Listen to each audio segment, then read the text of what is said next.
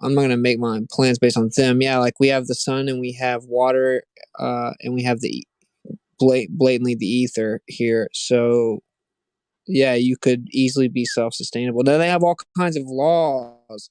So what you have to do is tactically buy the land with like colonial deeds and mineral rights, and you own that land, and then you do whatever you want to. You build whatever you want to on it. Yeah, that sounds like to me they would try to block people doing that if they could. Well, yeah, they basically have, like, for one, they force everyone into debt, and 99% of home buyers don't even think about colonial deeds or mineral rights. So they have to adhere to codes, which Right. they actually don't, but they don't, and everyone's strict in thinking you have to pay property tax, you have to adhere to the codes, blah, blah, blah. So that's the whole story with the Earthships in New Mexico, right? That he was fighting in court and blah, blah, blah, got a law made.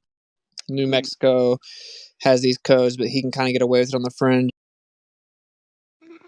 You don't have to listen to any of their codes, and you can just build self-sustainable things with things more efficient than like windmills. Like natural flowing water, and honestly, just like harnessing magnetism, uh, sourced by the background itself, the magnetic field you're in itself. You could basically like what Owen Benjamin's talking about, only like on like the next level where it's everything is literally self-sustainable that's built. Probably design one of those pretty easily with my building background. I could probably do that. I can imagine it already. Well, Owen's right. That is the next step. That is actually. Oh yeah. That is the revolution. Control over resources and it's our right to do so, because we won't need the resources after that. They won't control for us. With the access to the land, water, and some resources, you could grow the hemp in the land and use it to build some really neat houses. I will use that material for some spots, not the whole thing, but I would like to kind of like build the house kind of into a pre-made hill or something, because I've seen people, they also put like the garden inside the house that is good for the air. Yes. Like it's like a layer to the house, right? It doesn't have to be necessarily inside the house, but you could make layers and open the doors and or windows that will be immediately next to the garden. And also there's like, I remember them putting like a long, really long tube towards the ground away from the house and turning back, and that will keep like cool air, like a certain temperature, specific temperature inside the house, and it will be always at that temperature. Correct. No matter how crazy the external temperatures are. Like we'll pass on the trash though. Maybe we'll use actual something like hemp's a great idea. But then you have the vegetables, like you said, the food, even inside, and then you have animals, and you network tactical purchases of land, and you become self-sustainable. Like as a group, as a collective that have awakened to the lies. Right. That's not going to make them happy, being not needing their resources. Well, ironically, that's all that matters, right? Like their emotional response is relevant. That is the power they have over us. Right. That's exactly right. We can break free from that, then that's key. That's where you want to be. Break free from having to buy their electricity, their gas, their natural gas, whatever it is. If you can avoid having to need that, then they're not going to be happy with that at all. I'm telling you. So as hyperbolic as it may sound, like the actual fate of the world in a way kind of lies on flat earthers, like literally, because like when you understand how the world works, that's the only way you'll start to solve these problems. For example, of course, the toroid that we're encompassed in the background medium that is inevitable, like has to be there.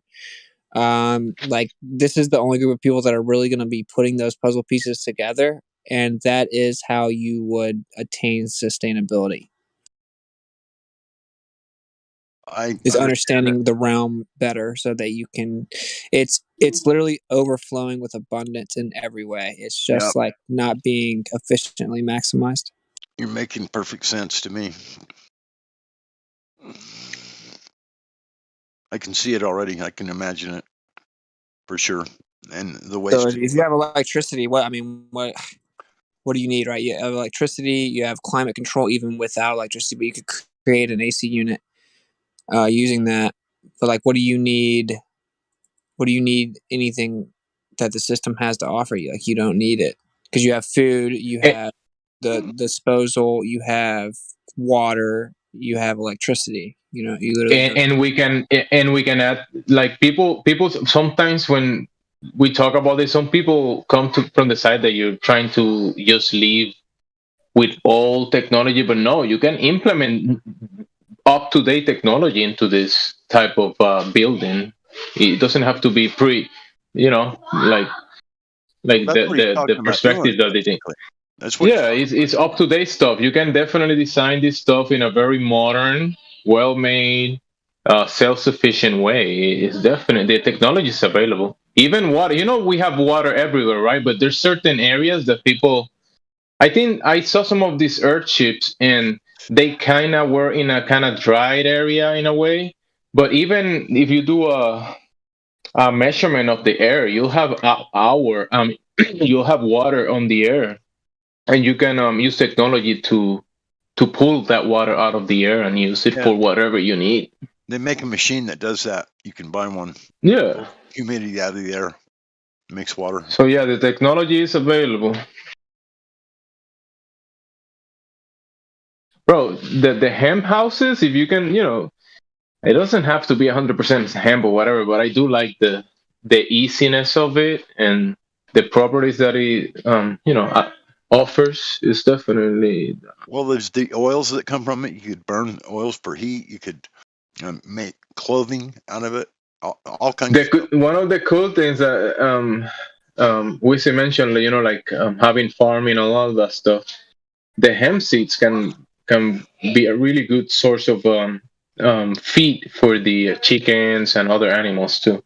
So that's make them health is good for them. They give good produce with that kind of stuff. So yeah. The entire plant can be used for something, for no waste at all. Yeah, I imagine that whatever the earth chips that I haven't looked into that for a long time, and I imagine someone. I mean, up to date, if they have the funds and the correct ideas, you can make some pretty cool places to live in. Really cool places to live in. Want to look at some up to date airships if someone is still doing that. Because I've seen modern hemp houses, but the airships, yeah. I think you can even make solar panels out of silica sand. Yeah, dude. I was joking with Kai. I was saying, all right, first I'm gonna have to like be a lawyer, and then I'm gonna try and be an architect. Because I have to do the whole federal court case thing, but basically just challenging their presumed jurisdiction over me alone. That is my defense.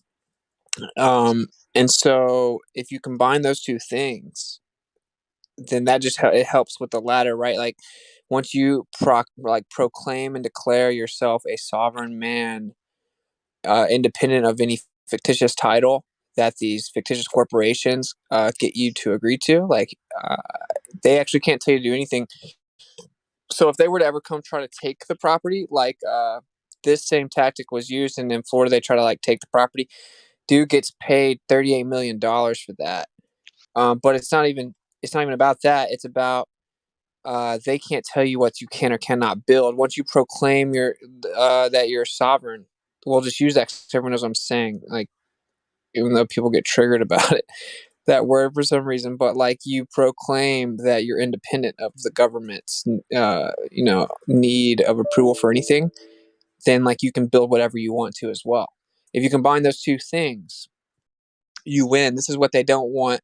If people do that and reproduce via family units, then they get destroyed. The only thing that scares me about that is if they just come in and do a hostile takeover and disregard your sovereign, what you created for yourself. They just come in and say, bullshit, just take away from you, throw you in jail and say, F you, you know what I mean?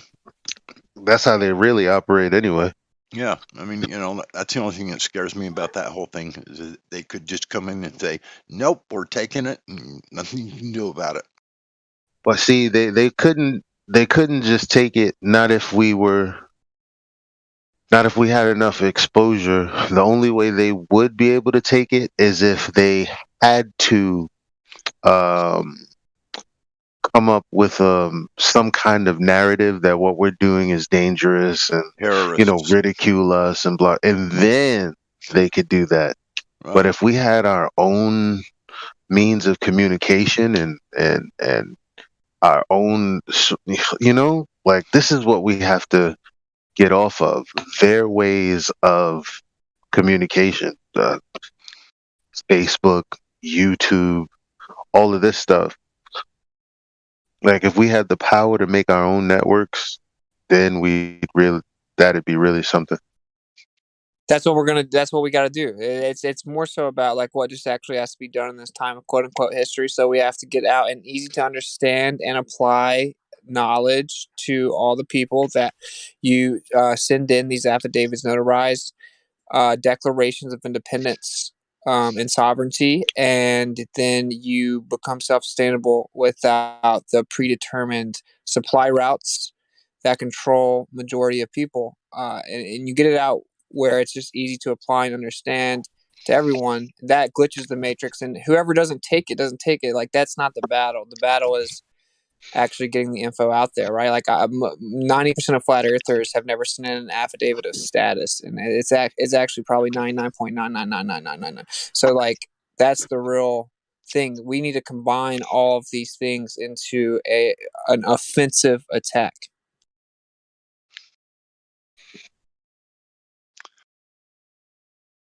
Often.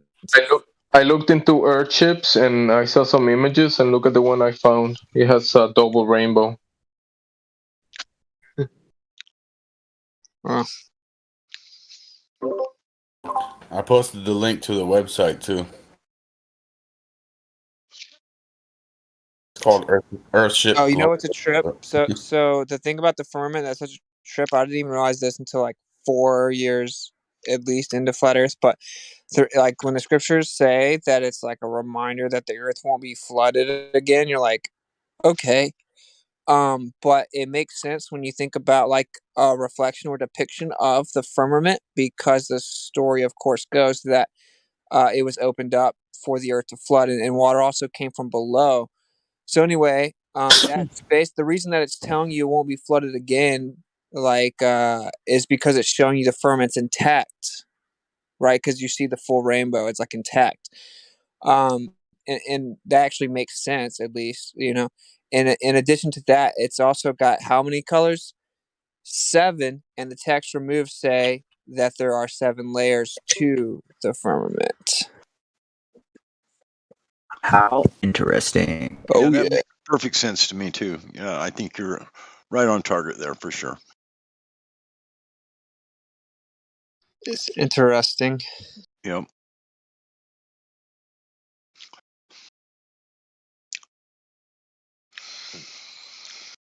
Could just be a coincidence, right? I mean, it's not even just limited to the quote unquote Bible or the extra biblical text that were taken out of the scriptures. Like, it's multicultural, 7 layers. We can't be coincidence theorists. Yeah, it's right in front of you. It's right in front of you. That's totally a coincidence. Fine. No, and now we're talking about we have 7 layers to work with, and we're talking about stuff like how long you perceive the sun from where, based on the angle of view, based on the apparent location projected from potentially the center in a different layer. Like how many layers are there to the celestial observations that we make? What is the fluid medium makeup? Like, is there a spectrum of density?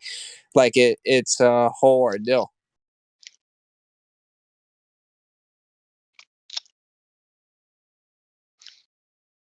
But like always, it was literally right in front of us the whole time. For example, like, perfect example, the rainbow. That's my take, of course. So take it No, or I leave it. think you're right, and the rainbow shows that the firmament is there for sure. And that relates to one of the closest things to a true dichotomy that there is that since we do have this realm where we have life, basically you either want to break through it and get to the other side, or you realize that that's an absolutely insane idea and you live humble and be grateful for what we have. Because if you break through that firmament, you might kill us all or kill yourself. So that's the not only even true possible. dichotomy is the Luciferian type of spirit that feels claustrophobic in this thing. Like, who built this thing? I want to get up there and be like them, or I want to break through. And it's like, dude, be careful what you ask for. Yeah, this thing that's so big that it takes, like, realize that it is a container. Yeah. And why you have to basically make, some people do it unconsciously, but you got to make a conscious choice of, are you really willing to break through that? Like, what would happen if you broke through it? What if they did break it one day? Like, that could end all life. Like, we should just be, me personally, I'll live the life where I'm grateful for what we've been given. I'm sure and the not, Creator made that impossible for man to do. yeah, I agree. If I had to bet, I'd say it's impossible. But imagine living through that Luciferian perspective where you want to break through it. You feel claustrophobic. You're like, this isn't good enough. I need to break through to some other realm. It's like, dude, there might not be any other realms, physically at least. Yo, North Star just posted 7 zones in the eye. The gravy is getting overwhelming at this point. Yes, it is. Then you have the whole concept of, like, every star being a sun you can walk to. What How many planets are there? Yeah, that's true. That's true. But so what does the eye look like from the profile view? Maybe, I don't know, maybe, or even from the over top. What it looks like the Earth could look like. Just saying, like literally. Yo, your eye looks like what the Earth could look like with the firmament over top of it. Has 7 zones, 7 layers to the firmament, and all these multicultural texts throughout history when they actually knew truth. 7 colors in the rainbow. Yeah, the rainbow is a direct result of the firmament. I agree with that. Yeah, that's how you have rainbows, right? Yeah, direct result of it. Yep. Yeah. Yeah, just like when you reflect a CD of sunlight into your house, it's the shape of the CD.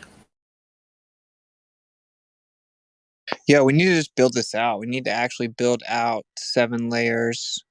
Of course, the problem is like how light reflects through what material you use compared to the actual material that we obviously can't even. Yeah. No, yeah.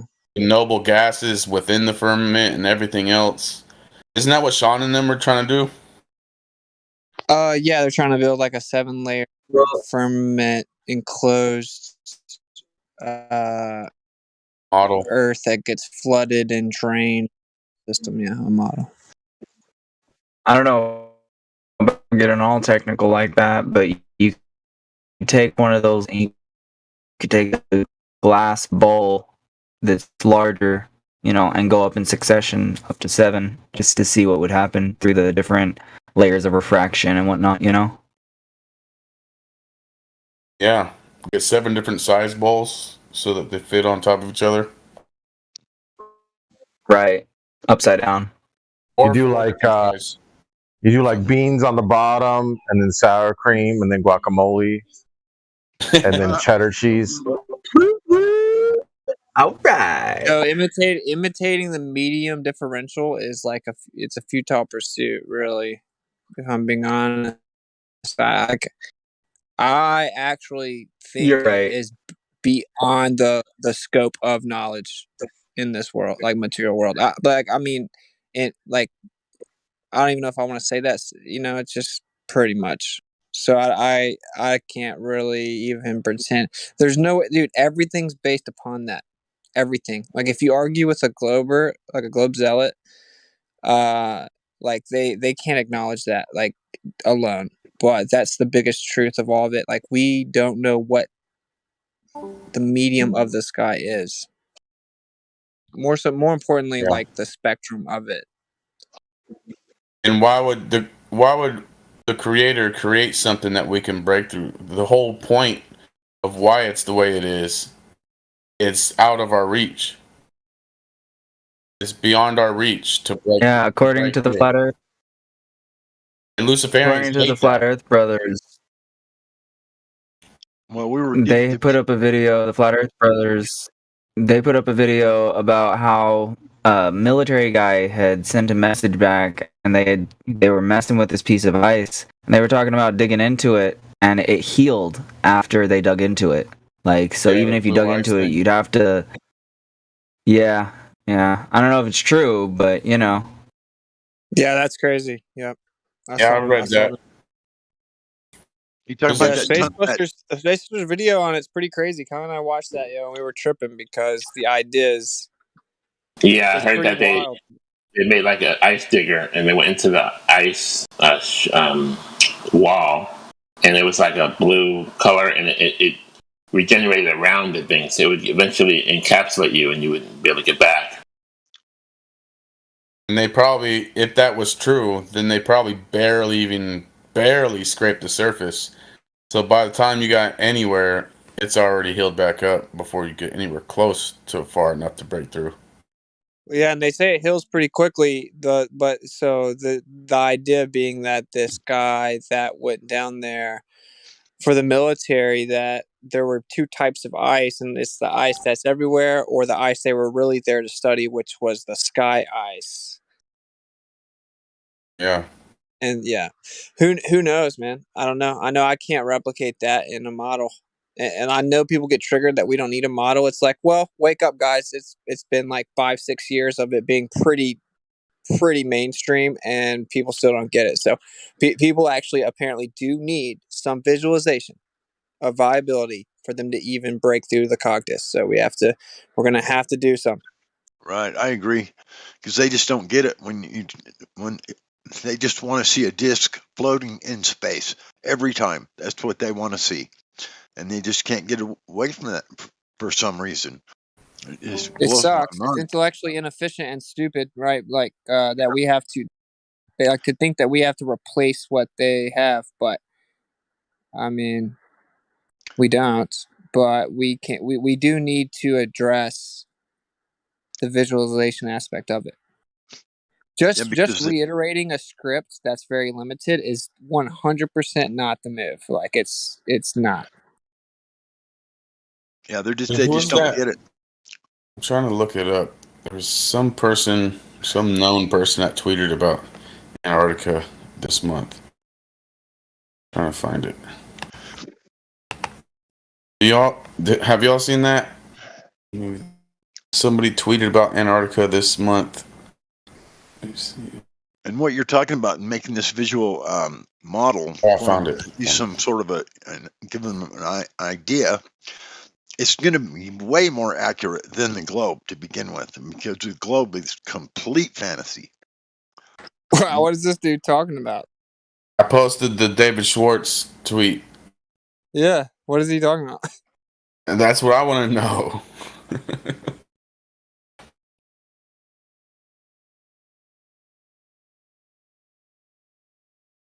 Whoa, okay, buddy. Yeah, he's gonna be the hero. Who is this meathead? He's some like university type dude. I think he's some kind of Christian guy or something. I'm not very familiar with these different popular. So the Antarctic icons. Treaty had no effect on him. He just went and did whatever he wanted to do, and they didn't stop him, huh? I think he's an historian. He's a chosen liar. There you go. Yeah, exactly. There you go. I was wondering if they were gonna do some sort of psyop where they pretend to find something amazing in Antarctica, but something totally random and different. That has to do with aliens. Random titanium bars found everywhere. But Yeah. dude, think about the sky thing. That's so crazy because if you're honest, like eyes. We were speaking of eyes. Science can't explain that water's not fully understood, much less like its different forms. So, like, I definitely see it being very possible that there's a version of basically water that we don't fully understand. We just don't even understand the limited spectrum of water we observe.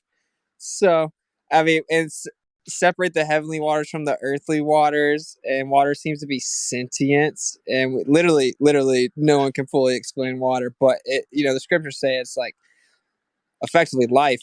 So, what does that mean? And so, it is fitting that the barrier between the heavenly waters and the earthly waters would be this like crystalline, solid version of like the purest water. And it just maintains temperature control. Yeah, in the Hebrew depictions, it seems like that water above loops back underneath somehow and comes up through the fountains of the deep. Like, I wonder if there's any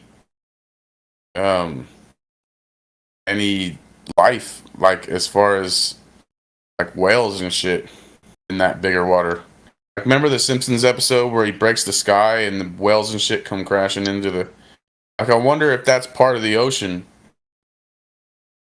Right, and it just got separated or something. Well, doesn't Scripture talk about don't be concerned about the beast below, and you know what I mean? Don't worship them, something like that.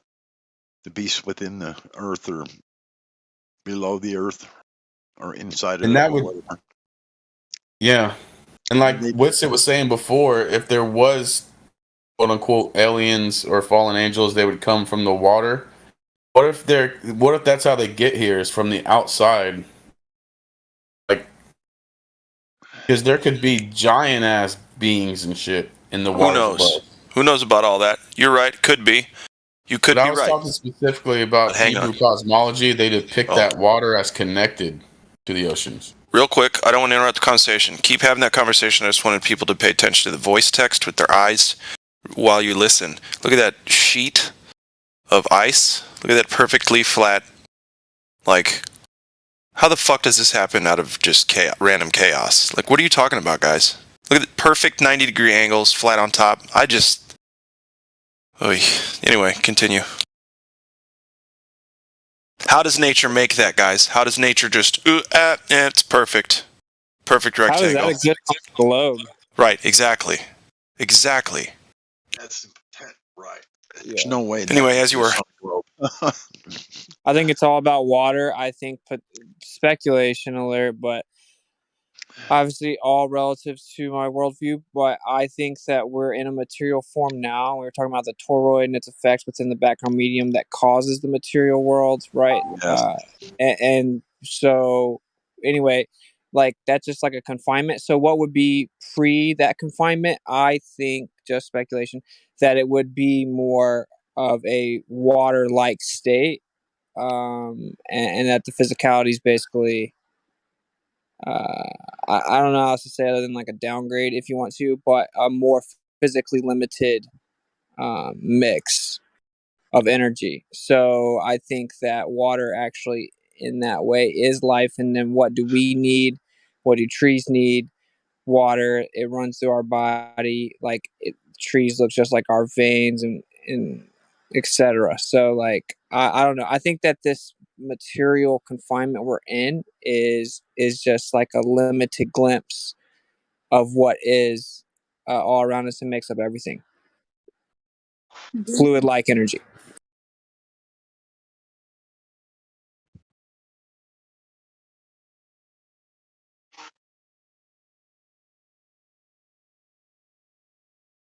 And then I'm still not sure how you get those 90 degrees.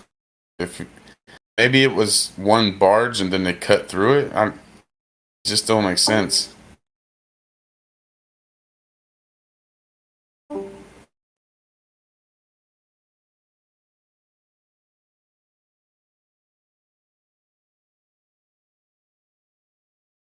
Well, there it is, square Earth.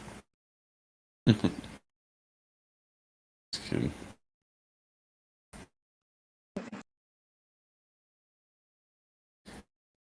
There's people who actually believe in that oblique Mercator map or whatever that came out in 1894. To me, it just looks like a squashed globe.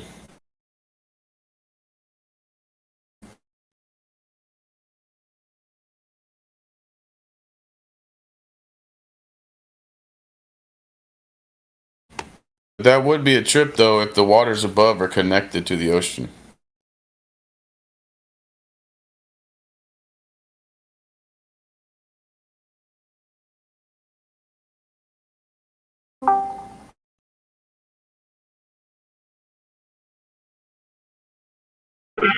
Have you ever heard the air pressure is only going to go?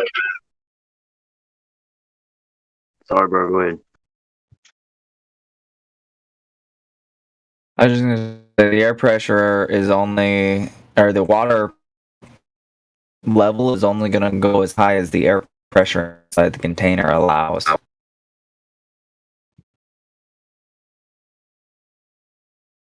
Yeah, as far as the container, yeah. So, do you guys agree that if like you had like the world's strongest magnets ever, and you walked in between them as they were introduced to each other, that it would just like easily go right through you? Well, powerful enough, yeah, of course, it'll crush you or go through you, yeah. Yeah, like the magnets would just effectively squash you, right? So, Yeah, like, big magnets are dangerous for that could that reason. right? So, could that not be easily a strong enough phenomena that contains, if there's a spectrum of that field that goes up and gets like incomprehensibly strong, then it would do that very thing. I don't know. It's So you're crazy. treading So, the thin line of container, right? You're saying, like how Globers say the gravity can be the container. You're treading the thin line of saying that maybe a magnetic field can defy the pressure. like, it would never be the bridge between a vacuum. You know what I'm saying? Yeah. But actually, I think there is a solid physical container. I'm just saying, like, these are like some of the uncomfortable aspects that people avoid with a script, but I'm just not interested in that because I do know magnetism can be infinitely powerful. So Yeah.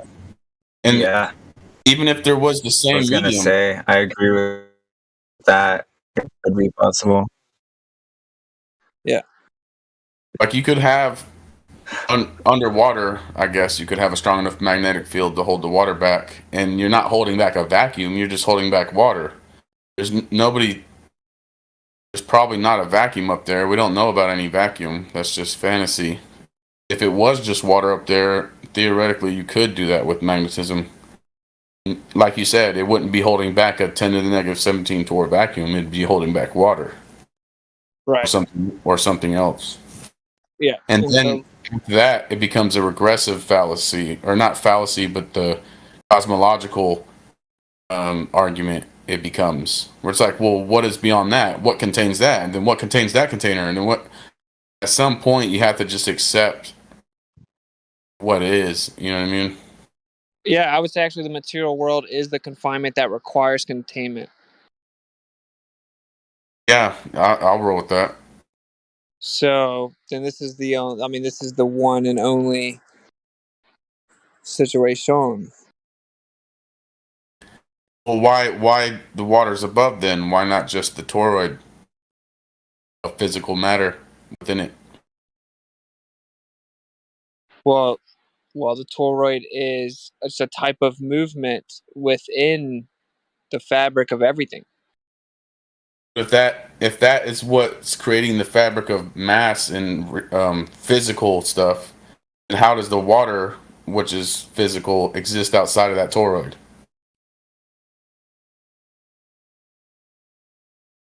I don't know. Well, yeah, The toroid that we observe is an effect that has a cause. yeah, it's intrinsic. So material upstairs is embedded into the toroid. That's why we can observe it. But that input that is causing the toroidal field will be caused by the design or by God Himself. Well, that might be the actual source of the toroid, yeah. Yeah. But this is the thing about magnetism, bro. So, like, if you have crazy, crazy big magnetic fields in decent proximity to one another, they'll connect, they'll lapse. So, like, are we just experiencing a connection, right? Because the source is above us. Yeah. It And it's inputting into the system. We can't comprehend the input, right? So it's like that energy source is incomprehensible.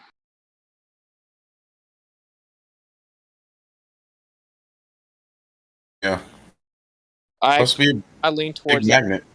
this in the center of everything that is observed from the entire Earth.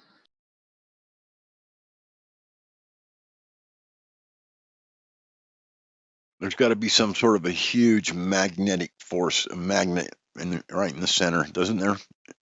Logically. Well, that's very interesting, right? Because if magnetic, what we call magnetism, is the source of creation, and like a very crude, rigid layman term way that we try to explain it, then like of course you get further out away from that.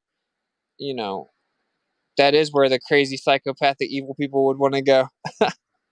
Yeah, agreed. So God is a giant. With electro-optical equipment, we can observe this region of the sky. I mean, you guys have seen it, but the electro-optical effect that we can observe in the equipment it's not just one camera; it's multiple cameras positioned kilometers apart to have a bigger angle of the sky above near the north sky, and this image pops up, and it has a yearly cycle of movement, which is interesting. And some people has described it as the shape of creation because you can see this almost on everything. Isn't that supposed to be right on the Look at that shape and look at the one I'm about to post. Isn't that supposed to be on the very top in the middle, on top of the dome? That image, is that where it's coming from?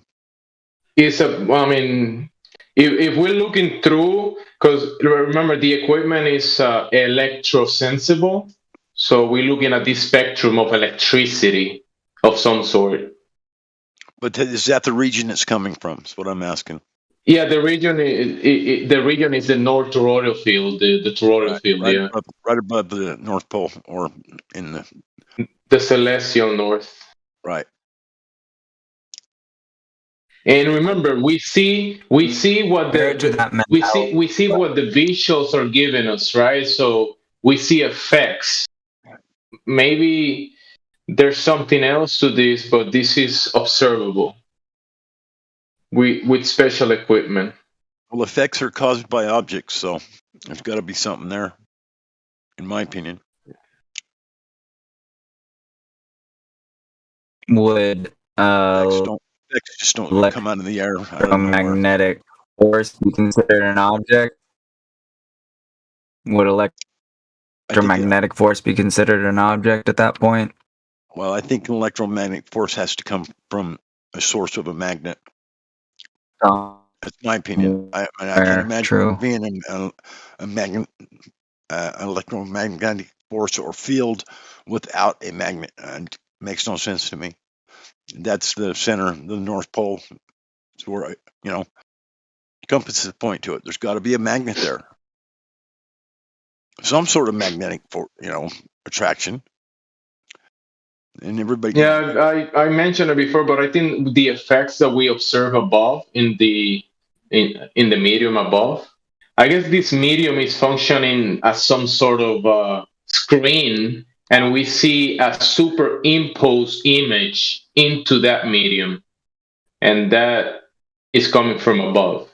So what we observe are effects that are caused and designed to be, because we see the cycles, we see the design, the repeat, and it's designed to look like that. It's no accident.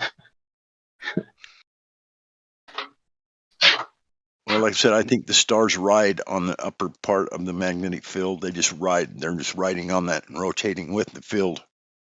Mm-hmm. Yeah. There's layers to what we observe. Yeah, there's layers to the medium above. Yes, and the stars are at their layer. Yep. Yeah. Locked into a rotating magnetic field. That's why they rotate. They rotate with the magnetic field because it's in motion. At least that's how I perceive it. I mean, I'm I don't know. Yeah, we have Meep. Meep, you've been muted, Meep. Oh, Meep has the giggle syndrome. That was a cute little giggle. Yeah, he has the giggle syndrome. It's pretty common these days with Mongoloids. No, I'm giggling. Am I a Mongoloid? Thanks for that. You just turned me into a Mongoloid too. Thanks, dude. You just turned me into a Mongoloid. Help.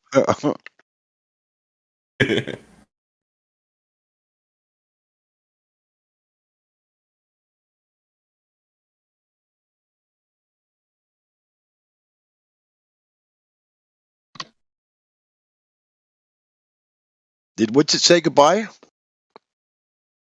I think he dipped out. He didn't say goodbye though. I was gone. I was in the kitchen making some cup of coffee. Came back. He was gone. He got dragged out by the evening. What's it got he's a married man, so he's busy 100%. Well, I know. I'm just wondering if he said goodbye. That's all. I don't always say goodbye when I leave. I just bail. Wait, what's it didn't marry Kai? He claims he did. He claims he did in a It's predictive programming, all right? In a biblical kind of a way. He says once you make that commitment with somebody, you're married whether you sign the paper or not. The paper has no bearing. God didn't tell us we have to have a paper and file it with the city and sign it, and now you're married and you're bound, and that's not marriage in reality. Yeah, they came in communion, and that's the marriage as they design it. We can translate it, and yes, he lost his virginity. That's it. He's now married. I'm just saying. That was a joke.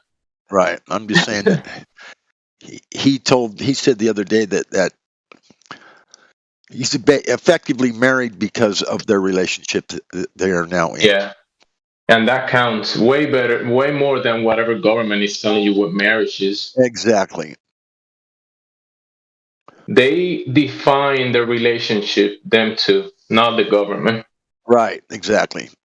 Their commitment, maybe they want to have children. We don't know. Maybe their goal is to, be in marriage and have a family. And that's a very good reason to get married. Oh, that's it. My hat's off to him, man. That's what life's about, Yeah. Good job, guys. Bring some flat earthers babies, please. Yeah, We teach them that from day one. Yep.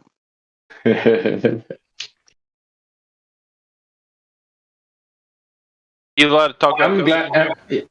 We talk about Wizard a lot, but Kai, I remember her joining, and she's amazing, in her own way. And one day she was talking about that she was worried about, she wanted to find a guy and be married and have children, and she was so worried about so many things. And I'm so glad that she met Wizard, because that's.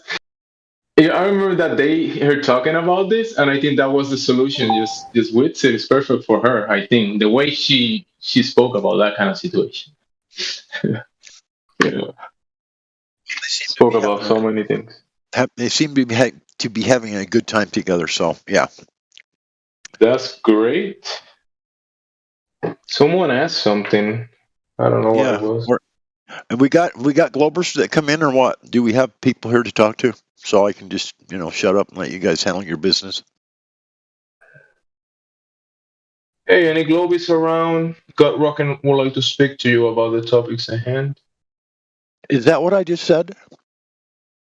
No, but we can invert whatever you said and turn it around. Yeah, you just did. I'll be happy to take care of it if no one else wants to. But there's people here that do it all the time, and they might be a little better at it than me. I have got my own way of doing it. But yeah, we did talk about a lot of things. I'd be happy to give it an effort. Whatever. If someone else wants to, then no new people at the moment, so it's all good. Skies are cleared. So we can still talk about Island Boys. I'm just an island boy. How does the stars work with the Globers? Say they spin around at the South Pole. What's the whole story with that business? Nobody knows. They can make stuff up. They're saying that the world is spinning on his axis, following the sun. Then the sun is following the Milky Way, and the Milky Way is following the Gray Retractor, which nobody knows what that actually means. I think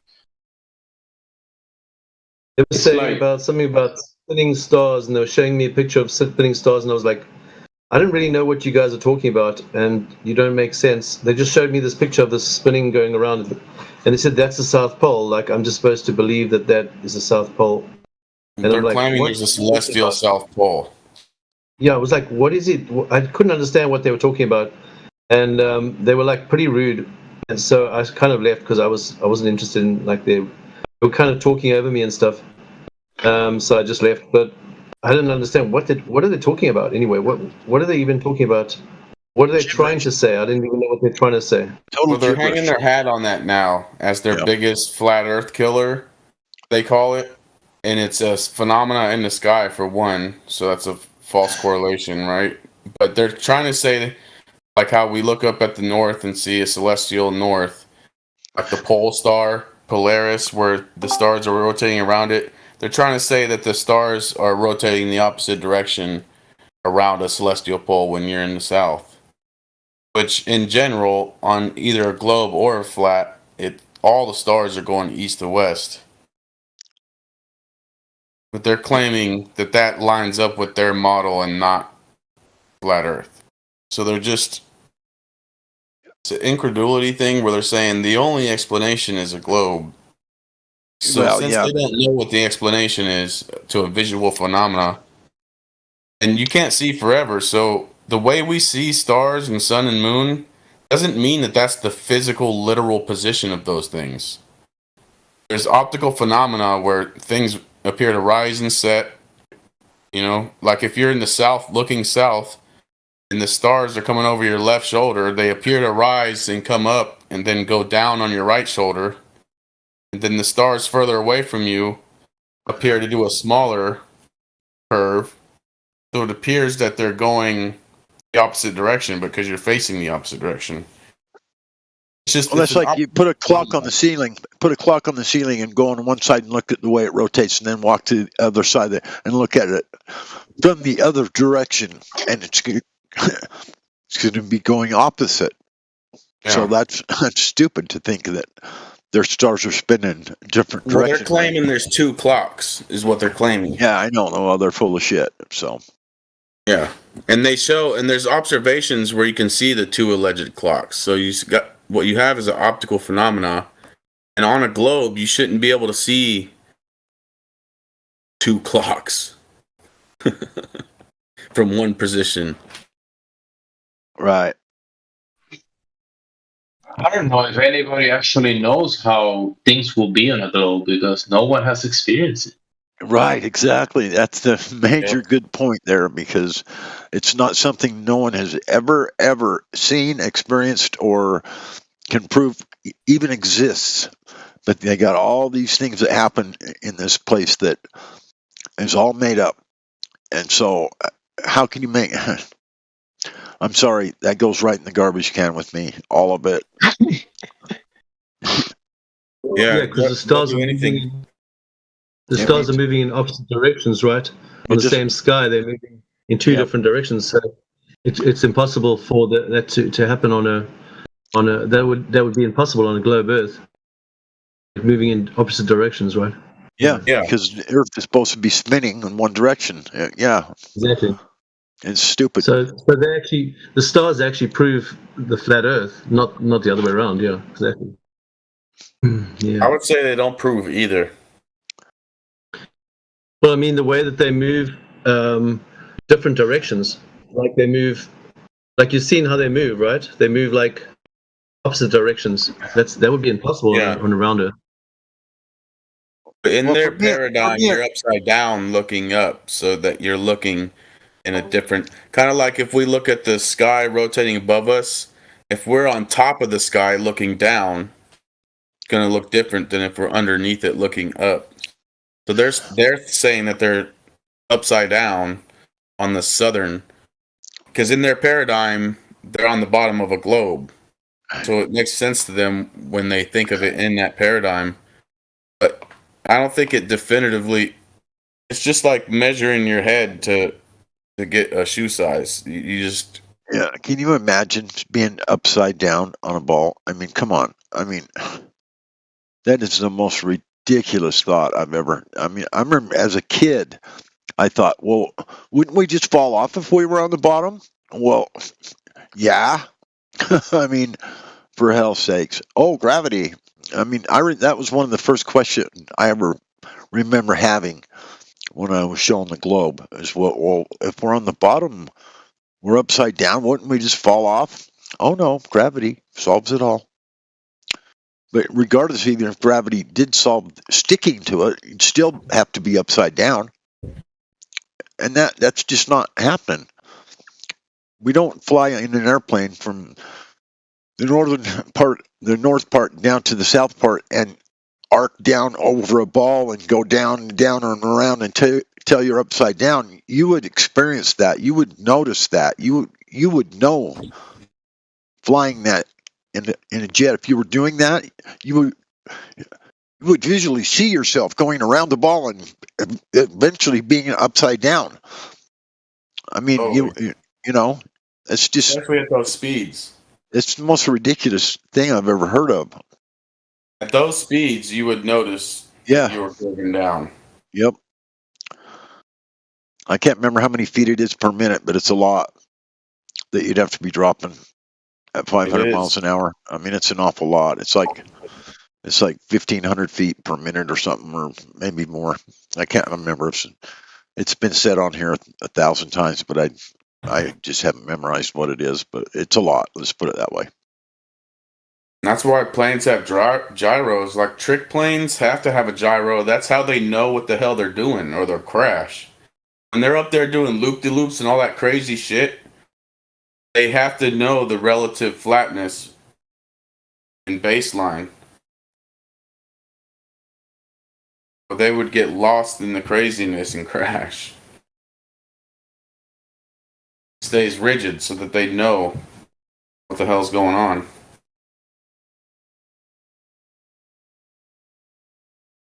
it's a bizarre mind thought experiment. It really is. The whole globe thing. What they're saying is, if you use a bubble level and the bubble's perfectly in between the lines, perfectly level and flat, what they're saying is it's pulling it perpendicular to where you're at on the globe, so that if you go several miles down across the ocean or the earth or wherever, you'll still visually see that bubble in between the lines, but it's not level with the previous level. They're saying that level changes wherever you are. It's a very bizarre and interesting thought experiment that they've created. That's why what's the name trying I'm still gonna try to wrap my. to force the I'm still gonna line try or to wrap. whatever. Sorry. Just take a globe, Go ahead. like a 3-foot globe, and put a gyro right on top of it. Get it spinning, and then take that gyro and take it around to the bottom real quick. What's going to happen to gyro? It's just going to fly apart. It's going to fly right off that thing. It's going to, no way, it's going to. That's why I always tell Globers, and I try to point out to everyone that globes are dependent on the flat Earth. Well, In which way? basically, they say that you have a star trail in the north, star trail in the south. Therefore, it's like a ball from different sides of the ball spinning. But there's that a video by that Spanish guy showing what appears to be a star trail to the left and to the right of the hemispheric glass dome that he holds over the concentric circles written on the paper, and it looks like a star trail. So it could just be a deformation through glass, through a thick atmosphere over a flat plane just as easily. We need to look into the refractive properties of the atmosphere and/or the dome that could be possibly twisting, the star shells that we see. There's no need for a ball at that point. It would just be refraction over a flat plane. Yep. There's other explanations for sure. Yeah, I've seen that video where the dome is essentially mimicking, like you said, either the atmosphere, the glass, or your dome of perception, whatever you want to call it, creating that effect. I've seen that. And it could be some kind of light shining off off some kind of surface as well, right? Some kind of reflective projection as well. Yeah, that's a good point. Like a projection from another place, and then kind of like moves around, kind of like a. You can see a star trail to the left and the right of his hand. Over by his thumb and index finger, you see what appears to be two worlds that are kind of similar to what we see in the sky. Toward the north would be by his thumb toward the center, and toward the south would be by his index finger. So that's, looks pretty good to me. Looks like it could work perfectly fine on the flat plane, more or less. For sure, it's not conclusive, but it's at least something demonstrating that there's other alternatives. There's other explanations.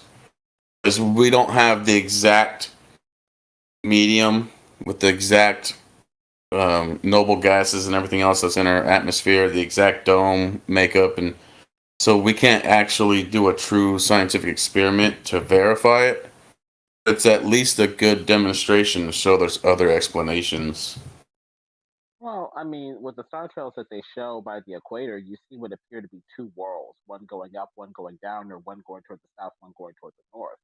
How is that possible if you're looking at the same sky? I mean, I've been on a train. You get one motion of translation, and it appears that the scenery goes in the opposite direction to your motion in one direction.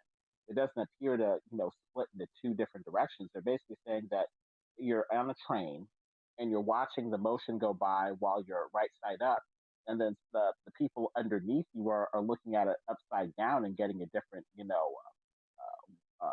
translation of motion as the scenery flies by. It looks like it's reversed because you're basically upside down and right side up, according to the globe model.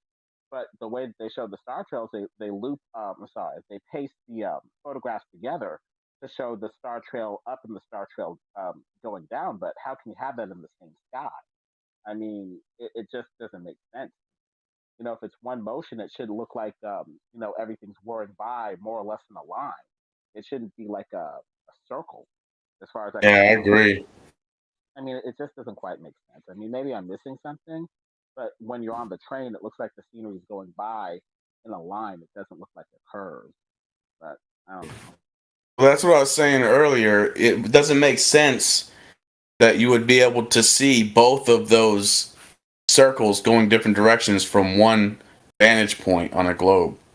That wouldn't make sense. Maybe a tiny piece of the other side or something, but to see two full circles from one location wouldn't make sense on a globe at all if that's what is causing it.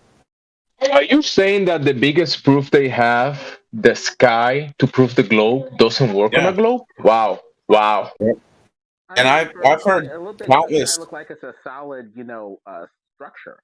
Because otherwise, wouldn't you just get one motion of translation, like looking at the train? I mean, it wouldn't be curved, would it? I mean, it would just look like a whir, like a whir, like being on a train. It wouldn't be Yeah. guaranteed to be curved. You get more of a guarantee of curvature if it was like a solid structure, a solid curved structure that is warping and distorting the glass. Because you can look at something through like a curved glass, structure, a curved solid structure, and it will warp and distort the light coming through it. Yep. And that dome structure could be your limit of perception. Your so-called dome of perception. Yeah. That's why it's different for everybody. And the train metaphor is good. The thing that the train doesn't capture is that when you're in the train, you're seeing the actual location of those trees and shit going by you. When we see these stars, we can't declare that we're seeing the actual location of these stars. It's likely an optical phenomenon where it's not the true location. That's what I'm saying. That's the effects. It's the effect up above through the mediums above. Yeah. So that has to do with what you're saying. Yeah. Yep. Like on And that some of video the he posted, it could be the dome of perception instead of that glass. and some of the stars don't even look like stars. They look like some kind of weird energy, and looks like they got holes in the middle.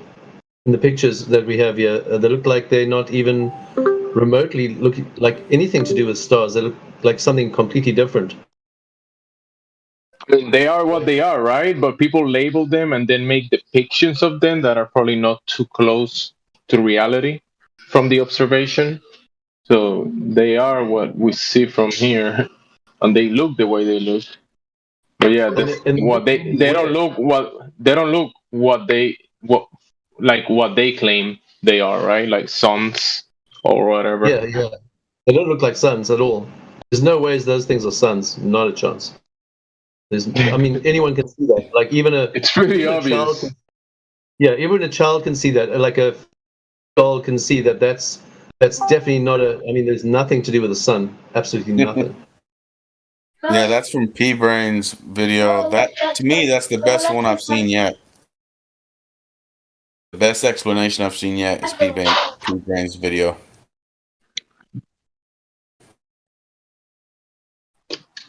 That's the girl that calls me bestie.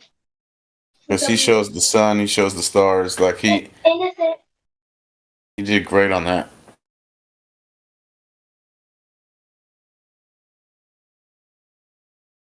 Yeah. Then you got these like really pretty nebulas and things like those things that they see. I don't know. Can you see them with the naked eye, or do you have to have a telescope for those? Right. Yep. Incredible looking though. You can't see them with the naked eye, right? There's anything like that. You have to look at it. You have to have a telescope, pretty good telescope for that, right? Yep. Yeah. Or camera, yeah. It's like plasma streaked across the sky or something. Who knows what it is? Well, you can see light. You could see the center of light that we can observe, but you also see like clouds of material, like gases and stuff. You can actually see kind of like clouds. And when you look at it in the infrared, that's when you see a lot of clouds. It kind of looks like clouds. Or Could you? when you look, let's say you look really high above at the oceans and you see like layers of colors and different densities in the oceans. I don't. Have you guys seen really high altitude photographs of the waters, the oceans, and you can see these kind of like different densities of water in some areas? I don't know if you've seen this, but you can Yeah, see. the color of the temperature of the water, like it goes light and Yeah, yeah, I've seen that. yeah. Hello, everyone. Kind of can see something similar to that above as well. It seems like the things could be much closer than we think, right?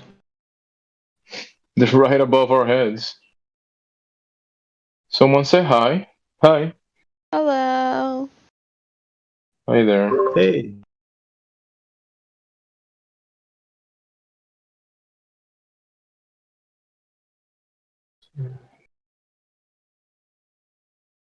Welcome to 24/7 Flat Earth.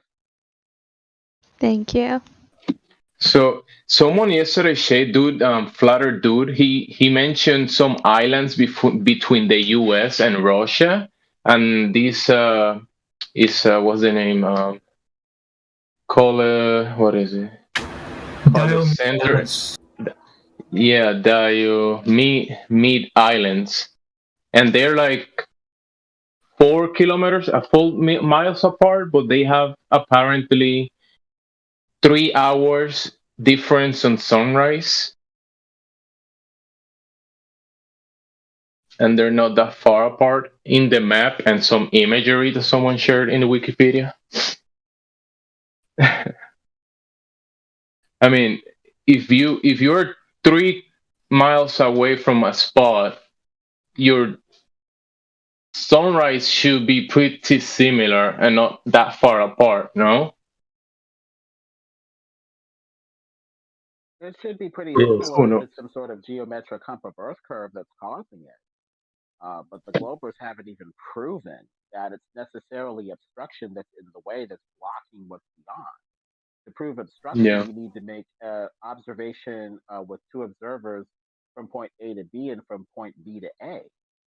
Otherwise it could just be that you have a limited, range of vision, like being in a forest with some sort of, sniper or some sort of a lookout or a scout on the treetop that can see you, but you can't see them because you're too close to the ground. I mean, the fact that you're in like a forest or some sort of area, and somebody at a higher elevation can see you, but you can't see them, doesn't mean that there's obstruction in the way. It's just that they have a better advantage, a better viewing. And so to prove that there's obstruction in the way, you need observers at both endpoints saying, hey, I can't see this thing's in the way. Otherwise, it may just be a limited, range of view over a flat plane just as easily. They're assuming that there's a hump in the way, but they haven't done an A to B or a B to A reversible observation to actually show that there's something in the way. It may just be a limited range of view based off of how close you are to the ground. That's all.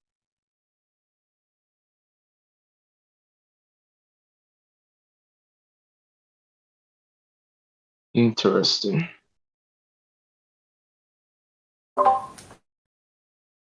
I want to change the subject, but have any of you ever got a letter that you're invited to this special club where you can join the rich and you can become very like a special letter? Like they give you this letter and then it's like a thing, you got to sign it and you got to send it to them. And has any of you ever been sent that letter? No. No, I just wondered because when I was young, I was also invited to the Rosicrucians, and then Really? about a couple of years ago, I got this letter. And it was I just threw it away, but I just thought it was weird because it seemed like some kind of invite to some special kind of group or something. I don't know what. You shouldn't have threw it away. Was your dad or grandpa in the Rosicrucians or Freemasons? No, I know my dad was. I think he went to the Freemasons, but he didn't talk about it. But I told him not to. I told him not to do that stuff. Were you I a told him Day to stay away Malay? from it. Well, I told him not to get involved. He said he didn't get involved with it. He just went once or twice or something. But, Okay. I told him. So you I weren't told Day him not to get Malay? involved. I'm sorry. So you weren't in Day Malay? In what? Sorry. Day Malay boys? What's that? It's for Freemasons' children or nephews, I grandchildren. never heard of it. After Jacques No, I don't know what that Vallée, is. I don't know what that is. I never heard of it. The Only, Templar no, hero that was killed Friday 13th and all that. I don't know what that is. Never heard of it. But no So idea what that is. Freemasons, part of networking with Freemasons is you keep people sheltered, right? So you don't let your daughter just go out and hang out with some conspiracy theorists or any of that, right? You put your daughter in what they call Job's daughters or Rainbow Girls, and you put your wife in Eastern Star, and your young boys go into what they call the De Malay boys.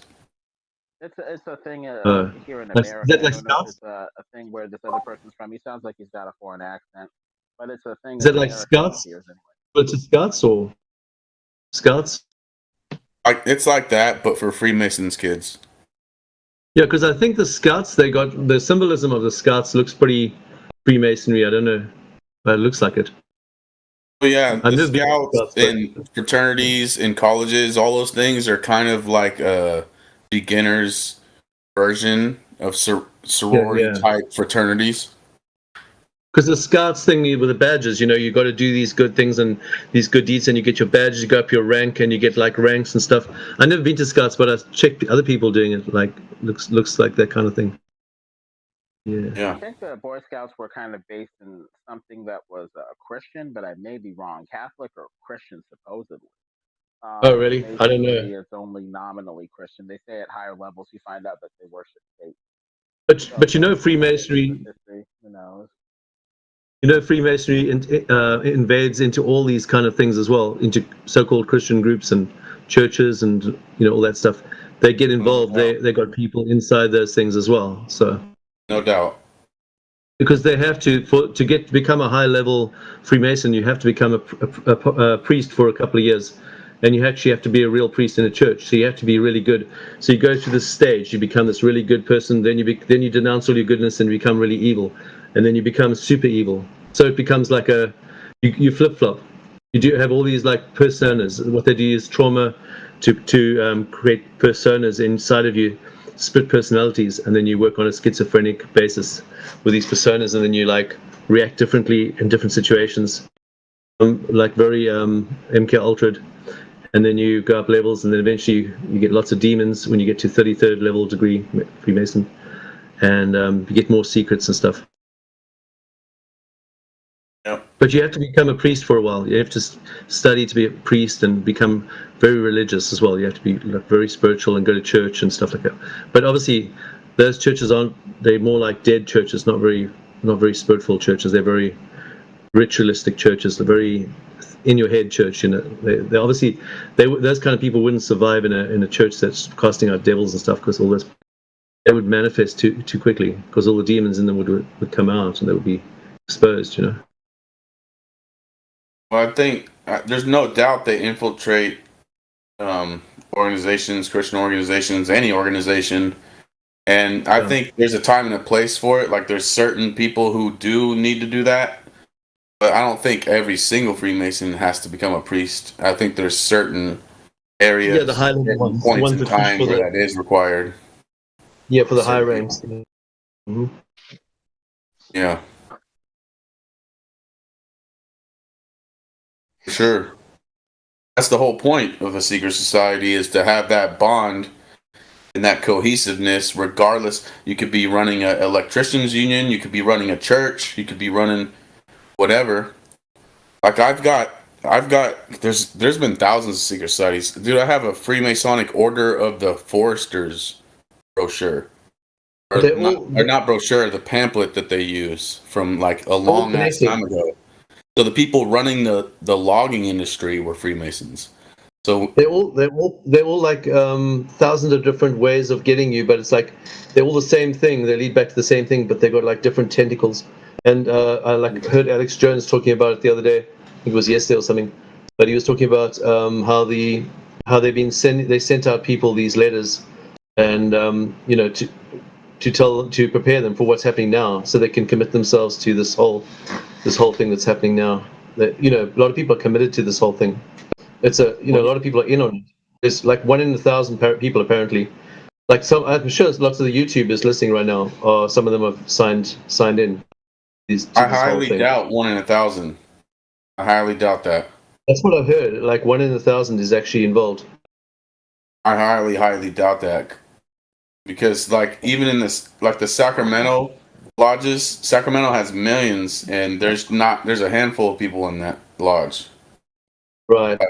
But I mean, So- and also like nurses. I heard like this one guy, he knows a lot of nurses around where, and he said like 27 nurses he knows they know about the fake testing, and they've just been. I shouldn't have said that right. But they know about they do the fake. The fake PCR and everything, yeah. Yeah, whatever. I can't say the word right. But, You can't what's test the for name? something that don't exist. We can leave it at that. Yeah. So they basically they faked it, and they know they did it, and they were told to do it, and they followed the instructions of what they were told to do. So, and this guy knows like tons of nurses because he's a taxi driver, and he drives them home, and he talks to them, and he gets to know all the information, and so they're obviously there's a lot of people in on it. You know what I mean? Well, there is, and it depends on the town too. Like a good example, where I'm from, Sacramento, right, where there's millions of people. So obviously the proportion is going to be way less than 1 per 1,000, right?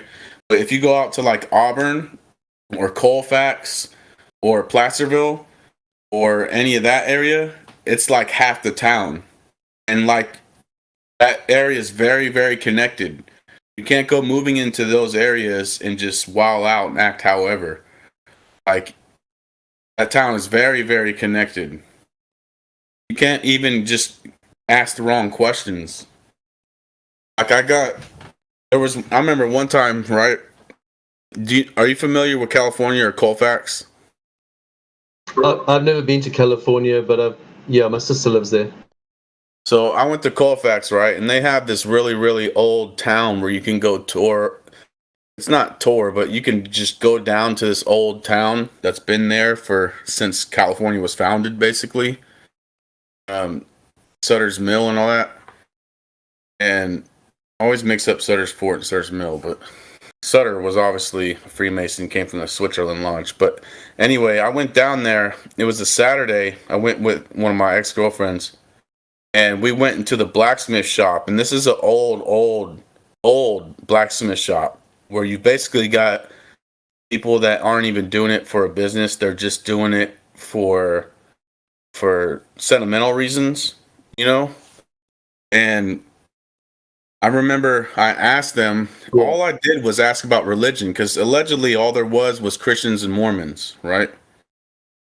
And so I said, is there any other religions that were part of the founding of this town? And his buddy closed the big ass door behind my girlfriend, closed the other big ass door. There was 2 big doors, one on the side, one in the front. He's like, no, he said, we get together and we do rituals and we cut out the entrails of goats. And it scared the shit out of me. It didn't scare me at all, because I was like, this dude's just trolling me. This is a real life troll. You know what I mean? But it scared the shit out of her, dude. Like, it shook her, because just the whole energy changed when I asked about religion. So these little towns, even though he was trolling, these little towns, you can't say the wrong thing and you can't do the wrong thing, because it's very, very connected. I would say the proportion is very high in the smaller towns compared to the cities, for obvious reasons, mathematically. I know the Mormons are pretty influential. They actually give the most. They help a lot of people, and they get money from the government to help people. And they're actually they control a lot of power. They're very control a lot of things, especially up north, in USA. Yeah. And they're very big, super big. You don't even have to talk about one state. I mean, a Mormon almost became president of the United States via Mitt Romney. Well, the Mormons are nothing more than a covert Freemasonic cult, because once the Captain Morgan thing happened, where they cut him ear for ear for revealing what they were doing, his widow actually married Joseph Smith only 4 years later. And Joseph Smith was tasked with creating a covert, because a whole backlash happened where they actually created an anti-Freemasonic party. Right. So it became public, and they had to control that somehow. So and I have a whole thing of notes on it and quotes directly from him becoming Master Mason in one day, and how he named the Nauvoo Lodge when he renamed that town Nauvoo. And he had like 200, or it was like 250 of these prominent Freemasons all came to this big banquet, and all the shit went down. Like, that was a Freemasonic cult, no doubt. Yeah, and funny enough, Joseph was actually, he started off as a Christian, and he was actually a spirit-filled Christian, and he totally became like a Satanist. I don't know what he did. He just totally... I wouldn't say started. He may have pretended to be that at one point, but he comes from a cult background with him and his dad. Even as a boy, him and his dad would go out and they would look for this buried treasure, right? And he would do it he got this seer stone, where he would take this seer stone and put it into his hat and put his face into the hat, and it would show him the disembodied spirits near these buried treasures. And no doubt. I probably got the fake history. Worship, all kinds of shit. I probably got the fake history version. That's why because there's also they always got the fake history and then the real history. So you probably got the real deal. I got the fake history. Yeah, that's probably what happened. Yeah. When you said buried treasures, do you know when they say Freemasons, right? We know events that have, I guess I could just say the flood and all the stuff that is buried. There's a lot of work that have to be done to bury things under the floor. So even though we can see a lot of this has been uncovered, there's a lot of stuff under the ground that probably hasn't been unburied. But you said that someone was saying about buried treasures. I was talking what about does that actually mean? Smith, as a boy, would go. His dad was a treasure hunter, right? Like, just as a hobby, and his dad was into occult stuff as well. And he was into Jupiter worship and all kinds of shit. And since a boy, he would go around with this seer stone that he found. He would put the stone into his hat, put his face into the hat, and it would guide him.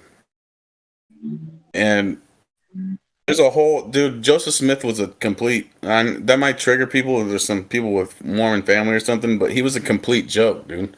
Like, there was a antiquities dealer that came through town with a few mummies from Egypt and like some different scrolls and shit from Egypt. That's where he made up all this crap about Abraham and all this other shit.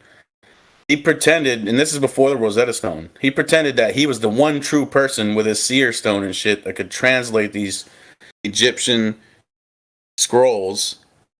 And anybody that's gone back and gone through that, his translation is complete and utter bullshit. Like, interesting. He had no idea what he was talking about. And was just making shit up about what these Egyptian scrolls. Yeah, that's true. He just made. So where did he find? He was the one that found these scrolls. No, there was an Egyptian dealer coming through town. Like, back in the day, there used to be people that would just come through town with some antiquities and shit and try to sell it. Yeah. And he was like, "Oh yeah, I'm already selling this lie to my people about all this ancient Hebrew shit," and it's just a mess, man. Well, basically, all the cults were originated from Satanism, and they were called white witches, and they were designed to infiltrate into Christianity and to create deceptions for people who wanted to be like good people, but they didn't want to, become Christians. So they used that to try and get people into like being good, because obviously the devil's good at being good as well. He can pretend to be good, he can do lots of good things. Like, you'll see the movie stars, they give a lot of money to poor people, starving people. They do all kinds of good deeds as well, like the Masons as well.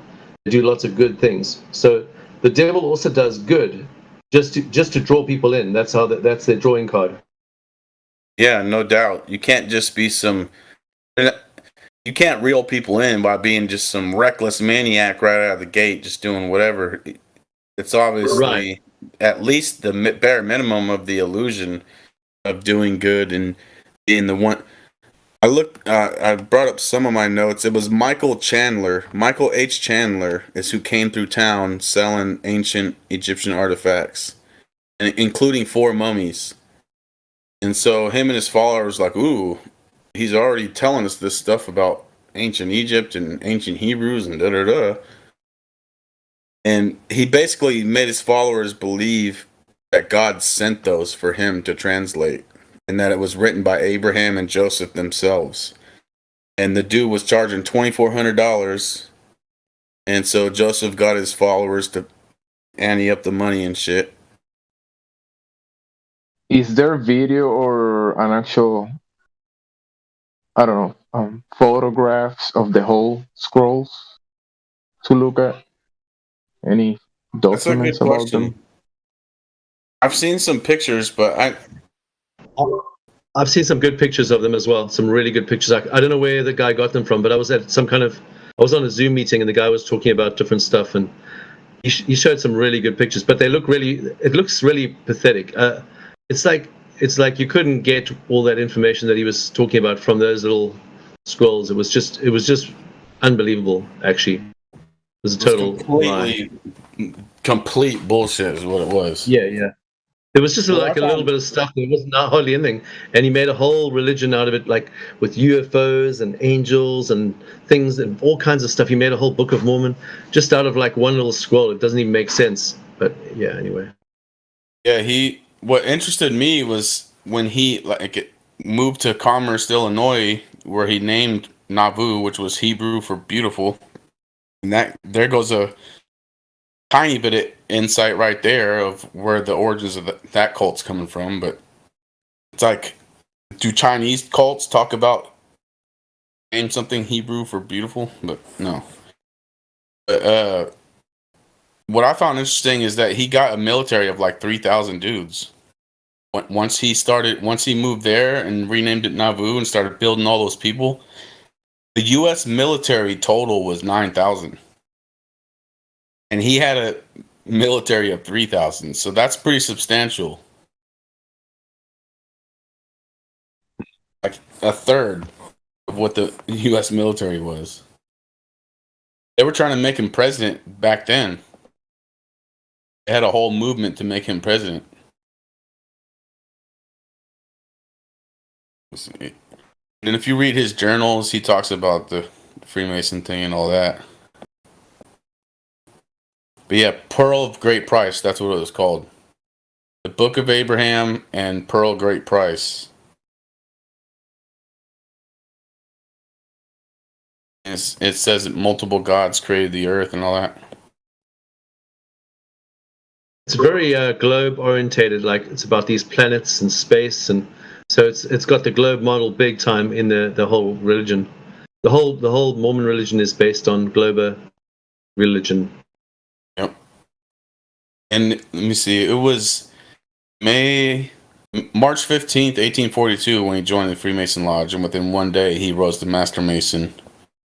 And then he introduced the temple, like a month or two later, the temple endowment ceremony, which was a direct offshoot of Freemasonry, as the LDS historians put it. And of course, their architecture, like someone posted a minute ago, their architecture and all that. I'm trying to find the part with the committee. A special Masonic committee. Oh yeah, they came to inspect the records and all that, and had a big banquet. 550 Masons from all over the world had a big dinner in the dinner hall, the Masonic Hall. And of course, the Masonic Hall was renamed Nauvoo Lodge. Like, oh, and so these guys had nothing to do with Freemasonry. They renamed the town, the Hebrew name for beautiful, Nauvoo, and then the lodge also was renamed Nauvoo. But yeah, Joseph Smith had nothing to do with Freemasonry. Like, come on, give me a break. I just find when you're talking to the Freemasons, because I talk to them sometimes, the Mormons, preach to them and stuff. They're very hard to talk to. They're like, they're in like a brainwashing mode. You can't get through to talk to them like in a normal way. They got all set answers for everything that you say. They got like a set answer. They're Oh yeah. completely mind controlled. They completely, like I talk to a lot of these young people on the bicycles, that drive around. They drive past you, then I'll like preach them and stuff. And man, they're so indoctrinated. It's like weird. You can't even. It's hours, and they just use these scriptures all in the wrong way, and they just twist everything around. It's like it's Oh hard to yeah. speak to them, man. Yeah, very hard. Every few years, I'll say, you know what? I'll dig my heels in and go toe to toe with them for a couple hours. Like, every few years, like I'm in the Well, I middle. learned a lot. I learned a lot about what I actually believe, but about Christianity by actually talking to them, because you listen to them and they try and trick you on all these things, and you have to go look it up, and then you see, oh wow, they were trying to trick me on that and that and that. So you actually see what you believe, and then so you actually it's pretty good because I learned a lot by talking to those kind of people. Oh yeah. They had the whole. He created the whole political kingdom of God, the Council of 50, the flag of the kingdom, coronation of the king, which are direct Masonic things that he took from Freemasonry. They had the aprons, the robes, the councils of the sisters. He would talk about ancient orders, examinations, degrees, candidates, secrets, lodges, rules, signs, tokens, order of the priesthood. All Freemasonic. Yeah, my best friend actually was he was a what's his name a Mormon, and he took me to his church once as well when I was young. But all I remember is like something about UFOs, and I was like, I'm not into UFOs really. It's boring. Aliens and UFOs. It was really I didn't like it much. Yeah, it's kind of corny.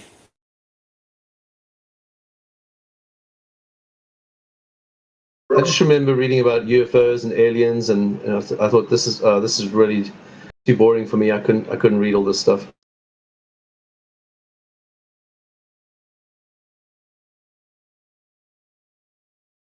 Yeah, his son ended up getting knighted and was a Scottish Rite, also a York Rite, also a Shriner, all that.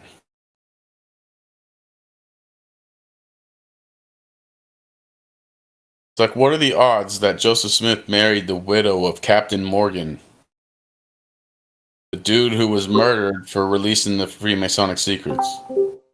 Oh wow! Yeah. Have you heard That's of a good Captain one. Morgan? No, just only the one on the alcohol bottle.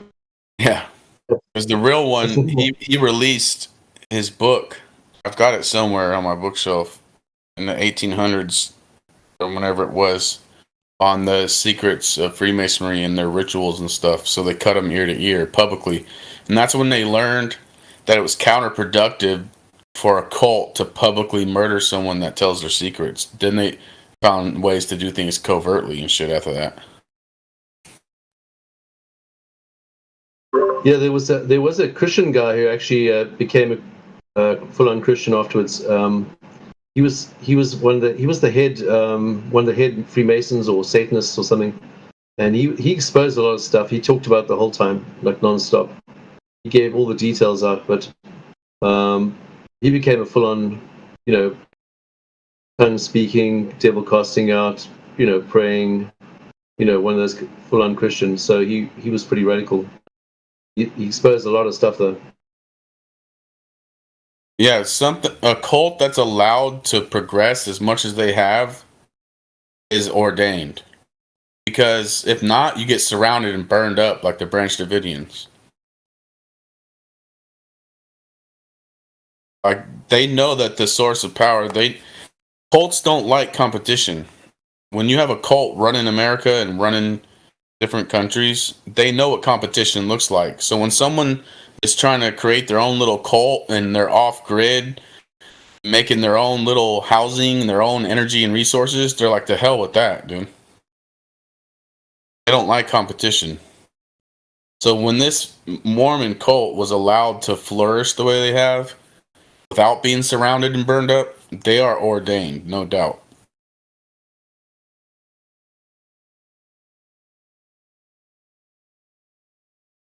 Just think about it. They're too successful. They have methods where they keep like a year's worth of food in case something happens in their house at all times. They're very fruitful, multiply, have lots of children. They had the recipe for success in expanding their population, right? So they're not going to allow that with somebody that they don't want to allow that with.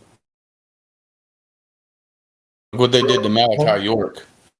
That black dude who tried to go do that shit in Georgia, he created his own cult, and they shut his ass down, put him in prison. But I'm not like against Mormons or anything. Like I don't hate Mormons, or I'm not like.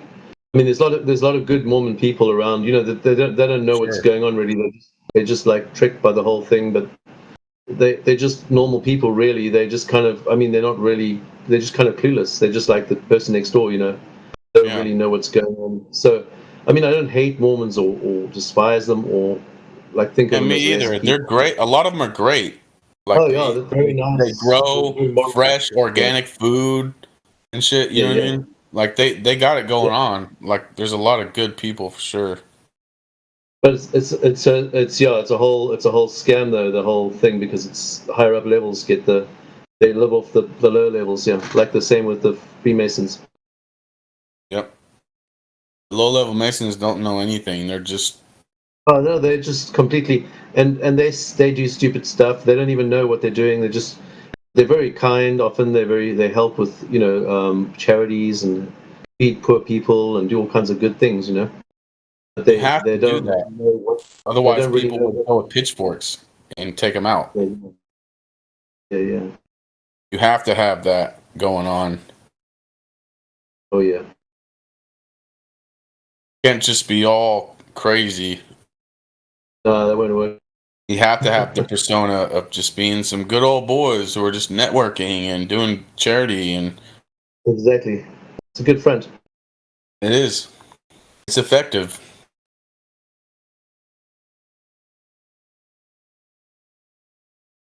They've been very successful with it. And part of the fundamental basis of it is rebuilding Solomon's temple, allegorically and physically. So, if you're some British guy, like, what is it to you to rebuild Solomon's temple? And you're Are you talking about the temple that they're building underneath the Muslim Dome of the Rock right now? It's actually there's a temple underneath there, and they've actually been building it since for the last 20 years. It's built in tunnels underneath the Dome of the Rock. Yeah. Yep. But that's what I mean. Like, if you I was in Jerusalem, I know about that. Yeah, because I used to know some of the people that here's my Freemason lodge. It's only for the people who are going to rebuild Solomon's temple. Nobody's going to join that shit, and they're going to come surround you with pitchforks. But if you create an illusion that it's for British people, for these people, and whoever else, and eventually they had the boule and everything else. Yes, I saw it. I saw some people doing that in Jerusalem. It was top secret, but I found out about it because I was living there quite a while. You were living in Jerusalem? I lived there for 9 months, yeah. Oh, wow. Pretty cool. This one guy gave us his house, this double-story house. It was really cool. And we stayed in we stayed in the old city right next to the temple. Like we used to go to the temple every day just to go check out all the people there. And I used to go take my friends' children for pram rides, on the steps. I used to run around and do pram rides real fast. Like they used to love it. They used to just love getting pushed around. And we used to go chase cats because there's lots of cats in the old city. And then you see the temple there and everything. And then I stayed in the Muslim part as well. The Muslims are pretty cool there. They're so friendly. Like they invite you to their house. You sit on the floor. You eat lunch with them, and they just talk for hours. You just sit around the lunch, and you all eat out of the same like bowl. Like it's weird. They eat out of the same on the floor. You just sit in the same place, and you all eat out of the same plate. It's quite weird. And then they're very friendly and very very nice people. I mean, people most are like Muslims are. Just like the Mormons, they get it. They want to build family, They're very nice people. I mean, very friendly. And they have big families. Exactly. Actually, I'll be honest with you, the Muslims are even friendlier than the Jews, but the Jews are friendly too. But the Muslims are even more hospitable. They even invite you more. You know what I mean? Of course, there's some really You good lived in Christians there both. as well. You lived in both areas of town, the Jewish area and also the Muslim area. We went all over. We moved in. We moved amongst the Jews, and we talked to them. We talked to Christians. We talked to Muslims. Everyone. We were talking to all kinds of people. We're just like, obviously we were there to preach the gospel, but to preach like the gospel of the full gospel. You know what I mean? How did they take that? Like when in the Jewish side of town when you were preaching the gospel? You can't really go in the Jews. Once I was preaching, they said, "Shut up, or we're going to come and kill you."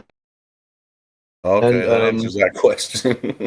Yeah, the Jews, and they put 10 tarantulas in the friend who gave us a house to stay in for like 6 months. We were staying in this amazing house. He gave us a free house to stay in. He said, "Stay in this house, just have it." He was a Christian guy, Brother David, his name.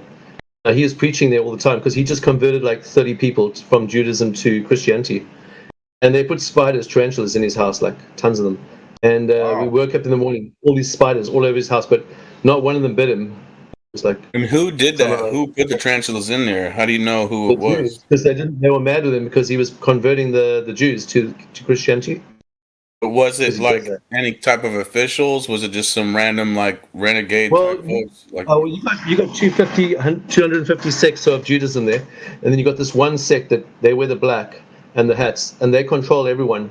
But those guys used to love me because I used to sing on the streets. I used to sing "Waiting for Mashiach," and then they used to they used to really love it, and they used to dance around me, and I used to sing Jewish songs like Mashiach and Haveni Shalom Alachem and all that stuff, and then they used to say, "You're way more Jewish than a lot of these Jews here." And they used to call me like a Jew. They basically said, "You're Jewish. Why don't you come and join us? Why don't you come part of?" And then there's the other sects of Judaism. They're not so strict, but there's 250 of them, and they all follow different teachings of different rabbis, right? So they have their own like rabbis that teach them, or the different teachers through the years, really different stuff. But these radical ones, if the teacher does something wrong, they'll go and, like this one teacher was committing adultery, and they said that person's going to die. We're going to go and kill them tomorrow because they committed adultery in the school. So they're like hardcore. What branch was that? What branch was those extremists? They're the hardcore branch. They're the full-on guys who you don't mess with them. Like if you say the wrong thing in front of them, you're in trouble, man. They come after you. I can't remember. I didn't know the names and stuff because I wasn't like, it was just like I was just there on more a low key. I wasn't, but you had to be like really careful what you said. Obviously, you couldn't like. But I used to preach to people. Obviously, still preach, but you just got to be careful because. And the one, and then the Muslims, they're cool, but I think they got a lot of oppression there as well. Their leaders were giving them a hard time. I could see like sometimes people would come with iron rods and like beat people up and stuff in the middle of the night. And you'd see like people, they put bags over people and they start beating them and stuff, and they're doing weird stuff there. I don't know, the leaders there, they kind of oppress the people. I don't know what they're doing there. It's weird stuff. And then you got the Christians there. They're all kinds of weird Christians, but different denominations. There, hundreds of different kinds of beliefs. We were like just very much, full out, follow Jesus and the Bible and the cross and. But we weren't really we were a non-named church. We didn't have a name. I haven't been in a named church for a long time. Like I was like in an unnamed brand church. We just believe the Bible, you know what I mean, and that kind of thing. So we used to have teachings there and stuff. But we used to have Muslims coming to our teachings and Jews. They'd be like together. So you'd have Jews and Muslims coming to teachings, Bible teachings. It's quite rad. That song that you would sing, you said a couple songs, Moshiach something, and then. Mashiach. The other one, they put me on what are the lyrics one to that song in English? I just made up a song. I said, "Waiting for Mashiach, Mashiach, Mashiach," and I'd dance. I'd be dancing on the street, and I'm dancing in Jerusalem, waiting for Mashiach, and I just make up my own words and make up my own songs. And then I used to sing Havenu Shalom Alachem, "We've come to bring you His peace," that song. And then like about 20 girls would like Jewish girls would like young girls would dance around me, and I was like, at that time I was like about 20 years old. So I was about that age, and there's like 20 girls dancing around you, and they were like throwing you phone numbers and stuff. I didn't phone them or anything, but I was like, wow, this is quite wild. They really like the Jewish songs. If you sing Jewish songs, they go crazy. Like they just love it. Yeah. Interesting. It's very interesting, man. But they're very friendly people. The Jewish people are really friendly, and the Muslim people are very friendly. The Jewish people are really. A lot of them are from America as well. A lot of them were Americans that came there for pilgrimage, and they were very cool. The American ones were very friendly too, and they would like come talk to you always and like chat with you, and like that'd be super cool. American Jews are really cool, and I mean the ones there too, but they're kind of different cultures. There was Russian Jews, like the Russian Jews, they would say, "Come, you must drink." And then he takes me to the restaurant, and he just puts drink in front of me, vodkas and stuff. Drink, and he gives me another one. He says, "Come on, you must drink more." And then he makes me drink like 3 shots. I was like, "Okay, that's enough. I'm good now." I was like, he just wants you to drink. Russian Jew, he's so funny. But you meet Jews from all over the world, and it's so funny, man. But they're super friendly, and there's a lot of people from all over the world that come there. Awesome people there. I really like the Jewish people there. They're really cool people. They're really. I'm not talking about like these bad evil people that control the world, and I'm just talking about the normal, just the normal people. Yeah. Really cool. Just like America, we have some wicked people running our country, but there's a lot of good Americans. Oh yeah, no, there's really good people, like really moral people, very decent people. Yeah, very good people, man. America, yeah. Like even in the times of Jesus, you had a certain group of Pharisees and whatnot that were manipulating the Jewish people by creating a coin, a half shekel, that didn't have. It was the only coin that didn't have a pagan emperor on it, so they were allowed to manipulate what we now call Jewish, but wasn't. There's no such thing as Jewish back then, but what we now call Jewish people, manipulate them and create inflation and deflation. Because it was the only coin they could use that didn't have a pagan emperor. So they were using and abusing their own people. And there's always people doing that in every culture, pretty much, using and abusing their own people. That's interesting, though, that you lived there. And where are you from originally? South Africa. Okay. Yeah, Cape Town. Wow. And where's Cape? That's pretty south, right? Cape Town. That's right. Right down the bottom. Yeah, right down the bottom. So when you had sunrise and sunset, how many? Because do you know the difference between daylight and sunlight? What do you mean? Like twilight and other things, you can have daylight, but you don't see the actual physical sun. There's no sun rays beaming on you. And then there's sunlight, which is the literal sun. Do you recall how many hours of sunlight there is in Cape Town? Like in your summer? I think in summer it was like about 8 o'clock. The sun. We didn't have time changes, so it was 8 o'clock, and then I think it was like in summer. Yeah, it was quite early, like about 6 o'clock it gets light, and then 8 o'clock it gets dark.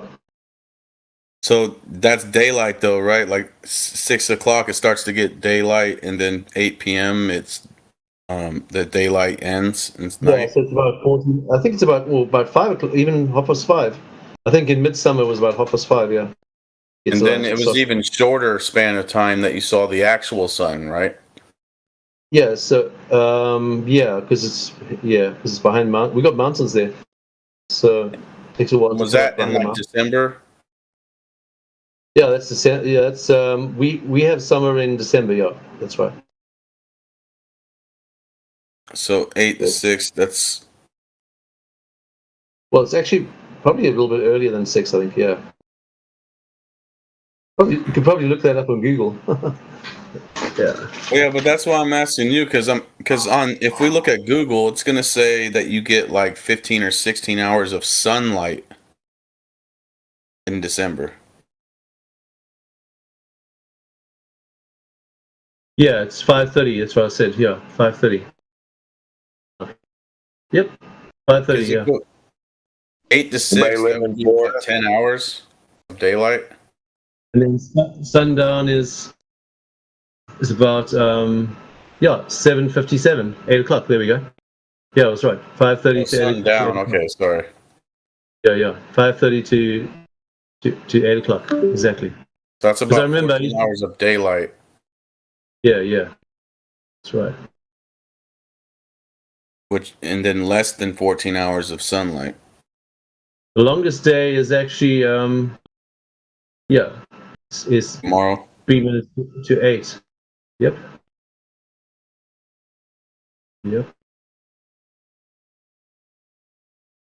So I'm always wondering and questioning, like timeanddate.com and Google and all that, where it shows sunlight time and daylight time spans. Yeah, it's 14 hours and 28 minutes. 14 hours and 28 minutes. Yep.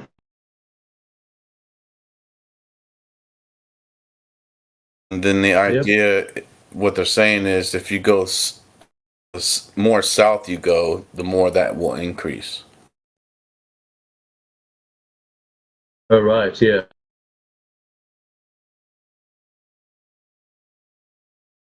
I'm just always curious about that stuff, because in the circular map, there's ways of wrapping the daylight around. I'm not so sure about the sunlight, though.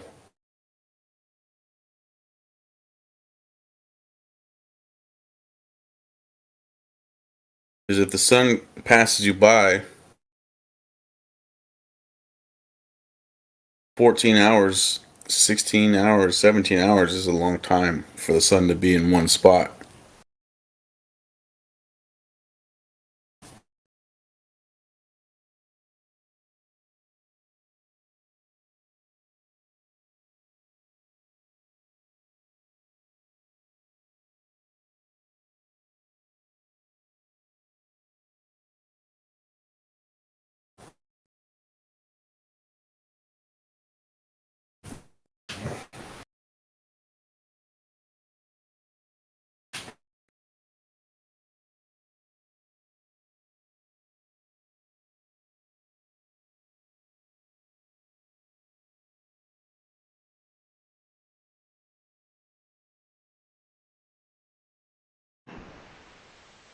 So the shortest day is like 4 hours and 32 minutes.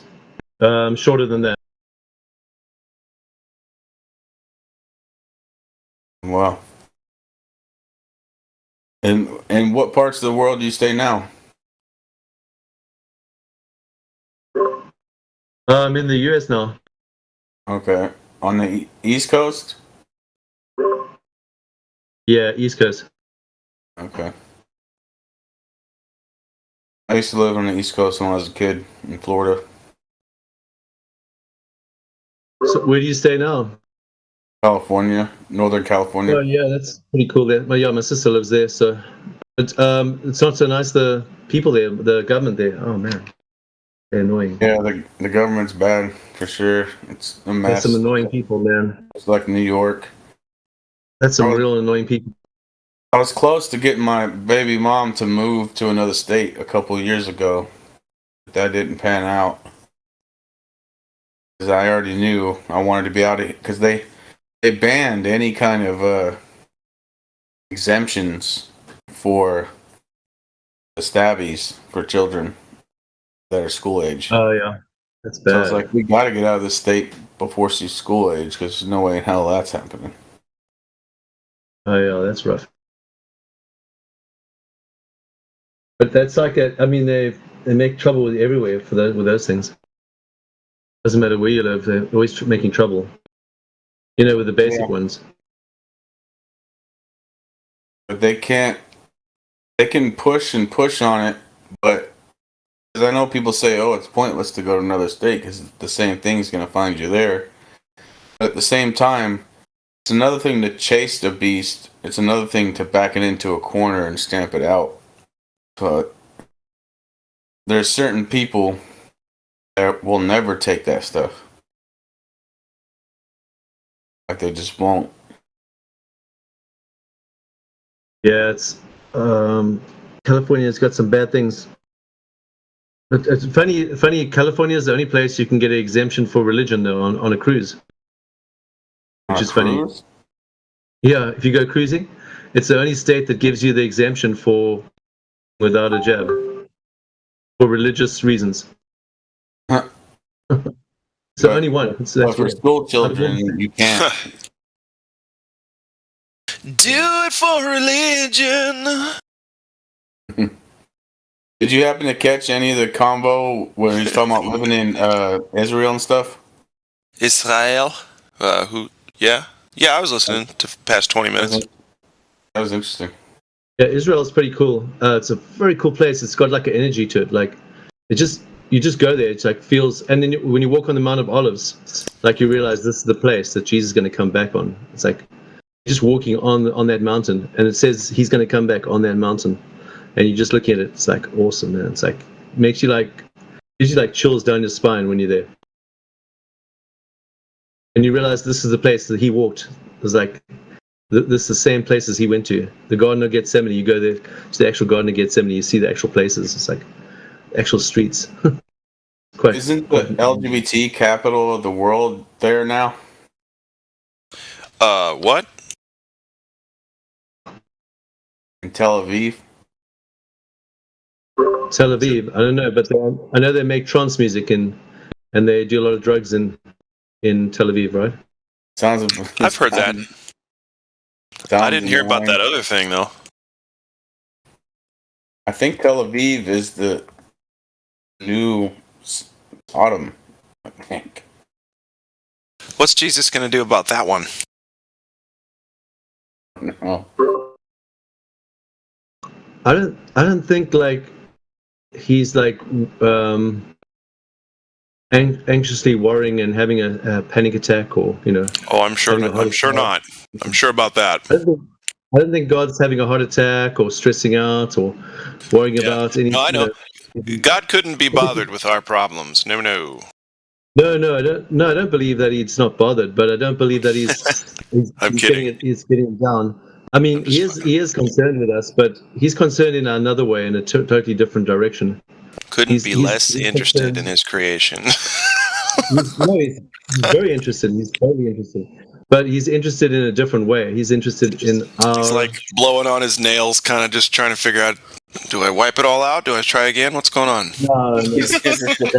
Doesn't he come back with a sword? That would be interested in a different way. He comes back with a beer belly, and he's just like, I'm sorry, guys. I'll try again. I'll try better next year. That's not... I think at this point, I'm sorry. At this point, he will have to come down with a sword and show everyone who's Lord, and what he will. I don't know if if he's gonna be the Lord of this world, he's gonna go everywhere, not just one spot, and everyone will see. God doesn't change. He's not some distant, like God chasing aliens in the fifth dimension and looking for aliens, and that's what the Globers believe. They believe he's some kind of faraway, distant God chasing aliens, but no, he's involved in everyone's life, but he's also, he doesn't force himself on people. Like I'm pretty forceful, but Jesus is like a lot less forceful than me, because I'm kind of like a pushy, like I try and I want to get things done, but he's not like pushy. He's like gentle, he's like he respects your will. He respects you. Yeah, no, I'm sick of your all get a full report on my desk by Monday attitude, sir, mister, and I'm sick of you pushing me around. Yeah. You're no nonsense. Exactly. I want my Jesus not to be no nonsense. I mean, maybe like no nonsense, but in a subtle way. I'm like a no nonsense kind of guy, but that's wrong because I'm like too pushy. So I'm trying to be more like Jesus, but Jesus is like relaxed. He's cool, and he's he relates to people. You know what I mean? He's like real. You know what I mean? So he's like the real kind of guy. He's like the real deal. Don't you change that money around though. Shit. He'll beat that ass. Yeah. Well, that's like the people that are trying to pretend that they follow him, that they love him, and then they're just like using him as a manipulating him. They're basically abusing and using God, because they're saying, oh, we love God, but we actually just making money out of God, and we're just abusing him. So that's kind of like on the bad list doing that, because that's like pretending that you're friends with someone and then you're actually just using them to get something out of them. It's kind of... Well, that's evil, right? That's just pure evil. It's pretty low. I mean, even in terms of like friendship, that's pretty low. If a friend comes around and he's just using you to get not something out of you. Yeah, exactly. That's what he is. Yeah, decapitatable demon. It's a decapitatable demon. Yeah, exactly. Like user-friendly people. Yeah, exactly. That just want to use you and abuse you, throw you away. that's what they were doing to him. So he gave them like his peace of mind because he wasn't into this fakeness that they were giving, because they were trying to pretend to be close to God, to to the Trinity. They were trying to pretend that they were actually like religious, and he just gave them a, hey, you're talking junk, guys, you bunch of liars. He exposed them. It's at the very least a bannable offense. You feel me? Yeah, he had to expose them because he had to, otherwise he wouldn't be the truth. I mean, that's Cracking what the he whip. is. It's great. Yeah, he had to. Yeah. So when Jesus is coming down, is he coming down like in the physical, not just in the mind, right? Like it's not just a thing that we put in the mind, because we do have our mind, but then it's the actual thing in the physical. Yeah, he's coming physical as well. I mean, absolutely. I mean, he's going to be touching the earth, but he's also he comes into your life now. You can experience him in a real way, experientially, but a lot of people don't realize that. And some people, there's different levels of experiencing God, and you can experience him really, really, really deeply. And that's what I'm into, like experiences and stuff like of God. Like really, Empiricism. Like, I like it. I'm an existentialist. I want to experience like things. I want to. I'm a hedonist. From in the actual thing, like from like a father perspective, the in this world, as a man or a mother. More than that as well. Bro, you gotta let him finish. Yeah. It translates into all of those things, right? The fundamentals, and family and being a father is included, right? Yeah, but what I'm talking about is also like experiencing, like as like you experience things on this earth, like experiencing God like in a real way, like tangible, like a tangible presence of God, like where you're so filled with God that you get ecstatic, that something happens to you, that something changes in the atmosphere and the behavior of your spirit. You actually connect with God, and you experience the glory of God. Like when in Solomon's temple, when they all fell down, they couldn't stand anymore because the presence of God was so thick, like a cloud. Like there's actually a tangible presence of God, like where you actually, it's like in the air. It's like thick honey, like thick, like it's like eating custard. It's palpable. The word is palpable. It's like you eating a cake. Like it's like tangible presence. Yeah. You could cut like butter through knife. Wait, no, that's not. It is. Well, it's just like experiencing God. Like it's like better than anything, like any drug that you've experienced. It's like 1 billion times better than all the drugs that you ever taken in your whole life. Is that right? Have you done every drug? No, but that's what I've heard. Okay. From people who have. Well, from other people who did the drugs and then they came to Jesus afterwards. Did they do every drug? Yeah, they were full out bad. Yeah, and then they got experienced God, and they said it's way better. Called a spiritual awakening. So you said about it feels like honey. You mean that when you eat honey, you're experiencing God? That's part of it. I mean, it's the only food that doesn't biodegrade. So. But honey is really cool. It's good for you, especially when you know what's creepy about it though? Honey is made by hexagons. Oof, that's a weird one. It sucks. Yeah, you say it's healthy, but it's vomit. I'm kind of glad I'm not a bee and having to live off of vomit. It's just like really. What is the term? It's the best throw up. It's the best throw up you could ever. What happens is the bee's stomach will filter out the water from the nectar, right? And there's in that process, it's almost like a fermentation, right? To where it actually creates hydrogen peroxide as a form of cleanliness to keep, like. There we go, hydrogen peroxide. That's good for you. What the fuck is it? In like small mushrooms amounts. or anything from growing on it, like fungus and stuff. Yeah, it's what gives it the microbiotic properties or antibiotic properties. And Manuka honey. Oh wow, now we're talking. That's really good. Really expensive though. Yeah. Josh, yeah. You wanted to ask something more about the honey? That's amazing. I didn't think about the hydrogen peroxide side. Yeah, like if you have a cut, I know like down in South America where they harvest a lot of bananas, they'll take like the stump of the banana and they won't pull the stump out of the banana shrub because it's not really a tree. It's like a palm. It's really a plant. Mm-hmm. and they'll cut the base of it so it oozes this latex. That latex too is like an antiseptic. It'll like help clean your wounds of cuts, especially when you mix it with honey. It's like And it Neosporin. will mix it kinda too. Yeah. It will seal it. It will kind of seal it too. Yeah. And In fact, and it will Yeah, man. and If it you will get a big degrade cut in by the jungle, itself. just put some fucking grass on it. You'll be good. Fuck it. yeah, even if the honey crystallizes, you can still melt it, and it's still good and edible. No. Grass, shrubs, anything that's around. In fact, the interesting thing about that is, like all over North America, where it's cold, not warm enough to grow bananas, we have plantains and the grass. Right? It's this little plant. Once you can identify it and you know what you're doing, then you can use that to chew on the leaf and mix it with a little bit of honey in your saliva with a poultice, and it gets rid of any infections. Old Native American recipe. It also helps if you have a dog lick the wound. I feel like. But then it would lick off all the honey. Wait. Oh yeah. If I put honey in a wound, it'll develop platelets twice as quickly, and it'll be delicious for the insects that. In fact, we have some bandages because my grandfather had real thin skin before he passed away because of all the poisons that the doctors had him on. They didn't know it anyway. So we got some. It was like a oil-based patch type thing, and it was covered in Manuka honey on the bottom, and that was the sticky part of it. Yeah. And it was like, he could wear it for like 4 days until like the adhesiveness of it wouldn't last anymore. Then it would fall off, and it would heal his skin. Hang on. Better than new skin. That doesn't sound like a doctor prescribed that, did it? Did No, he? I did it. I go here. This is Manuka honey patches. Let's use this. Let's try this. I heard some good stuff about it. Yeah. Well, this is not medical advice, but that was a good idea.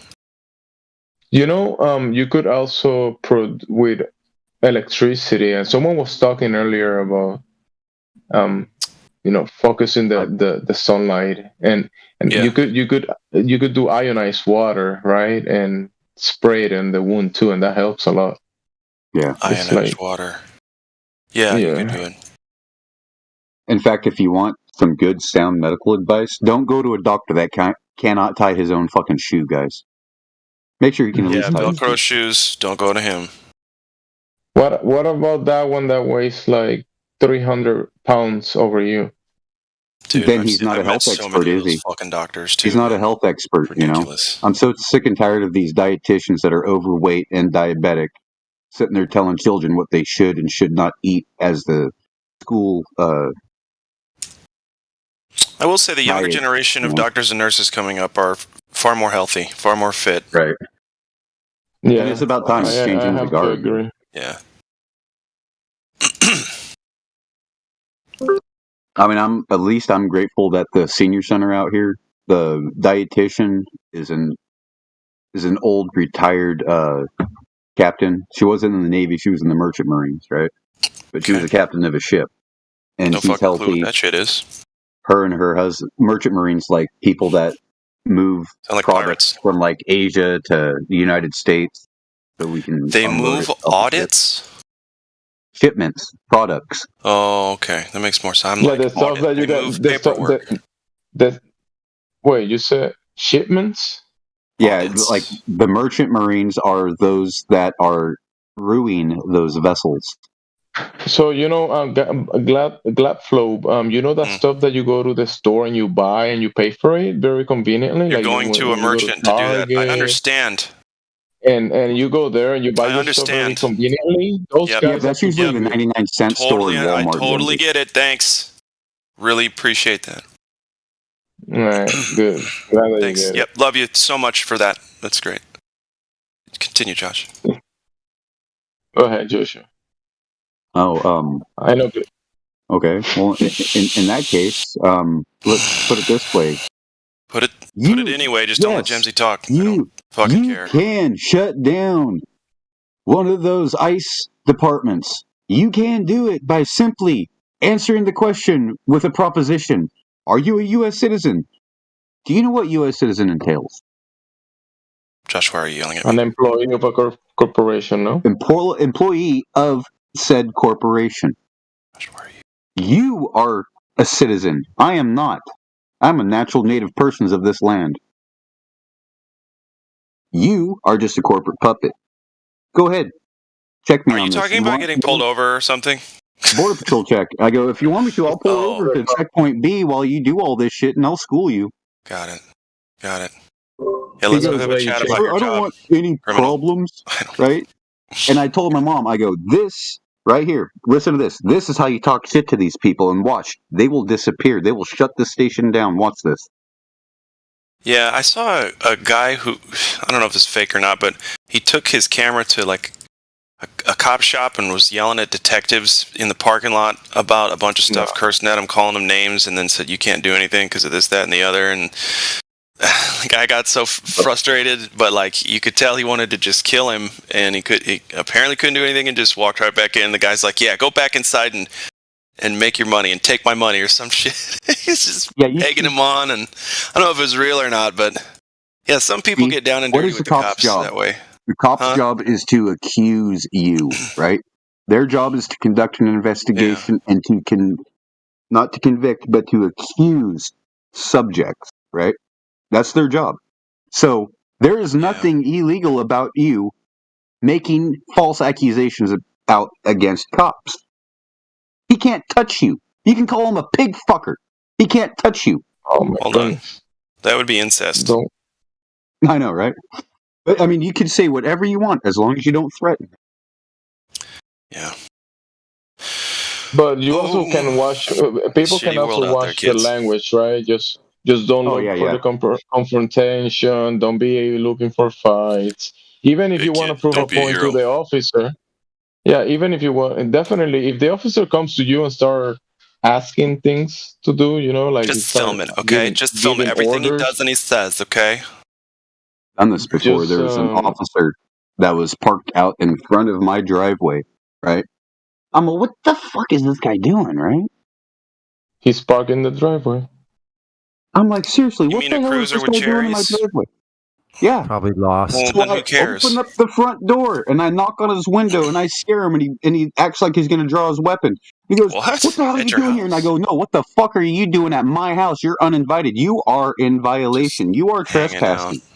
And he goes, well, this is a vacation house. And I go, no, you dumb motherfucker. This is my house. I've lived here for 5 years. You know who lives here. Joshua don't want strangers in his property. Dude. Never mind. I was gonna like crash your place a little bit. Just to surprise you. No. I don't mind real people, but cops, they're not people. They're punks. I'm not gonna say anything one way or the other. So basically, I will. I will not. I'm not gonna confirm nor deny that. Right.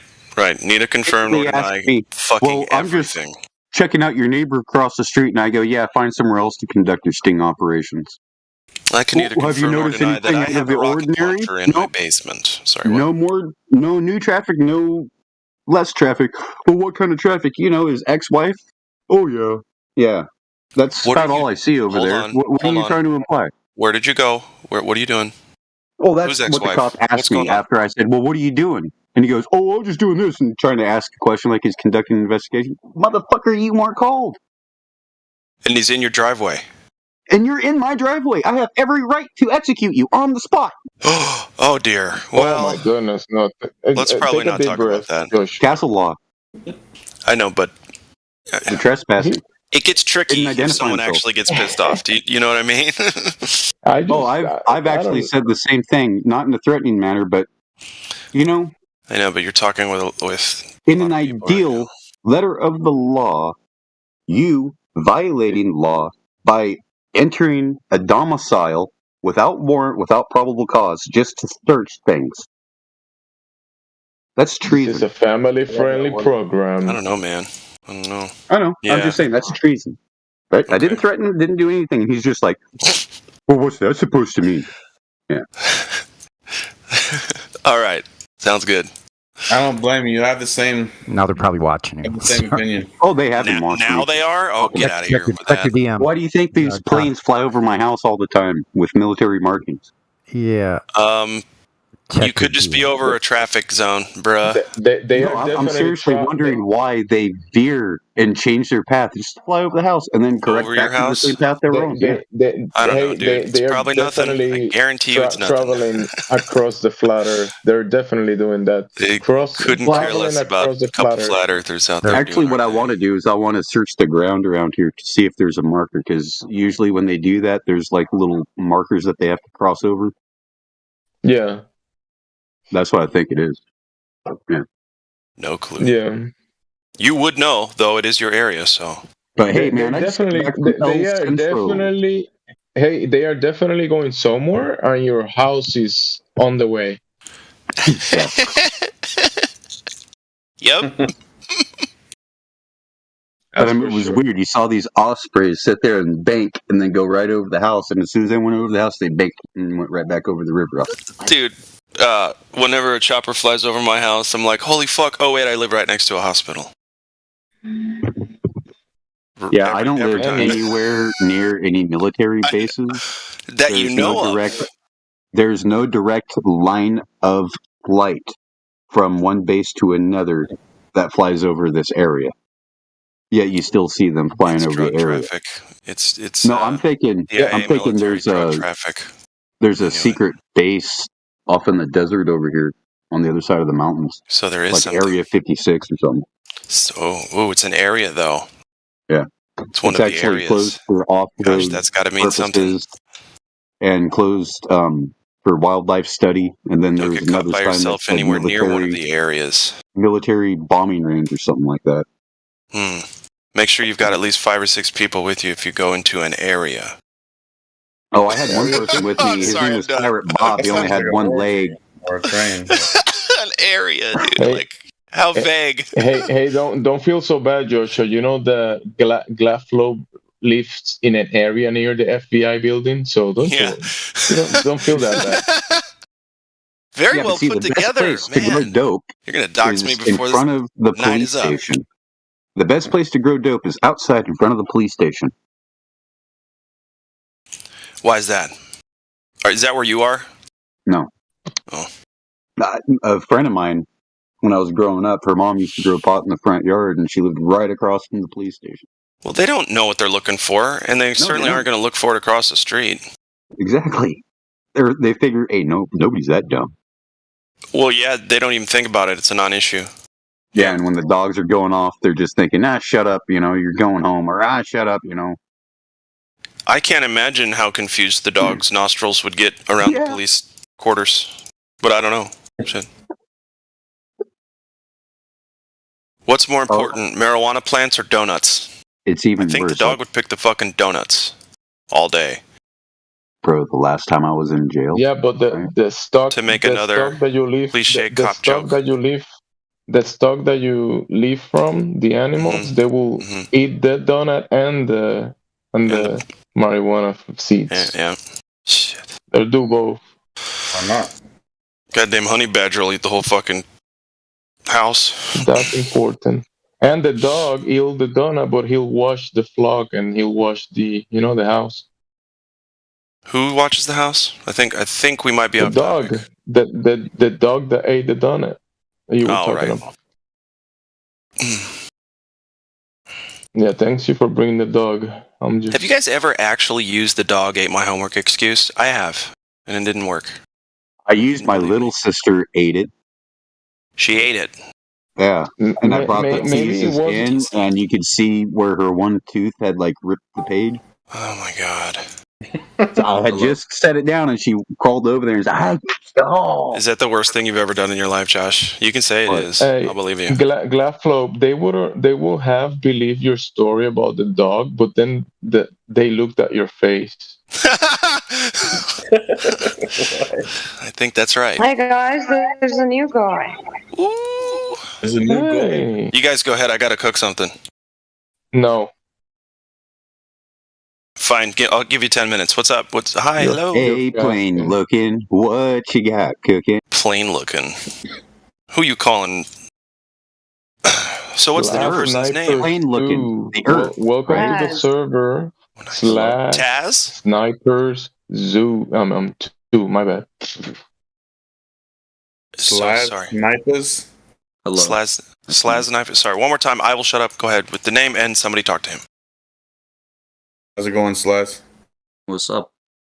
Welcome. Do I have to do anything for image permissions or earn it? Yeah, you have to speak with us. Yeah, you have to speak with okay. Mr. Anderson. He's the administrative side of things about that term. So go ahead, speak to Mr. Anderson. Well, what I was told is I don't have to agree with you guys as long as I'm not a jerk about anything. Sounds good to me. That's about right. Yep. Okay. Sounds good to me. Well, someone posted this picture about on the horizon, right? And they said it was completely flat. Now, You could send a I DM to attempted. somebody. Okay, Oh, I sorry. attempted to verify it. If it was completely flat with like a 1 pixel thick line. Was it And over the ocean? Was it like a mountain range? Like, what are we it talking was about? it was clouds, so I don't think it's accurate. Clouds. Then why are we looking at it? I don't know. It's just Okay. what this guy sent, and he said that they were his pictures. Who's this guy? Jimmy We probably don't Will. know this guy. We do know the guy. His Oh, we name's do. Jimmy Will. It was his Oh, last yeah, okay. flight. Yeah, Jimmy Will. Got it. And what was he saying about the picture? He said they were his pictures and that the horizon was completely flat. Okay. Okay. Well, I took a 1 pixel thick line and put it across the horizon, and the very center of it was 1 pixel thicker than the outer edges of it. Okay. So, are you saying that horizon was the physical horizon, meaning it's the edge of the Earth that you're seeing? What do you think you're seeing when you see that horizon? What do you what I'm seeing?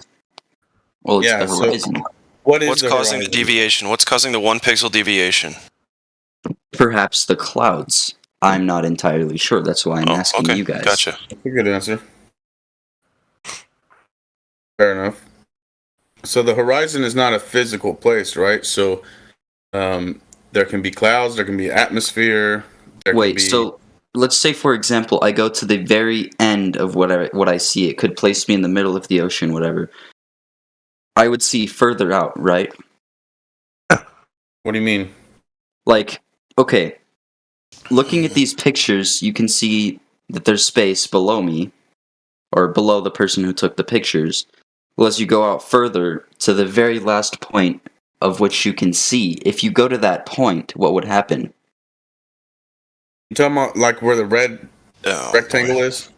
You can't go there, dude. You can't? You can't Why go not? to the horizon, like he just said. Why the not? horizon is an apparent location based on your observation from where you are, right? 100% So if we went to perspective. where that location is, it's going to extend out even further. We can never... The sky isn't actually touching the ground. It's just a visual, optical place, right? What was that? Sorry, I was responding to a direct message. So the horizon is 100% optical. It happens only in your head as a matter of sheer perspective, okay? So you can't visit the horizon. There's no street sign that's going to lead you to the horizon, i.e. there is no geometric horizon because the horizon itself is optical. It's based on your perspective and your ability to resolve things one way or another. Okay. So like if you're 6 foot tall looking out at the ocean, you see the horizon, that's going to be roughly 3 miles away. Not exactly, but roughly 3 miles away. You get in a boat and drive out or roll out to that 3 miles away, all of a sudden the horizon goes even further. It's not a physical place, it's just an optical thing, right? Okay, that makes sense. It's like finding the end of the rainbow, right? You're never going to find it, right? So, but it's basically the horizon is the vanishing point of your eye. You can extend it by adding a telescope or a zoom camera. You can extend what you see. So, in other words, when the sun appears to set, if you zoom in with a camera, like a high zoom camera, the sun will separate from the water. Like if you're looking at the sun over water and then it sets, all you have to do is zoom in on it and it will rise above the water. But it's not rising or falling. It's just you're just changing the your perspective. You're increasing your angular resolution and it appears to rise. It's not actually going over the curve of the earth because there is no curve to the earth, just a flat plane. Especially the water is the most basic part. Once you understand water is a level plane, then you can put the pieces together. It becomes apparent that it's not a ball really quick. And there's tests you can do. We've done laser tests, numerous laser tests to verify that the water is indeed level. So that's all you really need to know, because 70% of the earth is comprised with water, is covered in water. So if 70% of the surface is flat, how do you make a ball? You can't. It has to be something else. Okay.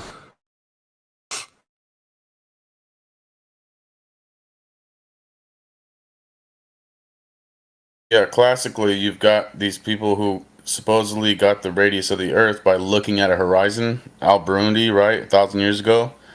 And the problem with that is what he just already said. When the sky appears to be touching the ground, right? The sky doesn't actually touch the ground.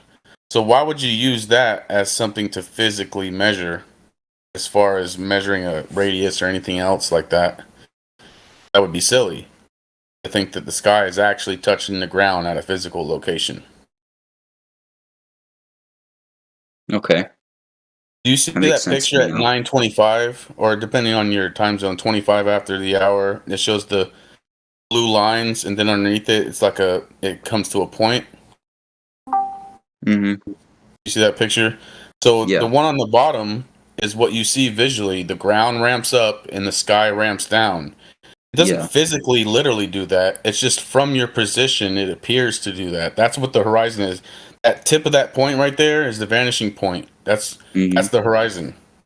So if you were to travel 3 miles down to where that point is, you would have another point 3 miles after that. It's just a. What would happen if you kept following that point? Would you reach like Antarctica or something? Well, yeah, you would reach something, right? You would reach the outer shores. So if you were on a lake and you saw the horizon of the sky and the water, right, and you kept going, you would eventually hit the shore, right? Yeah. So you're right. You would eventually hit the shore one way or the other. Mm-hmm. So that's what we have. We have a giant lake that we live in. We have smaller lakes, which are called lakes. The oceans are basically giant lakes. Right. So they have a shore. There's multiple shores on the outside and inside. You can't fall off the edge or anything like that because it's just like you're on a lake. You're just going to go to the outer shore. Is there anything beyond the outer shore? We don't know. So why haven't we tested it yet? Well, a lot of people have tried, right? So this is an age-old thing. This isn't a new thing, right? So for one, you have natural elements that are a major deterrent. It is no joke out in Antarctica, the weather conditions, right? So it's a natural deterrent. Even if we had free reign to go out there, very, very few people would have the money, means, and skills to go out there and try to traverse it, right? Then beyond that, you have actual Antarctic Treaty, and you have literal military and others who have rules and regulations banning you from freely going out and exploring Antarctica. You can go on a cruise for 10 grand, 20 grand for 3 days just to the edge of it. And then to do a scientific exploration, which is the only way you can actually go and explore Antarctica, you have to go through a major series of hoops where you're paying for permits. You've got lawyers hired to get all this paperwork filed. It could cost you 500 grand to $1.5 million by the time you get there, and even then, they can arbitrarily just deny you. Yeah. So it's very, very difficult legally to even get out there, and even if you did, it's very, very treacherous, right? So people have died in Antarctica. It's not a game. Yeah, the cold, it's very, very cold. 100 degrees below zero, 100-mile-an-hour winds. There's no food. There's no water. You have to take poopies with you. I mean, it's, Everywhere you go, you take the poop and the pee. Well, Yeah. you probably No. don't. You can leave the pee. Okay, leave pee. No flowing rivers. yep, nothing. You can't take fuel with you, so you can't take snowmobiles. You No can't sled, take no sled dogs. no sled dogs because they poop on the ground and leave pollution. You've got to go by foot, what you can carry in your backpack, and how far do you think you're going to make it? And you can't bring extra fuel. Even going past the 60th South parallel, you're not allowed to bring extra fuel. So, and basically, they're making it effectively to where you can't properly explore the No, outer reaches. impossible. Not just improperly. They're making it impossible. Yeah. Right. Don't be a pussy. They're putting Okay. up, there was one lady I'm who just kidding. allegedly she did the dirigible in New York to prove that the Earth was not moving, and then before she died, she said screw it and finally went out to Antarctica on a snowmobile and stuff allegedly and died out there and left nothing. Well, yeah. Because she Dummy. was just dying to know what the hell was out there. We would love to know what's out there. There are major obstacles. Physically, You know, I want to be known as the person who died trying to reach the edge of the earth. Yeah, that'd be cool. Truman, Yeah. I'm fine with that.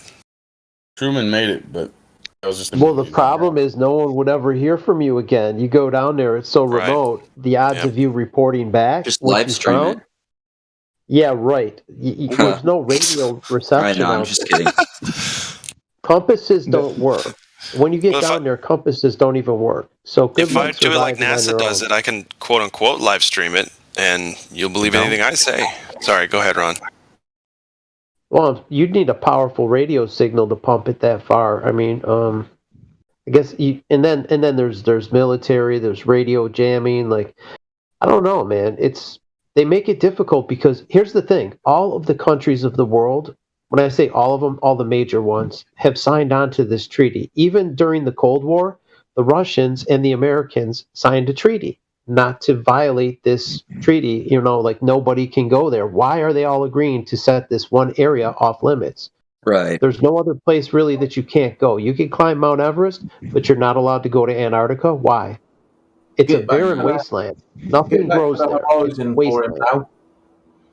Explain the And they said, horizon. well, we don't want to damage. This is what their excuse was. We don't want to damage the habitat. Well, there's Three no penguins. plant life at all, Like, and there's what no lives there? animals. There is No no one. habitat. Penguins. Right. No habitation. It's barren. It's a wasteland. There's nothing to damage. Right. It's like a You're gonna damage hangar. the snow. You didn't There's buy like that one fairy hangar tale. where all the superstars and the big like Osama's down there and all kinds of stuff. It's just a big hangar where they're smoking and drinking. You didn't. Yeah, you didn't Antarctica fall would for be that the fairy tale ideal. about there being something down there, did you? Did Mr. Anderson would be- finish the horizon stuff? If it wasn't he's so saying far that it was a away, jo- it would he's saying be he a was good joking. place to dump Mm-hmm. any waste, right? It would be a Slaz was good. saying he was joking about the Antarctica thing. So Slaz, Yeah. don't you think when you're taught in school that Earth is a globe, right? It's kind of weird that there's a group of people saying, "Hey, the globe is fake," right? So what genuine questions do you have for that? Like what do you think about the globe, and have you ever verified that Earth is a globe?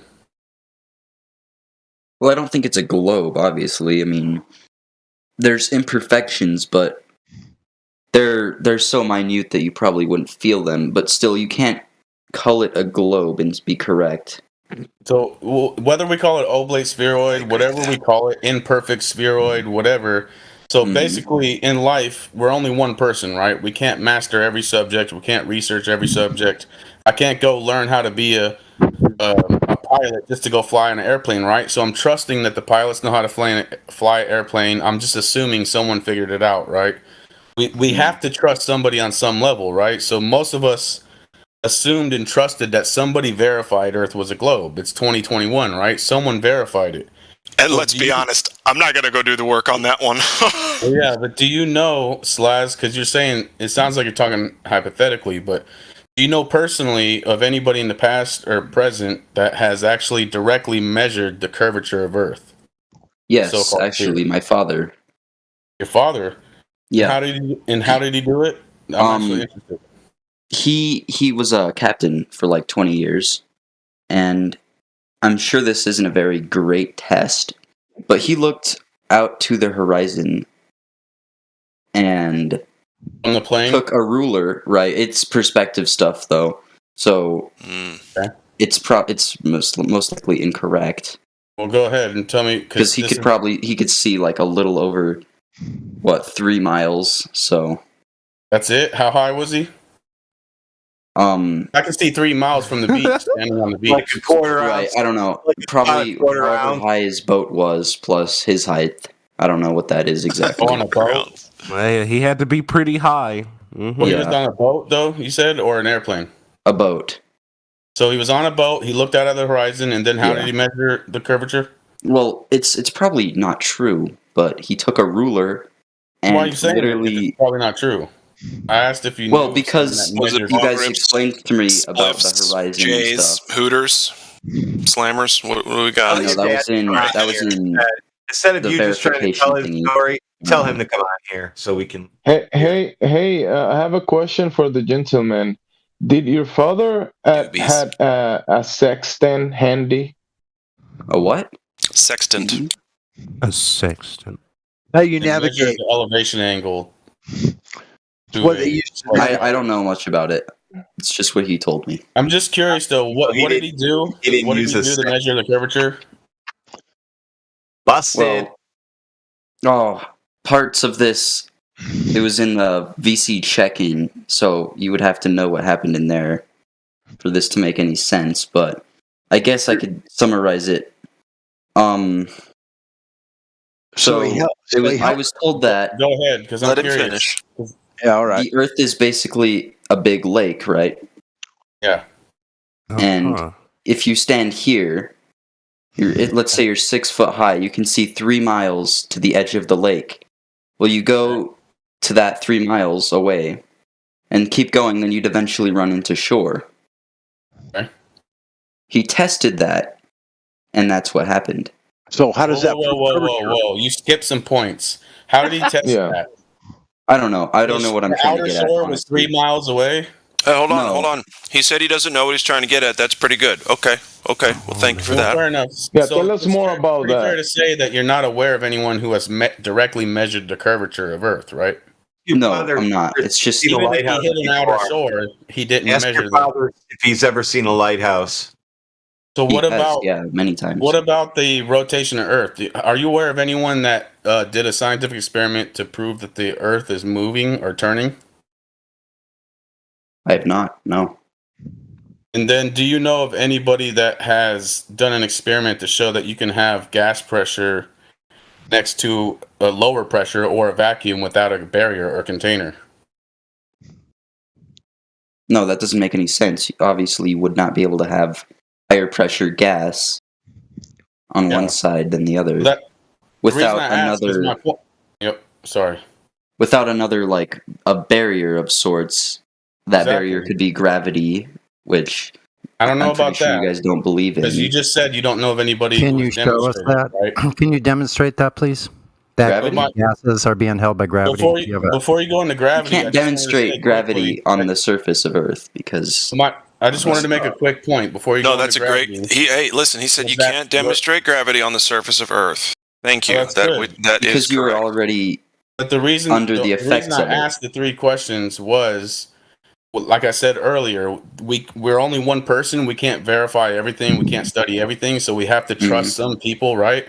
And we trusted and assumed in 2021 that someone has verified the Earth. So if somebody is claiming that we have a sphere or oblate spheroid that is turning in a vacuum without a barrier, then we need to see some evidence of those 3 things. And what I'm demonstrating is that you personally are not aware of anyone who has personally verified that. So you're trusting, doesn't mean it's wrong per se, but you're trusting that somebody verified it. Correct. What I'm telling you is, after spending a lot of time on it, years on it, it turns out nobody ever verified those 3 things. It never happened. They'll make deductions and they'll look at the sky, they'll look at eclipses, they'll look at stars and all this stuff and make deductions and calculations and imaginary stuff, but they won't prove those 3 claims that they're claiming. And it's never been done. That was the Yeah. point. There's Yeah, a and reason. you can't use space to prove space. That's a fallacy. You got to understand that. So if I were to say unicorns exist, and then you asked me to present a unicorn, and I said, "Oh no, they exist somewhere else. I can't present you a unicorn, but unicorns exist." See, that would be a fallacy. So you can't point at the sky and say, "Oh no, the whole Earth and space that they tell us, the vacuum of space that they say is above our heads, that itself proves itself." No, you can't do that from the ground. You have to demonstrate gas pressure without a container here on the ground so that we can accept the idea being true that there'd be gas pressure around the Earth without a container. You do come across as honest, Slaz, so I do want to say that, at least at this point in time, you come across as honest and you give honest answers, so thank you for that. Fuck it, let's I'm make just him a here to mod. learn, honestly. No, I'm just kidding. I'm just here to learn. Yeah, dude. Yeah. Cool. You're being fair and you're giving fair responses, so, and intellectually honest responses, so that's... Yeah, and I got to hand it to him. He didn't use the Eratosthenes like everyone else does. So he's actually thinking. He said his father measured his father measured the curvature of the Earth. No, I was just kidding. Obviously not. Well, it's Don't say you were kidding. Hold on. Yeah. Oh no, I knew that you were lying. I know almost nothing about his career of being a boat captain. He's told me stories of catching fish and stuff. Before I asked you that question, I said you were joking about the Antarctica thing, so I wanted to know some serious questions that you had. So why would you turn around and joke again? Serious questions I have are: if I zoom in to the moon with a telescope on one day and take a picture of it, and then do the same on another day, why is it physically different? Like, why does it look different? Because it looks different. Craters are different on it. Here, check this out. Well, because of rotation, because the thing in the sky, because of the thing in the sky, it looks different from one day to another. That's the reason it looks different from one day to another. The problem with bringing stuff up like that is we're not talking about the ground when we look at the moon. And we're talking about the Earth, not the flat moon. Earth measures flat. Listen, it's easy. Can you and I right now go and perform experiments on the moon? No, we can't. Then I don't know why we're talking about it. Fair enough. So if you measure the Earth yourself, that'll be the best way to know for sure. No, it's my opinion. I can give you this. I know that the moon isn't the Earth. Right, you're correct. We should probably let them know that the luminaries in the sky are all technically, as of this moment, unverified lights in the sky. So the stars, the wandering stars, which today we call planets, the sun, the moon, they are all unverified lights in the sky. It's only when you can go directly up to them and bring a teaspoon or a cup of it or a big chunk of it back with you, or go up to it and touch it yourself. That's the only way you're going to actually verify any claim about what these things are. Exactly. They're just lights in the sky. We can speculate and say, hey, maybe it's this, maybe it's that, but we don't know. So my only evidence is speculations then. That's not evidence. That's just speculation. Right, speculations. Okay. Yeah, and we do know that they are closer than we are being told. Yeah, as much as I don't want to agree with you guys, I kind of am. So why don't you want to? What's keeping you? What Subadai said earlier about the majority thing. You do know that you can test it for yourself, right? This isn't like some random subject where we'll never get to the bottom of it. This is something you can test yourself. You can actually go and Google the Earth curve calculator and see where the horizon should be from 1 foot up, from 4 foot up, from 3 foot up, whatever foot up. And you can place a camera there. You can go to a large body of water and you can test it. And if the horizon is supposed to be 1 mile away or 3 miles away, and you can see 10 miles of water, 20 miles of water, that debunks at least the claim that there's a globe radius of 3959. So you can actually go out and test this yourself and verify it yourself. Like you were making up the story about your dad measuring curvature and all that. You can personally go out and verify if this globe claim is correct or not. Are you brave enough to do that, though? To challenge your own paradigm? Because what are you going to do if you go out there and there's no curvature? Well, then I would accept that information. Okay, so you can't accept it from us just telling you, right? That wouldn't be wise, right? Yeah. So there, you can go test it yourself. And I challenge you, if you do that, because this might not be very interesting topic to you. It might be just you're just bullshitting online or whatever. But if it's interesting enough to you to go out and verify it, I challenge you to come back and tell us the truth about what happened when you did it. Just do once. All right. Hold on Do you one live sec. near a Someone DM'd me something. Let me Hey, read it. Slash, do you live near a coast? I don't. Oh, okay. Well, Yeah, there's I'm in other- like the there's middle other of the ways. U.S. Big lake. How about a Yeah, large? I do live next to a big lake. Okay. So I'm by a lake that's only 7 miles wide, and I went with my 4-year-old daughter, and we put a camera a foot above the water, and we saw the water lapping up on the shore 7 miles away. The horizon should have been 1.2 miles away. You should not have seen all that.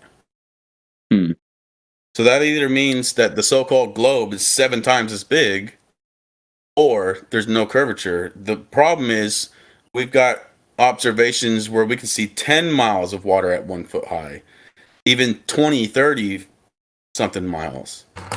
So then you're talking about a globe that would be like 4 million miles in circumference. Right.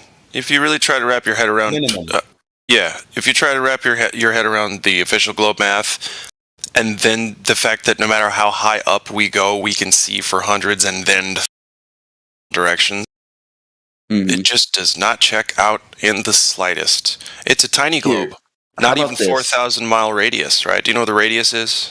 I have no clue. How about this? I research the topic more, and I come back in a few days, or maybe a few weeks. I test this myself, and I come back and present to you guys the information that I've gathered. That would be excellent. I would love to. Okay, if I have solid evidence, if I have solid evidence that the Earth is a sphere or an oblate spheroid or whatever you want to call it, would you? We'll shut the server down for you. And I'll give you No, I'm not saying you should $5,000. do that.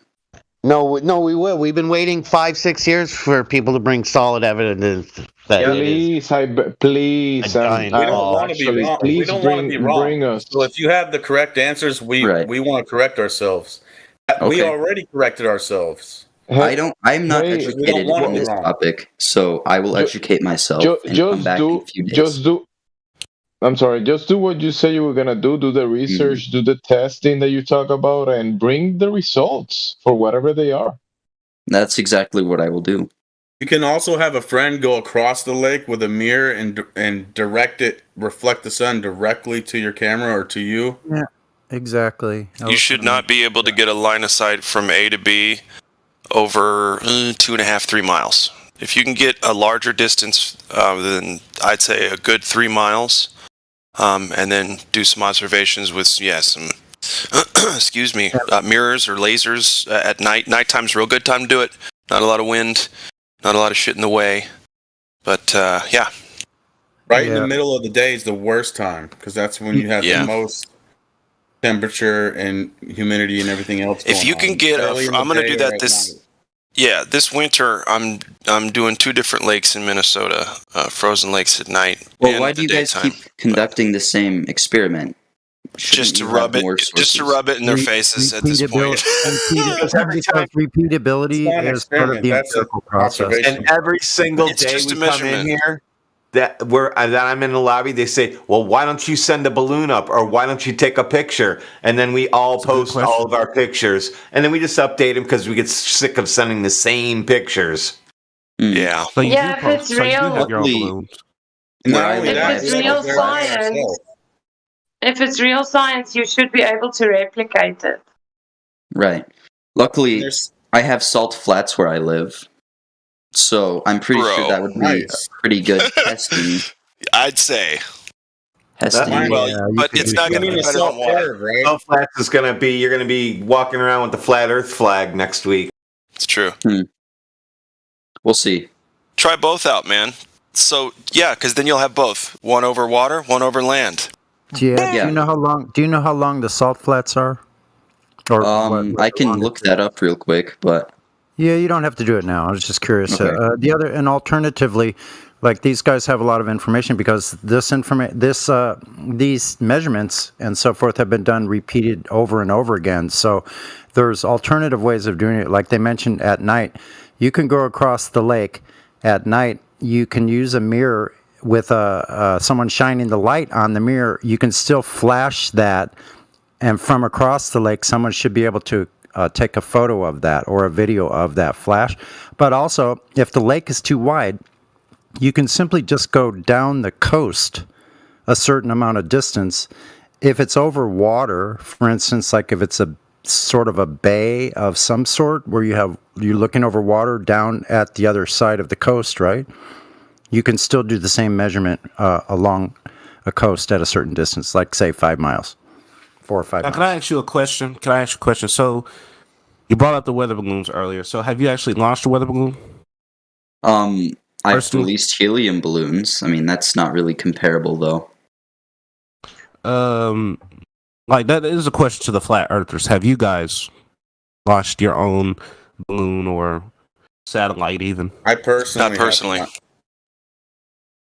Okay. No. Slaz, and while you're busy on your salt flats, maybe you can just keep in the back of your mind how many flat surfaces do you find on a ball normally?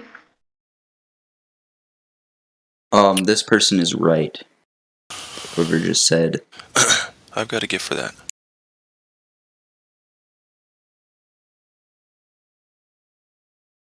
No, I don't. I'm sorry. Go ahead. Wait, what was the thing that was just said? I have pretty bad memory loss, so. How many flat spots does it take to make a globe? All of them. Billions. Billions. But is it a finite number? Is it like someone can count? Or is it just an assumption? Haha, I knew it. I got you. Hang on a sec. I got something else. No, you guys go ahead. Fuck, why do I keep saying it? I know if you got I know if you have a flat surface on your tire, it's called a flat.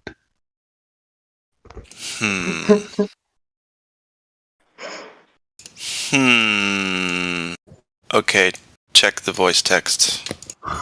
There are no Flats only occur on a flat Earth. Round tires are dependent on a flat road. Okay, I'm going to read this GIF. So a Google search for how many straight lines can be found in a sphere, and the result from Google is: on the surface of a sphere, however, there are no straight lines. The shortest path between 2 points on the surface of a sphere is given by the arc of the great circle passing through the 2 points. The great circle is defined to be the intersection with a sphere of a plane containing to the center of the sphere. Anyway, it says there are no straight lines on a sphere. That was the point. They actually did a test, right, where they found out that Kansas was flatter than a pancake, right? So there was actually 2 guys in Kansas who took offense to that because they didn't want Kansas being portrayed as just super flat like that, to where there'd be no tourism or anything. No self-respecting state does. They went out and did a test and added more data as the criteria, and they tested all 50 states, and all 50 states were flatter than a pancake. Can I get a link or a PDF file to that information? Yeah, I gotta find it. Well, I just searched for one from the Utah State University, and it's been scrubbed already. So look for other I posted sources. it here before. I just gotta get it again. I forgot the 2 guys. You guys say all 50 states, right? Are flatter than a pancake. Gosh, that's a lot of appeal to authority, I will say. No, I believe they said the 48 contiguous states. The 48 contiguous states, because Alaska and Hawaii make up 50. Okay, how much surface area is in all those states compared to the 29% of Earth that is land? That would be a big flat spot in a sphere, man. Oh, lo and behold, I found it. Science. Several U.S. states, led by Florida, are flatter than a pancake. Geographers in Kansas look for the country's plain truth. Megan What are Gardner. those guys' names? How many curves do you find on a flat surface, though? If we're asking how many flat surfaces we find on a ball. Well, then after that, you could add the abyssal plains on the seafloor, and these are plains, and they're very flat because of, following sea level. Yeah. I need to head to bed. flat is It's not a getting shape. late where I live. Thousands of miles of abyssal plains. Yeah, but I on hear the you. Ocean. Well, listen. One last thing before you jet out, partner.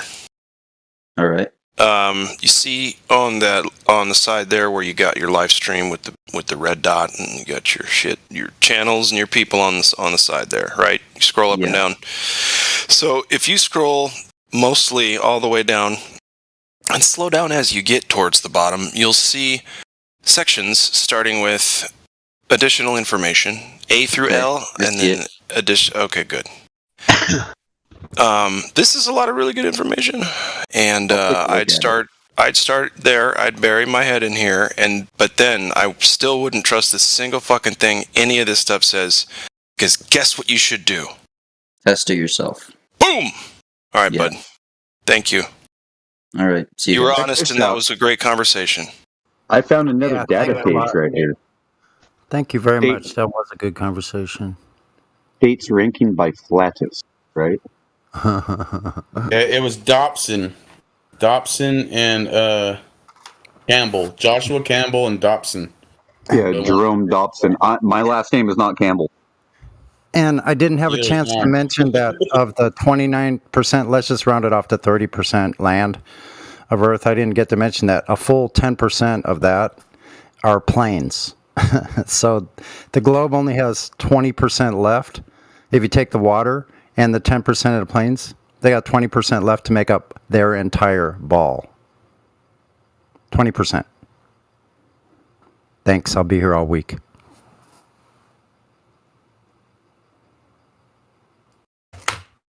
I think Texas was up in the top for flattest, actually.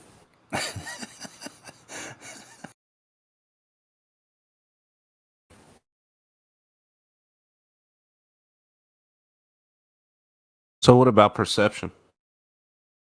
Yeah, actually, Florida is the most not flat state. What do you mean? It's supposed to be the flattest, Florida. Yeah, because it's mostly water. Not according to this data. The study that, the World Population Review, right? It's on a scale from flattest, flatter, flat, and not flat, right? So the darker blue you see is not flat.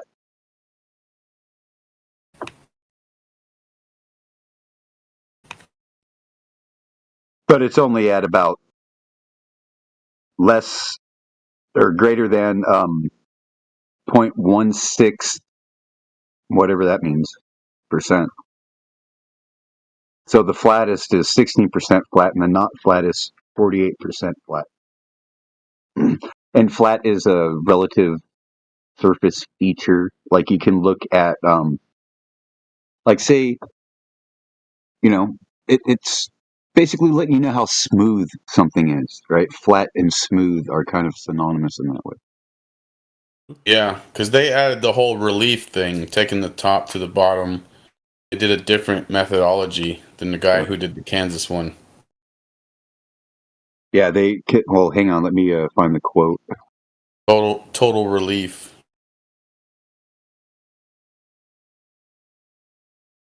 All land areas between 60 degrees north and 54 degrees south. We began with the following hypothesis based on field observations of many years of field experience unrelated to the project. Number one, Florida would be the flattest. That was their hypothesis, but that doesn't mean what they... This is how they came up with it: to estimate the geographical flatness of as perceived by the human eye. Dobson and Campbell applied math to the experience of looking toward the horizon and seeing a rise of land, just like you would expect to see, right? No fancy math. From there, they created a simulation that approximates what you would see if you stood in a spot and turned 360 degrees. Then they framed each finding into 4 categories: not flat, flat, flatter, and flattest.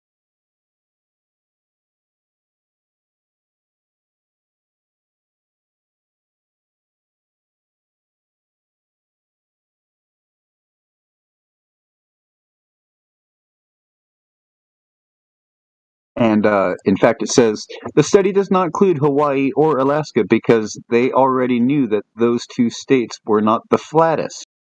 In the U.S., Dobson and Campbell said that they conducted the study because people's perceptions of a flat state like Kansas are generally unfavorable. Dobson stated that people don't apply for jobs or plan to move to a state like Kansas because they think it's flat and boring. I'm sorry. That's what I was saying. They're website? trying to defend it. What website are you reading this off of? Here, I need to know. I'll There's a grab it few again. links World there Population already. Review. I just DM it. I just put it in the voice text just now. It's World already in there. Population Review. Let me see that. Hold on. World Population Live stream. Review and DisruptiveGeo.com.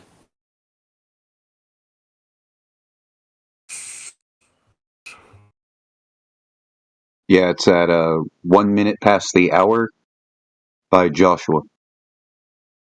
And the other one would be the EDU, right?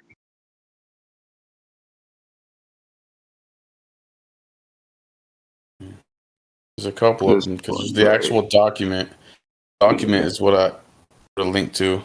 Yeah, and this one right here, right? The PDF. Then there's the ResearchGate.net. Well, this is the 2014. Nice. Yeah. That's the one I posted the chart from.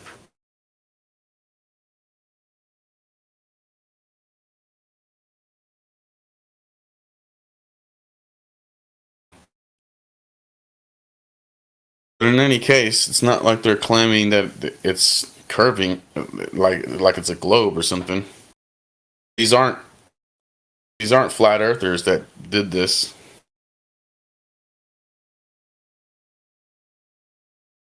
Oh, well, I had a question. So somebody just sent me this image. And in this image there's a curve. So I want to know, I want to hear your views on this image. Let me just grab that real quick. Okay, grab that, because that's what the last person asked. Is they said that they could detect curvature in an image, and once you get that picture, let us know what you think the horizon is. Okay. Grab it.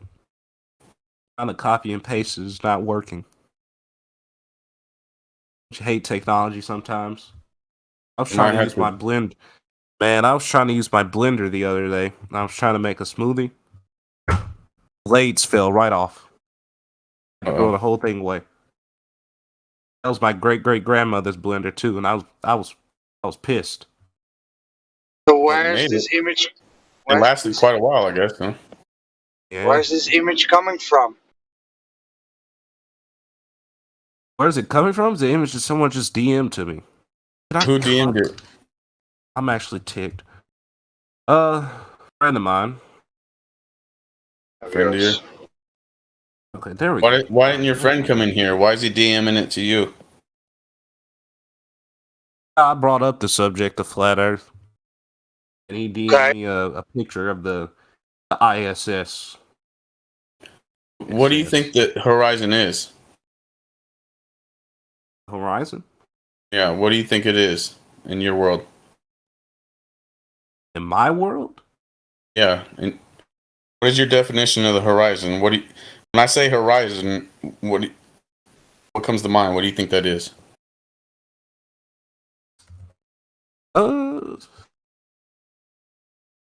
Just kind of a line, really. Layman terms, it's just kind of a line. A line of what, though? Just kind of a line, you know. One part's the ground, one part's the sky, and kind of in the middle is just a line. That's the horizon. So is that like a physical line that you can go and grab a hold of? Like, is the sky and the ground actually touching? No, it's not touching. That's It weird. just looks like it, right? Yeah, perception. I guess you could say it looks like it's touching. So it's not a physical thing. It's just an optical perspective thing, right? Yeah. Nah, you can't grab it. Just imagine what would I do with the horizon if I could grab it though? Eat it? Yeah, I don't know. Because what a lot of globe believers are saying is that there's curvature on a particular picture of a horizon, and that's the physical curve of Earth. They're not saying an apparent, they're saying it's the physical curvature of Earth. So what would you say? Is it the physical curvature, or is it just an apparent location? I'm sorry, you talking about from the like my perspective from the ground or from wherever you are? I mean, from my perspective, it's flat. I'm pretty sure if I was going up high enough, it probably would be a curve. Well, you know, that's a problem when we believe have pictures from 30,000 feet with a fisheye lens where it looks like it's curved, but then we have 100,000 feet up and it's completely flat. So that presents a problem. It looks like I think that has a. You don't think perception changes? Like if I'm here on the ground and I'm looking straight forward, like I'm looking at the horizon, it's gonna look like a flat line. But if I go up higher, you don't think my perception is gonna change because I'm going. It still looks like a flat line. I'm going up. I'm going up. So how high would you have to get to see that curvature?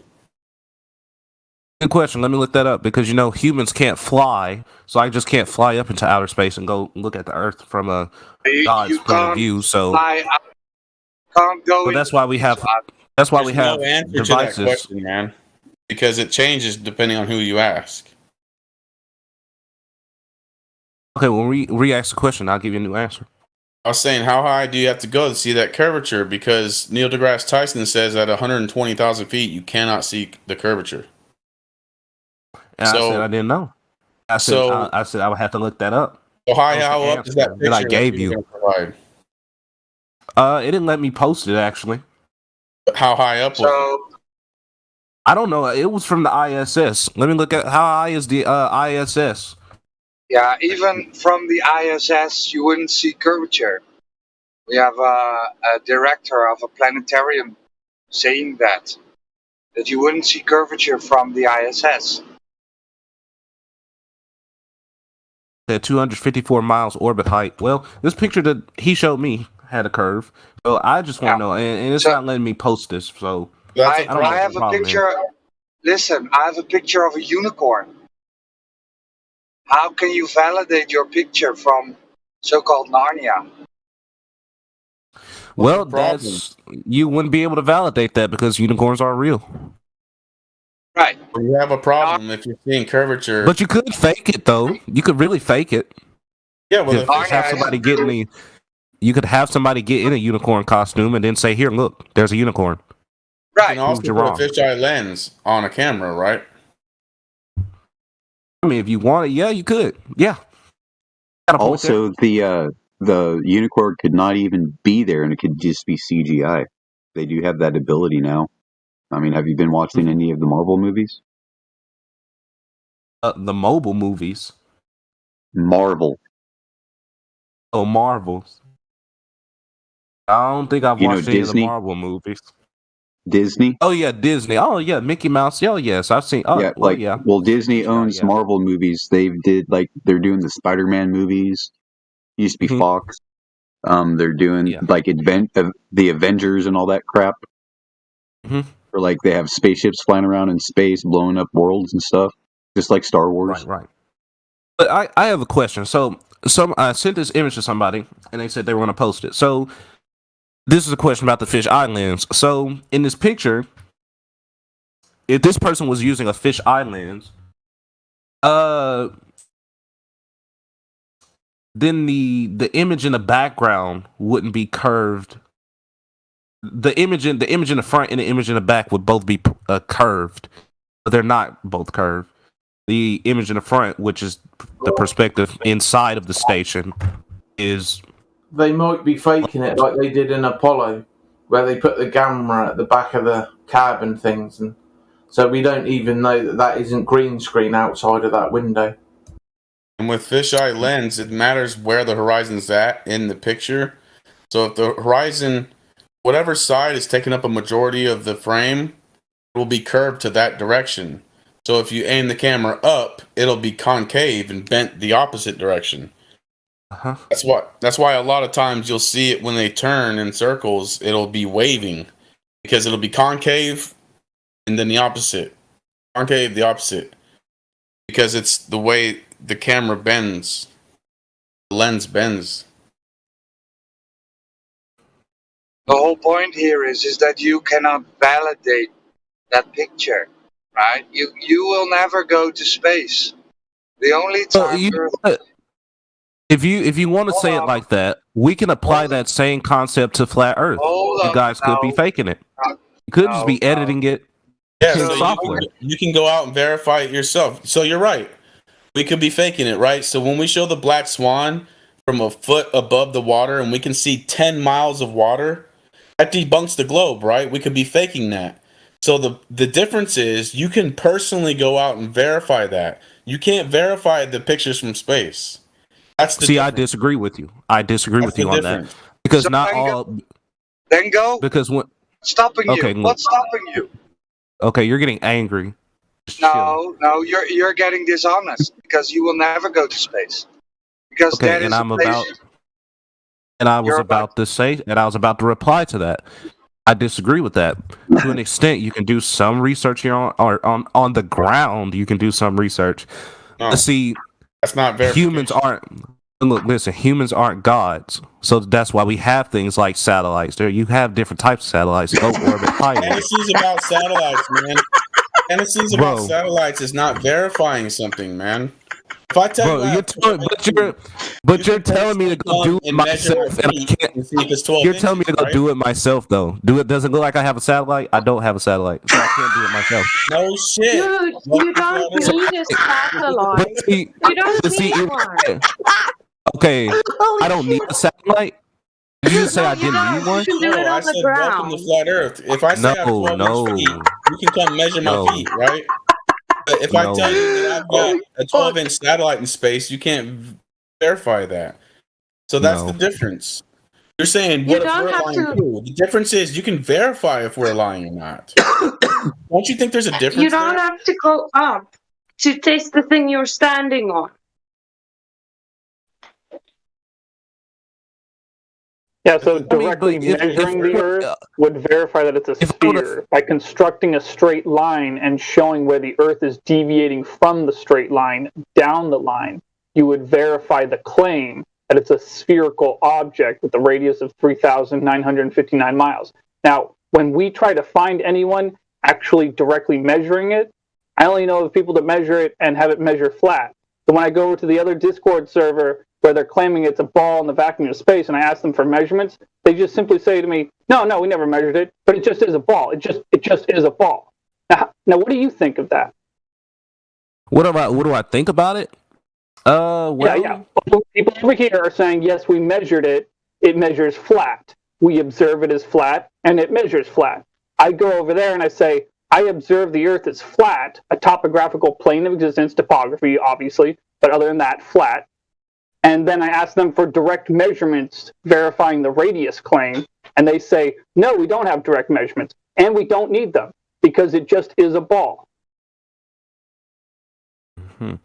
Well, honestly, how I feel about that, I'm not the type of person to just say most of the time it is what it is. So on that comment of them just saying, it's a ball because it's a ball, you believe whatever you want to believe, but at the same time, I wouldn't just settle with that. See? Well, then exactly. And neither would I. measure it. But, yeah, exactly. And so my question to you is, do you know of any time in the past of when anyone has ever made a direct measurement of the curvature of the Earth to find the radius value? No, not that I know of. Well, okay, so you got to keep in mind we have a base axiom here. We observe the Earth as a topographical plane of existence. We observe the Earth as stationary, and we do not observe a naturally occurring vacuum or an artificially made vacuum, but certainly not a naturally occurring vacuum. So our base axiom is that the Earth is a topographical plane of existence, and the sun, moon, and stars are moving because we observe them moving, and we observe the Earth as stationary, except when that very rare earthquake happens. So we're not talking about earthquakes right now, okay? And so you have to find evidence to the contrary of these things in order to support their claims. The claim is the Earth is a sphere. We don't observe that, but the claim is the Earth is a sphere with the radius value, like I said. And that the other claim is that the Earth is rotating once a day. And so you'd have to find evidence for that in order to prove that claim. And the third claim is that the vacuum of space is above our heads. So you'd have to find evidence for that claim. So you see, it's not our responsibility to prove that the Earth is flat and stationary and you can't have gas pressure without a container to you. It's your responsibility, and those other people out there, it's their responsibility to prove to us, to show the evidence to us, to show the direct measurements verifying the radius value they claim, to show us how they proved that the Earth is rotating once a day and the sun is relatively stationary, as opposed to what our senses tell us, which is that the sun is moving and the Earth is stationary, and to prove that you can have gas pressure without a container due to gravity. Because if you can't prove these things, if you can't show direct evidence of these things, then these claims can be dismissed. Extraordinary claims require extraordinary evidence. If you cannot present extraordinary evidence, then these claims can be dismissed. Okay. Okay. All right. Okay. All right. Okay. I was going to reply to that by saying that for something to be my responsibility, I would also have to go rely on somebody else's responsibility, who also relies on somebody else's responsibility. That's just called research. Of course, I can't just when you do research. Yeah, but there's some stuff you can do yourself, bruh. We're just saying you don't have to listen to everybody for this. You interrupted me. You're interrupting. I'm sorry. Hey, all right. I have a good conversation here with you, buddy, and you're. Come on now. I just apologized. Go ahead. So, but and this is kind of a problem that I see with you guys. You know, you say do it yourself. You know what I'm saying, but.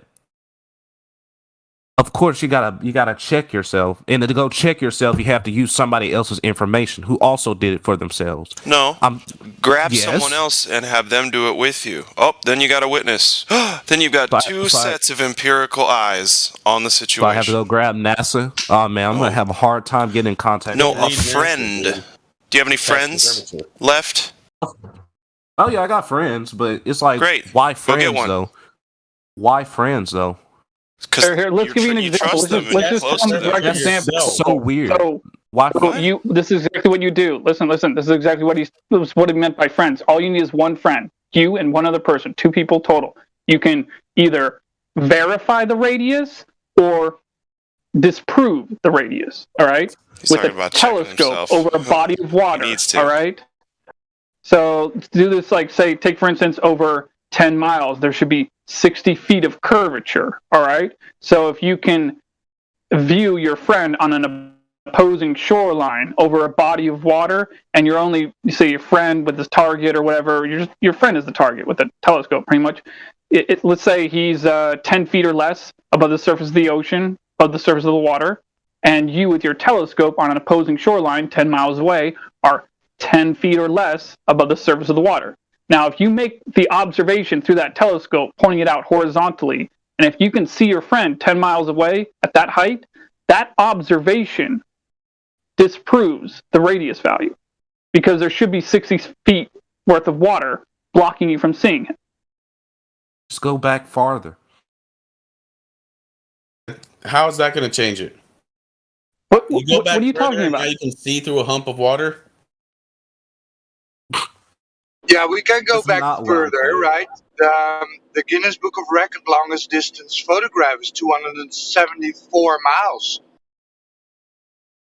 Really? Let me look that up. They have official Earth curve calculators with the math for this so-called globe, where you can, even if you don't trust us, you can go plug in the math yourself, see how far the horizon should be, and you can go test it yourself and say, you know what, this is wrong. So at the bare minimum, it's a gigantic globe compared to the one they're claiming. If not, it's flat. Because we can see as far as the atmosphere and our optics will allow. There is no curvature.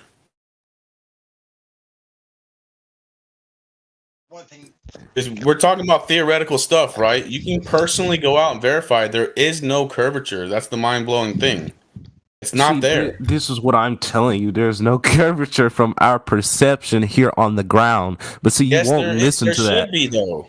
There should be. You won't listen to that because you don't believe in going higher. You don't believe in going higher. You don't even believe in. I doubt you believe in Yes, satellites. I do, but there should be curvature. You believe in satellites, dude. okay?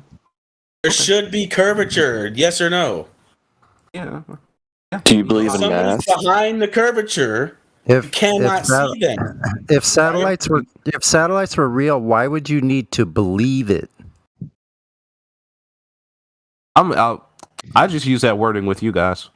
He thinks he has X-ray vision and can see. You know what you should do is forget the word belief when you're hanging out with us. I hope that makes sense. I'm just saying because some of you don't believe it. It's not a belief.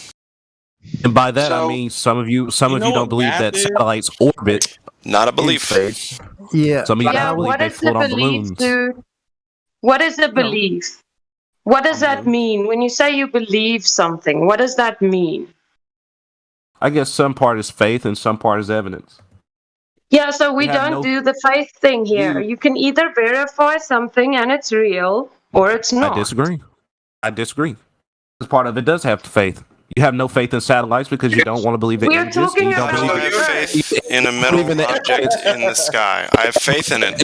You guys. He's right, you guys. You don't believe in satellites. Can you find an actual photograph of a satellite? Why would I have to have in faith in space? something that should be plain as day? I just sent it. But then you should be able I to believe in- demonstrate it.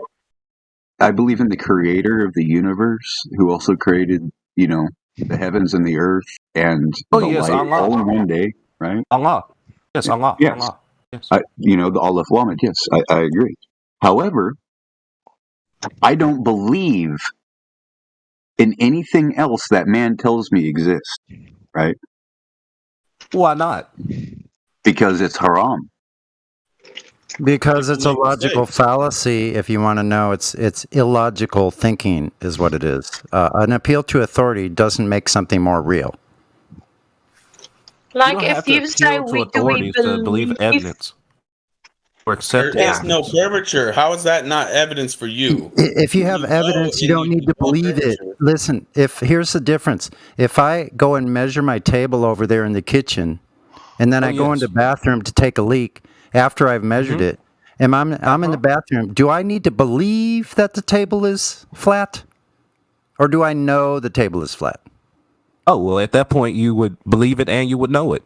No, I don't need to believe it anymore if I know it. Listen. Because once when you're you there know- in front of the table, you once know it's you flat. know- And then when you go to the you're bathroom, the interrupting me. piss, and you believe it's Stop flat. interrupting me, please. Don't There interrupt you me, go. please. Stop My interrupting me. apologies. You're doing My it again. apologies. You're doing it again.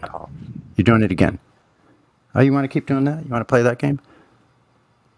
So once you have knowledge of something that's factual, because you use physical energy exchange to make a direct measurement of the kitchen table when you go in the restroom, you don't have to believe anymore because you know you measured it. You have the numbers. You physically measured it. So once you have knowledge, you don't have to believe anymore. I find it Yeah, weird. and you cannot disagree with facts. Okay. Disagree is Okay. a word that has to do with subjective reality. We're talking about objective reality. So it's not like my favorite color is yellow, and you say, "Oh, I disagree. My favorite color is orange. That's the best color." So disagree has to do with subjective reality. We're talking about objective reality. So there is no disagree so do you or know agree. God? It's just what really is. You know Allah. Do you know Allah? Your I don't want to talk opinion- religion, man. I'm listen. really tired of religion.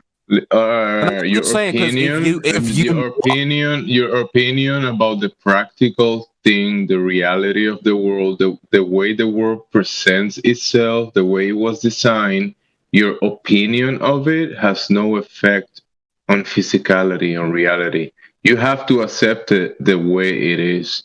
So just by you believing something, that doesn't mean factual, actual, objective reality. Your belief, just because you believe it. Yeah, and your imagination has nothing to do with objective reality either. Your imagination is one thing, objective reality is another thing. So you might imagine in your mind that the Earth is a spinning ball in the vacuum of space, but that does not make it so.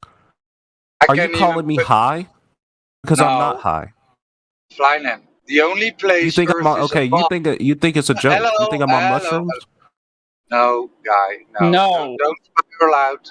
Listen, the only place Earth is a ball is on your screen. For the rest, to anybody ever alive, Earth Okay, so I'm high. itself is flat and non-rotating.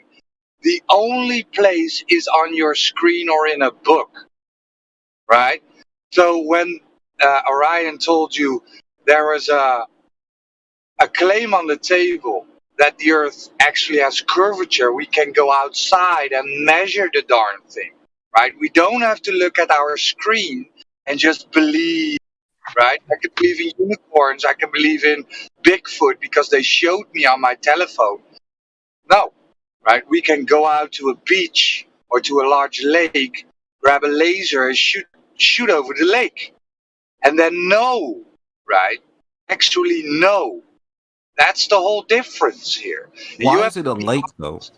You have to be honest to yourself, right? You have never experienced the Earth as a ball, only on your screen. So you're calling me high. I feel like that's what you're doing. You're saying, yes, yeah, that's exactly what you're doing. You're saying that I'm on mushrooms or marijuana or something. Nobody here said the word. Only you are spiraling out. You do not want to listen. You have cognitive dissonance and you are spiraling out, calling us, saying that we are calling you names or saying that you're high. We are not. Go listen back. Yeah, you did. I didn't say you called me names. I'm saying you're insinuating that I must be on drugs or I'm either retarded or something like that. No, we're insinuating that you believe the pictures you see. That's all we're insinuating, that you believe the pictures on. Believe? I thought I know the pictures that I see, just like you know the pictures you see of your flat Earth. So I don't know how long. Those pictures aren't reality. Those pictures aren't Let's reality. talk about belief. Don't bring The belief into difference is that you see cartoons and you think those are real, and that's where those cartoons that you look at, you think that's the place that you're standing on. Yeah. So That's how the would you difference. how would you verify those pictures? Can you tell us that? How would I verify that? Yeah. Simple. Very simple. Very easy. How? Let's say that because I think differently from you guys. You guys just How do say, you know that? I'm okay, sorry, let you me don't know finish. what Let we're me thinking. finish. Wait a minute. You don't know You're not what letting we're me thinking or finish. how we're thinking. So You're not. You're letting not me a finish. mind I'm reader, actually so gonna put that to quote what bed. you said, but you're not gonna let me finish. Finish. Okay. Okay. I'll just stop give me you a second. If you use logical fallacies, I will stop you. Go on. Hold on one second. I'm holding. Okay. Anyway, so like I was saying, It's LARPing. like I was saying, you guys think differently. Some of Wait, you think stop. differently. You did it again. Some of you say. Stop. This You're is about not gonna let me thinking, finish. dude. You did it again. You're not even gonna let me finish. Let me finish. Because if you use a logical fallacy, I will stop you. Believe me, I have the power and I will use it. Every time you use a logical fallacy, I'm going to stop you. So if you want to address that with yourself, stop using logical fallacies. Stop saying we think differently or saying anything about how somebody else thinks is beyond your power. Now you can continue. You have no idea. Thank you, how we because you think. didn't let me finish my claim. I So, won't if you keep using the same fallacy. I will stop you every time. It's not So, a fallacy because you just tried to. What? I just tried as another fallacy. You don't know what I'm trying to do. You said, have "How no can I idea. prove it?" You said, "How can I prove that they're?" Yeah. How would you validate those Okay. pictures? Okay, this is how you validate the pictures. Okay, instead of going outside and just looking out your front door and just measuring the Earth on the I'm talking about the pictures. You said photos. We're talking about photos. You're not going to let me finish. You lost the plot. Let me finish. Let me finish. So this is how you can prove that. You can prove that by doing your own research. Just like how you do your measurements on the ground, you do those same measurements in the sky. That's cool. See, So here's if the I thing. show We're talking about a satellite photo. How do you validate the satellite photo? And I'm about to get to that. So this is what you do. You have the ability, just like you have the ability to go measure the Earth just as much, you don't need all that technology. You proved that to me that you don't need specialty technology to measure the Earth. So you don't need specialty technology to measure it from the sky. So what you do is you could set up something like a SDR, which is software-defined radio, and you can actually connect via the airwaves to a low-orbit satellite, and you can actually see those images in real time. Okay, so, how does that validate the existence of where the satellite is or what it is? Okay, that's why you have things like geolocation. Because it can be done by triangulation as well with towers, which we know is what they use. So yes, towers and satellites. Towers and satellites. Yeah, we're talking about validating the satellite part. How does the photo validate the satellite's existence? Oh, because I have photos of unicorns. Wait a minute, I have photos of unicorns right here in the forest. Does that mean unicorns are real? Oh no. Okay. Because you can't. So now we're talking the same. Now we're talking on the same. Because you can't see that in real life. But something you can see in real life, though, you actually can see a satellite. You can't see a satellite in real life. When did you see a satellite up in the thermosphere? You can actually see a satellite in real life. When did you see a satellite in the thermosphere? Well, you shouldn't even ask him that because it'll just be like, oh, I saw an unverified light in the sky. Oh, great. Whatever. Actually, see, now you're just assuming because with the right technology, like a camera, you can use a camera with a lens that's powerful enough and has a good zoom on it, high zoom. We're talking about a photo that has already been taken, bro. I want you to tell me. You said. I'll give you a photo. Wait a minute. I'm not going down the road with you. Neither is anyone else here. Okay. You said a photo of a satellite. I'm asking you, how do you validate the photo of the satellite that has already been taken? The photo's already taken. Don't tell me to go out and take another photo. I want you to tell me how you would validate the photo of a satellite that's already in existence. How would I validate it? Well, this is how I validate it. I go back to this my radio, my SDR, and I would say to myself, okay, there is a satellite that exists. It exists. So how do I figure it out? Now I want to see it. Okay, it's step by step. So step 1, believe that it exists. You say, okay, it exists. Step 2, prove that it exists. Use geolocation. If geolocation says that the satellite is about to orbit right above you, then go to step 3. Use the technology that you have, like a high zoom camera, point it at the sky, and see if you see the satellite. And if you look up, well, by golly, you're gonna see it. No. Nobody has taken a picture. Satellites in space. Talking about satellites in space is like talking about unicorns in Narnia. But I think we should just focus on the Narnia and not the alleged unicorns and alleged Narnia. This guy demonstrated first. So if I believe the unicorn first, then I go out and look at it. So I believe it first. Is that right? Okay. So yeah, let's use your unicorn thing. So one second. No unicorns. We're asking you to validate why you believe it, and you're telling us you have to believe it first. No one has taken a picture of a satellite from the ground. No one. That is a flat-out fucking lie. You are lying, and I can actually disprove you right now. Give me a second. I'll actually disprove. Can you disprove gas pressure? The fact that gas pressure needs a container. Can you disprove that? Can you demonstrate gas pressure without a container due to gravity? Yes or no? You want me to be honest with you? I honestly cannot explain that to you because I know nothing about that. I'm not a quantum physicist. Oh my God! You don't need to be a quantum physicist. Okay, I still want to point something out that connecting technology from the ground and having a signal with satelloons is probably not impossible. If you have a one of these devices up above, in the layers above, floating in the sky, you could possibly maybe connect to it. Sure, that's probably dependent on a flat Earth. The problem that you have is that you believe that these devices are in Narnia. That's the problem. Because you think they are really far away, up above in space, doing orbital mechanics around the planet that doesn't exist. That's the I problem. don't believe they're in Narnia. They exist. Satellites exist. Antennas exist, and so Yeah, do wires. They also exist. saloon technology up above. Yes, that stuff is dependent on the flat Earth in the first place. But then you go in your imagination, you think these things are in a place that doesn't exist. Yes, sir. They're dependent on the flat Earth until the satellite goes up and it shows a curvature, and then now it's disproven. So what do you do at that? Oh, that was kind of funny. Yeah. Yes, they are dependent on a flat Earth. I can agree with you that far.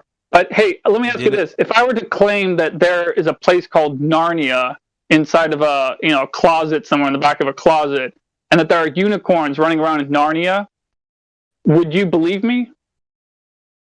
No, but I would believe the person coming out of the closet is probably gay. So, yeah. Okay, but what if I had like images of the unicorns in this Narnia place? Would you believe it if I showed you images? Like, I mean, the point is, I would have to actually bring you to the closet and take you into Narnia and show you the unicorns in order for that to be real. Like, I'd actually have to take you there and show it to you and present you a unicorn, right? In order for unicorns to be real. Don't take me into the closet and show me the unicorn. Okay, let's just stick with unicorns. If this is too much for you, don't let's make stick it to weird, unicorns. bro. All right? Don't make it So in weird. order for a unicorn to be real, I'd have to show you a unicorn, right? Are you? Can you keep it together, or are you just cracking up? I'm sorry. So in order for a unicorn to be real, I would have to present you a unicorn, correct? That's right. Yes. Okay. So extraordinary claims require extraordinary evidence in order to be validated, right? Valid claim. Yeah. All right. You tell me something that extraordinary, yeah. Yeah, exactly. So the thing is, we don't observe natural vacuums here on Earth. And as far as I know, there's no reason to think that a natural vacuum, a naturally occurring vacuum, exists above our heads, where there's absolutely no air at all. All right, or almost none at all, as they claim. A very, very, very low pressure system, if you will. Okay, and so, and not only that, but the definition of gas pressure is the force exerted on the walls of the container by the gas inside of it. And air pressure is gas pressure, which means that by definition and by default, we are inside a container of some kind. I can't tell you how big it is. I can't tell you what it's made out of. I can't tell you the dimensions of it. But it comes in contact with the ground somewhere far out there. And, the point is you can't have gas pressure without a container. We know this. Now, the question is, with this claim that the vacuum of space is above our heads, now, we would consider this to be true if someone could somehow, some way, demonstrate gas pressure without a container due to gravity. So I'll give you an example. Like, could you perhaps use gravity to keep the consistent 36 psi around the rim of your car, but without the tire? Because that would be gas pressure without a container. So can you demonstrate that? Can you do that for me? In all honesty, no, I can't. You're actually, I'm going to be honest with you. What you're discussing with me right now is not my forte. My forte is radio, satellites and antennas and fiber optics and that such. But you can think, right? You have a brain. You can think for yourself. You can think logically. I can think, yes. Yeah, okay. But it's like, wait, I'm having a hard time understanding. Can I just finish the point, though? So the point I was trying to make with the unicorn and the burden of proof is that what I'm saying is, since we don't observe a naturally occurring vacuum, or better yet, we don't observe gas pressure without a container due to gravity, we don't observe that and we can't demonstrate that, then that means the burden of proof is on you or anyone making these claims, anyone that's supporting these claims, that the burden of proof is on you to demonstrate gas pressure without a container so that I can know that such a thing is possible, as opposed to just believing it like a religious nut job. So you see what I'm saying? Yes, of course. So you're in radio, right? So if there's no evidence for it, why would you, think that the vacuum of space above our heads is a real place? Like, do you still think that's a real place? Okay. It's okay. So whether there's a vacuum is debatable because I don't, like I said, I really don't know that much about that. The only vacuum that I know about is Bissell and Dyson. But it's just like, is space up there? Yes. Just like you say, flat Earth is observable with our own eyes. Space is observable how would with you our own eyes. validate space is up there? Look up. How do you just look up? So is that scientific? Just looking. But if I said unicorns are up there, but all you have to do is look up and just imagine that the blue stars are just tiny unicorns all clustered together, glowing, dancing around each other, flying around each other. Like, the point is, you can't just say that. Just look up, and that's the evidence. That does not work for evidence. Not for gas pressure without container. Guys, Sophia has been trying to speak. So you guys hear the lady speaking and you just overtalk her. So, Sophia, you wanted to say something or ask something? Yeah, I wanted to know. He said he's in radio, right? Mm-hmm. So, what's the longest radio broadcast that's ever happened? Do you know? Like in history? The longest radio broadcast? Yeah. I don't know. I know about people in Australia claiming that they've heard a radio broadcast from Canada. Oh, that can happen, right? Yes, of course, yes. Okay, how does that happen on a ball? Does that happen on a ball? Yeah, the ball Earth you're supposedly standing on. When did I ever? Okay. Which is in a vacuum. Did they just curve like that? So it's simple. In the ionosphere, you have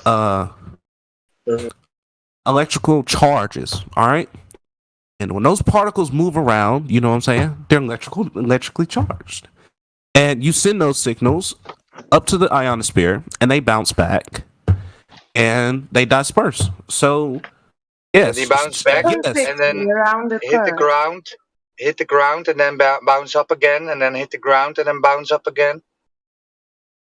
I wouldn't say it like that. More like hit the ionosphere and then disappear. Then, how do we hear them if they disappear? Honey, that's why you have radio stations that keep on sending signals. Except that one of the first radio transmissions was done from New England to Australia, and it was direct. There was no transmitters between those 2 points. There was no repeaters, any of that. It was done directly over 10,000 miles. Yeah, honey. Okay, sweetheart. And also the first transatlantic radio communication was done between New England in Massachusetts to Europe. It was, I think, in Scotland, and that's over 3,000 miles. And guess what? Direct signal from seashore to seashore. Yeah, you know Marconi, right, Flynan? You know Marconi, right? Actually, I'm gonna have to take a short break here. Just give me 7 minutes. Give him a break. Go ahead. Bye. Yeah, you don't have to measure the ground, right? You just believe tin cans in Narnia, and then Earth is a ball. You don't have to actually measure the Earth. How ridiculous! All you have to do is look, and you've verified satellites. Great. So I wanna test his science acumen when he comes back.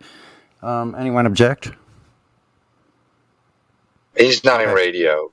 It's Cool. just So I want him to pay me a Bitcoin if he fails. Most people will say, no, you don't have to pay me, but I'll pay you. No, I want him to pay me a Bitcoin if he fails. So let's see how he does. If he accepts the challenge, if he doesn't accept the challenge, that says a whole lot. Because he's saying things are for sure, but if he's not willing to put money on it, then how sure is he? The Earth is a ball because the sky.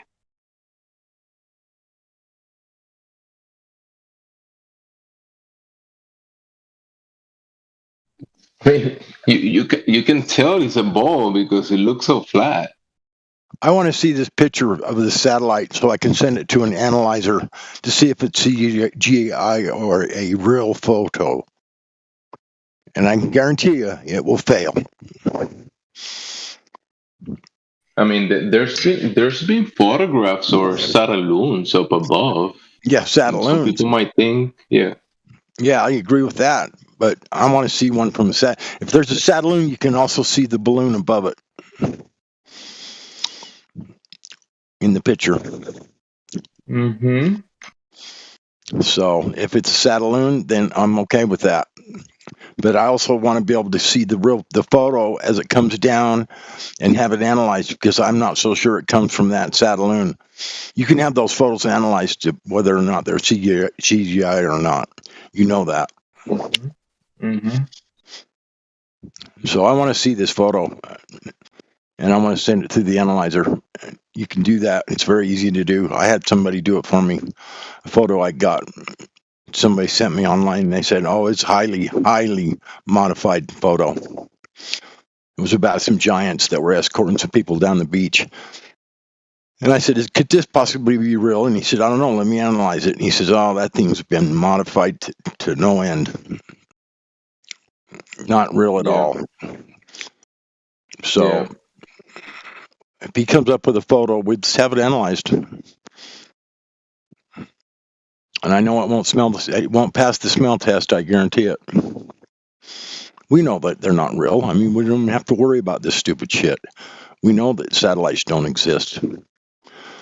And this picture of a satellite as it goes over, like with his telescope, takes a picture of it. Nah, he's not going to be able to produce that. That's just something he's heard.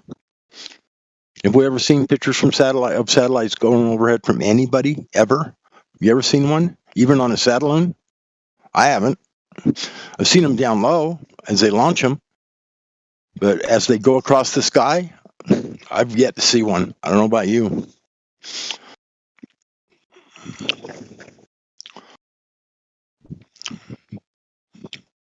I think he's just full of shit. He's just saying shit that he believes. He's just such a zealot that, you know, I mean, you get these zealots and they're just so hard-headed that, you know, you just can't get through them.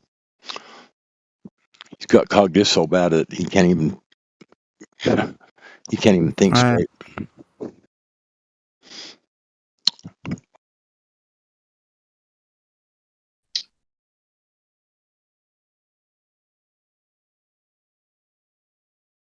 I mean, the BS meter is pretty high because we had this guy saying that his father was a captain for 20 years and he measured the curvature.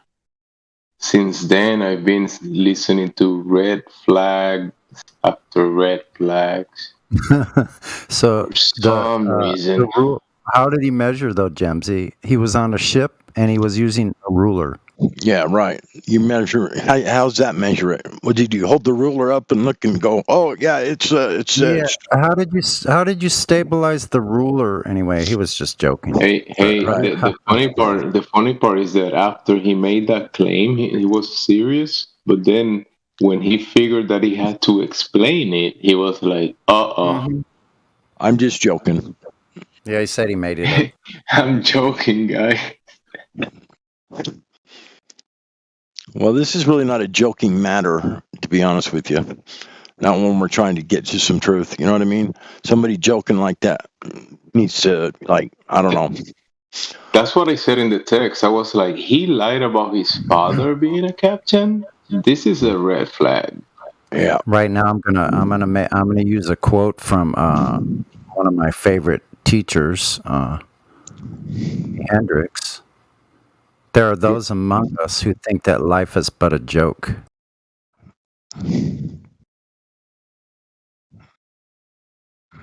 That's sad but true. There are people like that. I feel sorry for them. Life is not a joke.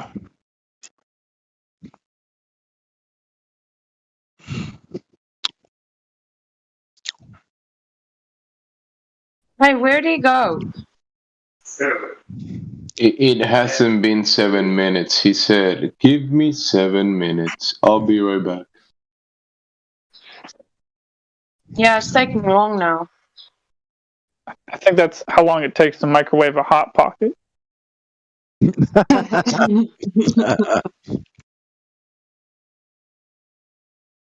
Maybe that's the problem. He's been eating all them GMOs. It's caused his brain to function or malfunction. I don't eat that shit. I don't eat that processed food. I don't go to fast food anymore. I don't do any of that shit. What do you eat, bro? I eat my own food. I go and cook my own. I get steaks from the store. I cook those. I make my own homemade soup. Do the best I can to stay away from all that processed food. I don't eat it. Bro, steak sounds yummy. Yeah, they are. They're real expensive these days. My God, it's been killing me. I just had one tonight. It was delicious. Yeah, they're like $15 to $20 for like a regular size steak these days. Are you getting that from a grocery store? Yep. I don't know where else. I mean, if you can, I mean, I don't know where you live, but if you can, try to find like a regular butcher shop. Yeah, there's one here. I'm right down. I know where there's one at. I should try that. You're probably right. That You can must find be a a lot one. You'll pound. save a lot of money. For $15, that must be a full pound steak then, or something. No. No, it's Are you not. kidding me? I got a sirloin for $7. Wow. I buy ribeye. Ribeye's good, man. Yeah, they are. Sometimes I find buffalo ribeye. It's good. What? Closer to the rib, they get that little bit of extra fat on them, and they are delicious.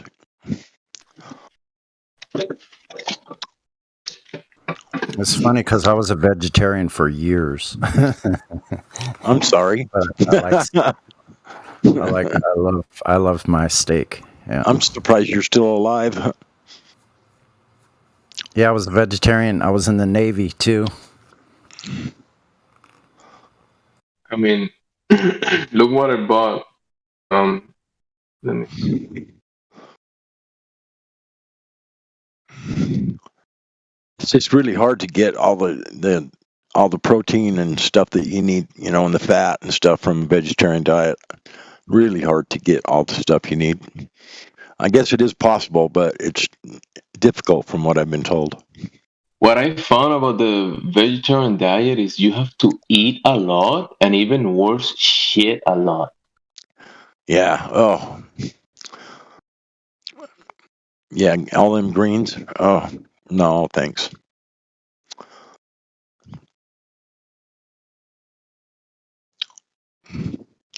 I think we understand a lot more about diet these days than we did years ago. And yeah, we need meat. We need to eat meat. Period. I don't care what anybody says. It's a necessary part of our diet.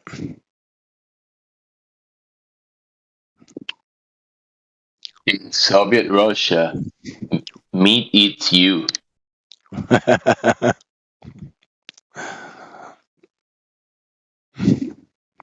I took one of your images there, Orion. Or Arian. Sorry. Yeah, how would you validate that a little image, huh? Anyone? I'm waiting for that Bitcoin now. God Rockin', look at the place that I went the other day. You were talking about $15 for meat. Look at this one. Look at the price on this one. I took a picture of it.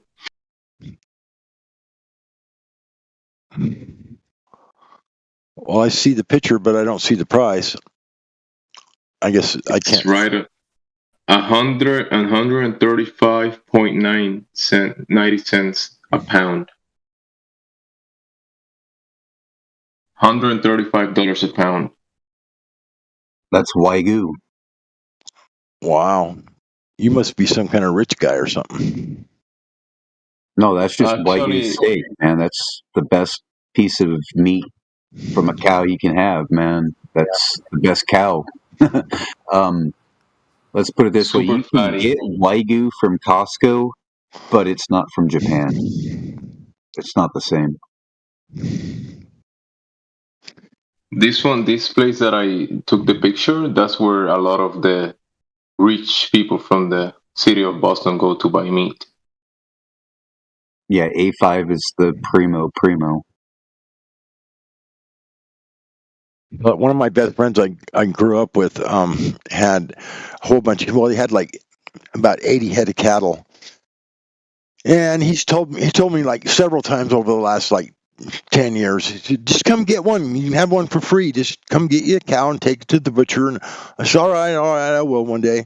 So I called him about 6 months ago and says, hey, I'm ready to come get that cow. He says, dude, I just sold them all. I just quit doing it.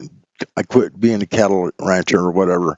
He doesn't do it no more. And I'm like, oh my God. I was a little bummed out. He was just going to give me one for free. And then he said he sold them all, doesn't do it no more. I'm like, oh no. Yeah, some hard work.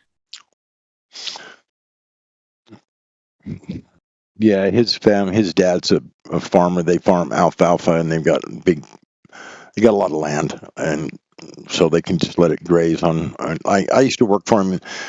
They gave me a house to live in, a farmhouse. It was on 500 acres, and they just let me live there for free, and they paid the utilities and everything. And it was on 500 acres. They own the golf course, the Best Western Motel, and restaurant, and all this stuff in this small town in central Utah. And they just let me live in this farmhouse for free. It was the first house his dad gave him when he moved down there. He said, Dad told him, says, if you come down, I'll give you a house. He kept trying to get him to move down there. And so he finally said, okay. So he moved down there. His dad gave him this farmhouse. It was on 500 acres. And then when I went down and went to work for him, it was vacant, nobody living in it. And I said, well, can I live in there? And he said, yeah, go ahead. Move in. He said, need some work. He says, anything you need to fix it up, just go down to the lumber yard, charge it on my account, and fix it up the way you want it, and move in. So I did. It was fucking so grand. It was so wonderful. That's a friend with some good perks. Where can I get one of those? Well, I grew up with him ever since 7th grade. We played football and junior high and high school together, and then after high school we hung out like brothers for years. And yeah, his dad moved to central Utah and became a farmer and bought a bunch of hotels or motels, and he needed help. We convinced him to move down there and help him, and now his dad he inherited it all. So anyway, he owns the Sorry, golf ladies course. and gentlemen. I'm back. I had to go turn on the furnace and stuff. This cold weather really is eating us up. Also got some coffee. Okay, great. Glad you're back. Are you willing to submit to a little test of your science acumen? Test? Yeah. Just a few the test? questions to test what you know about science. I'll tell you now, I really don't know a lot. Sure. Really? Because you're mentioning science quite a bit in your conversation. So are you willing to back that information up? Sure. I'll try to my best ability. Yeah, so I'm going to bet you a Bitcoin I don't invest in silly internet money. No, I'm talking about an entire Bitcoin. Like I said, I don't use internet money. Okay, I'll go with $1,000 US. You can pay me on PayPal. And this is a chance for you to win 1,000. If you could back up what you say, you can win this 1,000. Yep, I'll pay you $1,000 if you pass this. Okay. Sure, go ahead. Yeah, but you don't get to Google. You don't get to Google shit though. Okay. For your if it's just a test to see, if it's just to see what I know, I mean, sure. Okay, so $1,000 on the line. Everybody heard that? Anyway, God rocking that image. I have 2 images coming your way right now. I actually sent it to my friend, and he's going to send it to you because for some reason, Discord was stroking out and didn't want to send my image. So are you ready to lose $1,000? Yeah, sure. Okay, great. One sec.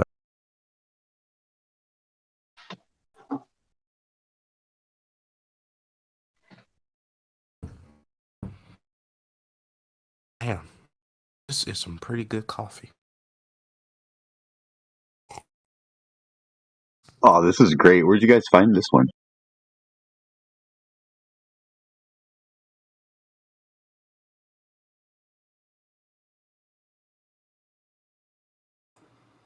Okay, here we go. Mm-hmm.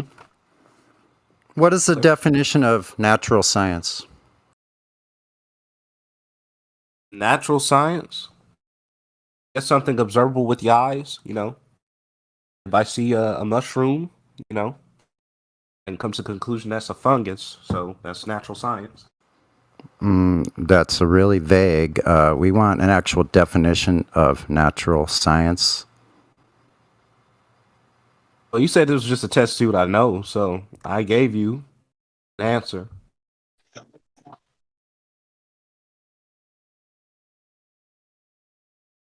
So, yeah. Gave you like a really, really layman term, so. Yeah. Yeah, just keep it simple. It's all good. Come on, guys.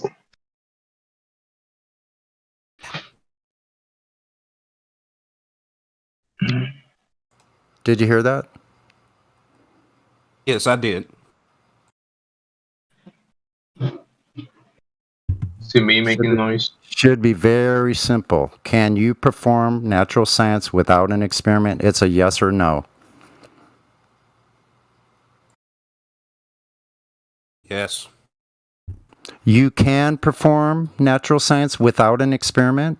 You failed the second question. So you failed the first one and the second one. What are the third question? You failed 2 so far. Mm-hmm. What are the constituent parts of an experiment in natural science? Please be specific. I was going to ask that one, say I don't know. So you failed the third question. Mm-hmm. Okay. Fourth question. Yeah. In natural science, does the observed phenomenon need to occur in the natural world? Yes. You got that one right.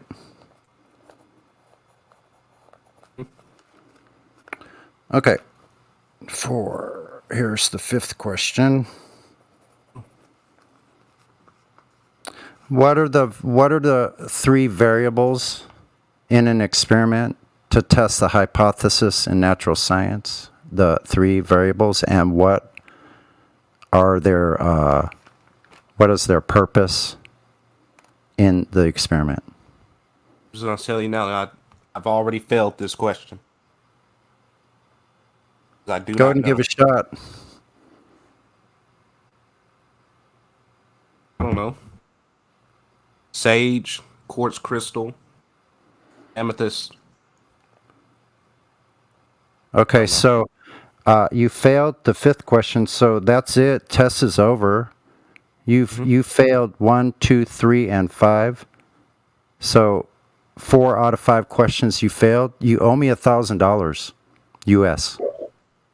Honey, maybe you should explain every question, like with the answers. I'll explain it. Man. He Actually, accepted the bet. He accepted the bet. I did just lose $1,000, so just give me a second while I go write this check. No, you're going to pay me in PayPal. I'll send you my link. Don't use internet money. Didn't I just tell you I don't use silly internet money? Didn't I just say that? You only use cash, so you're gonna have to meet him for Okay, you can cash send me payment. cash. All right. That's funny. How do you send cash? I can send You pass it. You pass it from hand to hand. USPS, and I can send it in pennies. Will you take $1,000 in pennies? And you pay the you doubt pay you have the $1,000. delivery fee. I doubt you have $1,000 in pennies. He's been saving for a haven't. long time. When was the last time you counted those pennies? That's ridiculous. So you lost the bet, and now you're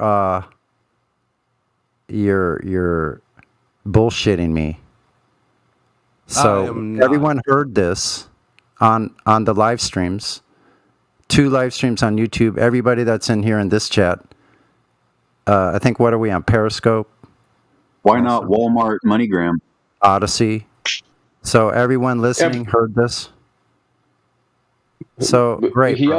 also said that he didn't know much about science. So But he accepted that. Didn't he? Yeah, I was sure. I was sure she was gonna lose that bet since the beginning, and before, having the last conversation. Yeah, it was obvious.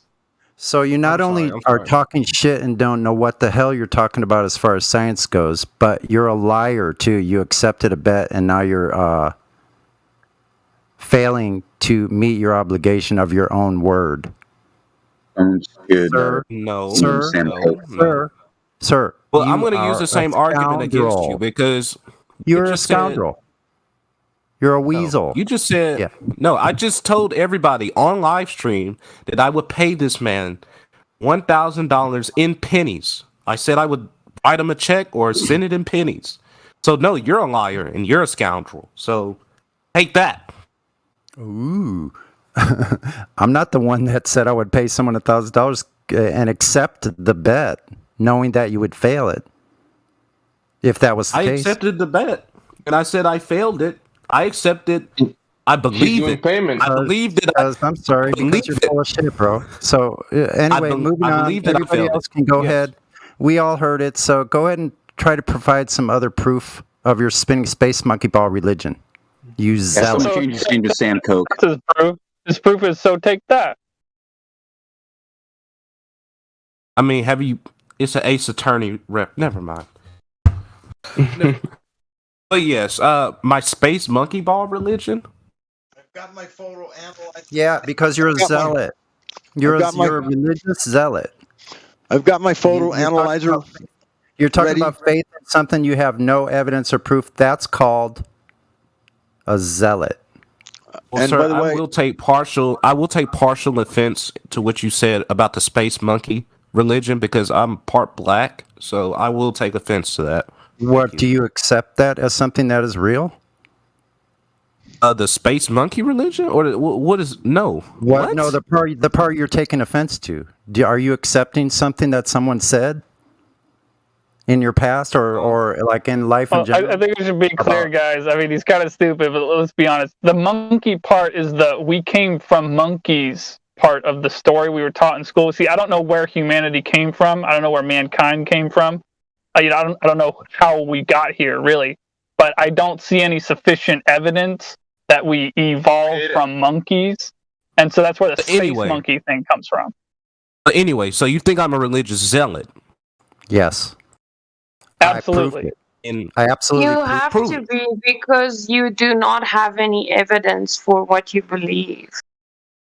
And I've got my photo analyzer ready for that photo. As soon as I get it, I'm going to have it analyzed. See if it's. So yeah, the rest of you He can kept have saying them. believe. I'll recede because I showed exactly, I illustrated exactly what this guy is. So the rest of you can handle them from here. Thanks.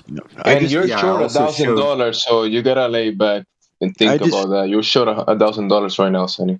I just This need a is link. the root of belief right here. I just need a link for that photo so I can have it analyzed. Thank you. Oh yeah, Starts off with to God care, Rockin', desire to love. God Rockin' would like to have that photo that you said about the satellite in space. God Rockin' would like to analyze that for you if you can provide I it. would love to. I would actually love to send him the photo. But Discord is having like, and I'm not joking, like some technical difficulties. You know, if you see me leave and come back, it's because my computer actually had like a little stroke. So I would love to send that image to him, but Discord is just. I think Discord is siding with the flat earthers on this one. So You must it's be not joking, letting. aren't you? It's not letting. No, I'm not. It's not letting me send the playing a image. I'm game? not joking.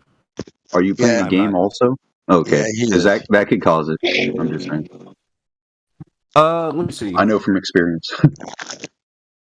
If you, yeah.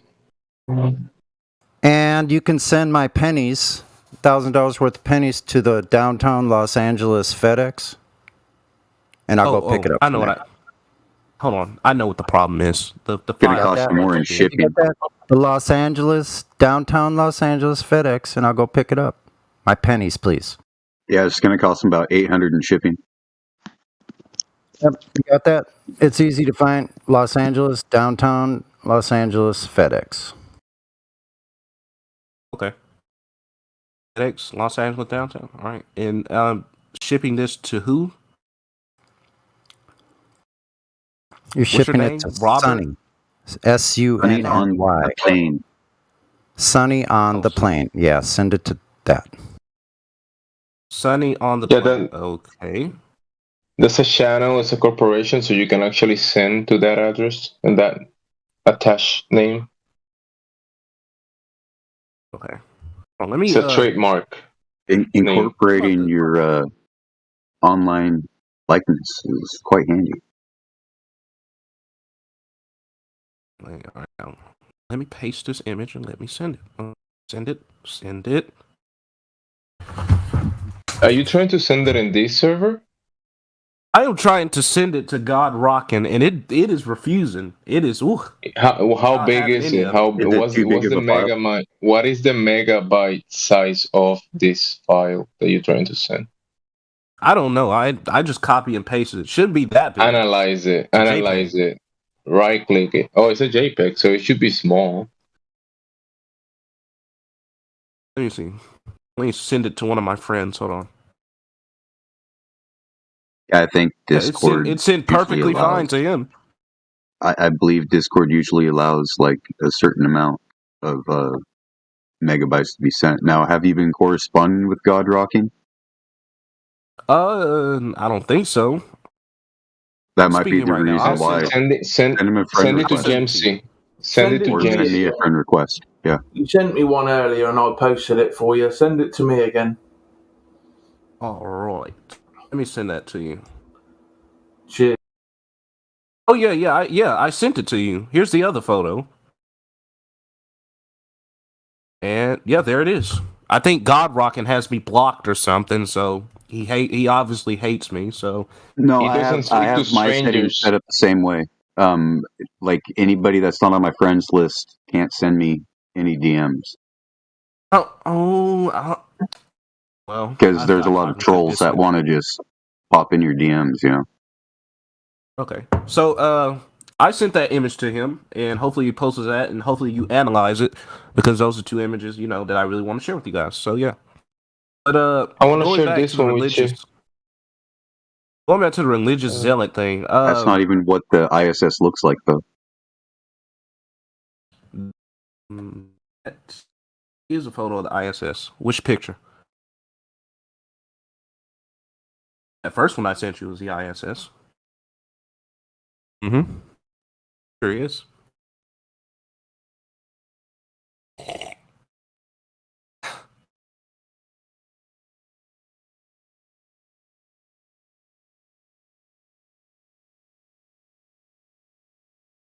Yeah, quiet is my Discord. This is the actual shape of the ISS. There's your FedEx in LA. I gave you the address and the link and the phone number to their offices there as well. Thanks.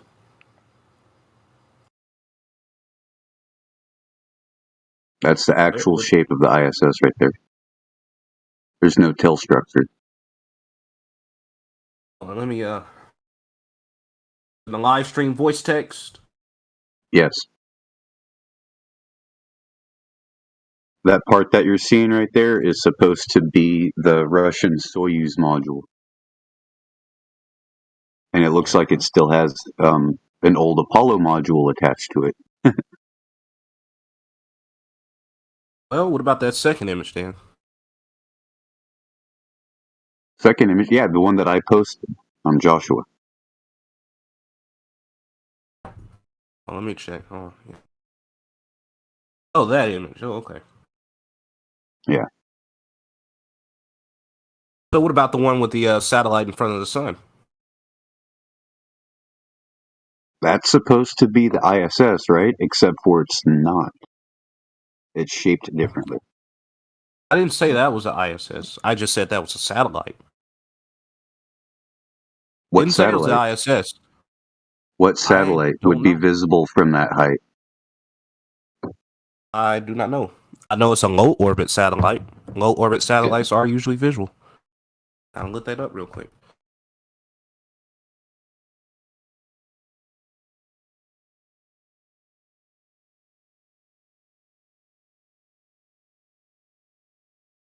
Yeah, it says around 1,200 miles. Get yourself a Canon and a, good lens. You said the satellite is how far away?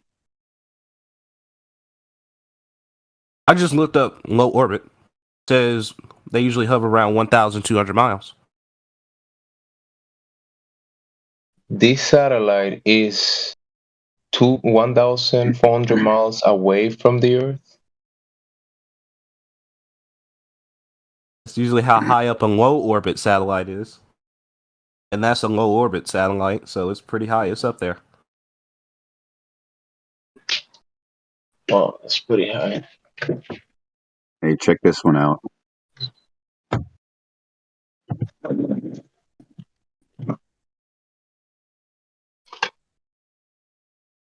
That's a Lego. Even Lego knows what it's shaped like.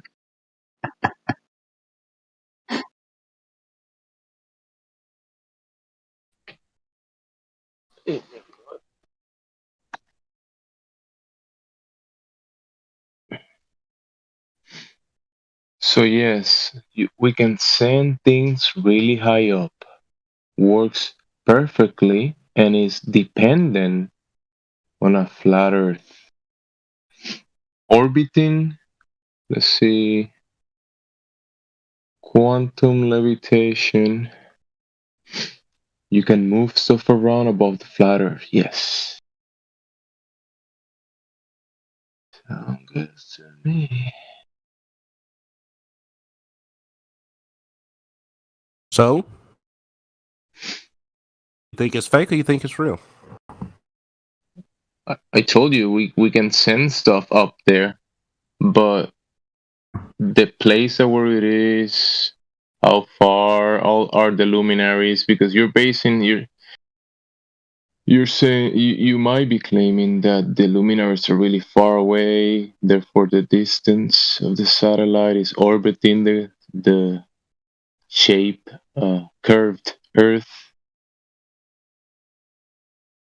Mm-hmm. And that doesn't add up because the It Earth looks like this object right here. This little model, right? What he showed? Yeah, NASA has one of NASA has one of the biggest green screens in the world, right? Did you happen to capture that image? Which one? Personally? The one? Yeah, the one you shown? Yeah. Did you personally capture and record that data, or did you borrow it? I from personally someone else? captured that. So you took a picture of the sun and happened to see a satellite crossing the surface of the sun? Nah, I'm just joking. I got that Yeah. image from somewhere. See, that's the problem with images, right? That image that you've shown us looks like this thing, right? And this is clearly not in space. In Let me fact, there's see. a green screen behind it.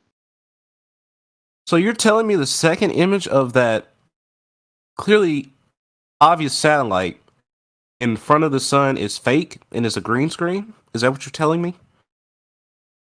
I'm telling you, it's not a real image. What you're seeing is a camera underneath this thing looking up at the sun while it crosses over, zooming in and capturing an image of it.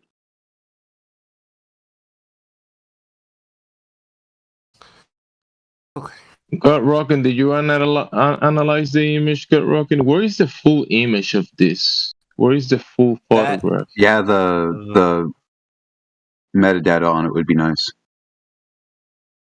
That is the full image. That's the image. So you're saying I can tin eye that? Everyone knows that you can send equipment up there, right? Like this is you can send equipment above the flat Earth. Yes, it works perfectly in a flat Earth. Mhm. How So does here's my that question. correlate? You know when you go below this device that is above in the sky and you go to the ground. When you go to the ground, you measure the ground From with Vice News. devices, equipment, It's from and Vice.com. you go to all bodies of water and you measure that, and everything measures flat, level, motionless. And above that, you can send devices and take pictures of them. Yes.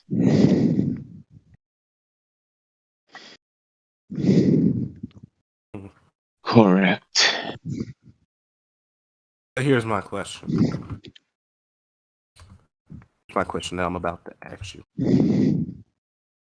I found the source of it. Here we go. Yeah, it is Vice. It did come from Vice News.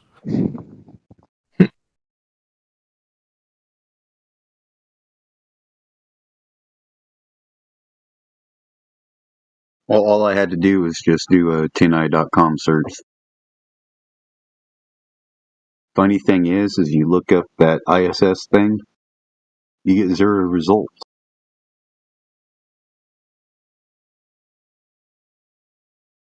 The one that I showed you with the model in front of the green screen, which is actually a building. Mm-hmm. Yeah, if you go to tineye.com and image search that, you'll come up with 0 results.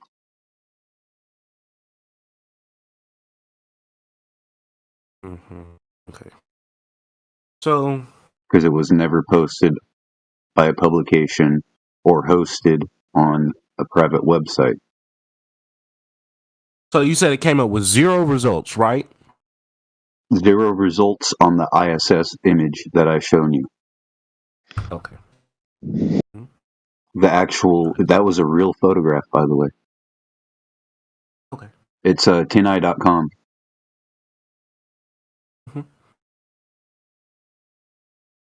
Okay, so you said it's a real photograph. So you believe in the photograph, right? Of the so you believe in the photograph of the green screen or like the legit?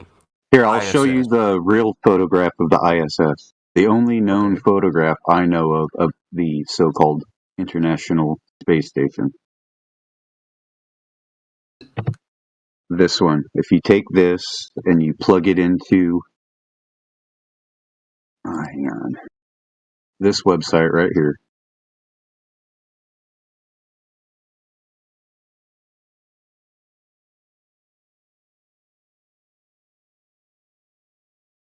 It will come up with 0 results. This is a good way to vet information. Like if somebody shows you a map and you're like, yeah, that can't be real, that has to be fake. Then you go and look it up and then you find maps like this. Oh, where'd it go? Right here. From the David Rumsey collection, right? Mm-hmm. And this map, it's going to blow your mind, all right? Because it's a equal azimuthal equidistant map, right? And it's from like 1400s, 1500s. Well, actually, the date that's on there, it says it's 1587, but if you read it, it just says 57. It says un años is 57. Le años is un or is, is 57 or 87. Excuse me. Well, you know what? I had a real good time talking with you guys today. I'm going to call it a day. And you know what? God bless. God bless you, flat earthers. Have a good one. Have a good one, man. Blessings.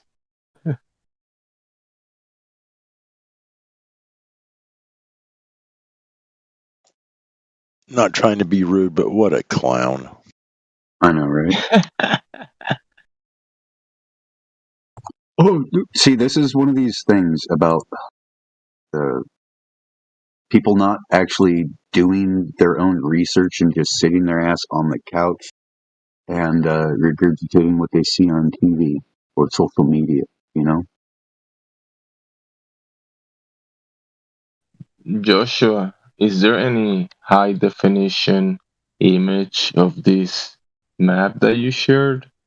Because everything looks pretty blurry when I download it. Yeah, you don't download the map. You actually use that website itself and you can zoom in. Quite detailed. At the bottom right corner, if you're on a computer, the bottom right corner of the page, you'll have a plus and a minus, up, down, home, left, right. Okay, I can see it now. Yeah, you're right. Thank you for that. So, as we can Highly see... detailed. And this shows unicorns, by the way. Ooh, let's go. I see one. Don't go away from your village. You're gonna find monsters. Yeah, and that's Stay actually close to in the house. land of Agog. Not Tataria, but Agog. Mm-hmm. Gog and Magog. It's actually Agog, and that's right there, the Strait of, what does it say? Enarto. That's actually the Bering Strait. This is an amazing map. That's pretty cool. That's pretty cool. And it shows giant dogs in North America and griffins.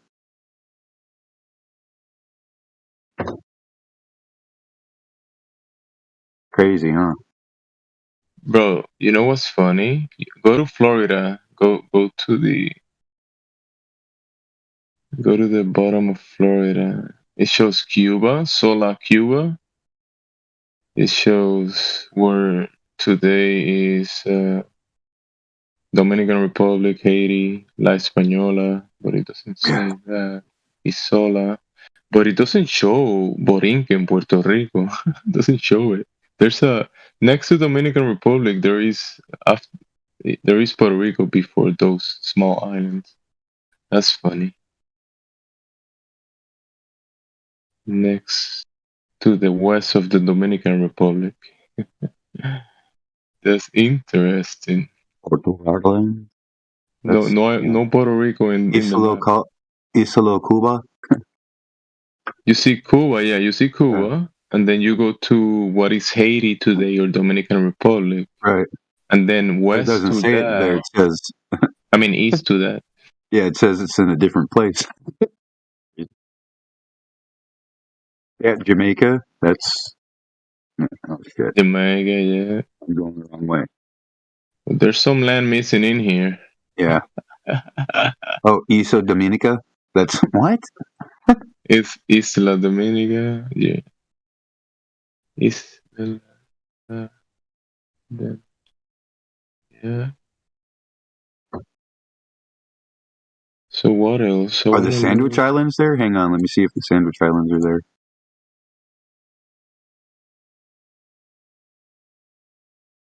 Down by Argentina. Yep.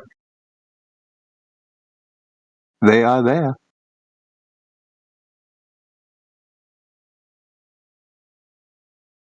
And then just to the tip of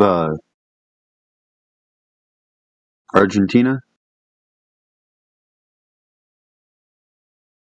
is region de Gigante, Patagonia, and then on the opposite side is La Tierra del Fuego. What a strange place to call Antarctica is the land of fire. Yeah. I mean, it's such a vast region with the circumference of it that the imagery that we got to this day, the small images that we have gotten, is probably just one section of it. Right. I'm trying to locate where this dude sitting there giving his thing, his spiel. It's probably maybe it's depictions of if it's frozen, right? If this region is frozen, like they claim, it might be that this map of the past will show a different time or temperature time, but I don't know. It doesn't look frozen. Is there any frozen area? Right. Okay, I'm gonna take a snapshot of this, and you can clearly see where it says IS instead of 15, and they claim that IS is 15, but it's backwards of what it says right there. C. It's backwards of C. Where? Hang on, I gotta use my snippet tool and take a snapshot, screenshot. Guys, I found unicorns on the flat Earth. They do exist. I saw the unicorn variant today. It's amazing. There you go, Jamesy. It's pretty detailed. I'm pretty sure this is italic. I want to download this image, dude. La Año, right? With the L. That would be, that's not Spanish, right? To the bottom line, or the two bottom lines. Let me go back to the Discord because I've been in the map. Oh, shit. Discreti means discreti of benigni lettori. Yeah, that's italic, huh? Questo atapamondo. Alapamondo. Falto amondo. De una paia. Yeah, I know you can figure it out because it's got similar roots. Oh, the same roots, yeah. Spanish. So, Italian. Se asienta. Asienta means like it's sitting or laid down. Oh, yeah, that's another thing. The See basso, if you the can find base. any cities in the New World that are labeled where there shouldn't be. Okay, so I have to go back to the link. Like, I see a bunch of castles.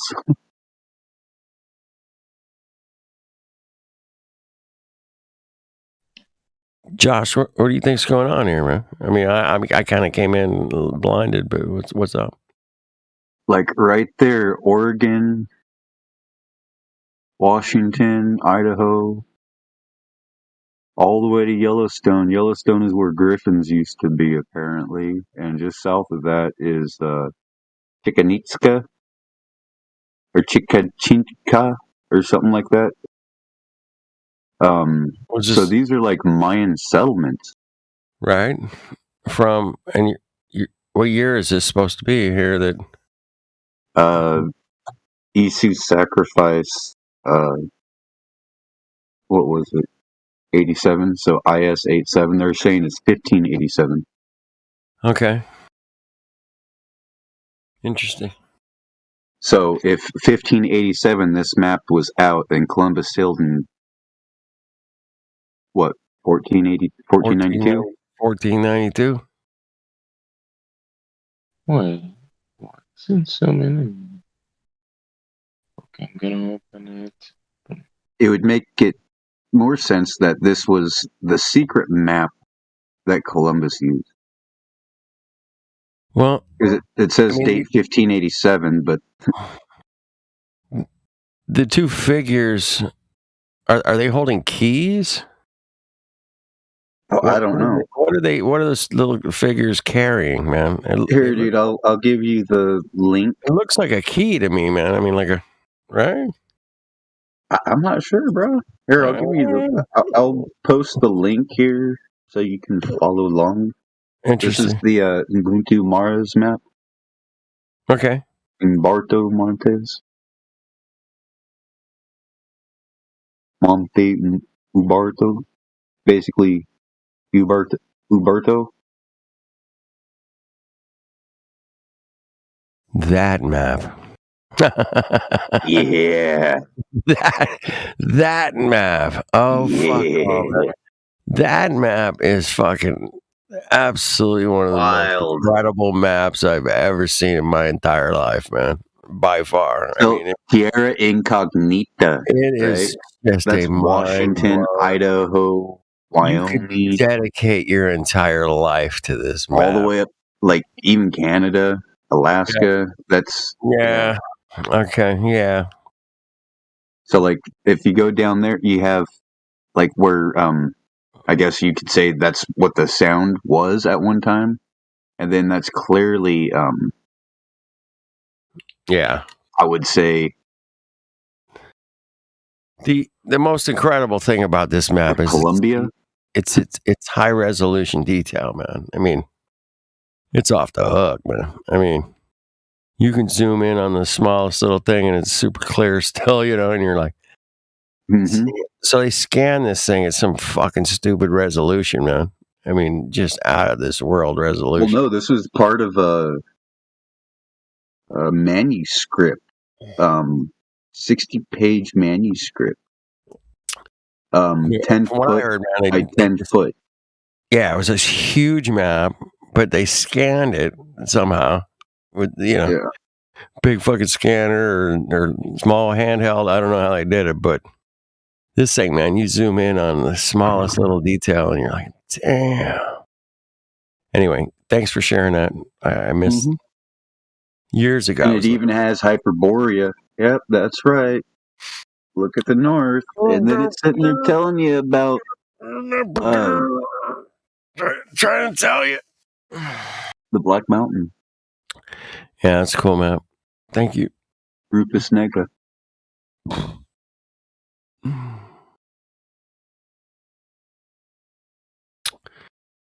So yeah, we're gonna figure out this place, man, big time. And, La Tierra Verde, right? Tierra Verde. That's Greenland. And it's it's strange. It's all stretched out, right? Which makes me wonder that if what we call Greenland today on the map and part of the Northwest Territories, or the not Northwest, the Northwest Territories isn't really Hyperborea. we don't know, man. We are gonna figure it out. And they just have it whited out. You know, maybe that's really the North Pole. So awesome, man. Because that cable and wireless map has England at the North Pole.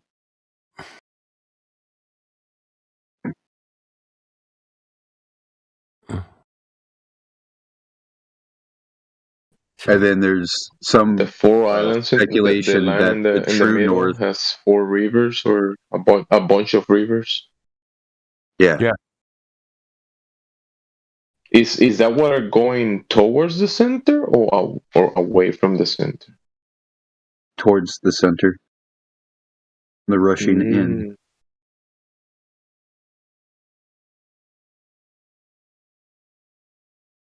I wish I could read this.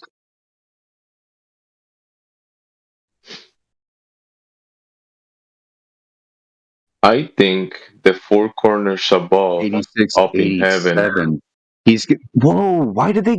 What the heck? This is like gold gilded and everything, man. Okay, look at the center, right? And Yeah, then let me get follow... the center. You have 90 and then G, right? You have G at the center. Then you have 90, 89, 88, 87, and you have a finger pointing at the line of 87 to 88. Hold on. Let me zoom in.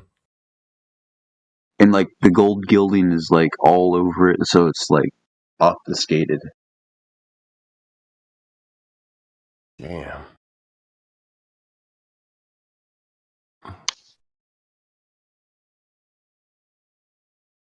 That's crazy.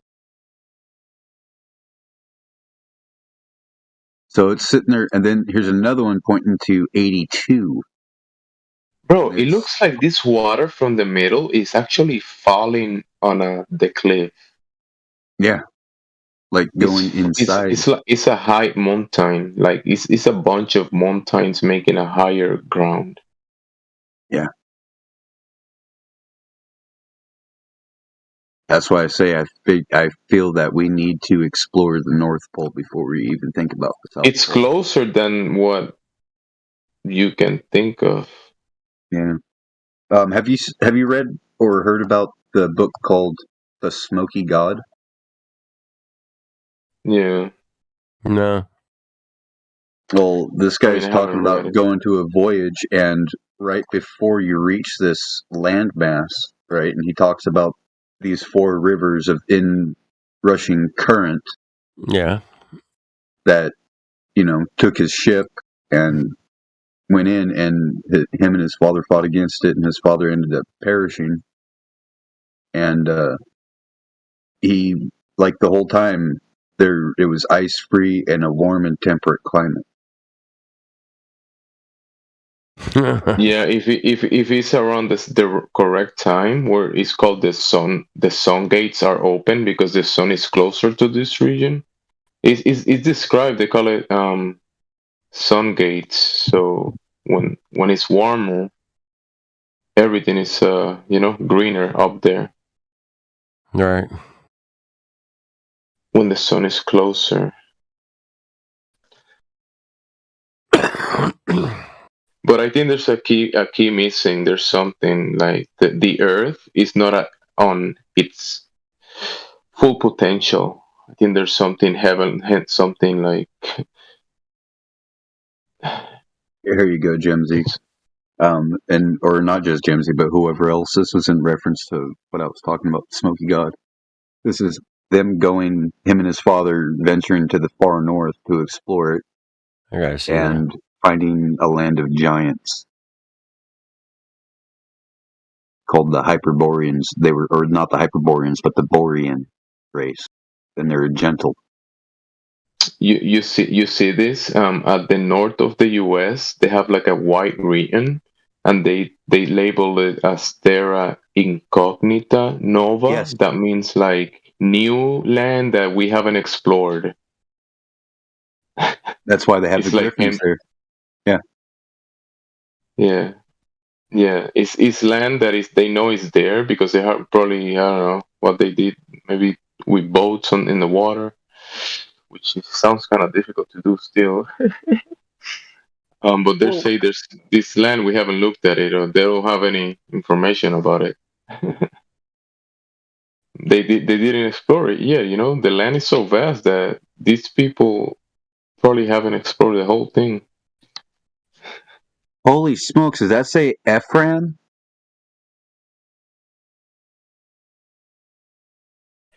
del laborador is the land of the worker. Terra del laborador, the land of the workers, of the worker. Lago Faga? Lake? It's funny, like, okay, wow, it's a pretty cool map.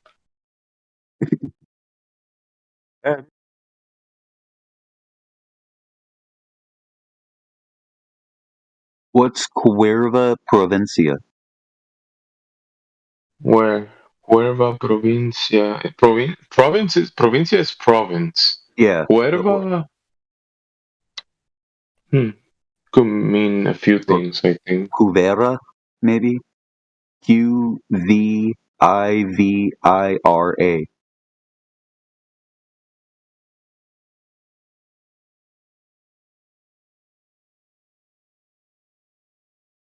And then here's Amiga, or not Amiga, Agama, Agam, California. California.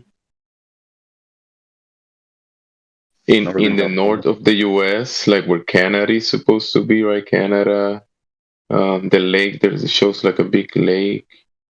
Above that, it says the sea that they talk about around this coast. It says Mare de la Nova Francia. So it's the sea of New France, right? Yeah. And then above that is Canada, and above Canada province, right? And above that is Francia. And then you got Canada.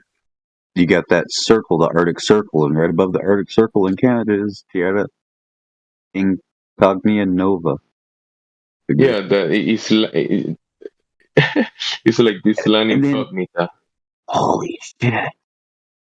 Look at the spiral, the Viagra.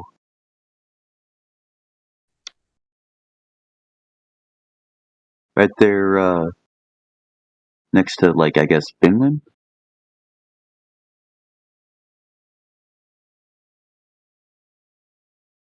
There's so much to look at. It's kinda...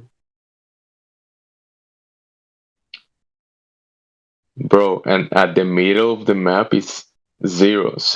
It's like what is it, a G or a zero? Yeah. No, it's not a zero because it doesn't complete the loop. It's like a the G. It's like a G, but an upside down G. But where does that symbol comes from? Well, Holy shit! Actually, Hold you the have to look phone. in reference. Hold the phone. Okay. Hold the phone. Okay, you see that little crease coming off to the, like where we're looking at it, you see that little crease coming off to the bottom right-hand corner and coming off to the top right-hand corner? Yeah. Well, imagine that as the bottom part, right? And then if you look at that G, it looks like it's a flap of, like, say, an apron that's just folded over. Mm-hmm. Like, if we had the physical thing, we could probably, like, lift that and, like, see the secret. See something below it. Yeah, because you see all those lines there? It looks like something's folded up like a pop-up or something.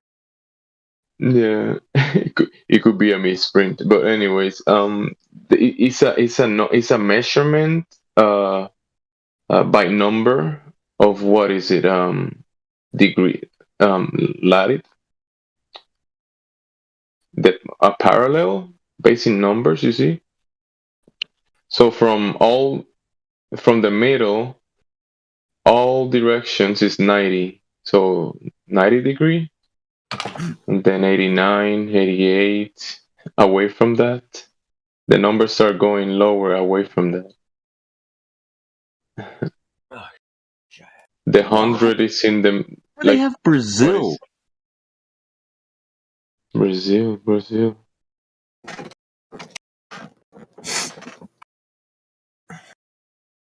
What are we talking about?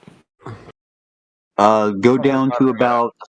Head south to about 5756. right to the right of that marker. It's a map that we're looking at from the 1500s. Where's this map at? It's in the Just, voice text for the live stream. Voice text. Just looking through it. Whoever had spent this much time doing this map, my goodness. Oh my And god. then here's another Brazil. I got the Why would Brazil. Brazil next to 57, 56, yeah. 57. And then if you go over there where South America is, you see a chunk that says America and then El Brazil. And it's red and it's separate from the rest, which is green. What the heck is going on here? I see that. I see where See, you're at. it would be nice to have the actual work instead of just, censored copies of it. Yeah. Sure would. Where did you even get this map from? David Rumsey Map Collection. David, let me see. But look at the ring, right? Supposedly free of ice. Yeah, look, a lot of land out there, man. A lot of land on that ring, man. What's going on in the outer ponders, man? I'm curious. But I can be curious. I don't know if I'll ever know, but And look, there's dragons and you would call them dinosaurs. crazy unicorns and fucking crazy stuff on this map. Oh, and there's a Pope. Y'all think the Kraken exists? Kraken. Mm-hmm. You smoking You're crack? the one that's always asking what's cracking? I said, do you think the Kraken exists? I actually kind of believe it does. Well, the Kraken just means giant tentacle, right? I thought it was So a giant, technically giant squid, octopus. Architeuthis. Yeah, the fucking massive squid that's like destroying entire cruisers and ships and stuff. No, not necessarily that. I think that was part of a wives' tale. Yeah, I've never seen one, so I'm not gonna. I've never seen an alien either. So like, I have a They even have a sea pig, right? Yeah, now, I you got a might couple sit there and think, well, there's no such thing as sea pig. Oh, but they don't have any sharks, do they? Do you see any sharks anywhere? No, but you see sea pigs. Yeah, there's some weird looking stuff around here, man. So, tell me this, pig. right? How this is a genuine question. How do we stay on the Earth if it is what force causes us to stay on top of the Earth if gravity does not exist? Buoyant density, it's called. The weight of it. Well, it is called gravity. It's called specific gravity.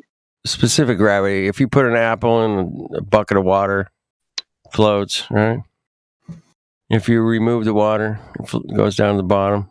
Yeah, So it's not. that's because of density, right? That's buoyancy, actually.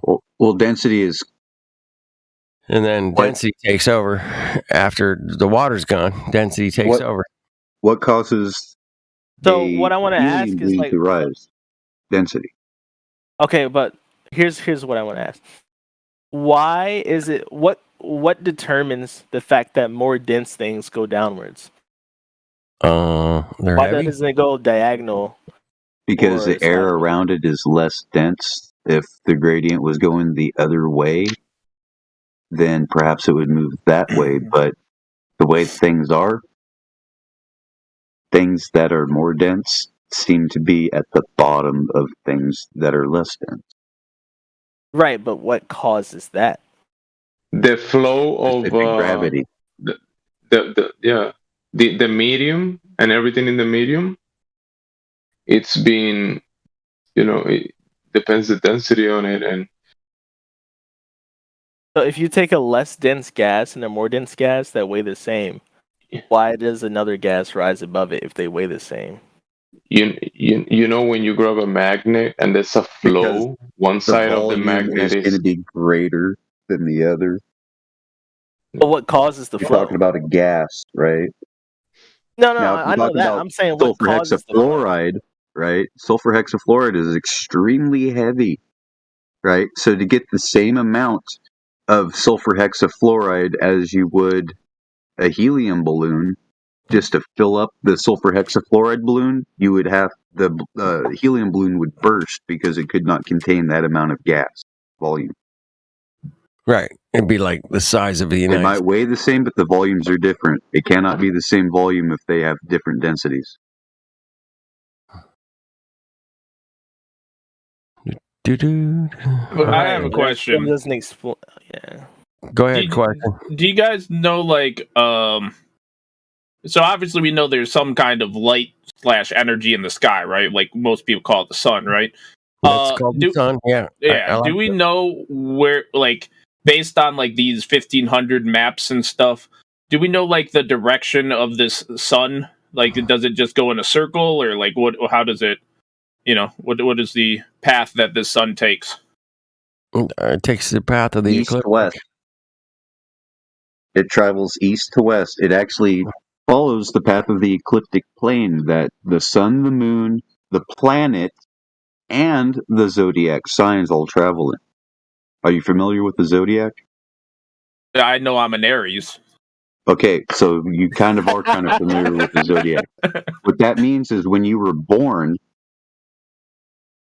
the sun was in the house of Aries as it rises. So the day you were born, when the sun rises, it will actually be in the constellation of Aries. That's what that means. Now, it just means it's a time and a season. It's a clock. Now, do we believe that these stars are other like sun flashlights, or They're just lights in the sky. We can't test them. We none We of us do know are that the ever- sun is a ever- black body. None of us. I guarantee that Wait, what? nobody here is ever going to the fucking star, any star. Period. Yeah. So Nobody's wait, ever the been to sun. a Wait, star. what do you mean by the sun's sun- a black body? The sun is a black body. You can actually look it up if you're curious about it. A black body is an object or a body that absorbs all spectrums, doesn't emit anything like black. The reason why something is black is because it absorbs all light spectrums and does not reflect any. Well, that's why they call it a black hole. But how can it be a black hole because of gravity if light has no mass and is not affected by gravity? Therefore, light cannot be bent by gravity. Uh-oh. I thought Einstein said that light can be bent by gravity. What's the speed of light? How can you determine the speed of light? It's actually How did he come up with the gravitational constant? How did he come up with the cosmological constant? He couldn't quantify gravity and Josh, the those are cosmological great constant at the same time. We know those are great questions, but don't they measure the speed of light at going and coming back? Like the atomic level, isn't there like the way to with high speed cameras and stuff? You can't see an atom. You can just see the fog around it. You can actually look at IBM come up with the little boy atom, right? And it's just a bunch of gold atoms that they animated together, and it's kind of neat, right? Little boy playing with I heard you like a can't gold see atom, and it turns into a balloon. either. You can't see a virus. I've heard. You're not actually seeing gold. You're not actually seeing the atom itself. You're seeing the electron cloud around it, right? Say that again. You're not actually seeing the atom. When they say they took a photograph of an atom, You're not seeing the you're not atom. actually Right. seeing an atom. The only way we can see something like that is by any hopes at all is with an electron scanning microscope, right? One of these devices that uses electron scanning, because electrons supposedly are in everything, and the only thing we would be there for seeing is the electrons, not the neutrons ever. So what protons- is there then? Like, are we just assuming there's an atom there, or no? Well, we're seeing a cloud of electrons. In fact, you can solivate electrons. Yeah, but I thought like with microscopes and stuff, you know how like the different the periodic table, right? The higher the number, the more dense it is, right? Yes, but do you know what that periodic table is based off of? No, what is it based off? How it was found and how the equations come about? No. It's the substance itself weighed against itself. It weighed against the displacement it displaces of an oxygen acid. Do you know what an oxygen acid is? No, please. Water. Water. Specific Oxygen. gravity. That's how it was founded. I gotta The get periodic table of elements is the atomic weights and masses are based off of specific gravity. So you're saying since gravity doesn't exist, that the periodic table is full of shit? I never said specific gravity doesn't exist. This exists. It's quantifiable, measurable, repeatable, repeatable, observable, demonstrable. demonstrable. Wait. What's the difference between gravity and the other gravity you were saying? Specific gravity. Well, one is a thought experiment theory, right, to explain a globe model, right, which is not reality. And the other one is how we determine how much fermentable sugars is in, say, beverage before it's fermented, so we know how much alcohol we will receive out of it and how much alcohol is in said product, or if you can use a hydrometer which tests specific gravity in your antifreeze to make sure you have enough antifreeze in it and not too much water. Make sure you have the right amount of electrolyte in your batteries, that kind of thing. I like the explanation of the fermentation and how much alcohol you're going to get. It's very needed, because if you have too much fermentable sugars, you're going to make what? Vinegar. You're going to make shit. Yeah, exactly. You don't want that. You want the higher quality stuff, man. 13.3% right here I'm drinking. Yeah, you want about 20% to 25% sugar. For my wine I'm drinking right now, it's like 13.5%. 13%, exactly. And then you'll get maybe 18% yield if it's wine. So what is keeping everything on the planet? Like, why is air just not flowing? Earth is not a planet. It's Wait, By what? definition, planet means wandering star. Wait, planet means wandering star? What? Yes. The word planet means wandering star. So what is Earth then? Dry land. It's Terra. What we live on. What's keeping the air on the dry land? What's keeping the air on the dry land? Mm-hmm. Air. Let's talk about air. Air is a gas, right? Are you asking what's keeping the air on Earth? Yeah, you cannot have gas pressure without a container. Can you demonstrate gas pressure without a container without equalization occurring? Do you know what equalization is? Equilibrium? Yeah, I know what equilibrium is. So you understand that one thing we understand in science and our view of natural world is all things seek equilibrium. Homeostasis. Right? That's for the body. The body sees homeostasis. No, it's not just for the body, also for the natural world, the ecosystem itself. Right? We know that all things have a balance. Like, sure, you can say, oh, meteorology, right? You can have high pressure, low pressure systems next to each other. Yeah, but the thing is over time, they equalize out. Right, but my question is, what is stopping the air from So flowing? how do you have air pressure 14.7 psi at sea level next to, say, 10 to the negative 14 torr vacuum, which is pretty close to negative 32 inches of mercury? It's stronger than we can create in a lab, and this is what they say exists in space because of starlight.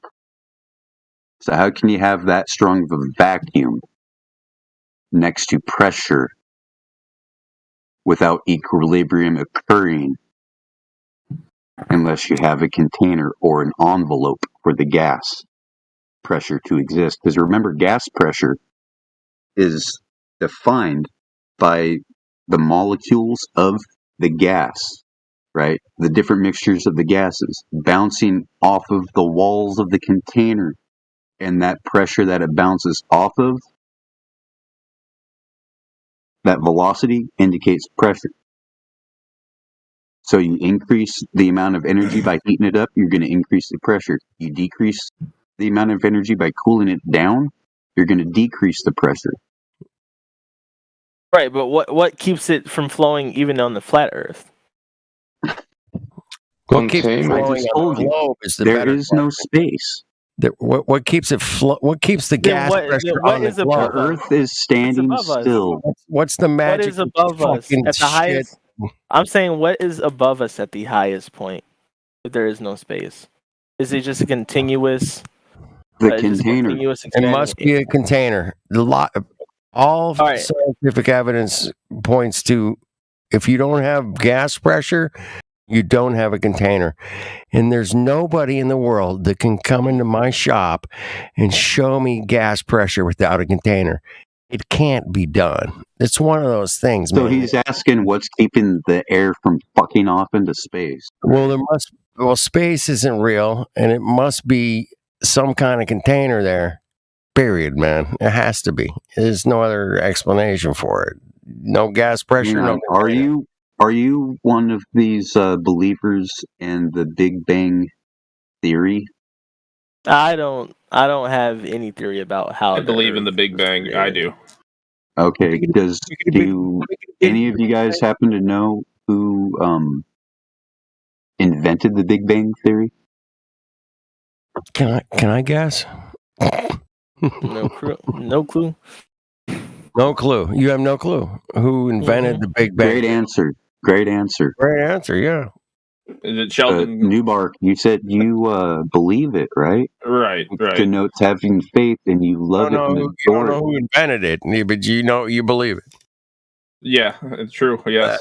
Boy, that's some really don't Wait, you think? wait, hold on. Before you guys continue, recognize Are something you interesting. If space is fake, why would you need a barrier to contain things? Hold on, man. Wait, let's get back to the Big Bang thing, man, because we got to finish up on that real quick. Okay. You believe in the Big Bang theory, but you don't know who created it, how it was invented, how it was thought of, how. I mean, I don't know who invented rocks, but I still believe in rocks, right? Like, You wouldn't know have what to I'm saying? be a Catholic, would you? I grew up Catholic, but I'm more agnostic. Okay, right now. that might have something to do with it. Well, I'm agnostic now, so. George Lamars, right? He was a Belgian astrophysicist, right? Theoretical physicist, because astrophysics is pseudoscience. It's not a measurement, and they even say themselves they do not use a scientific method. And anything that claims to be science that does not use the scientific method, therefore, is pseudoscience. Pseudo. So I mean, like, okay, you're right. No, it may or may not be true, right? Invented by a Jesuit Catholic priest. No, but my question is, okay, so but that kind of makes sense, right? Like, if we're living in hypotheticals, right? The universe starting in a giant, small, little dense thing and then exploding, right, into the universe that's ever expanding, right? I mean, what would be your explanation on how life just got here? God fucking put us here, man. Said, hey, man, check it out. You know, Genesis 1. But okay, have you seen God? Have you seen God? In the beginning, God created the heavens and the earth. That's all you right need to there. That's your answer. Everything right there, and right there even talks about salvation, about a sheet, all that. Where's heaven at? Where's it located? Above you. Heaven's above, man. So that is outside of our container. That's where heaven is. Yes, it's the realm. Yeah, that we cannot get to. Now, there's either two possibilities with the air thing, right? Either there is no space, right? And there is no container, and air is everywhere. Air is even in space. Or there's a firmament. Mm-hmm. And what's above it is waters. Doesn't that it's mentioned in the Bible, that firmament thing? Oh, I think It's got to be one of those two possibilities because you cannot have air pressure next to a vacuum without equilibrium occurring. Here's what I want to ask: how can you demonstrate the existence of heaven? Look up. No, You see all those stars that you lust after? No, I said. You know what heaven means? The cosmos. The cosmos, baby. The cosmos. Heaven is literally a place in the Bible. That's not the cosmos. What does Carl Sagan say what heaven is? The cosmos, right? Yeah, but the I was Bible quoting Sagan. I was quoting your guy, Sagan.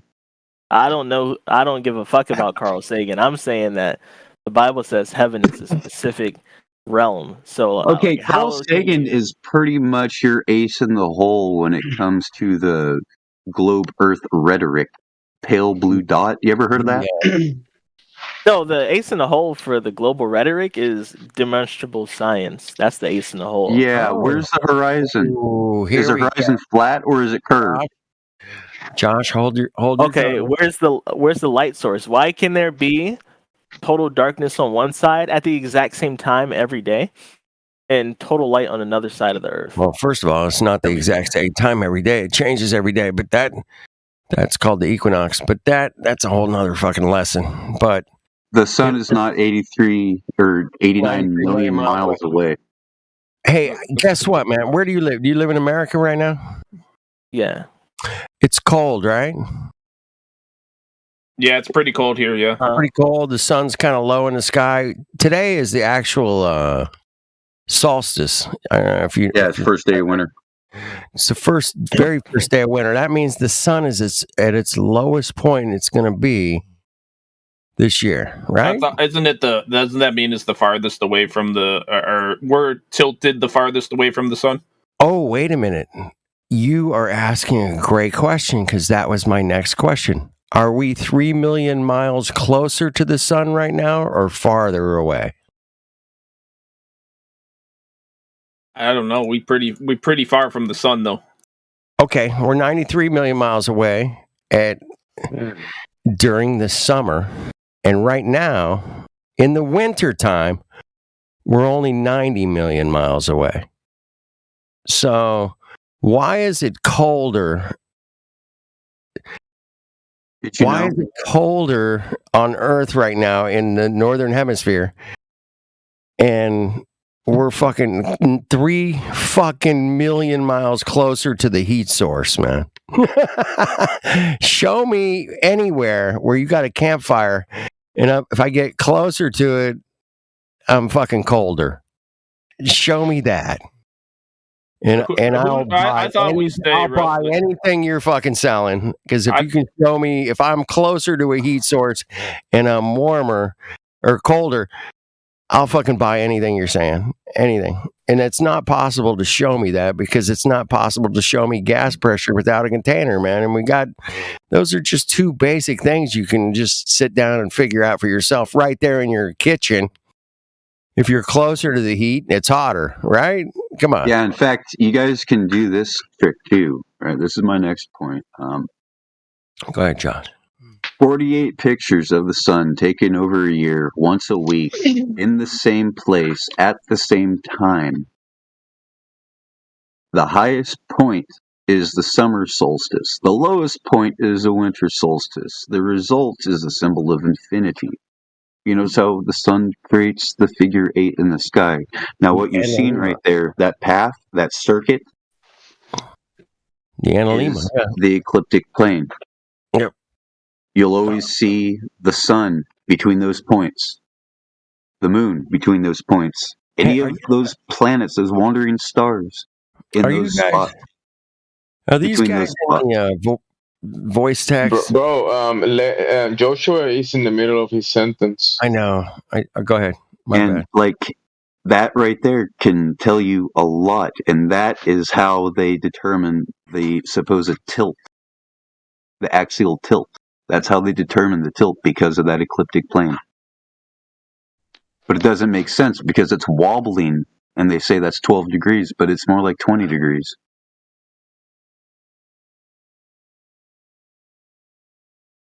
$23.4. Hey, are these guys in the voice text by chance?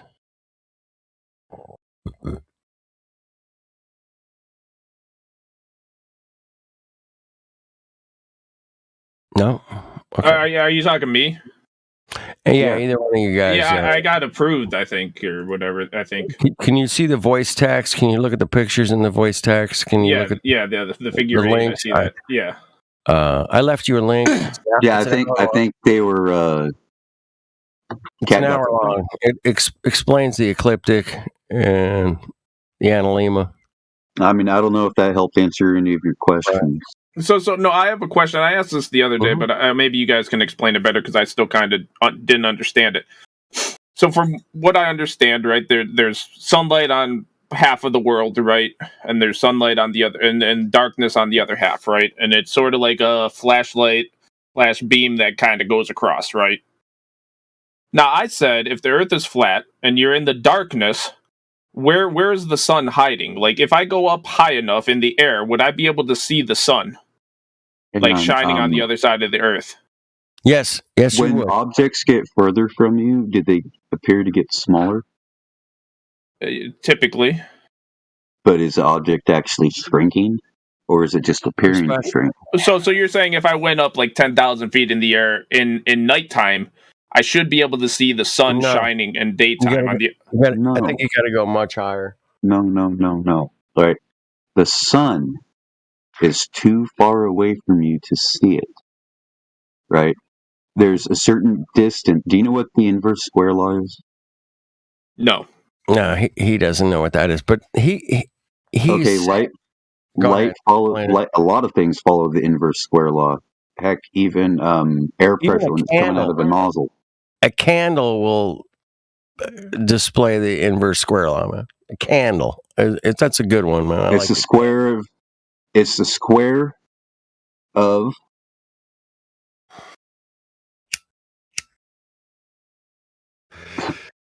Come on, guys. Dude, it's all right. It's the square. The light. As it gets farther away, obviously it gets darker. I mean, you can take a flashlight and it's shining on because the floor. It dissipates, right? Yeah. It's not going to light the whole room up, It's going to dissipate over distance, right? You follow me? It's going to square the distance is going to square every time.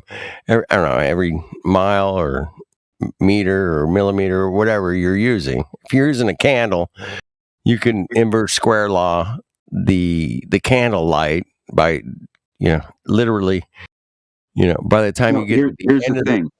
Multiply by 2, that is square. Multiply by 2, that is cube. Multiply by 3, that is square. Inverse it, and you have the inverse square. So you reverse the number into a negative, right? This is actually a measurement of radiations.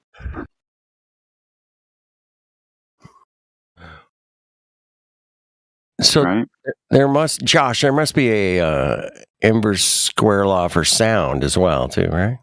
In physics, there is many laws that define objects, light, earth, and many more. These laws are formed with respect to some fundamental quality. Snell's law, laws of reflection, right?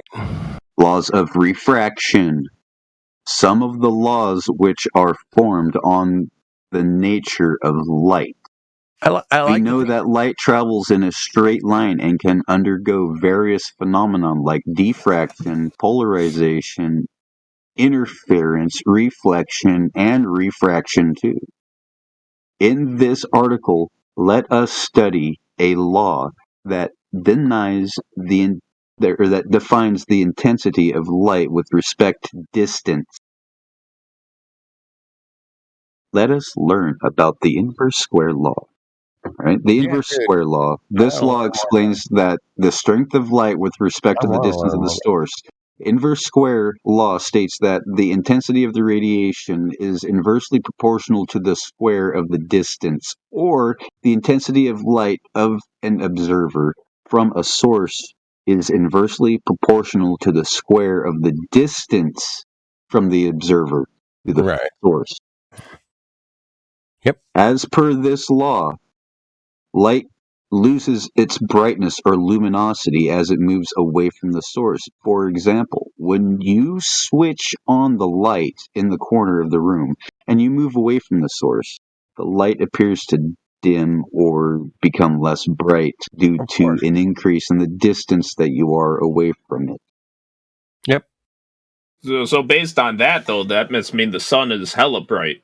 Because that, how far away do you guys think the sun is? Don't know. But like, you know what I'm saying? If that law applies and it's shining this much light on our planet, right? Like that must be hella bright. I think it's 62 miles away, man, personally. But that only is from an observation standpoint. Where I've looked at a mountain, it was 62 miles away, and then I looked back up at the sun. Here's my citation. It's just an observation, actually, a physical, personal observation that I've looked at a mountain 62 miles away, and I said, look at the sun, and they look about the same distance. And that's all, you know, there's no citation on that, but... Shit, you can't beat that science. My science is solid. Well, do you know what science means? I'm just kind of fucking. It means knowledge. Fucking around. Right? No, there's no science behind any of that. But no, I'm saying science means knowledge, right? That's it. Yeah, I mean, it's just observational knowledge, you know, measurement. It's the knowledge of this world, and the knowledge of this world is fluid. I love what I live on, this dirt, and this dirt is awesome, man. It fucking produces trees and... If science is knowledge, then Sci-Fi Channel is knowledge fiction. Pseudo knowledge. I like that. That's pretty good. I like that, man. You might want to write that one down, actually. Make that a meme. Please. No, I'm here to learn and question as well, man. I'm not here to think I know it all. Fuck off. Yeah. Also, from the perspective side of things, on the ground, there's limitations from which the light will pass, and you won't be able to see it. But you also have to add that there's a limit to the sky that will also, like a roof, converge with the ground to a vanishing point, and that's why the sun looks like it's vanishing. There, you can see the sun's focal point whenever you are at the correct perspective. You can see the sundogs and halos, and you can see the light traversing through the. You can see the magnify effect of the sun traversing through the sky. But when you are at the perspective from where you cannot see the light anymore, you won't see it anymore because it's out of focus to this point that you standing on the ground. Now, are you guys under the presumption that the sun goes below the horizon? I mean, I'm a round earther, so yeah, I believe, yeah. Oh, here we go. All right. Let the party. I'm going to show you a GIF. Hang on. I'm going to show these guys a GIF. Yeah, take your it's time, a sunset GIF. Somebody else has another one that I think is a little better because the table's longer. And it Go ahead. Better. Thank you, Josh. I'm trying to find it. First of all, thank Josh. Where's it at? Where the fuck are you? How do I say your name? New. And just call me Nub or Nubrack, whatever you want. Yeah, Nub. call me whatever you want. Yeah. All right, you can call me Nubrack. Dude, or you can call me. I was calling you Nubrick. I'm sorry. No, call me whatever you want. That's fine, man. I was thinking like How about Noob? All right, this is a pretty interesting video, man. Yeah, you see the GIF I just posted? Right. Okay, so this guy, go ahead and explain Now, it, Josh. he first shows you what he's doing. He's not doing anything funny. He's simply moving the image away from the camera, right? And then he puts this lens which causes a refraction, right? It's to simulate atmospheric refraction. Now, notice like without it, that image tends to be the same size, all the way down. It like gets smaller, right? Right. Now, with that atmospheric reaction gradient in the way the Fresnel lens, it tends to sink. And it as looks like it's it tends to actually getting. set, It looks and like it's getting bigger. it's Almost. bigger as it goes down. Yeah. So so when he puts that thing on, he's actually pulling it back, just like in the Yeah, first he's one. pulling it back. Yes. Wow. It looks You like can it's actually getting do bigger. this yourself. Yeah, you can buy those lensing magnification things at Staples. They sell them for. And like, remember, there is for like something called people terminus that line. have a hard time seeing, and they lay this lensing thing over their magazine or whatever they're reading, and it magnifies the text so they can read it. Right. Right. That's all that is, man. It's one of those. So you're saying that when it goes over the horizon, it's actually getting it appears that it's getting closer to us, even though it's getting farther.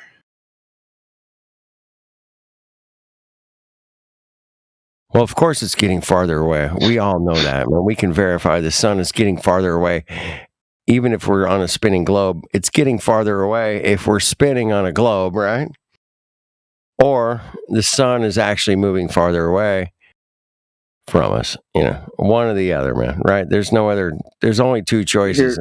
I'm going to share with you guys a kit you can buy and test it yourself. It's about the Chicago skyline, but it has one of these things in it, one of these lenses in it itself. Mm-hmm. And this was put together by the late Rob Skiba. Shout out to Rob Skiba. I met the guy once, shook his hand. See, I'm still kind of confused. I think I asked this yesterday too, but there is so like when it rises on one side of me, rises in the east, right? The sun, I see it on one side of me. Then in the midday, I look straight above, I see another. I see the sun above me, right? And then at the end of the day, I see it on the other side of me. And if I connect those 3 points, it's like a triangle, right? Or if you put a curve to it, right? You could put a curve to it, so it's like a half. It's called the ecliptic. Yeah. But you know what I'm saying? So like if the sun, to what it appears, the sun travels over me from one side to the other. It kind of looks like it's taken like an upside down circle path. You know what I'm saying? Dude, are you in the live stream voice check, man? Yeah. There is a thing called LHFE at 12:14 PASI 12:14. So like a few minutes ago, I put a documentary. It's about an hour long. Go ahead and watch that, man. It explains the ecliptic, what you're seeing, how it works, how the analemma works, and how they've had this figured out for a very long time because they built buildings that will. You can go to buildings they built, a long time ago. I don't know how many years ago, but a long time ago. And the sun will shine right through that building on a certain day every year, right? Right. And that they've figured this thing out, man, a long time ago. But watch that it's called EWAR LHFE Volume 2, man. Check it out, man. Or LHFE 2.2. Hey, I actually like this kit because he gives you a little like thumb light, an image of a ship, and an image of a sun, so you can actually see the ship disappear over the horizon, bottom up, on a flat table. On a flat table. My question is, if this is all true, right?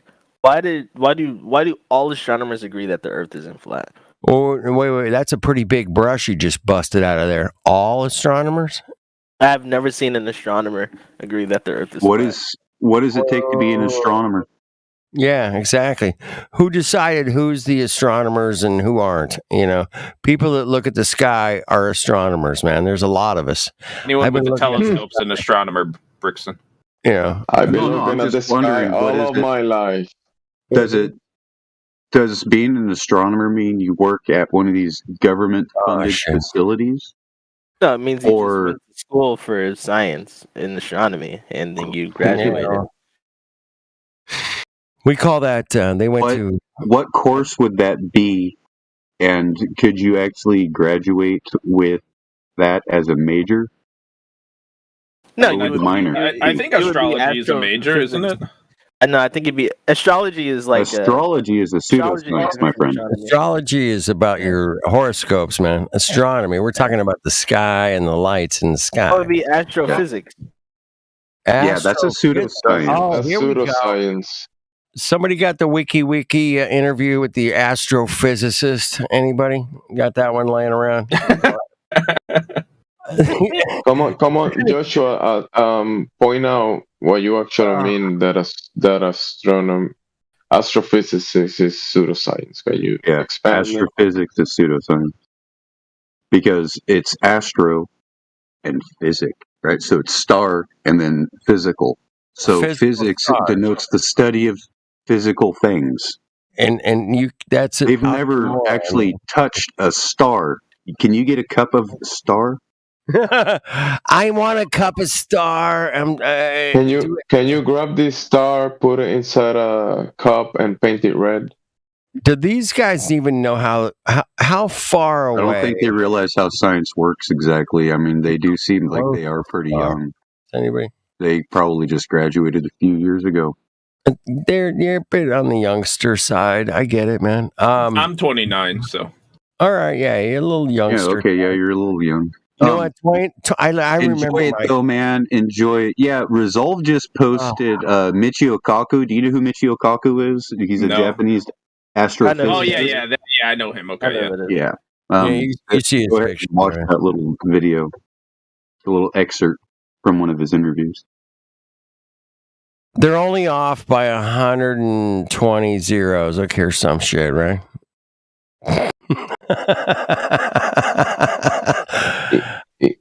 No, he's talking about scientific theory, right? They're off. Listen to what he says. It's 23 seconds. Listen to what he says. All right, I'll be right back. I'm gonna just refresh my memory. I'll be back. I just he's saying it's guesswork.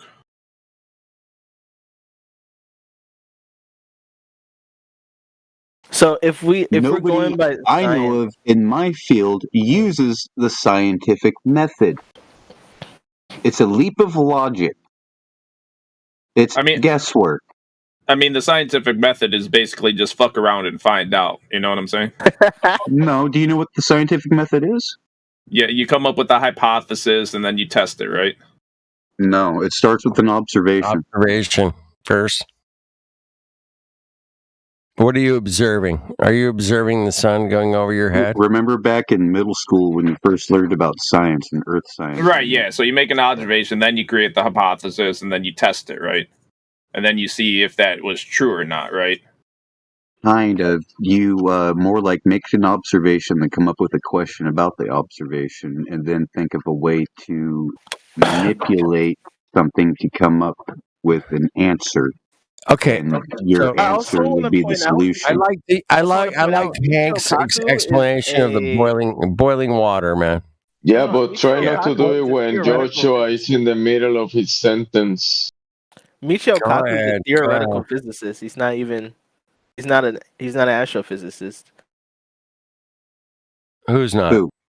Michio Kaku, he's a theoretical physicist. That's what astrophysicists are. No, theoretical physicists.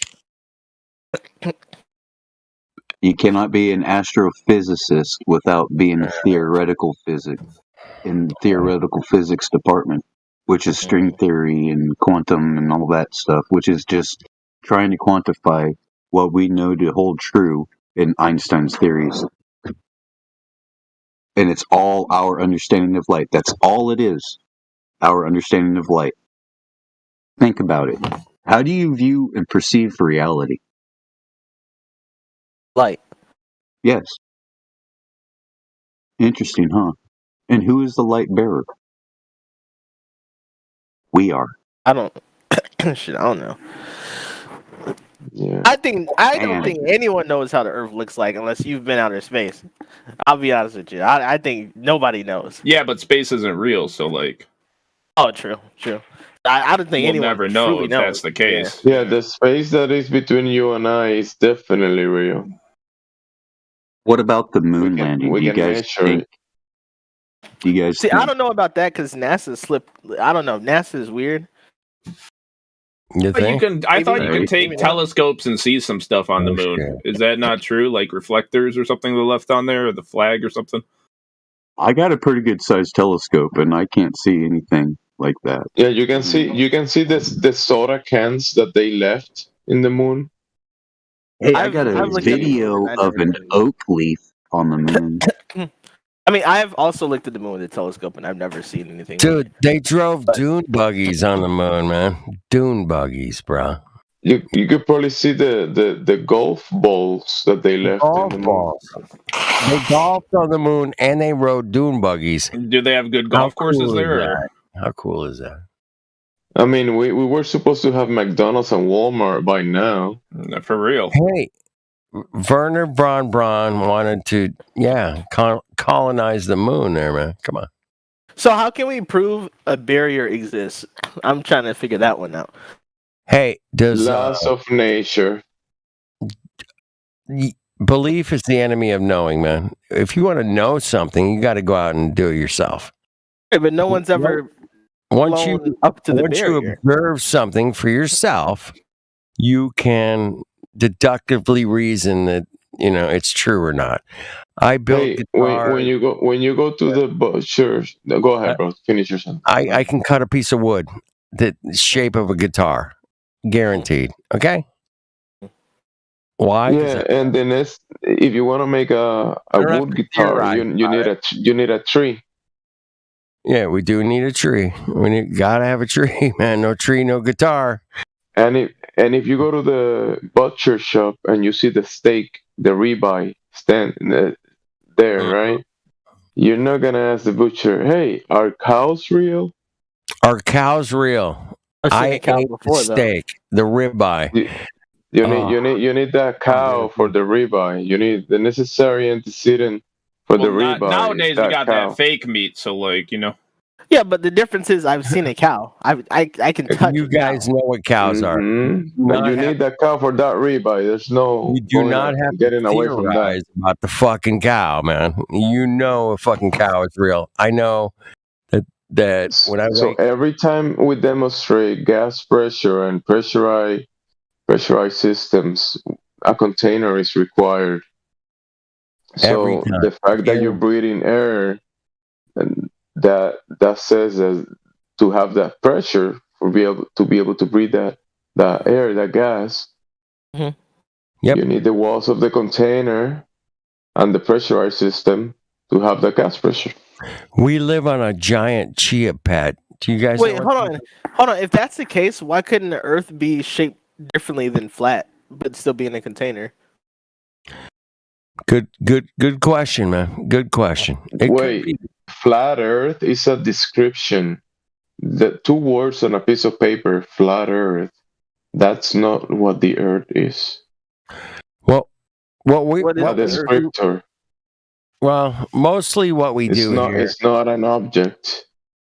Exactly. Mostly what we do here is question the globe because the globe has all the answers to all of your questions. And we just question those answers and say, hey, man, if it is a ball with a radius of 3,959 miles, then we can actually take those calculations and determine what we should see and what we shouldn't see at 100 miles or 20 miles or 50 miles or 1,500 miles. The Earth is flat. But the Earth isn't a round. we can actually measure those distances. Yeah, but the Earth isn't a perfect sphere. Oh, wait a minute. What do you mean it's not a perfect sphere? It's not a perfect sphere. It's a pier. Show me one picture of Earth. It's not a perfect sphere. Please, thank you. Drop it in the live stream voice text. One picture of the Earth. It's not a perfect what sphere. Earth looks like. Please. Yeah, that would be Who great. dropped the bear pic? I want to hold on. Don't give him hints. You know, I know what the actual image of Earth looks like from your pencil, and then the ISS should match. So come on and show us. You know, I swear to God, show me an when Neil image. deGrasse was Show sitting me there an image saying, from the highest point possible of the Earth being its own plane. Every photograph that you see I ever is got of the flat Earth. video. I got video of 129,000 feet up. And Yeah, but you can still go higher. You haven't been to the highest point. Apparently you can. I don't know, man, but I've got video 129,000 feet up. Shit's flat, man. And no fucking bendy fuck all, man. That is hell. Did you guys? What about that? Little mountaintops, valleys, dips, and shit like that. It's basically flat. 71% water on the surface and 29% dirt, and fucking there you go, buddy. Hey, anyone sending anything up is dependent on the flat Earth. What about that Red Bull event with like that guy that we saw live stream the whole thing? Let's pause and look out the front door. You guys want to do the Red Bull thing? Yeah, I want to do the Red Bull. let's just look out the plane window. Hold on. And Red Bull also, the whole world is Mexico. Red Bull. Nevada, New Mexico, yeah. Planet New Mexico. The whole fucking Planet New entire Mexico. video. Wow, what a big planet of New Mexico. We live on planet New Mexico, by the way. Yeah, I love that. Well, planets aren't real, so. Planets are just wandering stars. The Earth is not a planet. He brought up the Alex Baumgartner jump. Yes, we did. Yes, we did, Josh. Yeah, Nub just posted a video about it. Yeah. There it is. Nub posted the video on the jump. Yeah. How far up? 120,000 feet? Something like that, right? Right. I mean, the Earth looks pretty round in that. Yeah. How much of the Earth is New Mexico? Ask yourself that question. I don't know in this chat. Shit. Look at that. Look at it, man. It's completely the fucking state of New Mexico. If you've ever been to New Mexico, maybe you haven't. I have. Listen, have you ever heard of Fish Islands? It's New No, Mexico. he doesn't know that the garage and his house and his dog and his cat look like a round ball in his car, and everything turned around with the GoPro. He's never heard of that. I love you, Demar. There you go. I posted a video of a globe earther debunking flat Earth. You posted a video of a globe earther debunking. Yeah, go ahead, and mind you, look at the expression on his face.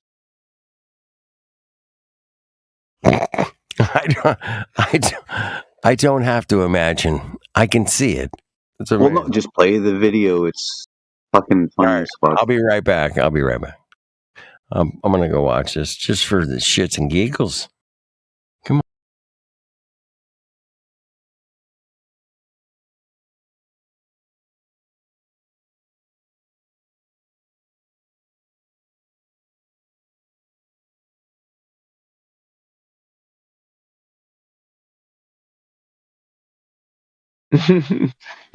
The curvature turns concave. I think the Earth is a frisbee, bro. I'll be honest with you. I think it's a frisbee or a boomerang. Yeah. T-Mac. It's a concave frisbee. How does Earth It's an work? as a ball? oblong donut. Earth doesn't work as a ball. That's what I was going to ask. Can I get a presentation of anything but a flat city working, or a flat model, or flat water, or flat tracks, or flat anything? Do you have any globe stuff that can work in a lab live for us, please? They got cartoons of the globe. Jamal, come on, we got cartoons. What? Come on. No, hold on. No, okay, I'm good with that. But what we need is dirt. What we need is dirt, water, little trains, little cars, little hot air balloons, little boats. Anything you got that can go around your fucking ball alive, please. Yeah, anything. Please, anything other than a flat surface, please, buddies. Because your physics fails to fucking show us how a globe works. But you seem to know how a globe works and how physics of a globe works and how physics of gravity, global gravity works. And come on, man. I just need to see how spherical physics work in a classroom, please. For gravity. Honestly, I think nobody in this call really understands how the physics works. No. Including you, huh? Dude. That's why we're here. Hold on. We're here to teach you how physics work. Go get in a sandbox. Go get in a fucking sandbox. Pour some water in it. Where it's level, it's level. Where it's not, there'll be some dirt protruding. Now, that's physics and that's reality. Now take some wind and blow it on the water. Now you have a tide. Now can you please show me how a tide works on a round ball, please, with some real water? Hey, I got this round ball that holds water. It's amazing. Yeah. Flat physics. A tide. I just showed you how a tide can be in and out. In your bath. Hey, are there Glovers? In the sandbox, man. Are these two people Glovers here? Fuck this funny ass dog. But tides happen whether it is Yes, wind. they are, Wait. But tides happen whether there's wind or not. Hey, Newbreck. You what? Welcome to the server, Show me how tides. Hold on. I need to see how tides work without wind. Right the fuck now. Well, I mean, you could just go to like without wind. Don't tell me what I could do, Santa Claus. I've been to Florida and I've been to a beach where it wasn't windy out and I saw the tides different. Tell me what you've been doing. Yeah, we just need the schedule of tides without any wind. Like 1,000 miles away from there, man. You don't know, man. You weren't I don't care what you do in the fucking closet, dude. Now present your case. Present out of the closet your fucking tides without wind, please, right now. Bro, I feel like you're being kind of aggressive. I'm telling you a personal experience. I think you should go debate some actual claim. You made a bullshit claim that water is moving around the ball and producing a tide. That's a bullshit claim, if you ask me. It sounds like Narnia. I'd love to see it. Why don't you go to your local university and ask the astrophysicists? Why would I need to go anywhere? We have to appeal to authority, Sonny. Because if you're going to debate people and actually, if you're actually serious about this and you want to debate people, if you're serious about you want to go debate people. I have the highest knowledgeable level. I debated. God damn it, a fucking physicist for fucking 6 fucking hours, man. We need to visit the lab or the school. Debated the Yo, let's all talk at the same time. Let's do it. 1, 2, 3. Everybody talk at the same time. I just have one question. These motherfuckers. Well, I did, man. I debated these motherfuckers. And so did Denmark and fucking Wakey. Dude. All right, now that we've done that, let's do one at a time. Could I ask one single question of these Globers? I feel like I'm on the Globetrotters the way you guys are calling me Glober. Brixton. Brixton. What's up? Welcome to the server. Hey, are you good at science? I don't look into science that much. I'll be honest with you. Okay. Are you willing to put money down on proof of the globe? Put money down on it? Yeah. I'm willing to put money down. I'm willing to put money down I'm willing to put money down that you wouldn't be able to disprove the globe if you argued with an actual astrophysicist. Yeah, let's go. Yeah. Let's go. Sonny, okay, who's laying the bet? I'm willing to bet $50. Some gentle advice, gentlemen. This is a flat Earth channel. We're not here to solicit bets or create bets. I know, I'm just or any of that. So could we stop that, please? It might be funny to a degree, but it's also detrimental. Thanks very much. I like that guy's accent. Good looking out. I do too. It's nice. The old dude spoke. All I was trying to say is like you should get a margarita, go to Florida on a not windy day, and you'll see the tides go in and out.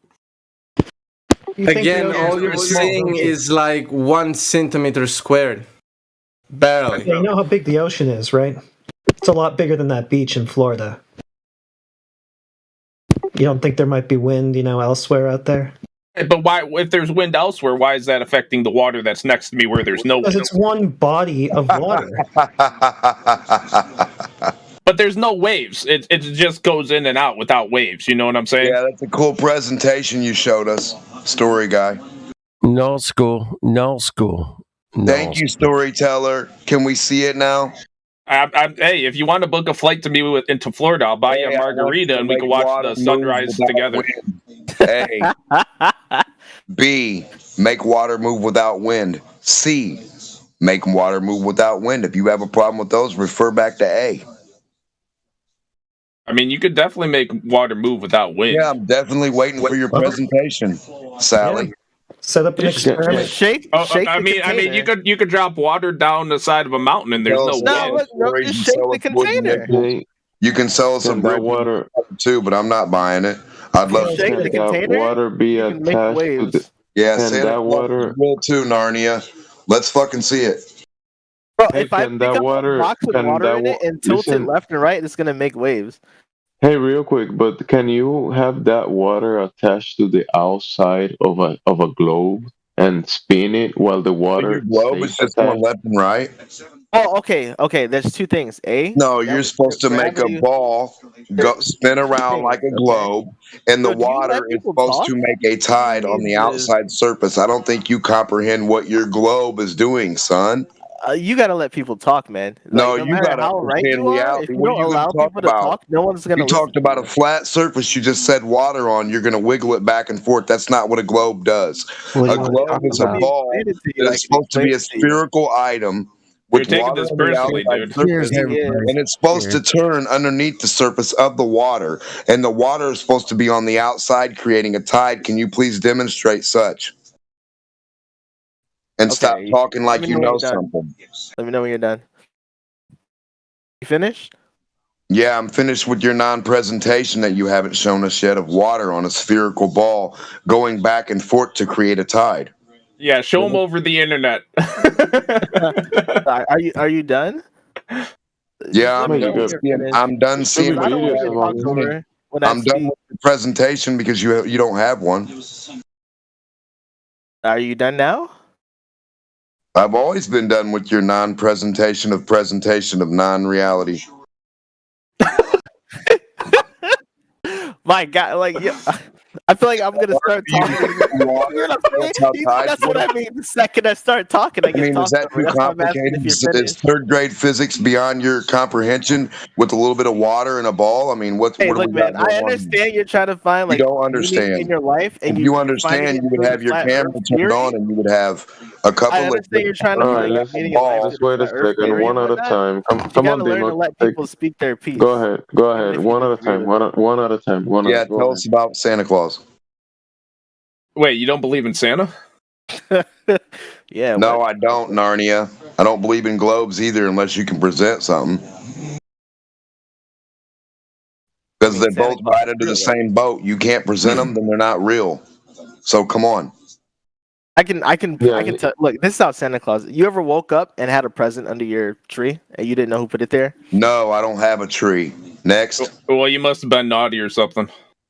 Yeah, cool story. Wait, guys. Okay, let's get back to the globe. All right. Yeah, let's get off the And let's story, just skip. guys. Let's get skip back the to whole thing with the tides and stuff because nobody's gonna present anything. We were and talking just- about it's a- physics. Like We were the talking thing about with the tides is water. completely outside of reach of explanation and examples, and it's just So being the able to infinite loop. It's demonstrate physics with water, how they look in reality, how you see them every day under the air that you breathe, and you see reality react. You can't demonstrate that? Are you serious? I mean, I just told So you. what is it? What is it? What is a little model that a director or an my engineer God. or a designer? It's crazy. Can anyone I mean, what speak is a in your flat presence? city model? Have you ever Bro, seen why, one? why do you even ask questions if you don't allow people to speak, to answer them? I'm trying to figure out where you guys are coming from, where your demonstration of roundness. I mean, where does this happen? That's fine, but you have to learn to allow people to answer your questions because you can't have a conversation if you just over Answer talk. your question. I was waiting for your demonstration. I wouldn't even be able to get to a demonstration if I had one because you would fucking Can you talk post over me it? when I Can started you talking. post? You mean Can you you can't post the post link? something in the back chat so we can watch it? I don't have the technology. That's what a demonstration is. Do you If I understand had one, that? I don't have the technology. Have Oh, do you have like anyone in in history that have done this? All right, I went Anyone? on YouTube and I typed Tides Explained, and like here's a YouTube video you guys can watch. Is it cartoons? Yeah. Okay, cool cartoon, man. Now we have real water doing it or not? Do you have real physics to explain or demonstrate, or do you got another cartoon story? I can draw you a cartoon story of Superman spinning the tides, but that's not what's going on. I can do this every day.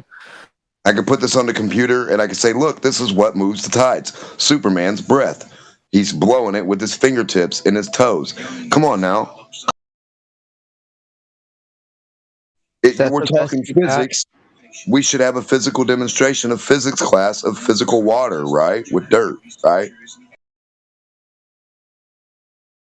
Explain with the tide on a ball. We should have a sphere in class, in science class, in national, like in geology, like in National Geographics. This should be explained, all of it.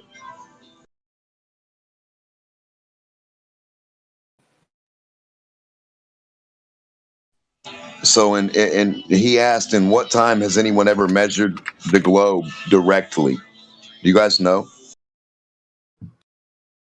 I don't know too many people that measured the globe going around it, but I'm sure someone has, right? You take it on faith alone, then. Well, I mean that's life, though, right? You got to take a lot of stuff on faith alone. Right? No, not really. Say, can you Google the guy or the group or the company or National Geographic person or the military or whoever's measured this planet directly, please? Well, I mean, it's so. I mean, like, so. Let me go back to you here. never right? wondered that. All right, so if you're going to, like, if I'm saying the Earth is a globe on faith alone, right? I feel like you guys are going that the Earth is flat on faith alone, right? Because you don't have any proof. No, we're You've never not. traveled below the 60th degree or whatever. on the Numbrak, you're bottom. making a positive claim on our behalf. We've got a lot of stuff to say. Don't presume that we got nothing other than belief of a flat Earth. We'll get there, but the whole thing now is about the globe. Yeah, if you want to talk about faith and belief, we can head on down to the religious portion. I mean, The that's really philosophy department. Like, trust me, everybody in here knows it's flat, doesn't believe it. Here's my thing. We know it. Yeah, it's not a belief when it's been directly measured. It's been directly measured to not be a globe, to not have a curve anywhere, ever, nowhere by anyone, no matter where they measured it. It's directly flat, horizontally, straight, and flat. Now, how can you have that anywhere on a ball? Gravity. What? Show me on a basketball the straight parts compared to the round parts. Show me all the straight parts right now, please. I don't know how to demonstrate gravity. Well, I mean, at every technically on all the sides of a sphere, there is a flat part, right? No, there's not. Technically, on a sphere, there is not one iota of a straight any fucking thing ever anywhere on a sphere, unless you're talking about some other kind of sphere in a cartoon digital right Digimon Pokemon. No, this ain't Pokemon, buddy. But take the we know how big the Earth is, right? Buddy. Like, if you take a basketball and expand it to the size of, if you expand a basketball to the size of Earth, are they going to work different? You know what I'm saying? You take a basketball, right? You expand it to the size of Earth. When we make your underwear. Yeah, so I take my underwear and I take it the size of Earth, right? Right. Are they like, physically not if gonna you work take right? it big enough, there is flat parts on the Earth, even though Listen to what the I'm scale is so asking you, big. dude. Listen to him take your talk. underwear. I don't think you're listening to my underwear and how big it's getting. So why'd your underwear change? They didn't, did they? Oh my Scale God. guy. Well, I mean, I Because changed size does my not own, matter. underwear. Unlike some people wear Size is diapers. here. arbitrary. It's in your mind. In space, there's no such thing as size. What do you mean size? To what? In your mind again? Now you went to your globe for your mind that didn't exist. You don't have any measurement. You don't have any proof. You have no demonstration. You went to your mind for size arbitration, which is crazy because you have nothing to go with. Now you're picking some crazy size word like No, ifs I and was buts. talking about science, and you brought up underwear, dude. No. You said size, and I said your underwear are 100 Dude, times size bigger. is a thing. Your wife's wondering where the fuck it went. So so what did your underwear do that was different? They're 100 times bigger now. Well, how are they different? Physics, boy. So I the can tell gravity you of your take so underwear much of become your great now. personality and meaning So you in got a life big from this, pair of man. underwear sitting on the floor. Did they start being gravitational? Did they Hey, become a man, I'm happy for you that you found so much meaning in your life. Honestly, it's such a joy to see. Well, You're so I passionate mean, it's about such a joy to something. see that you guys say Gives you crazy such stuff and you meaning. stick to it like a third grade parrot without any proof. That was Underwear boy. You can't. You're not even allowing people to speak, so we can't even explain our side of the story. You said something big, and I said a big pair of underwear. Exactly. He said something big, and then you cut And him now off. you said nobody's allowing you to speak, and you're saying all these words and speaking just fine. It seems like to me. Because I need to tell you preemptively before you cut me off again when I'm speaking. Which you've done almost every time I've spoken. Worth saying, or you just say a bunch of nothing about underwear sizes.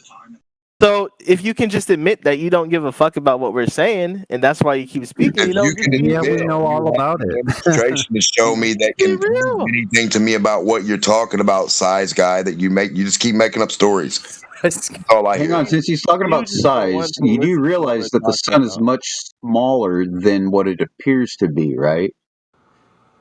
You don't believe me? Well, there was a You guy can that said believe the this sun is guy 62 right here. miles away, so it has to be pretty big.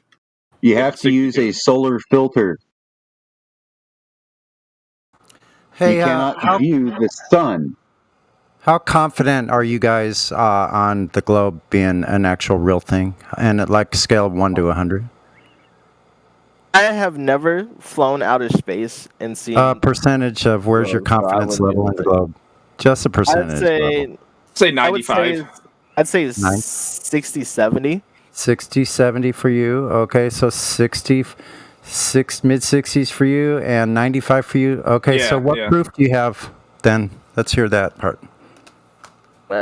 For me, it's like deductive reasoning. It's like why would nobody who actually No, I said proof, not time. reasoning. We're talking about empirical data. Do you know what that is? Okay, do you believe in God? Usually people that are coherent will answer question S instead of going to a totally different topic. That seems a little bit out on the fringes.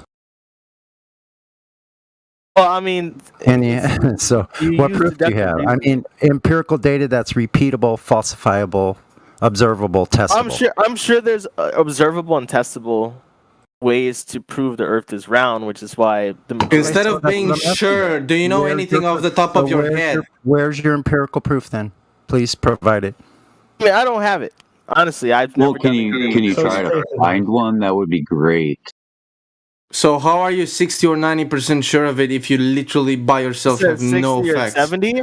I'm telling you right now. I'm saying 60 or 70 because there's a reason why 99.9% of people believe the Earth is We round. don't care about them. We don't care about them. buddy? I'm We're sure not you talking don't. about We're not talking about other people. And that's We're a talking fake about number made up by you anyway. So stop lying about numbers. And even if it's true, it's I just just because it's the world's want to ask one more question about that because you said you were 67% and 95% confident in the globe, but neither of you provided any confirming data empirically that can be done, as I mentioned before. So how many other things in life are you that confident with zero evidence? Nothing else, to be honest with you. So only this. Okay, thanks. Hey, Hank.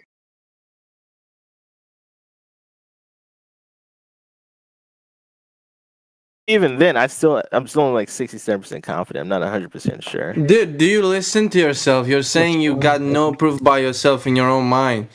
And you keep on Because saying I'm you're using 60% deductive- confident of it. I'm using deductive reasoning, right? If no, that's not deductive reasoning. You're literally saying you're a sheep following the other sheep. That's your argument. So wait, why did the Flat Earth Society start in 1956? That is bullshit. We're not the Flat Earth Society. There's a lot of Flat fucking Earth CIA Society operation is- psyops. We're not that. Controlled opposition. You keep asking us weird questions about weirdos. You can tell us, guy. Did you actually read in the welcome page? It says we are not the Flat Earth Society. No, I did not read that. Yeah, Well, nobody read here this thinks page. it's a disc floating in space. Nobody here thinks we're the third object from the sun. We like physics. We like provable, tangible, repeatable, testable, demonstrable, fucking measurable evidence, proof. We don't like conspiracies. We don't like believable bullshit. And that's what the globe is. You can't demonstrate it. There's no demonstration. You can't get a ball, spin it at any rate, magically fucking make water stick to it. You can't make air stick to it. You can't make anything stick to it. Nothing they've told you in physics class or physics in any way, shape, or form can be demonstrated on any scale. So, yeah, it's a cool story, and you got to come up with this big word like if and big and so and this. But that just means you have nothing but a belief. There's no demonstration. But everything else in this world we can demonstrate on some on some scale, right? So I So my just look, question- sorry, Brixton. I just looked up like 10 years ago. Steve Fawcett. Do you know who he is? You guys know who What Steve about Fawcett him? is? Well, he did something amazing. He did the first solo nonstop circumnavigation in the world around an airplane only going straight, and it took him 67 hours. If he's only going straight, then that means it's horizontal the whole way. Welcome to Flat Earth. Exactly. Welcome to Flat Earth. What do you mean? can't go straight on the If he globe. flew west and he You ended cannot up in the go same straight spot, on a curved arc area. That is Oh, impossible. You understand? He wants to know how circumnavigation is possible. Right. Oh, you mean how you can go around your block without going underneath it? Very carefully, buddy. no. What I'm saying, if I walk a straight line, right, Yeah, what about it? and if You're gonna I'm call it a eventually going to get back to the same spot I am right now. curve. Yeah, you went around You your go east to block. west. That block. But I did you went not. I around did it. not change direction. Did you guys know how a Listen. straight line works? You did what? It's not a straight if I line. walk straight ahead. Well, it is. I'm telling you, I'm walking straight. How do you On know? the Wait, hold globe, up. How do you it's know not you're a going straight line on straight? a globe. Where's the How evidence? do you know you're going straight? How do you know that? Do you? I mean, I can walk straight Where in front is of me. the That's straight. video evidence? Where's the live evidence of this No, gentleman? hold doing up. it? How do you know Surely you're there going must have straight? been a fleet of Bro, people. have you seen a straight line? Have No, you no, no, seen no. the How do you video know you're footage? going straight around the globe? How do you know that? Because I end up in the same spot I am now, and that would be literally impossible. Yeah, can you if see I the was going live stream straight. voice text? Can you see the live stream voice text? Yes. Yeah, right now there's been a GIF posted. That compass is ending up at the same place it started, and it's not going in straight lines. Wait, what? What do you mean? Just look at the GIF. Okay. The GIF I posted There's a 7 magnet minutes in after the the. center of the Earth, right? Yeah, that plane is not going straight. That plane is going in a circle. That's not a Again, plane, how do that's you a define compass. straight? Well, I mean, I define You're straight as in I'm the going damn straight or I air, turn to the dude. right. Dude, You do right? realize Air. that if an airplane is going in a straight line on a globe, it's gonna exit the Earth's atmosphere, right? Exactly. No. Like even yes, even your idea of a straight doesn't even work on a globe. It has to curve. It 5 should be a minutes perfect is circle. in space. If it went straight, it's impossible. It's impossible. You're giving to me walk the straight. definition of straight from geometry. It doesn't apply to a globe. So, but wait, do you guys believe a straight line exists? Dude, On the stop flat strawmanning earth. us. Answer that question. No, I'm just asking. Of course it exists, but you're strawmanning us. Well, what I'm saying, if you take that straight line, you draw it straight ahead There of is me, no straight I line will on hit the me globe. again. There's no straight line on a globe. Period. man. Ever. Get a basket Bro, of again, Okay, if you're going in a straight line on a globe, you're gonna exit the Earth's atmosphere. A curved line around the globe. That's a circle, for fuck's sake. It's a circle. It's circumnavigation. It's a circle.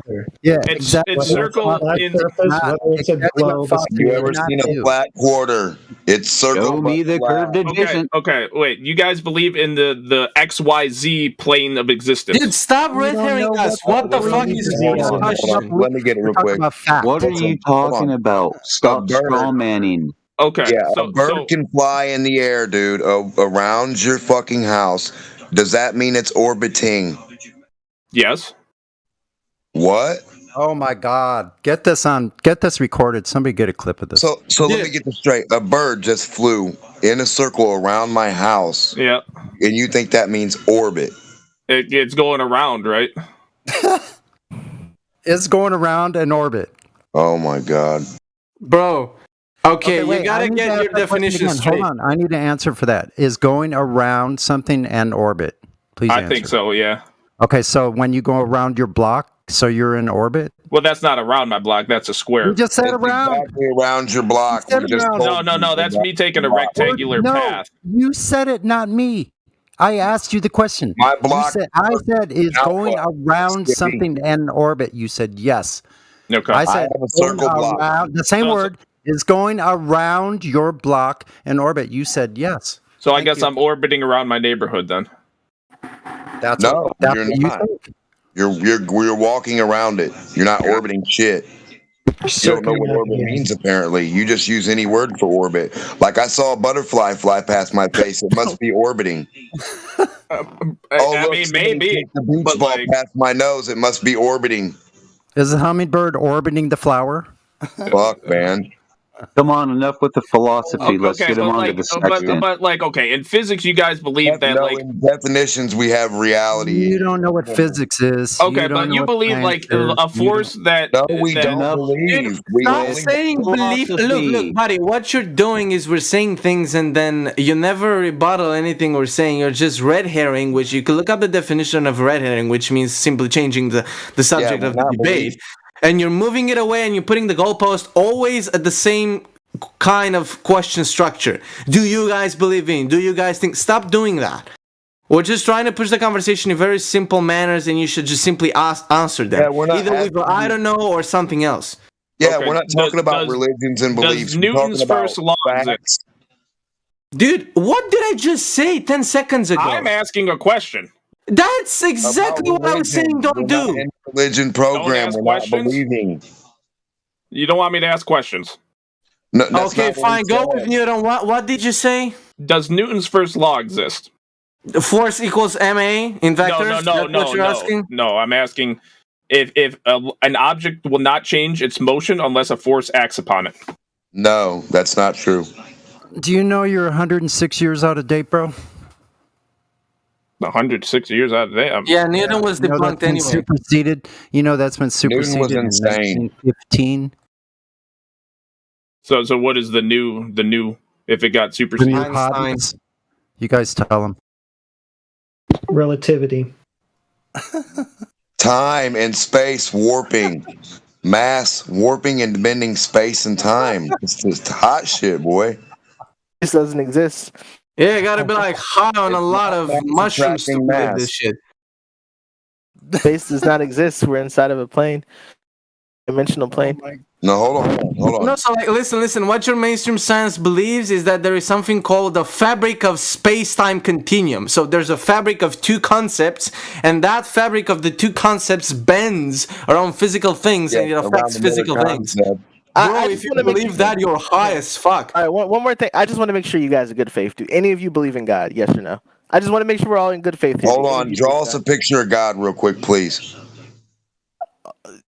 Define to me what your God is, and then tell me if you believe in it. This isn't what do you believe in? Exactly. I'm asking this. I'm asking this because I was told that we have zero beliefs down there. I was told that we have zero running away from the questions. I'm not running away from the question. I'm making sure you guys are in good faith. Ever since you've never answered a direct question. I'm asking if you're in good faith. we said no one here believes. We're not talking about faith here. You're the one talking about belief and faith. You're religious. Is Do you honest. understand that that's flat religious? Earth right here. This guy. I believe in a creator. That's it. You're in the biggest religion ever created. So, the globe religion. Religion of The gravity, God. heliocentric religion. You have faith Gravity holds in the you Big there. Bang. Keeps you where you're at. It holds you down. Holds everything together. Gravity. I know this because I asked a question about it, and you said It's kind of funny to me how you guys are very pompous and arrogant about something. I'm pretty sure none of you have. Yeah, because we have reality on our side. Sorry about that. And you try to sit here and Brixton, sorry. Brixton, we've made laser tests. Buddy, there's people that have spent thousands. Hold up. Astrophysicists? Yo, what about astrophysicists? They're doing is just observing. Nobody's ever been to outer space to actually do things. Pseudoscience. Right now. We've explained it to them that it's pseudoscience, and they don't understand what pseudoscience means. Take a They breath. believe in pseudoscience. Take a Get it breath, right. and I'll unmute you. Here we go. Just take a breath first. You ready? Okay, here you go, guys. E. Brixton, so what if we do? You're just jerking yourselves off. Honestly. How do you know that? Wait, well, hold up. How do you know that?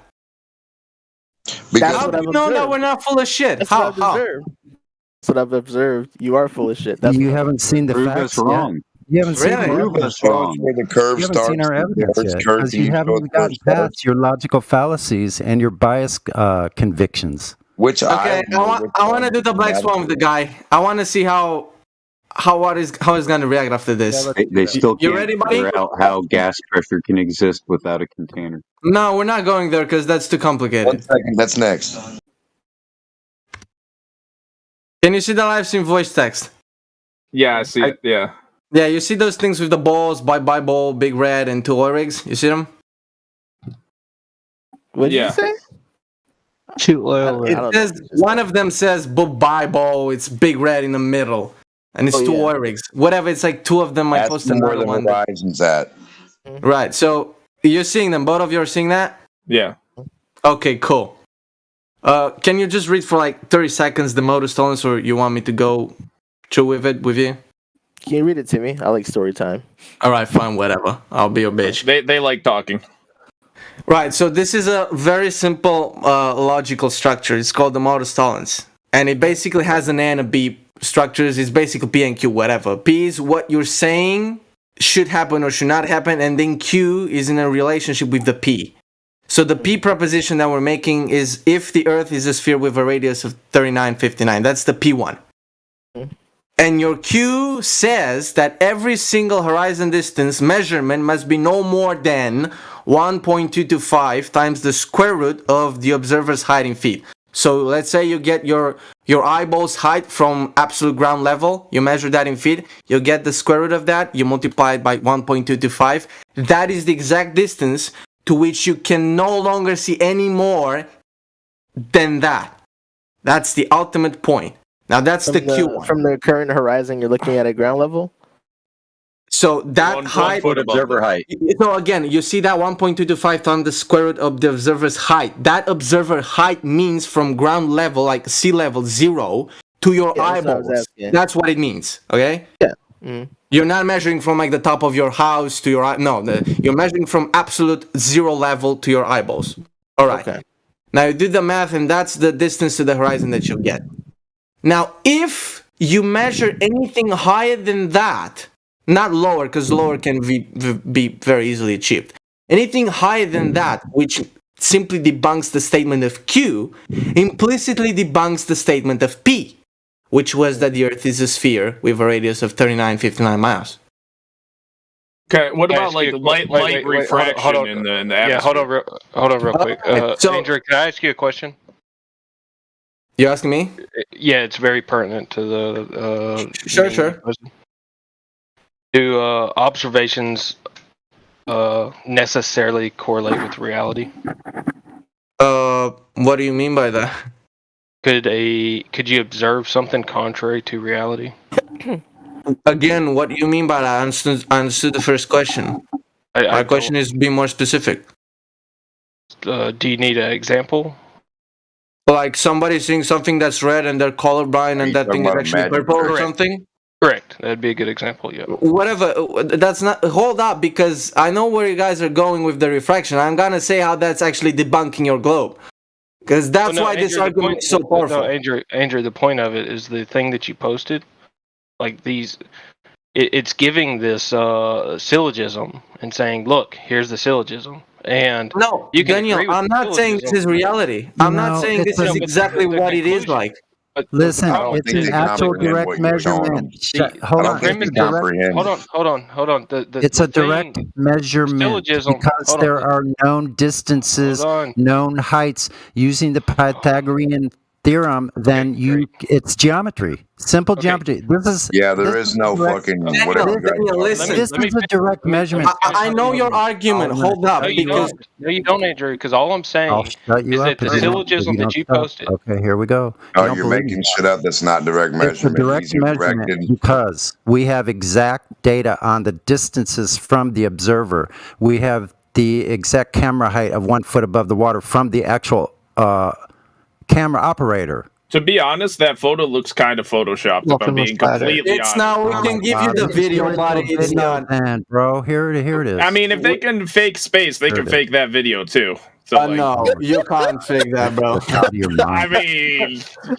I mean, you can't believe one without the other. Like, it could be fake. So you think they're faking 2 oil rigs sitting in the fucking water that your grandma can go take a picture of? For money, of course they would fake that. Your grandma can take a picture of right now for free. No, Brock, hear me out. There's a lot of debates between flat earthers and globe earthers. This has been going on for years. Nobody in the globe earth community, let's call it that way, says this is fake. Nobody. Like, everybody accepts it's real. Fucking no one. They're direct fucking measurements. They all are distant from each other. They're all a certain height off the fucking. Come on, man. You can do this yourself. Go online, just rent for a month a P1000 Nikon. Go next to the seashore and zoom in. You can do it yourself. Okay, this is not bullshit. We've got like dozens of videos, examples of all kinds of people going on all kinds of places, zooming into all kinds of things on the horizon. Direct measurement, distances, heights, no curve in the planet ever. I don't care how far you go. 1,000 miles, 1,200, 3, 10, 50. There's not a curve. If you can put the flag where the longitude and latitude of the curve of the planet starts, I implore you, please. Because every little school kid would go there and everybody in the world would love to pay the toll. I have the camera set up. Look, I have the camera set up right there. It's loading right now. There's a couple of seconds where you have the video of us. I screencast it from the original video. It's coming up. It's the setup of the camera only for this actual video. You can verify that with the timestamps on this little video that I'm loading. So I didn't get to the absolute argument. Nabrak said that there's refraction in this, and you're absolutely right. And Daniel wanted to say that, because we're looking at things that's actually not a 100% representation of the physical thing. Let's say if you would go and map, like 3D map and scan the whole thing, and then you do the 3D render in your whatever app or anything, it wouldn't look the same as you're seeing optically. That's pretty obvious. But that's actually our argument, what I wanted to get. If anybody's saying that we're seeing more than we should because of refraction, which is, by the way, everything Globers say to these kinds of pictures, you're debunking yourself. Because nobody ever measured the radius of the Earth using anything else other than observations. Eratosthenes, Al-Biruni, whoever you want to cite that measured the radius, what they've done is do observations. And based on those observations, they've measured the radius. When you're saying that we're seeing more than we should because of refraction, you're basically saying Eratosthenes and Al-Biruni did shit because they've been affected by refraction too. So every single measurement of the radius using optics is inherently flawed. You've basically debunked yourself. And if you say there's no refraction, you're saying then there's no globe with the radius of 3959. So however way you put it, the Earth is not a sphere with a 3959 miles radius. It's debunked. Take your time. That's bullshit because everybody else believes the Earth is round. That's all I got. Amazing! Yeah. Okay, so wait. Fallacy. That's consensus doesn't make it. So what side of the disc are we on? Are we on the top side or the bottom side? You see, Novak, you're doing the same We're thing I not a told you disc. not to do. We're not a disc. Well, bro. what are we? Sonny, no don't one let him on do here this. believes that. No Don't let real him do flat this. earther thinks we're a disc. What are we? We're Then? not. No, We're not the I flat just earth presented an argument. I just presented an argument. You're not How red deep is herring the us Earth? again. No, buddy, you're not red herring the argument again. You have to answer and debunk the argument. I have We're nothing not to say moving to that away. other one. I have to go out and experiment this for myself. Okay, good job. Then you're not rebuttaling, not red herring anything. Go and do it yourself. End of conversation. All right, now what's now? How deep is the Earth? Again, we're not going away. It's 8 miles deep. No, We've only that's been as 8 far as miles we've deep. ever dug.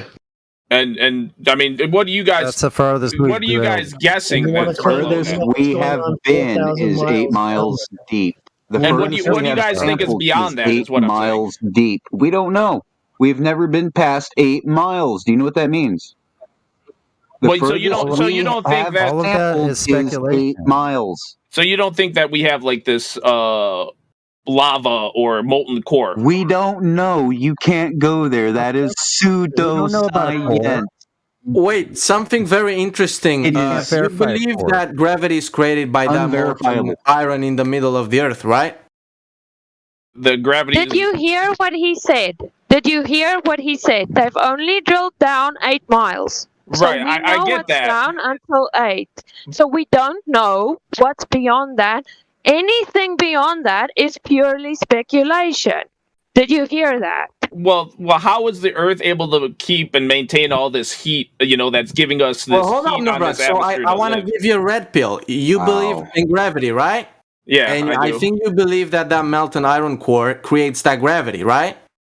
It's the mass that's attracting us. Yeah, the mass of the whatever. the But Earth. there's still arguments that core of it is creating some kind of pull, right? Right, yes. Electromagnetic pull. Well, right now I'm in electrical engineering, and we've been doing experiments with literally levitating pieces of iron inside an electric field created by a coil rod. Right. Now, what would happen if you increase the I'll keep it simple. If you increase the power that you input inside of that coil, you'll basically start heating up the living Christ out of that iron. And when it gets molten, guess what? It's non-conductive anymore. So your molten iron core of the Earth cannot conduce or create any kind of electromagnetic pull or anything like that. Also, because it can't. Mm-hmm. Also, don't forget. Can you draw a geo rock for me and explain to me how that's got nothing in the center and everything on the outside edge, please? And it's called a geo rock. Well, geo rock doesn't support life and heat. Hold on. Neither does a spinning ball. Hold on. Support like what the fuck are you talking about? Well, we're not talking about what supports our planet life. needs to be a certain We temperature didn't ask for our about life what to supports survive. life. Have we been talking this whole time about what supports life? Well, this Because if that goes was the case, into we'd talk about a the piece shape of the bread Earth, right? supporting the life of mold or peanut butter or a turd. Come on, man. Life is created from death. What? I mean, you know what I like to say. You're talking about mass attracting mass with gravity and material of Earth material. We have a rock on the planet called a geo rock. The mass on the inside of the rock, the center, doesn't exist. It's only existing on the outside. Can you please show us how gravity made that? Well, the thing that's like confusing me is like you guys don't have a lot of answers, right? Like you don't know what's below us. You don't know what's above us. You don't know what's below the 60th degree on the South Do you Pole. know what was below 8 miles? Yeah, but we know what the farthest surface we've ever condition dug? is. Do you know what's below there? I mean, you would think one person on this know what's planet would have found out what's below us, what's above us, what's below that. So what? Wait, hold up. We don't have the answers. So what? So if you don't have the answers, you can't tell someone to believe your answers when you don't have. No, hold up. No, I'm not saying we know what is 100 miles lower. We're saying we just know what the Earth is doing curve-wise. We're not saying what's below us more than 100 miles. Nobody said that. Anybody here said anything about what is below us 10 miles more? Anybody ever? I don't know. Did anybody say that? I think a lot of you are bad faith except for True Flat Earth because you believe in God, and there's no demonstrable way to, support that. So, that's all I'm saying. And interestingly, nobody invoked God to explain any of the stuff they've been explaining to you here. So you're just not listening. You asked a question and I answered it. That's all that happened. And I don't mind True Flat Earth saying anything. He's very consistent with his demeanor. Everybody else is bad faith, though. So that's what I'm saying. True Flat Earth is the only one here who should be speaking. Bullshit. No, they were all consistent with everything they said. You just don't have the brain to understand. You don't have the eyes to see. Tell me what was inconsistent in my argument with the Black Swan. Name one thing that was inconsistent with that. I personally don't have enough information on physics. Yeah, you do. Yeah, you do. He just gave you enough information. It's game over, and you haven't responded to any of it. Yeah, I gave you everything you needed, all the tools. You didn't give me everything I needed. And now you're going back to your presuppositions about people believing in God and invoking the video. Did you look at the setup? Because the sheer arrogance and pompousness of the way you guys talk. No, we have reality. Listen, and then you talk about reality, and then you only believe in things that you can prove, but you're religious. Your entire existence on a daily basis. You do not experience curvature.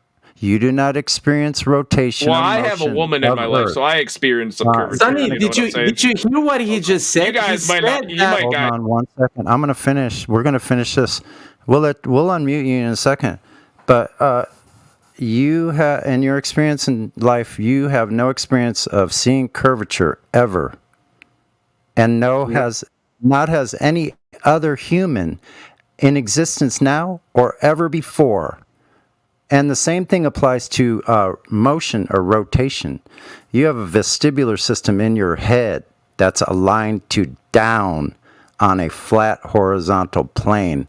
Whenever you're moved in any angular motion or angularity, a change in angle, your vestibular system picks it up. So therefore, and also you cannot provide a demonstration of a vacuum. Period in nature doesn't occur naturally, nor can you provide an example of gas pressure being contained without a container.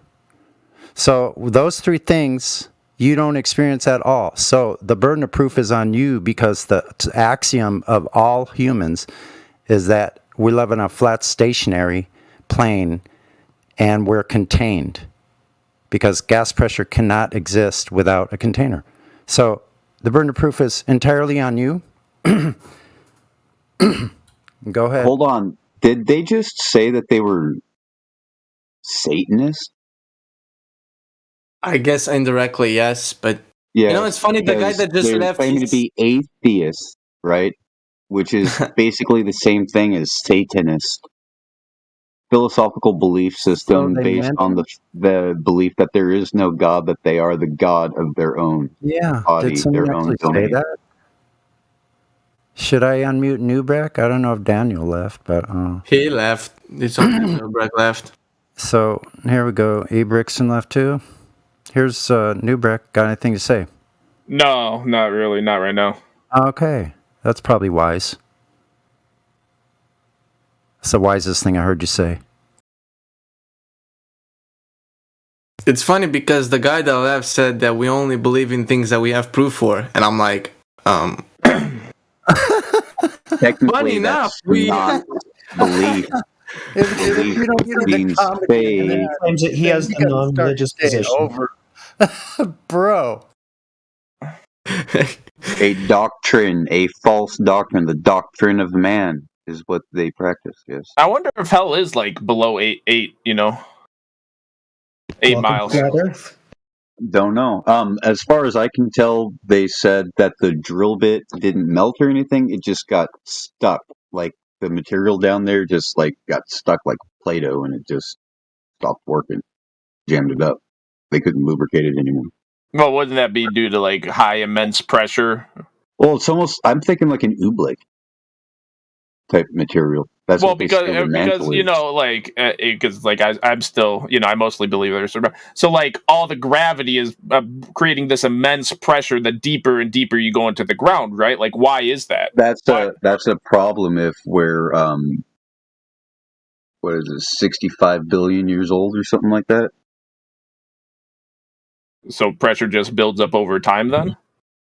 Well, no, I'm saying second law of thermodynamics would equalize the temperature, especially from the vacuum of space, which is pretty close to absolute zero. No, but I'm saying the deeper you dig, we agree that like there's more pressure. It's harder to dig as you go down because you realize that's not it gets because hotter of gravity, the right? further down we go. That's all we know. Well, the materials get more dense, more resistant. There's a lot of pressure created because of everything around you. It's hotter and hotter. There's all kinds of problems generated not by gravity. Now, what causes volcanoes? Well, it's not subduction. Look at La Palma, right? Look at Hawaii. Those are volcanoes, and there's no subduction there. I think it may be worth noting that in the 8 Mile drilling they did there, that all of their expectations were off in magnitudes. In other words, there was far more water in places that they didn't think they would ever find water. There was far less hard rock. But it did eventually come to a point where it was like a jelly and it just like coagulated, and the temperatures were off from their calculations as well, and it just bound up the drill bits to where they couldn't go on. And it was like a honey, like a thick substance, like a really gooey tar kind of, but it wasn't tar, it was whatever that is, whatever soil. Super viscous. Yeah. I mean, don't you think like this would be something that like everyone would want to know, like in the world, like what is below us, right? Dude, we're going in outer space and we haven't even mapped 5% of the oceans. Well, Your see, argument makes no sense. We all want to know, Newbrick, and that curiosity of yours is a valuable thing for you because, look, we actually went out and measured the surface, not once, thousands upon thousands of times now. Flat Earthers have been doing these observations and are still doing them every single day, and this information is piling up. We have our own wiki with the lasers, the laser test that we did dozens and dozens and dozens of times. I mean, so that's where your curiosity should lay, is that water always lays level and flat when contained.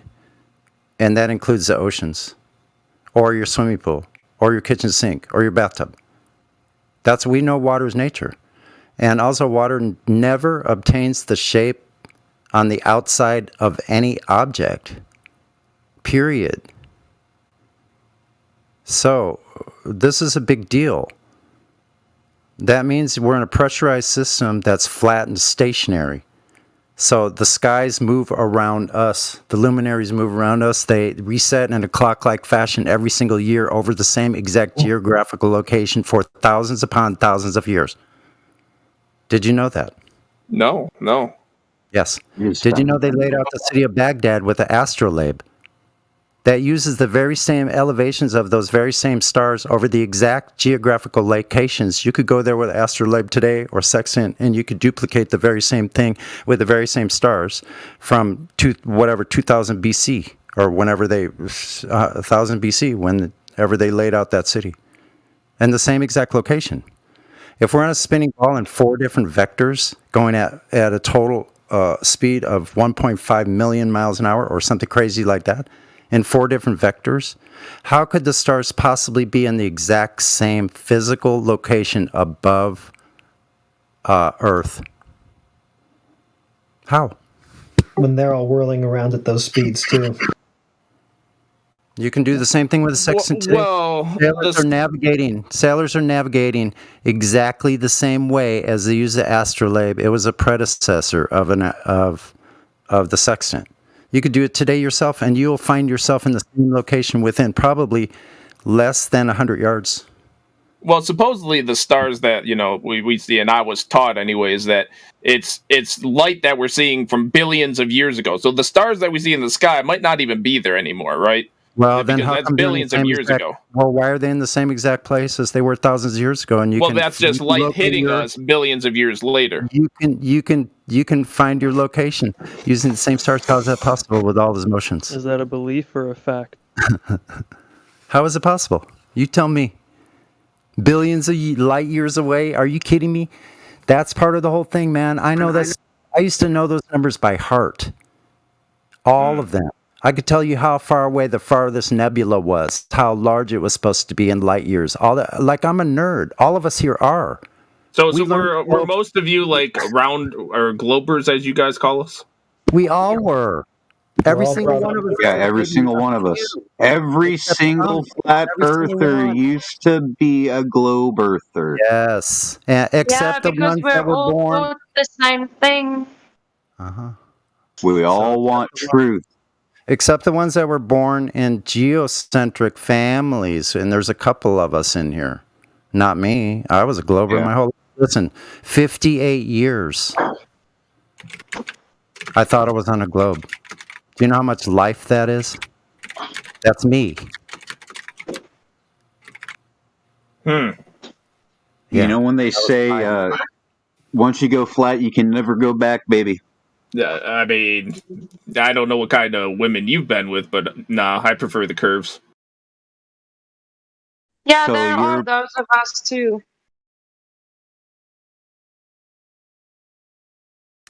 So you have a whole lot But to think once, there. yeah, once you know it's flat, you can't go back. Yeah.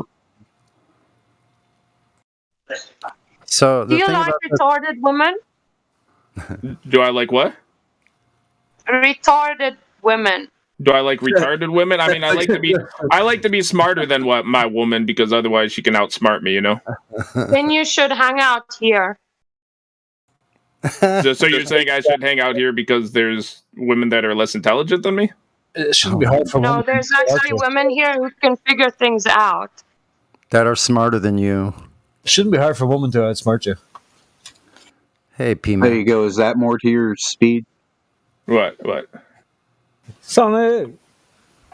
Yeah, see, look at that picture that they just posted. It obviously has curves. Now, is that possibly? But why would they put France right there? Like, look at that Joshua's picture in the live stream voice deck. But That's look where they proof put that France. Yeah, well, who gives a fuck about France? No offense to French people. They just lose all the time. But, like, yeah, look at that curved Earth. Yeah, that's fake. See, if they had showed you that your whole life, you would believe that. You think I that's a would. badonkey Hell donk? yeah, I would. Well, What? You isn't think that that's a badonkey donk? That's a fake Yeah, the movie. Earth is an ass. Filled with assholes, right? Yeah, like Globers, thinking they know anything, and then coming in here knowing nothing and arguing with people who's actually gone out and tested things. Yeah, we actually have to teach people about their own paradigm before we can even get into a logical conversation about what Earth actually is and the evidence at hand. Crazy, you know, because like that, I give you guys props for like convincing people to go against like what people were taught as children, right? We're not convincing anyone. Look, this is not a freaking get someone out of mind control and then mind control them again. No, or convince them of anything or convert somebody to anything. It's not possible for one. But we don't care if anybody's converted. We have no ability to convert anybody to anything. Neither do you. As a matter of fact, none of us have any power to convince or cause actions in somebody else that didn't come up internally within them in the first place. You may spark something, but they have to make the decision to be motive. Well said, Sonny. You know, So were you taught that Santa Claus is real or the Tooth Fairy? Well, I mean, you can't prove or disprove it, right? Unless you've seen Santa. Yeah, you see, we Yeah, don't but have the to point is disprove you were- something. You gotta prove it. You don't prove it, doesn't exist. Hold on, I just want to point out real quick that I showed him a picture of a girl that had like a map leggings, yoga pants with a flat ass, and he says, "Yeah, you see those curves?"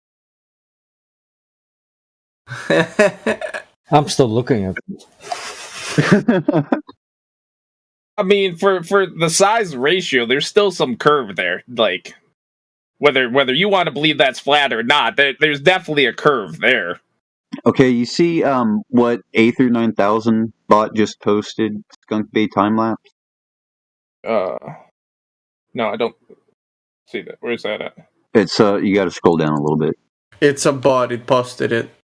Oh, okay. Yeah, I see that. Yeah. Okay, so that's Skunk Bay time lapse, right?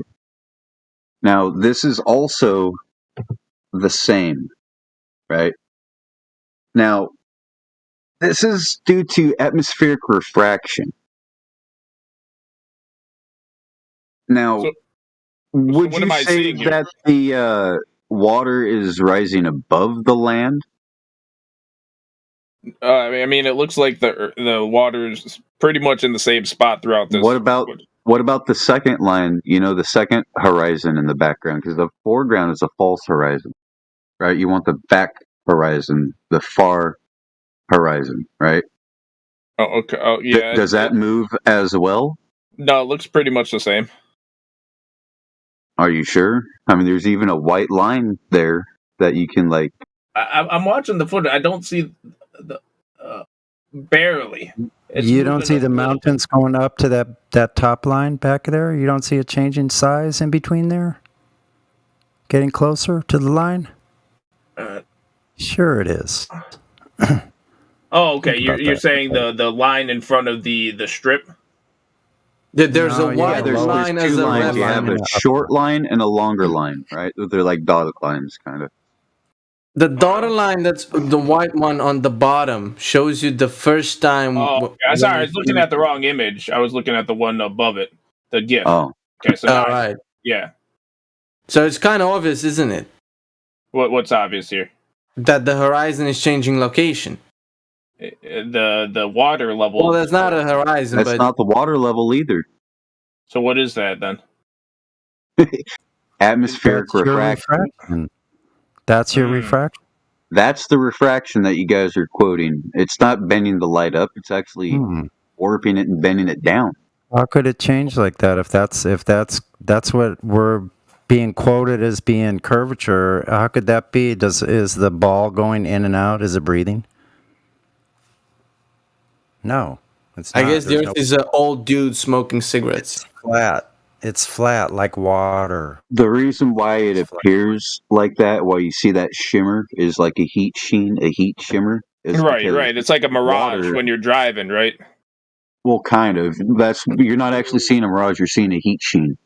A mirage, by Mirage is definition, where you means see- you're doubling things. Yeah, you're actually seeing a mirage is an inverted image of what you should be seeing. So you would see far off in the distance up on the sand dune, like what you would see ocean. You would think it's ocean. You'd run off there and find out it's just another sand dune. There's all kinds of refractions. There's like 6 types of them or whatever, something like that. Yeah, Do you you have. see the image? You even have inferior mirages as well. Did you see the image I posted you guys at 47 minutes after? Can you blow that up and read that out loud, please? Could you do that? Newbert? Yeah, I see that.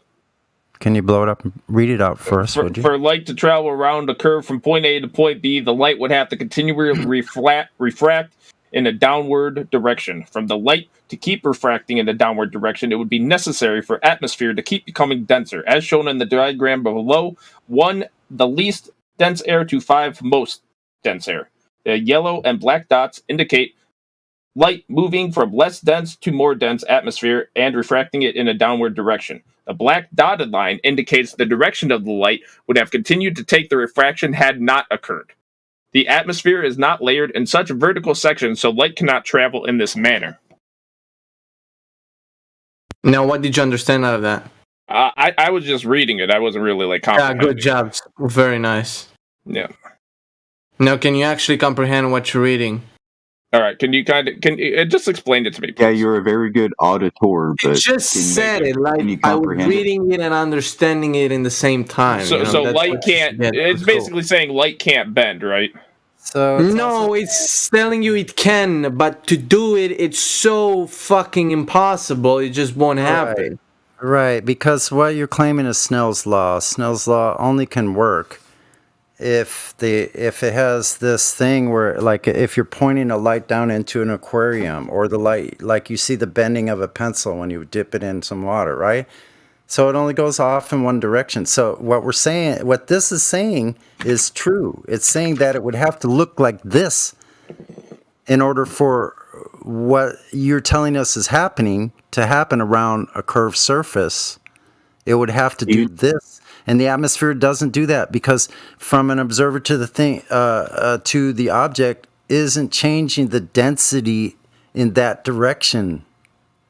Do you know of any laboratory apparatus that bends light without using two mediums or optics, because that would be two different mediums, just using the single media of atmosphere, of air?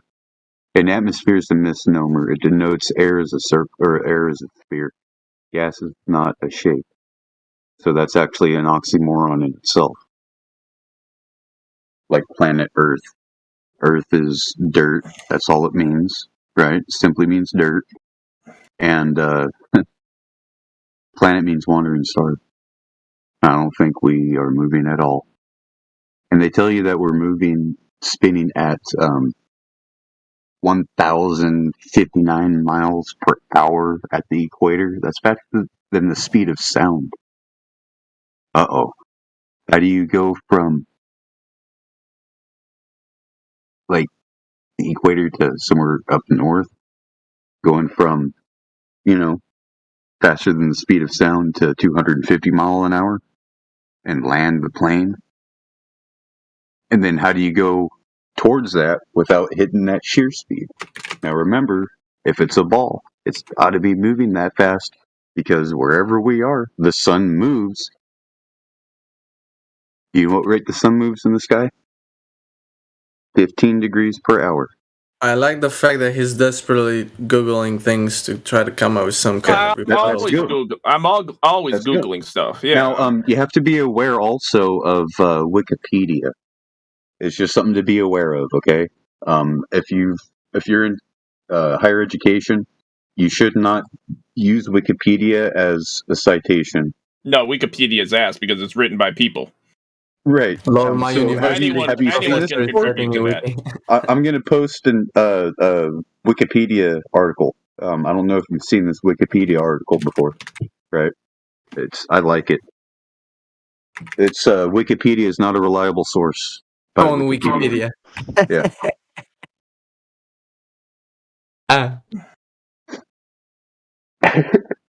They call it vandalism. I mean, I don't know. When I look up in the sky and I see the sun and the moon, right? I just get so, like, how is it so perfectly that, like, the shadow on the moon is always like a curved shape, right?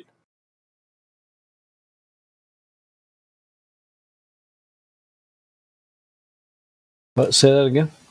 Okay, so like the moon, right? When you look at the moon, there's like crescent moons, right? And the shadow on the moon is always curved, right? Why is the shadow always curved on the moon?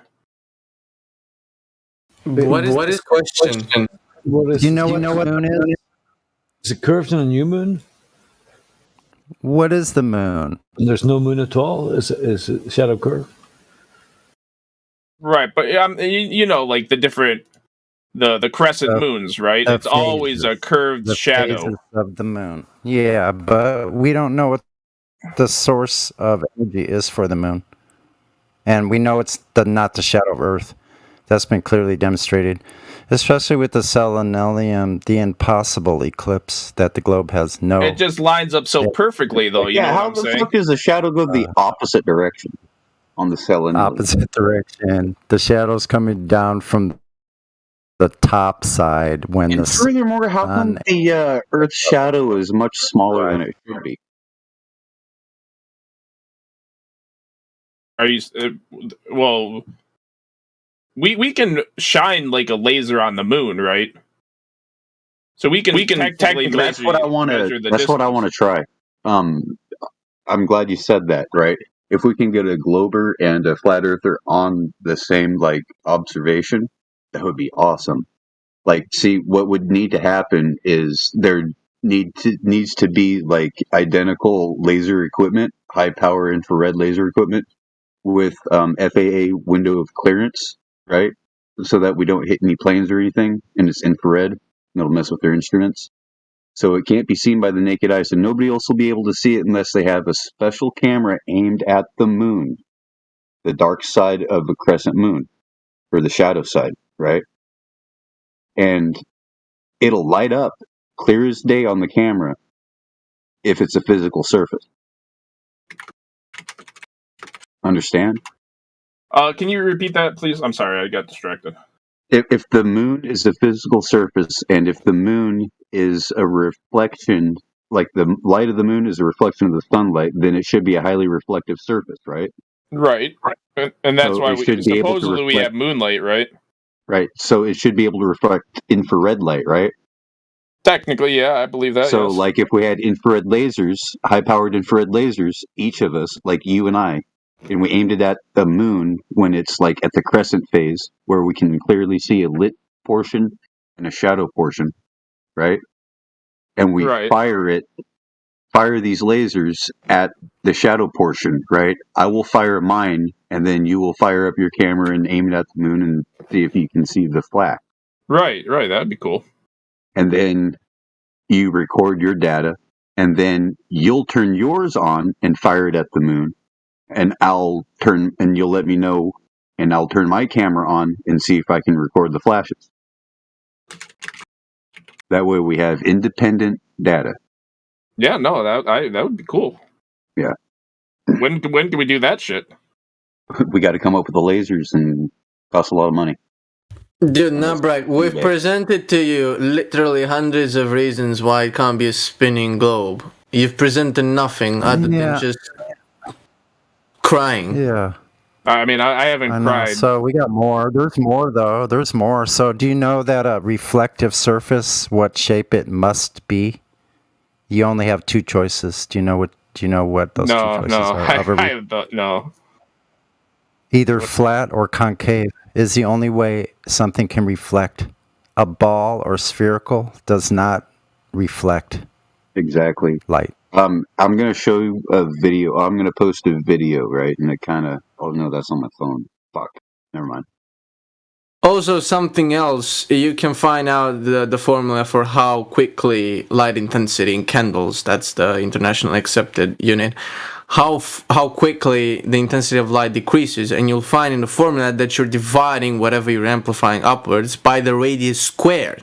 So if your moon is about hundreds of thousands of miles up in the distance, that's pretty bright, considering how bright we're seeing it here.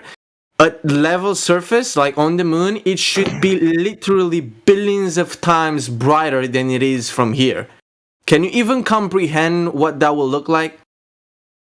Also, I do have that video. Here it is. Like, if they filmed on the moon, it should be so bright, it would melt the bloody cameras. I mean, the sun is bright. I mean, reflecting it should... No, literally, look up the formula for light intensity, and you'll see it's dividing by radius squared. Now, that's the radius, between, let's say, your point of view and the surface level of the moon. You measure that, which is, you can Google right now, the distance between the Earth and the moon. You double that, you increase the intensity of the moon by that, and that's how bright the moon should be at level surface. Well, good luck with that. Oh no, light's not heat, so... Well, actually, it would affect the optical apparatus as if heat would do it, but that's not a discussion. But it would actually do it that way. Like you can literally burn an optical sensor using light. You can, but that's another discussion. On the radiation, though, you can't put a oh, this is just. Oh my god. Yeah, you can't put a magnifying glass under your. You can literally burn CPUs and motherboards using electrical current. You can heat them up using. You guys are bloody trippers, man. You guys are fucking trippers. Fucking trippers, all right. That guy just came in, said we're trippers, and he just left. The bloody ripper trippers. These trippers are rippers. You fucking live in Australia, mate. Upside down, motherfucker. Yeah, bro. Look. G'day. Welcome to tomorrow. Yeah, we're actually wrecking the trippers. Yeah, so I guess welcome to summer, huh? Yeah, summer down here, down under. We're still waiting for debunks of everything we've said. At least one thing, at least one thing. Do planes actually fly upside down, or is just bloody big guppies in the water, mate? No, planes don't actually fly upside down, mate, because it's all a reference to the center of the Earth, so there is no upside down. So, God, that's a conundrum. But it's a ball, right? Well, not only is Australia Gaza still here tomorrow, but 6 months from now. Whoa! When did they measure? When did they measure the curvature of Earth? A direct measurement. When did they do that? Then. Well, they did it a fucking long time ago, thousands of years ago, and really, you got primary reference data for that? no, I can't remember the dingleberry's name, but you can do. I didn't ask for a dingleberry's name. I asked for primary data reference material. Okay, well, you can use the 2 sticks thing, and it doesn't work. Did you say sticks? Yeah. And how do sticks and shadows? How do sticks and shadows equate to a direct measurement, my bra? Oh wait, Jezza, have you been drinking again? That's not important. I don't. Oh God! Can we hear the sip? I really forgot that sip sound. Can you just open up? Let's hear him out. I need to laugh. Seriously. Please, we want to hear it. We want to hear you take a sip. Like, please. So I have a question. Can people in the bottom part of Australia see Polaris? You mean like towards Sydney? Like, yeah, the bottom part of Australia. Can they see the North Star or no? Negative, Ghost. No. Do you know how far south of the equator you can see? Can you see it from Melbourne? No, you cannot see it in the southern hemisphere. You can see it at the equator. You cannot see it south of that. So why not, though, if it's flat? Because you can't see it forever. That's the question, isn't it? Who said you can't see it below the equator? Who said everyone in the southern hemisphere? Just because they really? It's eternal. Now, apparently, you don't know about the Royal Observatory many, many times, where it's been seen at 23.5 degrees south latitude. Oh yeah. Okay. Numerous. So yeah. You said no. You said not at the equator or not. He just shifted 180 degrees in like half a second. No, I just gave you the data. I just gave you the exact data of how far it's been seen. Because you know what? That's funny because he said you shifted. I found out that information. Okay. So you just said Yeah, that you can't hadn't see it. found that information, but you were just spouting something that you didn't know anything about, weren't you? Yeah. Okay. And now I'm agreeing with you, and I'm saying, and then I'm going to ask you a question. What season of the year can you see that? Why are we talking? I don't care. If it's seen at all, it's not a globe. No. What I'm saying is unless you have proof of water convexity, you have proof of convex water somewhere. Got a measurement of that? If you can see it at a certain degree below the equator at any time, north or south, can see the North Star or the Southern Star, that proves the globe. It doesn't prove No, it does shit, not bro. Yes, it Oh. does, bro. Sorry. Why are we talking to Jazz like this? Wow. So you must have curved water then. So where's that? Wait, Jazz, did you meet your the mother of your children? You said like a year ago you got a kid you never met. Did you meet him? No, I haven't met her yet. Damn. Sorry, bro. It's Christmas and on Saturday, so I'm in the future. So yeah. But anywho, Saturday. Jesus, you're well in the future, bro. So no proof of sphericity. Okay, moving on to motion. Do you have any proof? Was axial rotation detected? Yeah, that was detected many moons ago, and again in crickets. Someone roll the crickets, please. Dude, we don't have crickets. Go ahead, Jazz. Okay, good one. Jazz wants to go and get hired. So no sphericity, no motion. How about a demonstration of gas pressure without a container? Do you have that? I can do it for you. That demonstration? I can do it for you, Jazz. It's been done many years ago, right? Many moons. Yeah, but actually, yeah, you're actually right about that, about the gas pressure thing. It has. You're actually that is the one thing you're completely right about, is you can't The have one gas thing, no, I'm right on both the first two also. So don't forget those. No, you're not going to run past that, whistle past the graveyard. No, 1 and 2, no sphericity, no motion. And did you provide the demonstration of gas pressure without a container? What's your... No, I can't, because I'm not fucking Superman. And 2, you Have you ever heard of gases being contained without a container? No, I have not. You're completely right. Okay. You said somebody did it many years ago. So that means, here's what that means. Any of those three things I just mentioned are all just beliefs in your mind. That's Six of Shadows you don't prove information. Well, right. Secondary information. You just happen to believe it wholeheartedly, and now you're jumping in with both feet, trying to defend it, which is only a belief. You have no empirical data to back up any of those three claims. So we can move on, just understanding. We'll go back to this, going through the 3 points with you in future conversations, because you just have a belief. So now we want to hear what else you believe in. Jazz, you don't have any facts. Let's unmute Brickstone because he wants to talk. Just that we've been hearing him for like 2 years. That's fine. Jazz, did you come in here to destroy Globe Earth? Because you're doing a fucking good job, bro. No, I didn't. Rat snake. What I did come on I here unmuted is Sonny, you were just saying about gas pressure, right? Yes, I was. Yes. And you are completely 110% correct. Okay. Explain, please.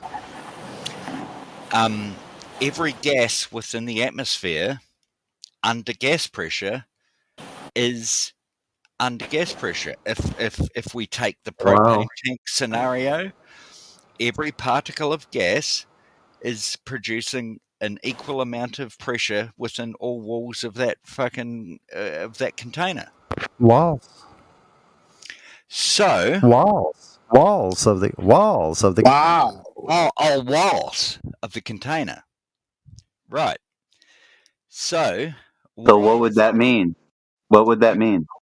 Okay, if you cannot have gas pressure with a container, what would that mean? Okay, so gas pressure is gas pressure. We know what that is. We just established that. So why is it that within the atmosphere, I'll call it the atmosphere to keep you guys calm. Yeah, otherwise it's an oxymoron. Yeah, Atmo is gas, and it has no... Actually, Atmo flat is still an oxymoron, so yeah, we don't call it Atmo. Finish your question. Atmos. I'll call it the Atmos. Can you provide the airplane? can you provide evidence of any other gas within the atmosphere that is held within a container under gas pressure that has a fucking pressure gradient? Can you do Yes. Yeah. What? All pressure has a A gradient. butane bottle or a propane tank. Oh, just that. Wait, Sonny. The gas pressure. Hold on. Stop using atmosphere. It's an oxymoron. Oh, We're not gonna he's appealing to there is no space, is what he's Listen, appealing to. you cannot even measure. Hold on. I'm about to speak. Shut up for a second. You cannot even measure if there's a gradient without having pressure with the assistance of a container in the first place. You wouldn't even know if there's a gradient unless you had a container to measure it with.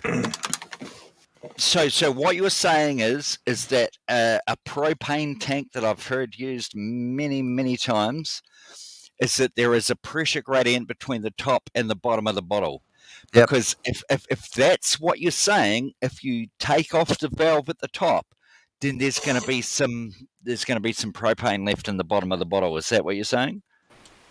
No, that's not what I'm saying. Well, no, that's cool it off.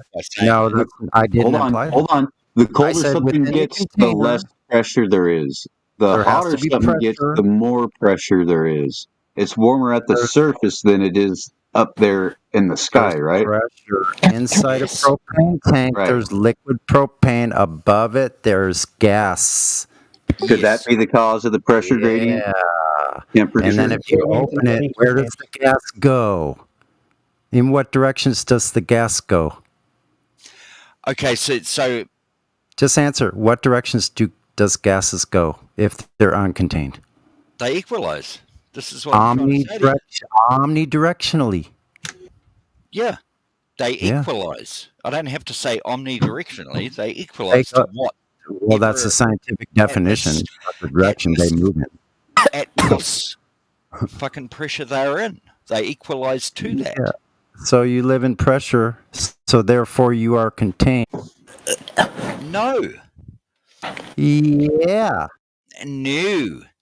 Okay. Yeah. No. Okay. So. Yeah. If hang on. If we have gas pressure, yeah. Gas pressure, yeah. You don't like gas pressure because you think you live on a globe. Ba ba ba ba ba. Can't listen. Yeah. So, do you agree that there's a pressure gradient? Jazza, what's your point, buddy? Within a container. Yes. I'm just getting to it. No.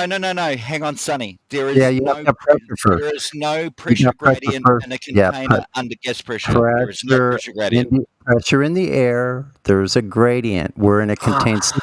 Therefore, you would not have a gradient if it was an open system. Jezza, you're talking about pressure gradients when we're just talking about the first thing, which is pressure itself. Yeah. Don't get the pressure gradients, just get the pressure in itself. Yeah. You can't have it without a container. Pressure is X, that's the primary. X is the primary. Pressure X, you have delta X, that's secondary to the primary of the Okay, so X, I'm just going to which is shut the the fuck pressure. up because you guys don't understand. Yeah, okay, goodbye, Jezza. We're so sorry. Goodbye. Oh, that's great. Just go ahead. We've heard that before. Yeah, But, like 2 go ahead, years. because we have proof and you don't. Now you're you being don't. butthurt. You don't fucking listen. Jazza, Hey, listen. Jazza, there's a snake named after me. You gotta stop drinking. Just like you. You gotta stop drinking, okay? Catch us later. Love you guys. Yeah, I just wanted to say, Jazza, real quick. Okay, well, fuck off then. He's drinking too much. Still I at just it. wanted to tell him that, it's okay. There's a snake named after me too, Rat Snake. Yeah, I he's just want back. to let you know there's a snake named after me too. Don't feel bad, bud. You can actually look up Joshua's blind serpent or snake. Like the side, it kind of looks like a worm, but it's not actually a snake. Harmless. So I want to throw this out there. I can prove the Earth is round. Okay, it's easy. Okay. If you throw a boomerang, it comes back to you, right? Yeah. Earth is round. It's just that simple. I don't understand why you need more explanation. Is the boomerang orbiting? Yes, it spins around you and it comes back to your hand. So It's like a yo-yo. is that an orbit? Is this? So I've never heard this argument. Wow. What I'm saying is, So if you if throw a you- boomerang and it comes back to you, like the Earth is round. I You don't know do why. realize that has nothing to do with the shape of the Earth. It has to do everything with thermodynamics and mechanics, right? It has everything to do with the shape of the Earth. So if something is moving around something, is that an orbit? Yeah, if the ghetto bird is circling your house, that means it's can't orbiting your fathom- location. If you can't comprehend that the boomerang proves the Earth is round, I don't know like how much I can. Where did you get this? Like, I've never heard any retard say this. I'm gonna guess Coriolis. That's a good joke. So didn't we ask you the same thing before about going around the block? Was that was you or one of your No, buddies? that was Nubrag. That was Nubrag. Wait, So if you go around the block, Wait, he's not my buddy. I don't. Just for the record, I don't know who Brixton is, but like Wait, he's hold on up, my Brixton, side. you wanted to be unmuted to say that? Yeah, I mean, I just Is debunked the this whole. like an actual question? Like an actual point you wanted to bring up? You muted me again. Come on, man. Well, what would be your explanation of it? Would it be Coriolis? Well, that is the most simple explanation. If you can't No, it's understand not. that It's the boomerang called proves the Earth to bring around. called like, aerodynamics, there's just no airfoil. further we can Wait, go wait, but my question never got answered. I know it was like 20 minutes ago or 10 minutes ago. I asked, how come the bottom of Australia can't see the North Star? Dude, there is atmospheric obstruction. It's too far away from you. Therefore, the angle that you're looking at it becomes so narrow. It's beyond your resolution that you're capable of with the human eye. Yeah, remember the sunset that we talked about? There's something called atmospheric obstruction, you know? It actually gets dense enough so that at a given distance, nothing can be seen. Do you know what visual acuity? The law of inverse square. Well, I already told him that, but he doesn't get it. Do you know what size the aperture of the eye is? Oh, tiny. What size the lens is in your eye? Do you know that? I assume most people don't know that. No. Yeah, Oh, most shit. people don't study the parts of the body like I have. You're right. Yeah. Weird flex, but okay. Yeah, no, it's just I've been alive a long time. So I haven't a lot of chance to read. So anyway, yeah, your eye can only see so far. Just like a camera, it has a certain mechanical capability of how it lets light in and where that image is the angular size. Right. But what I'm saying is if you had like, almost like a pyramid. But if you had the best camera in the world, you're telling me that from the bottom of Australia you can't see the North Star. You can't do that, dude. Oh, listen. You want to get into technical things? We can't build that. It's too complicated. So it's yeah, like that's saying. why we stick Sorry, go on, Sonny.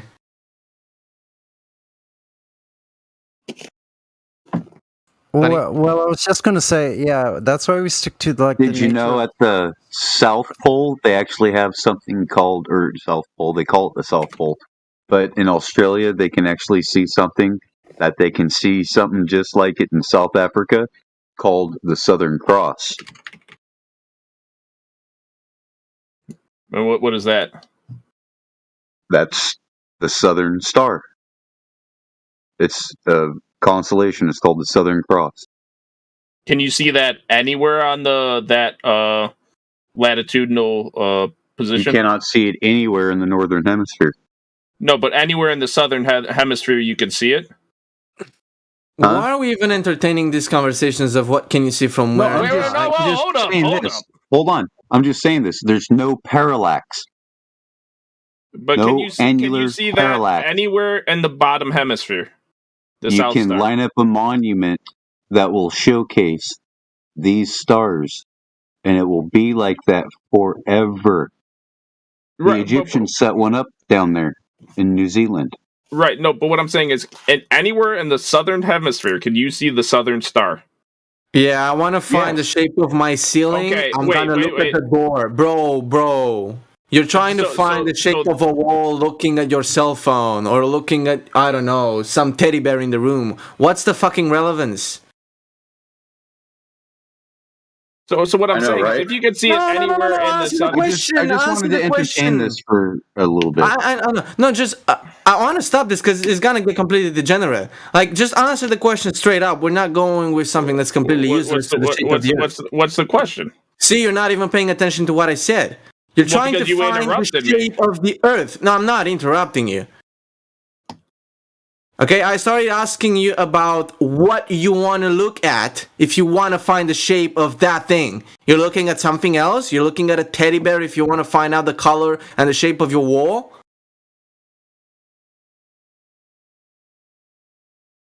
So if you're all seeing it from the southern hemisphere, are you all just looking answered north? the question. Are you mentally deranged? Are you all looking north then? If you're from Here's the the southern. thing: we don't know what the stars are, how far away they are, but we do know that we cannot see parallax. Just like if the stars were arranged like they are, and if we're moving, we should see some sort of parallax in the stars over time because we're moving.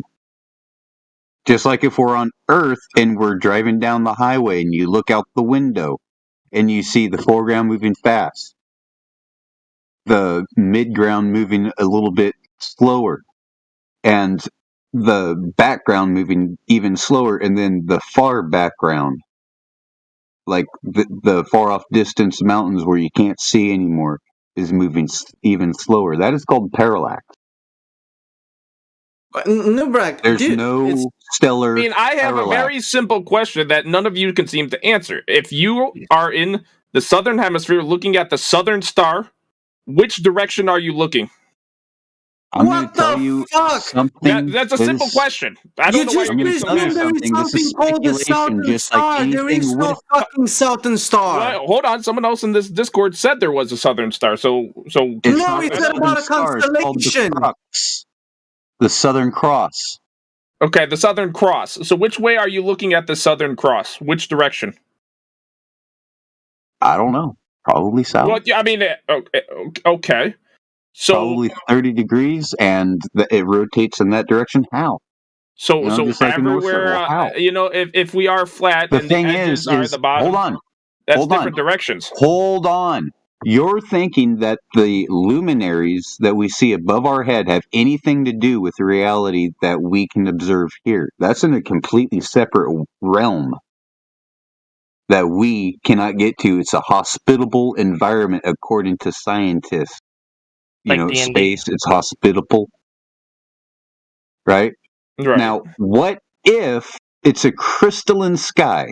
What if there's a dome and it's crystalline, and what we're actually seeing, right? What we are actually seeing in the night sky, right, is waters moving around in sololuminescence in the waters. Yeah, that'd be crazy. Right? But then again, that would be quoting Bible, and we try not to do that here. No, Can no. Explain that, the water No, thing. guys. I don't Yeah, understand that. isn't a dome a Well, semisphere? this So is why would- like why a would the biblical sky study. be a So. semisphere? Huh? No, the dome should be a semi-ellipsoid of rotation, but you wouldn't get it anyway. These conversations all the stars rotate east to west. You can even look at the star trails. Real quickly, we don't have billions of dollars. We're just regular guys around here. We don't have $1 billion to look up, the sky and things like that and these answers. What we have done, though, with our few dollars is disproved what NASA has claimed. Right? The curvature. We've done laser tests with our few dollars. That's enough. Curvature's gone. Globe debunked. This guy is asking a genuine question, okay? So you need to listen to him. I'm also a flat earther, right? I'm a flat earther, but he's asking a genuine question. No, He's saying we that don't why care can't you see about the- it. Why Because can't we see it's red Polaris herring. from southern hemisphere? Sonny said it like 1,000,000 times. You just cannot see it because of atmospheric conditions and because your eye cannot see it. Then why you are able to see several other constellations from the southern hemisphere? They are also equally far away from there. How do you know that? You can see the different constellations from there, which are visible from both You said we're at the hemispheres. same distance from according to you. your How do you know firmament that? proposal, they would be. According to your firmament proposal, if it was that, Dude, you know. the whole idea of a firmament is to have the argument of a necessary antecedent to gas pressure, which is a container. Everybody says that. From that point on, nobody says the shape of it, what it's made like, the materials, anything. No, we're just saying it has to be. Nobody has an actual mathematical function on like 7 scales that tells you what it actually looks like. We don't fucking have that. You would need to be able to make a shape. Don't make it complicated. Just answer the question that why it is not visible from the southern Sonny hemisphere. answered it a million times. Am I retarded? Yo, I think someone from Microsoft support just found out was listening Bro, listen to me. I am also a flat earther. I know that the earth is not a globe, but this is a genuine question. You know, the people who are coming in here and they are talking to you, they are trying to, do the research. They are trying to find the reality. So you need to answer them. I'm much more likely It is to our listen to duty. this guy than the angry guy. Sonny answered the question precisely, beautifully. There was no issue with it. No, what y'all just said was we wouldn't understand and we don't have an actual shape. No, I talked about the shape of the dome to you. That is half of an ellipsoid of rotation, All right, and I which asked is you- irrelevant. Irrelevant. It's very relevant. It pertains to the question of the stars and why we see The them reason in- why I'm trying to stop this because it's degenerate. We've given you millions of reasons why the Earth is not a spinning globe, and you keep on just changing questions. Of science, there is no degenerate answer. In the pursuit of No, science, no, it is. Listen. If you would meet with a scientist and you would keep on red herring him, that is degenerate questioning. it's not a red herring. It's a question. No, a red You know herring what a means red by herring definition you're changing. Do you know what a red herring is? It's a bird. Can you cite for me the definition of a red herring, Lily? Well, me? Yeah, because you just said that's not a red herring. I'm saying it is. I'm making the positive claim. I'm gonna explain Something what it is. especially a clue that is or is intended to be misleading or distracting. Oh, distracting. Interesting. Now, what have you guys been doing for like the last couple of hours? Literally distracting the conversation. We're saying something and then you're moving the By a goalpost. general question throws off your entire argument. Oh my fucking god! Did you just Right hear now, what I I said? can get No, mad can you at us just for recite asking- what I just said? Can you just recite what I just said? No, I can't recite whatever you said about the weird. Yeah, why not?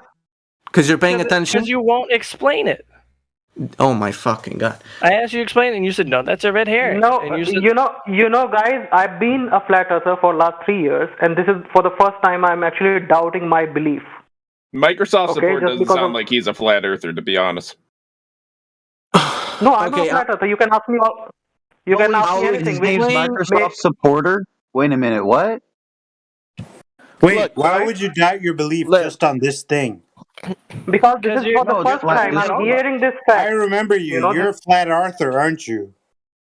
Yeah, I'm a flat earther. That's what I'm saying. No, meaning like your name was Flat Arthur. Is that you, right? You changed your name? No. That's a different guy. I know this person also, and I'm in his affiliation. Okay, I know that guy. I'm a different person, and whatever research I have done in the last 2-3 years, all the research has led to the same conclusion that the Earth is not a spherical. But this is a genuine question. We need to find out why this particular star is not visible from southern hemisphere. Vlad, the reason why I'm not answering the question. Let me complete. Okay. So if you are not able to see Polaris due to the distance, okay, or due to the atmospheric,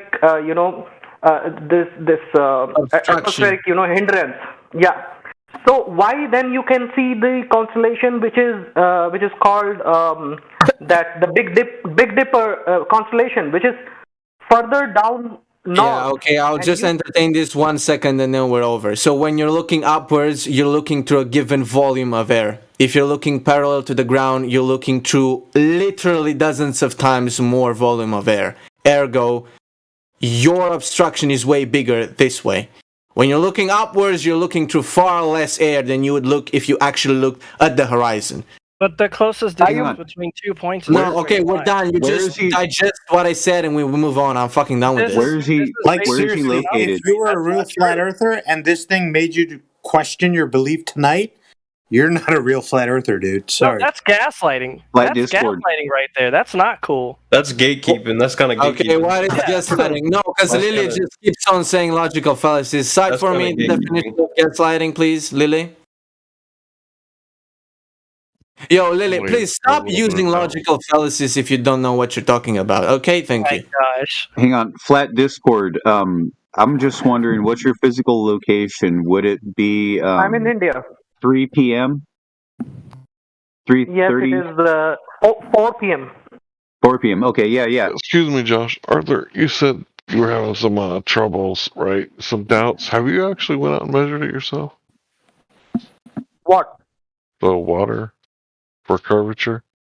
No, I'm not talking about the water. You know, whatever I have observed, as I mentioned before, that all the research and all the observation I have done, that all led to the fact that the Earth is not spherical. Okay, but this is for the first time I'm hearing this fact because I have never been to Australia. I never observed that from my own eyes. But this is a genuine fact that some of these stars are not visible from the southern part of this world. So if it is What do the stars reality, have to do then with the floor? The Earth. I'm sorry. What do the stars have to do with the Earth? Well, if we say that if we believe that there is this particular thing above us, firmament, okay, if there is a firmament and these stars are somehow attached to that firmament, then we should be able to see those stars from anywhere, from any part of this world. Why? Why? Because that's an observation. Yeah, that's an observation. The universe has an angular resolution limit. Okay, but like I said before, with trigonometry, a straight line is the shortest distance. So if you looked at it at a diagonal, or straight up, or slightly to the side, that would be the closest. You're not looking at it head on through the Earth, right? So the people who can see it straight up, depending on the distance of the firmament from the Earth itself, you should be able to see the same thing with the measured size of the Sorry, Earth. what is your argument? It's the same thing that we were going to before with why can't you see this constellation in one part? And you said that the density or the pressures or the I never mentioned pressure. The conditions, as you said, would change how you could see it It's too because you were far. looking through a lot more. It's Yeah, okay. And what's wrong with that? Hold up, what's so- wrong with that? The Earth is relatively small. Oh, how small? Do you know the numbers? Not according to the flat Earth model I just got here. Dude, I'm asking you about the globe. Okay, doesn't whatever, know. move on. He doesn't know. Just move on. Fine. It's relatively small. Move on. What's your point? We need to find the answer to the. No, I wait. heard you saying that it is because of this density of the Okay, and that's not atmosphere. enough. That's not enough. No. Why would that be enough? Why would flipping off density be Because there's a ton of other evidence that proves the flat Earth. Okay, so we were asking about that. And I'm agreeing to you. I agree to whatever the evidences you have. I have done my own research. I have done my own bit on that, okay? But, you cannot just refute this question that it is actually far away. That's why you can't see that from the southern hemisphere. So That again, is what's not, the problem with me saying that? I still don't understand. What is inconcise with that statement?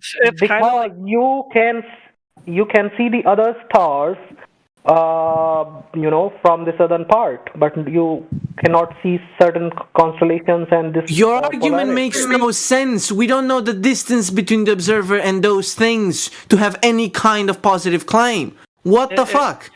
It actually does make a lot of sense. It's like going back to unified field theory.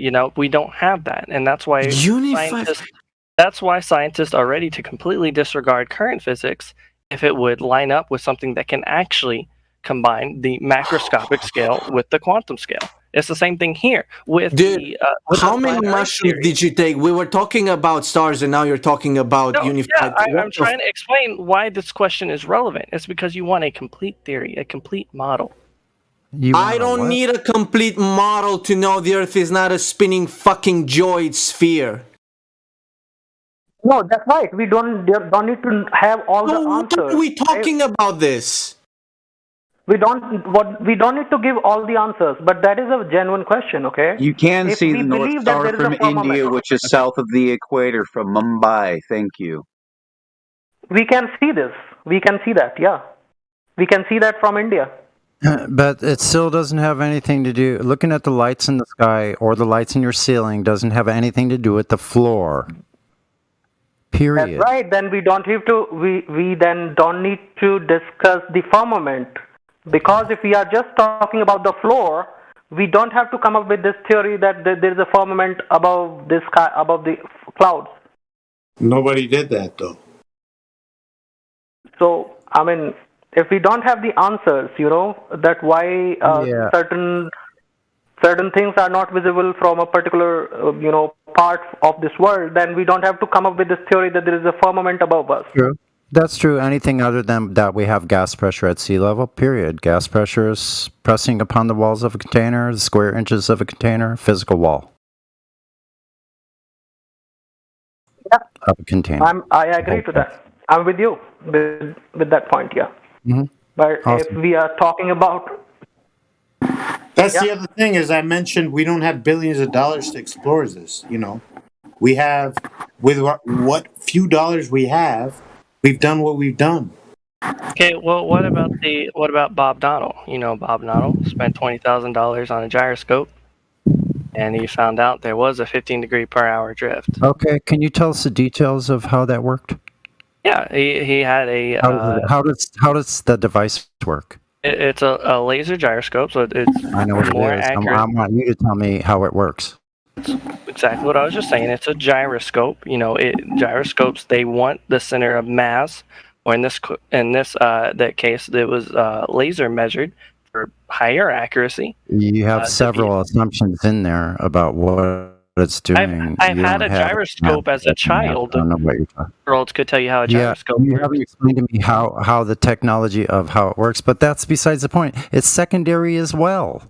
I literally just said the mass Secondary. wants It's to gravitate towards information the by a bottom. man-made device. Please, you don't have You sphericity. can make a gyroscope at home. What do you mean? You show me a Gyroscopes aren't direct measurement of Earth's curvature, and we'll go on from there. That's a Do you have a direct $20,000 device. curvature anytime in history? $20,000 A direct gyroscope. measurement?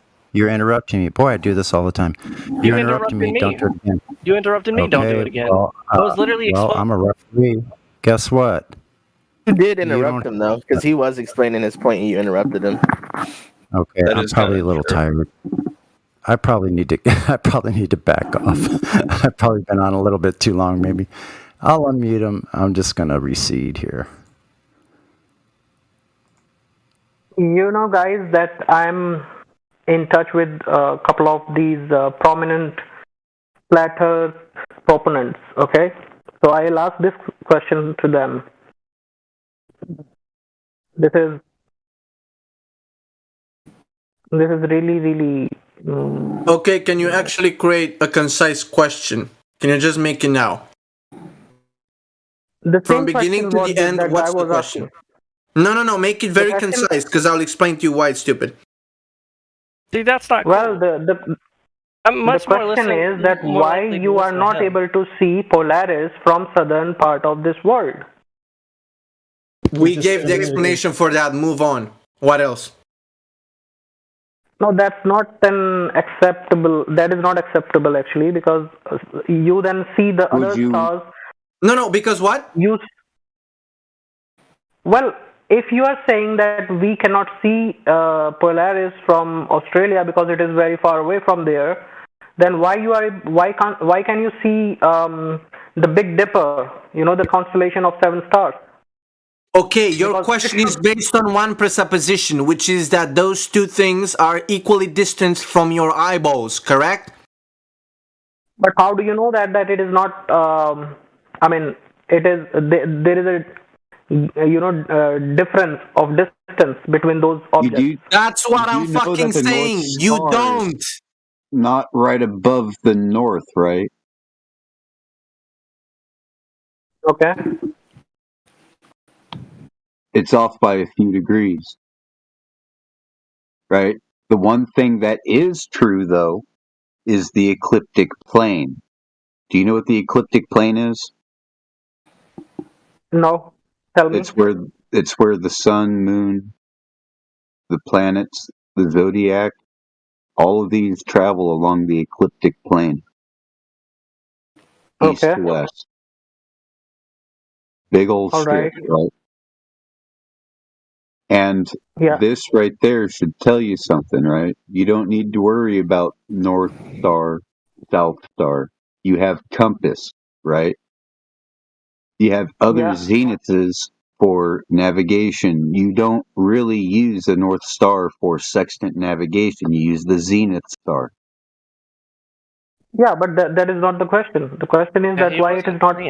I'm saying it's irrelevant due to your position, right? You want to find out where your position is based on the zenith of the star that's above your head, and based off of where you should be by looking at another star datum and measuring the angle between you and that to come up with the adjacent, which is your course. I have another question to change the subject if you guys want. How come if the Earth is flat and we're not Wait. Can I ask you a question real quick, Brandon? Sure. All right, look. If I drop 2 items in a vacuum, are they going to fall down? Yes. I'm trying to hear some flat earthers respond. If I drop 2 items in a vacuum, when they fall down? Bro, your question should be, do they fall down at the same speed? Jesus Christ. Do they fall down at all? Oh, of course they fucking do. What the fuck? Okay, how do they fall down? Oh my god. How do they fall down? That would be gravity.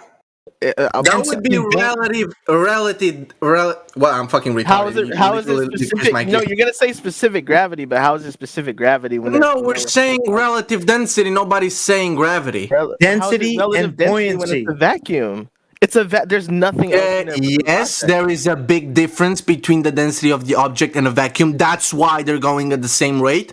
Hello. They're still falling down. Relative density. Why are they going downwards? Why aren't they going upwards or sideways or diagonal? Dude. No, because there is gravity. There is a gravitational pull which is acting upon. It's gravity. Yes. What the fuck? Okay, this flat guy Discord. What the fuck? Did you guys hear him? Flat Discord. They don't believe in gravity. This guy sus as fuck. Well, yeah. No, I don't believe in gravity. And there is nothing wrong. There is nothing wrong accepting a fact. There is nothing wrong in accepting a fact. Sorry, what? You said you've been researching flat Earth for 2 years and you think gravity is a fact? It just but there is some fact, right? There is something. Whoa! Listen, there is something which is actually pulling down all these things. So downwards. there is an electromagnetic bias downwards. That's what you're saying? Yeah, so you can call it gravity, you can call it electromagnetic, force or whatever you want to call it. Bro, we agree that there's a force pulling everything You're not a real flat earther, dude. Sorry. That's kind of Can we agree that there is a force pulling everything downwards? Helium balloon. Yeah. Shut up. Where is the helium balloon going? Where is the helium balloon going? It's going up. Always not. Yes, you're VC only now, not a flat earther. No, I am. You just said there is a downward bias. Where is the helium balloon going? You said gravity is pulling. Helium balloon is going up because the air inside it is actually lighter. You're a flat glober? Are you flat? You literally just said there is a downward bias, and now you said that helium balloons go up. You literally just debunked your own statement. No, I didn't debunk it. Helium balloons go down in a vacuum. Helium balloons go down. Listen. So you know. Listen, it goes up. Helium balloons go down? Who is the retard that said that? That's me. You're a retard. Buoyancy is a function of air pressure over gravity. So if you put it in a vacuum, a helium balloon will in fact fall. Do you always answer to retard? Helium balloons do go down in a vacuum. Actually, you know what would happen to the helium balloon if you put it? Hold on. You know what would happen to the helium balloon if you were to put it in a vacuum chamber? It would expand. Yes, it wouldn't rise or sink. If the entire you had a it would actually break. The balloon would actually break. If you had because a of balanced, entropy. it was if you had a exposed balanced to as pressure of strong of a vacuum as the theoretical vacuum of space. Yes, it would explode. Yeah, it would explode like nuts. That's what would happen because of entropy. But we're not getting to. No, that's not assuming nothing. That is a literal fact. That's assuming that the fabric of the balloon would explode. See, It's helium not balloons- And then strong there would enough be to no hold helium vacuum. inside. No, Helium balloons go upwards because it would be the an force of environment everything else completely below it is comprised of pushing it helium. upwards. And so the reason why helium balloons go upwards is because the force of the air pressure, the other gases and whatnot below it is pushing it. It's acting upon it, and it's counteracting the force of gravity until it reaches a certain height where the helium density is the same as its environment. Then it'll stay there. That's why. It Yeah, goes up. cool story. Yeah, it makes sense on paper, but it also makes sense on paper if I only use relative density. So what's the problem? The problem is The the whole vacuum reason why you bubble. deny the existence of gravity is because gravity would knock out everything you're talking about. No, the reason why we're saying there is no such thing as gravity is because nobody's ever done an experiment and actually presented us the demonstrate dependent gravity. and independent variables. You can't demonstrate you can gravity. look It's demonstrable. It's non-demonstrable, right? So Specific can you gravity tell is us- demonstrable, which can you is relative tell- density. Can you pull out of Einstein's paper, General Relativity 1915, and show us What is the where force that causes Special specific? theory of No, hold on, relativity. hold on. What's the force that causes Yeah, you more can't. dense things to go so downwards? you can't. How does it go You're not going downwards? to even try. No, I'm saying you got to explain. Yeah, I'm you're not asking us those questions that forces. only God can answer. Well, see, here's the So thing: you think if flat you earthers are God? replace the You're not air, explaining why everything goes downwards. if you replace the air with water, would all the objects that are on the ground still be on the ground? What do you say? If you were to replace the air with water, would all the objects that were on the ground in air still be on the ground if the air was replaced with water? The air was replaced with water. They're Yes. denser than water, yeah. Everything is denser than water, really? Your body included? You're gonna sit at the I bottom? said Hold on. they're denser. She said if they're denser. But If they're would more dense, they would everything still be the same if the medium was changed? No. Air, water. Some objects would float. I'm not understanding what you're asking me. Some objects would be neutrally buoyant. He's Yeah, trying that's to make true. the point that gravity is not needed. Yeah. So But why does kind it, of removes how do we know the up from gravity down? from the situation? How do we know up from down? There is no. No, don't let What him do you do mean this. up Listen. from Whenever down? he's asking you something Why like are this, you call it out trying to a red go with herring. There is only linear up and geometry down. all of a We are sudden? not in Vestibular space. system. We are not in space. There is only up, down, right, and left. Period. Forward, There's backwards, no left, like and right. direction We is cannot relative. go up or down. Can we dig with your You're bare right, hands? we No. can, Can we but fly? We can go No. towards the center of the We're not Earth. Goku. What gravity is? Let me ask you something about the core of the center of the Earth and gravity and whatnot. Wouldn't those molten metals Why lose explain? their I already magnetic? did ask him that. Well, never mind then.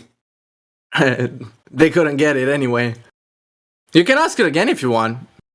See the answer. Yo, did you see his response? Flat Discord. He said there are many flat Earth researchers who believe That in believe in gravity, yeah. Well, then they aren't flat earthers, I guess. I don't know. Maybe they're just dumb. Okay, this might be a stupid question, but I'm going to throw it out there. If the Earth is flat and we're all on the same level, we're all not moving, why does toilets swirl one way in the northern hemisphere That has and been the other debunked. way in the No, southern they don't. hemisphere. What the fuck are you talking about, dude? Did you That ever was check that for literally yourself? debunked. Depends on the shape of the Did you ever container. check that for yourself? He was asking the question. Don't Yeah, yell at him, I've just been to answer. South America, and the toilet flushes the other way. Yeah, you're literally lying right now. You can I am just not go lying. online. I physically Listen, been to just Mexico. listen to me. Okay, bro. You can go online and you find people that support your globe, test this thing, and prove it wrong. This is fucking fake. I'm telling you what I'm telling you, go and do your research. Stop being full of shit and lying to people. You've never Bro, fucking seen that. y'all ask the guy, y'all ask him if he's ever seen this, and he's like, well, yeah, it's just on the internet. And you're like, no, have you seen it? He's like, yes, well, I've seen it. He's like, and then you tell him to go on the internet to disprove what he's seen? Yeah, because I know he's never gonna do it by himself. No, I mean, it's a very simple thing. Roger, listen, in the live stream voice text, Roger just gave you the video. Go and watch it and then ask the question again if you have the brain cells to even do it. It's crazy. You tell the dude not to trust the internet, do it for yourself. When he does it for himself, Oh you my say use the God. internet to disprove yourself. How about you make a video that And that's what happening? proof No, no, you go make a Daniel, video right before now you that that's left happening. with your You tail know- between your legs?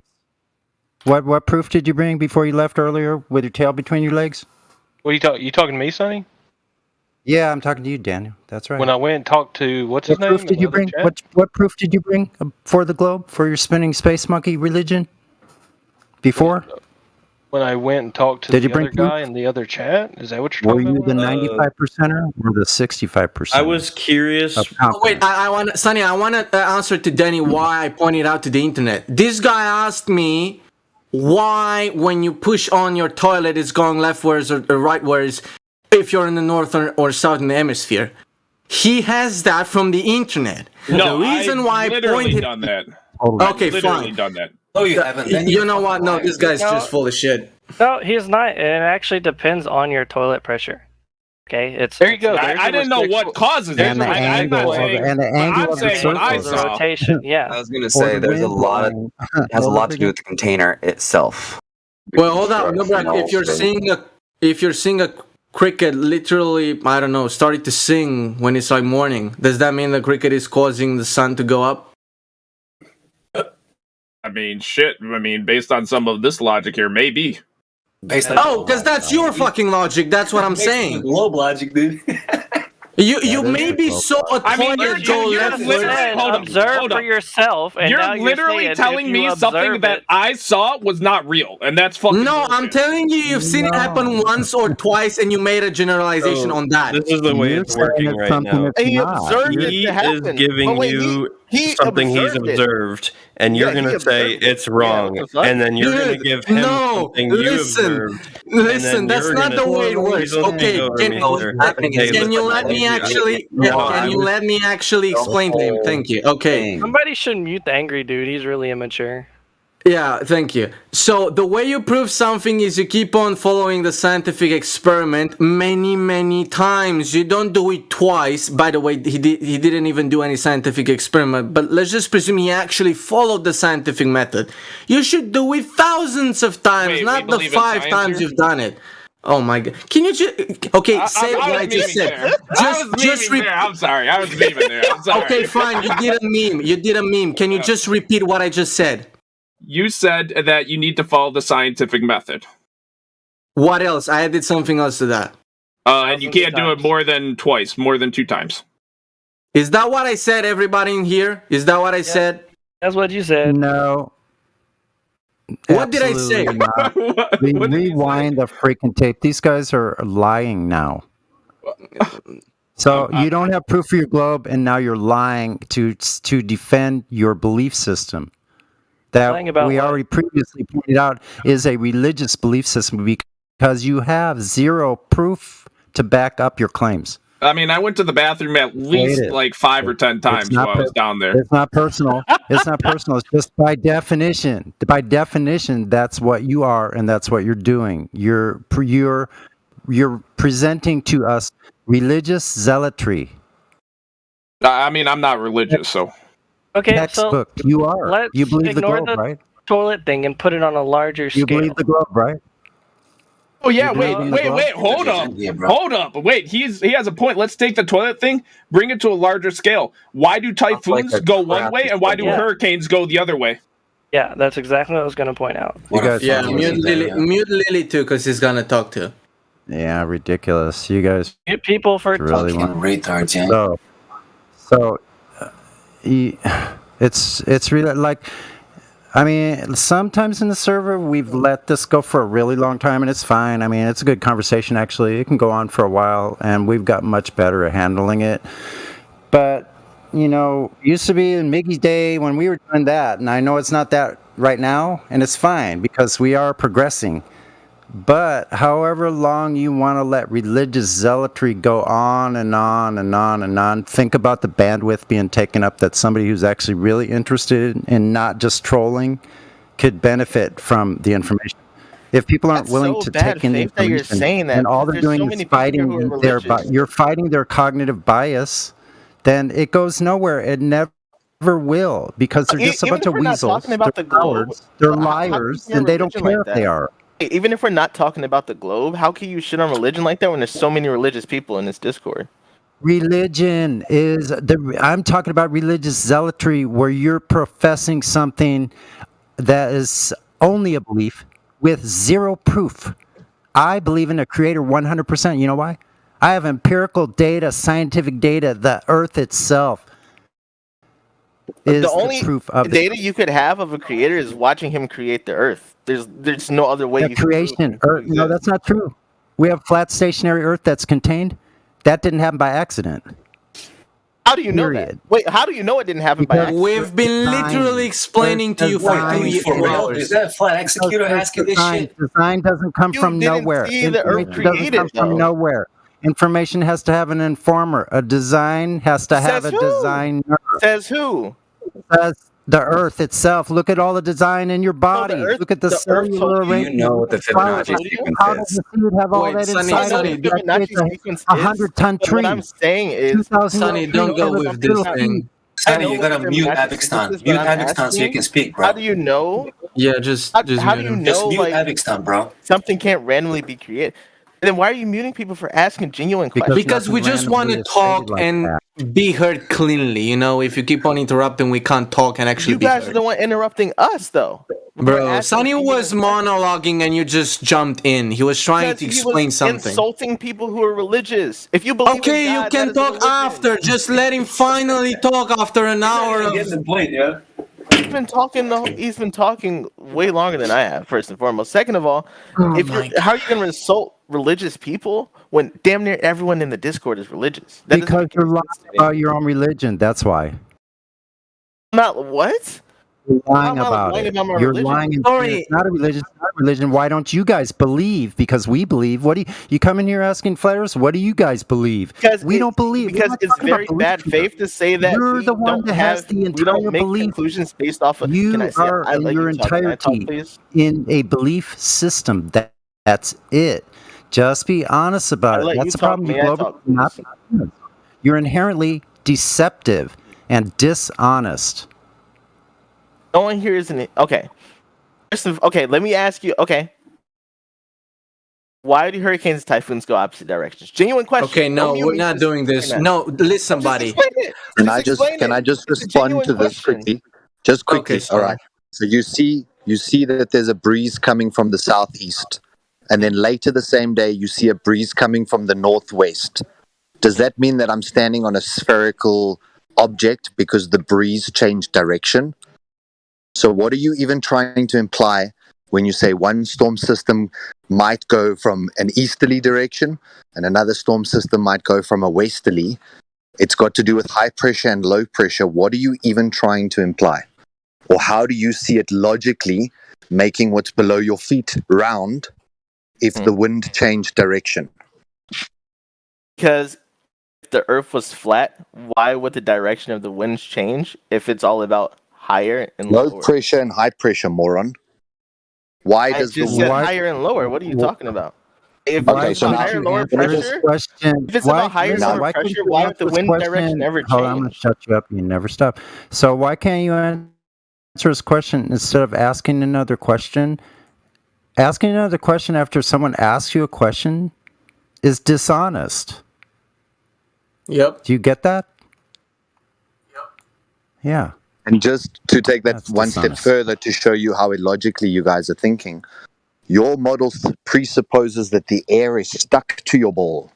That's why when things leave the ball, we don't see any rotation below it because the air is stuck to the mass as it rotates.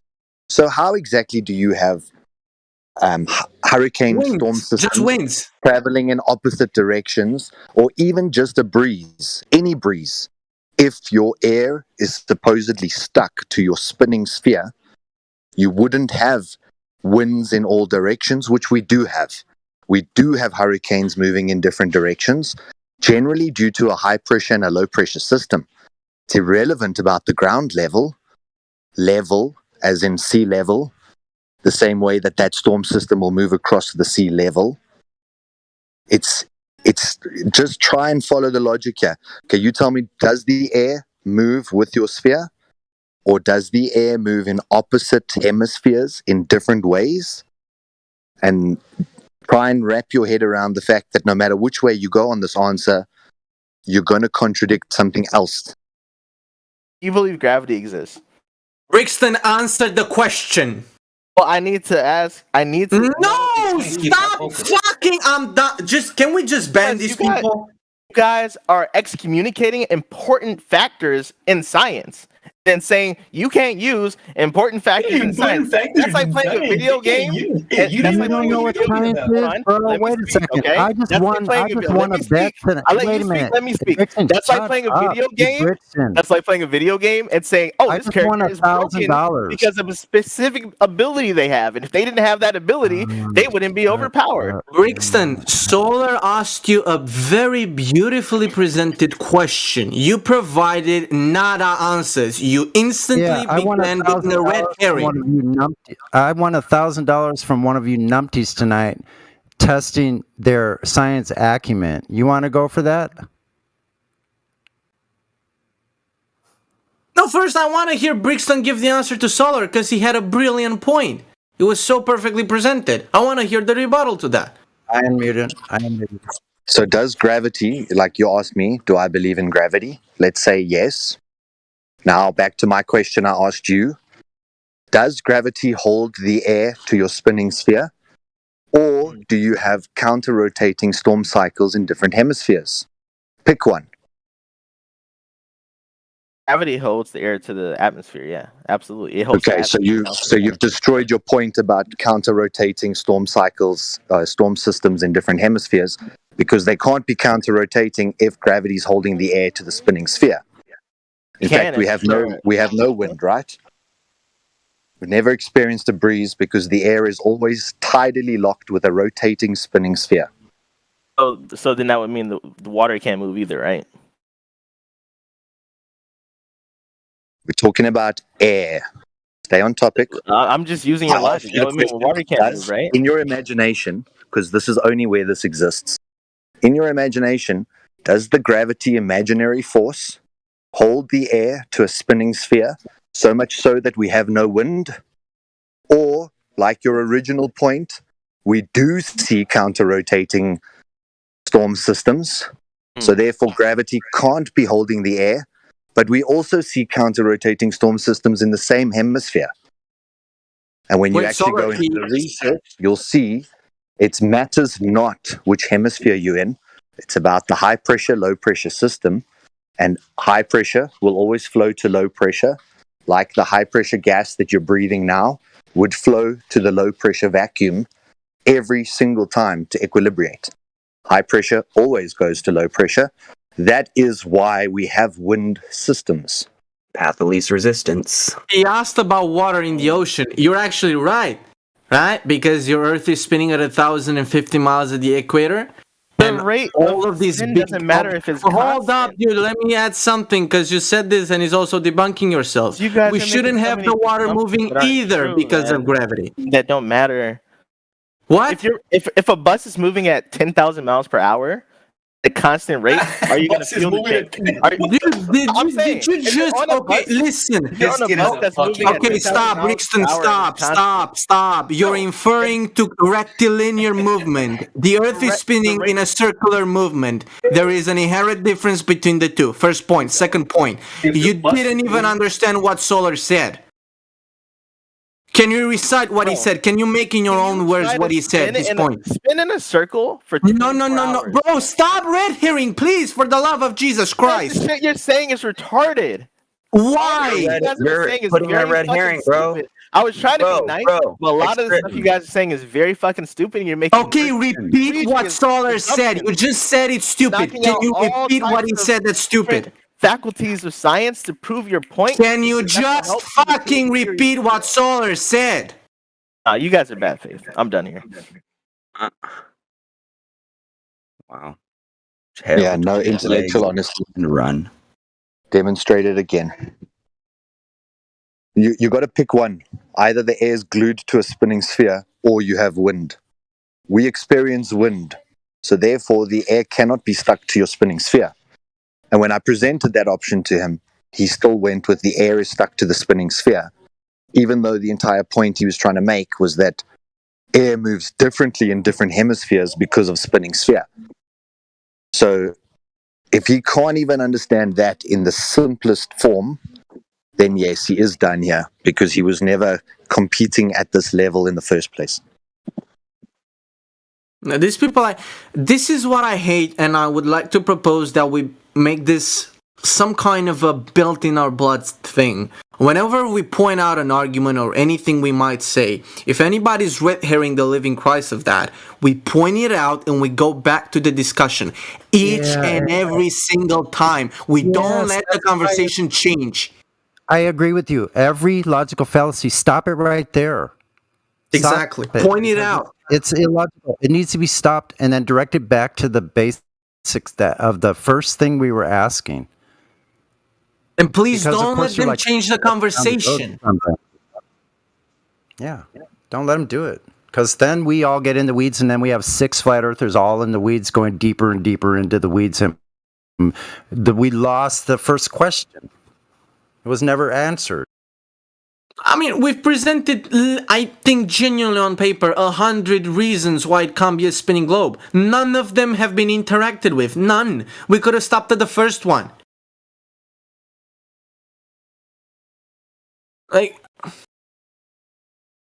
And please, to all the Globers, stop changing the conversation. Stop giving answers with questions and stop red herring. If you don't know what red herring means, in other words, it means changing the subject for simple terms.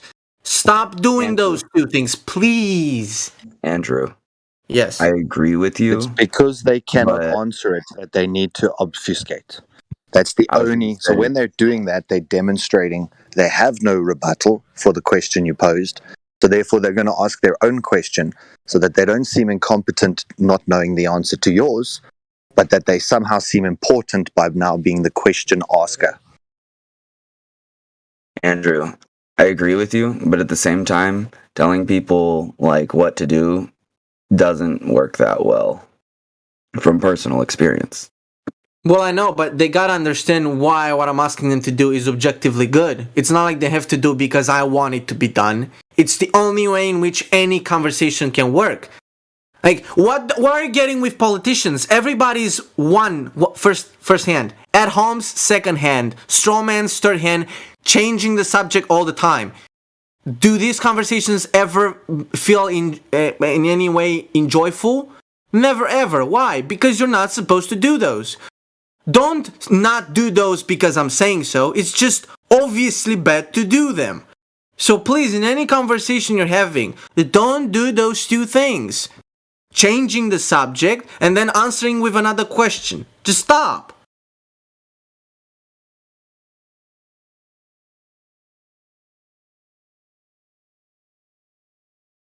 I think that's also dependent on us and how we ask our questions. If we...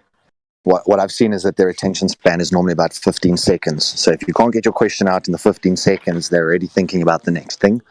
Or they've focused on one word in what you've said, which is going to become the next red herring. So we need to become more proficient at placing the question very concisely and giving the airtime back to them so that they can now respond to that specific question rather than a long paragraph and then they get all stuck in the weeds in other parts. What frustrates me is that I can see always that we're listening to them. Every point they make, we listen, we respond to. Yet when we raise our points, they can't even understand our point, let alone respond to it or go any further from it. So they're really, like you said, it starts with listening, but then also with being able to ask that concise question so that it doesn't get lost.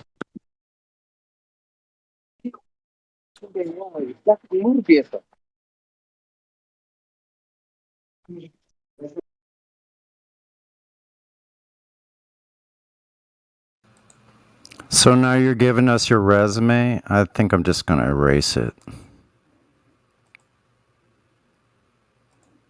No, thanks. Not interested. Anything here. If you have proof, on the other hand, or evidence, then I'd surely like to see that. But so far we haven't seen it. And it's like going into a job interview, doing incredibly badly. The guy asks you to leave the interview room, and then you start sending your resume saying, please look again, see how qualified I am. But you've just demonstrated that you lack the ability.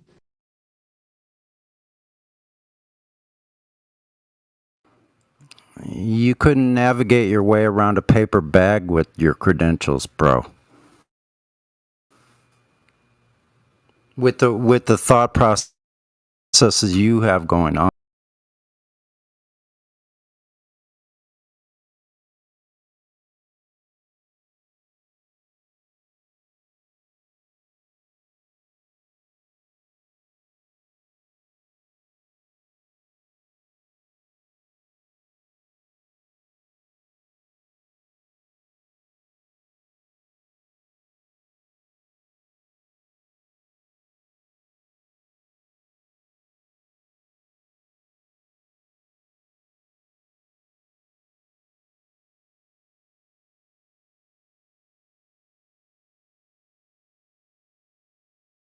Danny, I don't know if you can answer for me, but how does water rotating in a toilet prove sphere or flat?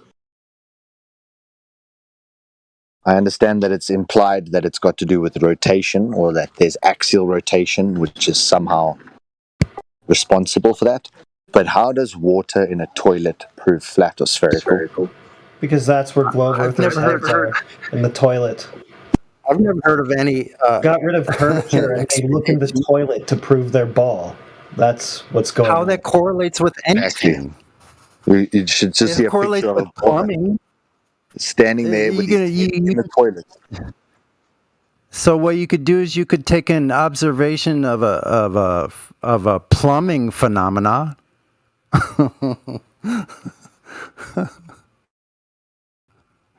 That's what it is. It's a phenomenon of plumbing. So it has nothing to do with anything. They don't have rotation one of the physical. We got toilet affirmation. They say is an object, Earth. With toilet Earth affirmation, is not a freaking object. I proved it by looking in the toilet. Boomerang Earth. Like, what have we heard tonight? It's been amazing. What a night. Wow. Yeah, the flat earth is standing at the beach but with it his doesn't hands have on his hips. if I looked in the toilet. Yeah, the flat earth is standing at the beach looking out at the flat horizon, saying it's definitely observably flat. And then the ball is standing with his head down a toilet, saying it's a sphere. Exactly. Yeah. We need a meme for that. I'm sure there'll be one by morning. It's probably here already. They don't know us for...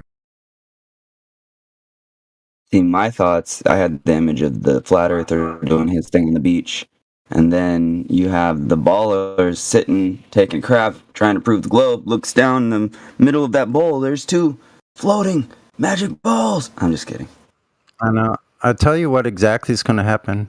We're going to flood their databases with so much flat Earth evidence and proof and videos and confirmations and testimonies and conversations that their brain fails. Debates and all of this flat Earth, flat Earth, flat Earth, flat Earth. It's going to be everywhere. So I hope they have a whole bunch of server space because it's going to be out everywhere. Believe me, how many thousands of us are making these observations probably every day? Thousands of flat earthers out there doing long distance observations with Nikon cameras and all kinds of different things, telescopes, lasers, mirror flashes.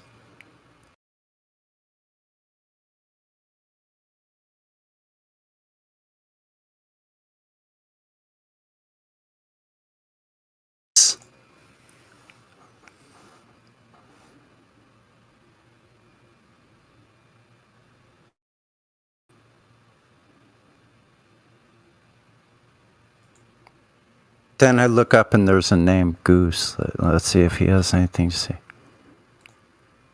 Anything to say about that, Goose? Now that He's been begging to be unmuted forever. Yeah. Wait, he's muted again. What? Yeah, because if they don't answer, then I'm like, I don't give them that much time. Okay, Goose, are you there? Okay, there you go. Okay. So I wanted to say before that there's a lot of interrupting, so that's kind of like a little bit weird. If you want to host an Just say open what you want to discussion, say, bro. Just stop complaining. Just say what you want to say. What do you want to say? I set a timer. It was 15 seconds before you interrupted me just now, by the way. Just say what you want to say. What's your glow proof, dude? No, because the idea is that What do you every got? time we've had somebody come in here, No. Don't worry about complaining. Don't worry about that. that one was 4 seconds before you interrupted me. You're concerned What do you got? now. Like that. What's the point, It's the bro? TOS. What's the point? No, because I'm trying to get to the point, but the issue is you're not allowing me the Go time. ahead. What is your point? Go ahead. Start So talking. the issue is that you're trying to bring people in here for an open discussion, but every single time Go ahead. Start they're talking about your proof, dude. Don't worry about that time was 6 seconds before you interrupted me. I'll repeat myself. Okay, stop fucking. That time was less than 1 second before you interrupted your me. ass then. Yeah, because I'm a referee. You don't understand moderation in here? What the fuck? I'll give you another chance. Don't blow it. Stop concern trolling. Get to your globe proof, okay? All right, so I'm just curious because if I were to go, because I know you're making fun of the whole beach idea, if I go to a beach at the sunset, right, and I stand, or I actually first I lay down on the beach, I watch the sunset, I stand up, and then I see the sunset again, but it hasn't gone down below the horizon. Can you explain that to me? Wait, what? Should I repeat I didn't understand. Did anybody Yes, understand it? I got it. So if I lie on my bedroom floor and I can only see so much of my floor, and then I stand up from my bedroom floor and suddenly I can see a greater amount of angular distance, or I can see a broader angle in the room. Does that make my bedroom spherical? That's not an equivalent. We're talking about a bedroom versus... It's directly equivocal because you That's said if we not- lie down and then stand up, we can see further. So do you think a taller man can see further in the crowd? Or do you think a shorter man can see further in the crowd? How is a room, me laying on the floor of a room looking at the wall 6 feet or whatever 12 feet away, equivalent to looking at the floor, or laying on the beach looking at the sunset, and you can pick whatever distance, but it's not 12 feet. Why does it... Maybe you're slow. They're both flat. So you're gaining elevation. You're gaining elevation and you can see further. Is that simple enough for you? But where if you gain elevation, do you think you should not see further? Right, and so when I meet with a recreation... Listen to the question. I need you to if let me someone speak. gains elevation, should they not see further? That's my question, question mark. Yes, or see further. You should see further, correct, right? Yes. So erroneous. What's your point? So when you gain altitude, we see further. We can then see the sun that is a further distance from yourself. because you gained elevation. I'm just confused. But before, because I do recall somebody said that you can't compare the bedroom versus the earth, but now it's being compared.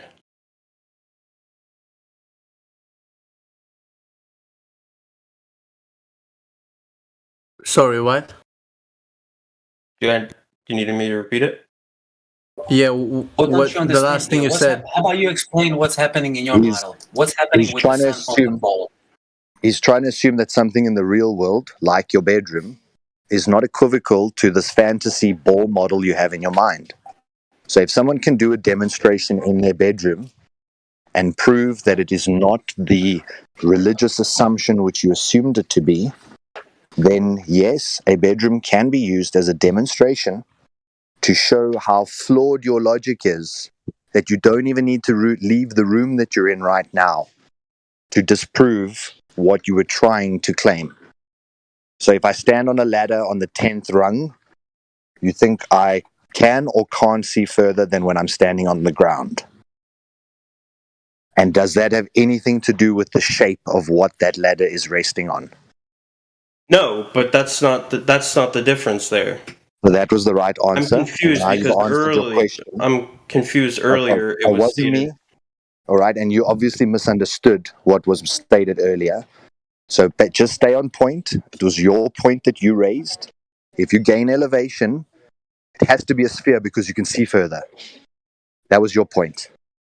I've just demonstrated or tried to explain to you that gaining elevation means you will see further, irrespective of what you're on top of. It's not equivalent. The issue is, so if I see farther, there's something impeding my direction. I can't see it. There's something in the way. Okay, explain that on the sphere. What's happening in the sphere? You're on the It's ball. going beyond the horizon. Space. Explain.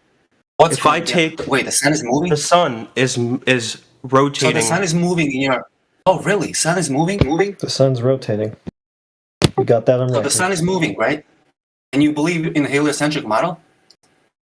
I thought you were spinning on a globe and circling the sun.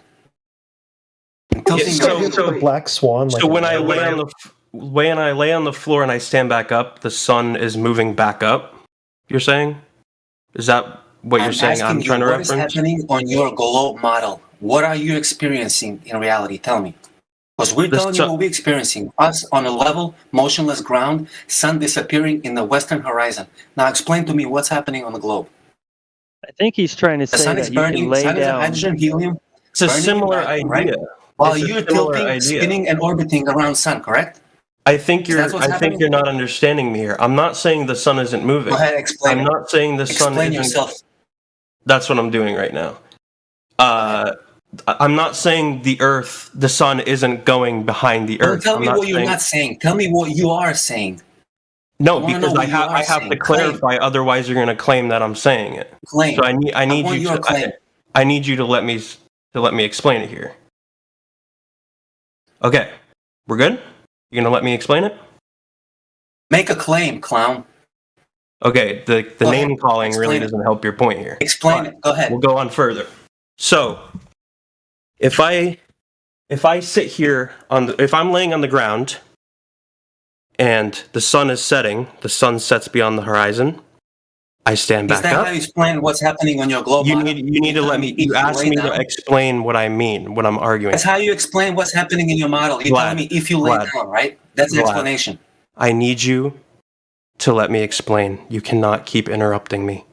Okay? What are you explaining right now? Tell me. You asked me to. First, you said I can't explain what I'm not explaining. You said I have to explain my point. I Now want I'm you to tell me explaining what is happening Vlad, on your globe model. Vlad, Don't tell me if you lay Vlad, down, what's going to happen. Vlad, please. Please. You need to let me explain. This is a big issue. There's a lot of arguing going on. And when you interrupt, it doesn't help. Because you don't know what you're talking about, dude. You tell Vlad, me if you lay you down. don't- What the fuck you- does that mean? I want you to You're tell not me what's letting me happening in your explain, model. Vlad. Don't You're tell not me what letting me happens when you explain. lay down. Tell me You what's guys are happening interrupting with each the earth other and over the and over sun. again. Vlad, Start over or some shit. Both of you Like- guys are interrupting over. I'm not interrupting anybody. You are. Okay. You're not saying anything. Start talking. Because you're interrupting me. Vlad, I can't keep doing this, all right? I need you to let me explain. This is not Shut how the you fuck win an up. argument. Keep talking. It's not very nice, by the way. Dude, So, dude, stop talking about me. Go. if I'm laying on the beach and the sun sets, I stand back up. The sun is no longer set. Did the sun go back up? Where did the sun go? So you're asking me a question right now when I told you, explain to me what's happening on your model. The I sun tell is you again, going you're laying on the behind beach and you're the asking me a earth. It's question. going around. If I take some spherical thing, an Wait, orange, the sun is going behind the earth, and it's not the earth moving and tilting away from the sun. The sun is going behind the earth, right? Is that what you said? Welcome to flat earth. you're, The sun is you're, disappearing in the you're western horizon. misrepresenting. The sun is moving above the flat earth. Yes. The earth is rotating, the sun is staying in the same place, but I'm Oh, now the talking. earth is rotating. That's what I'm You're asking you not the whole time. Vlad, you're not letting me That's what I'm explain. asking you the whole time. Explain to me what's happening on your Vlad, model. you're not letting me explain. Every time I try to explain, you interrupt me. You just want to talk about me, dude. Talk about your Because you're interrupting me. I want to challenge your claim, bro. About trying to- laying on the beach. Hold on 1 second. Let me speak really quick. Your claim about laying down on the beach and watching the sun fully set and then standing back up, assuming you're 6 feet tall, that the sun comes back into view, which I challenge that because I'm 10 minutes away from the beach and I've been on the beach at least 2 to 3 times a week.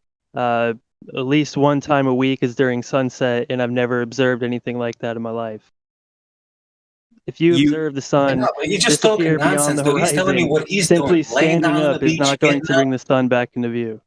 It is, So that's and a I've mind done it exercise before. what you're doing. And tomorrow, You're just telling me I'll stories. do it tomorrow. You're just I'll do telling it me tomorrow. stories. What you do? You lay down on the beach and then you get up on your feet. I don't care about that shit, dude. I asked you what is happening on your model, and you said the sun is moving.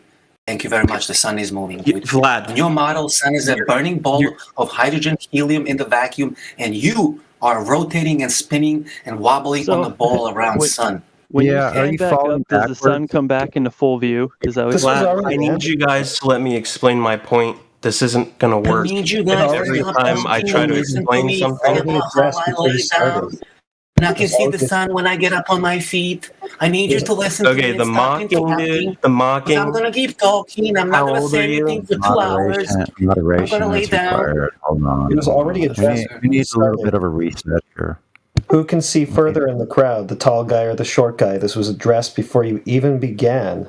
Observer height lets you see farther. It's not a globe proof. Yeah, so we need to That's what I direct was trying to say. It's not a globe proof.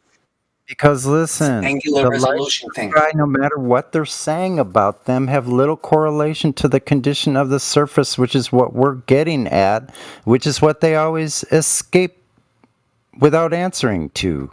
The surface of Earth. Now I know we can go to all these different things, but whenever you're looking at the lights in the sky, take them to Ace Hardware store, have them tell the attendant there to measure the ceiling light in the room so they can put their floor tiling down. Honestly. So we just got to stop them there because I don't care what they're saying about the lights in the sky. There's a lot of speculative conversation we can have about the sun, the stars, the moon, all of that stuff, yeah. But it needs to be directed back to that there's no globe proof in it.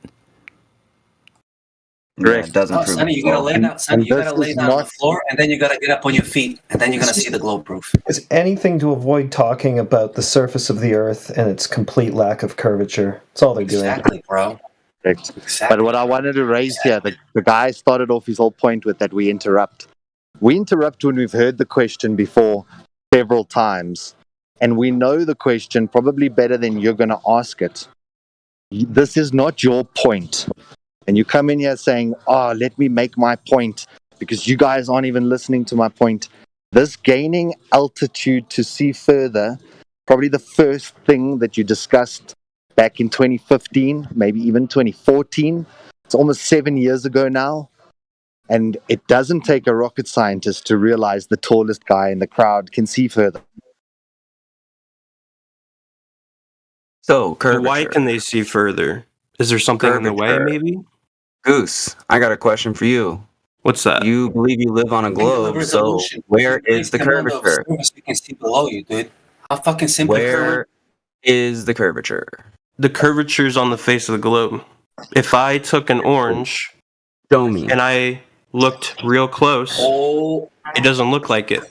It doesn't look like a But spherical trigonometry requires that we have curvature in all four directions, not just near to far.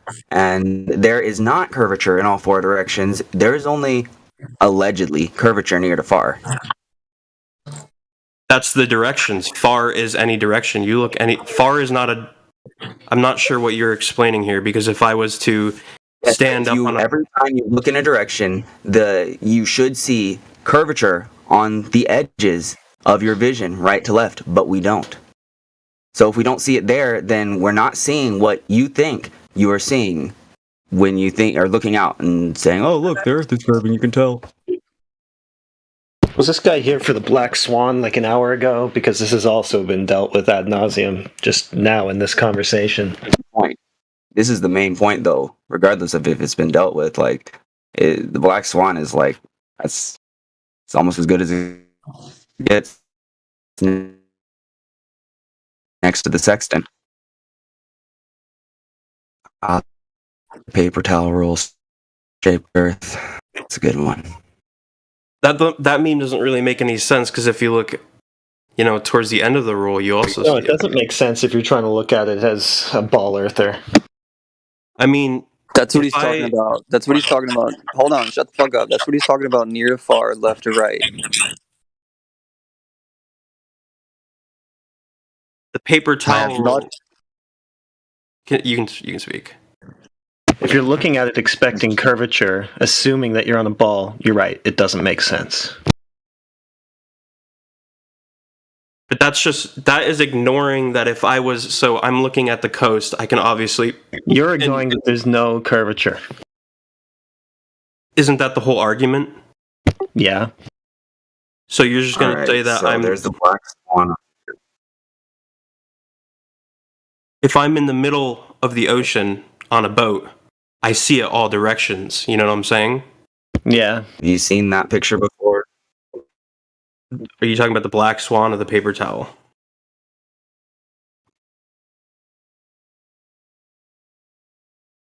Period. The Black Swan. That's the paper towel is a silly example. The Black Swan is legitimate and reproducible.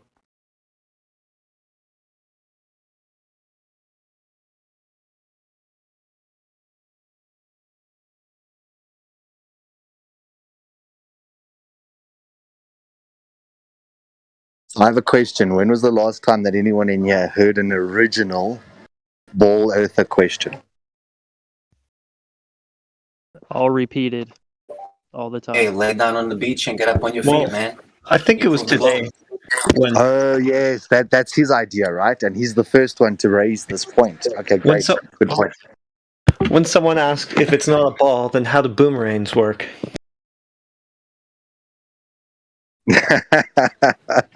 I think that's a little bit speaking on the whole, it's been made before.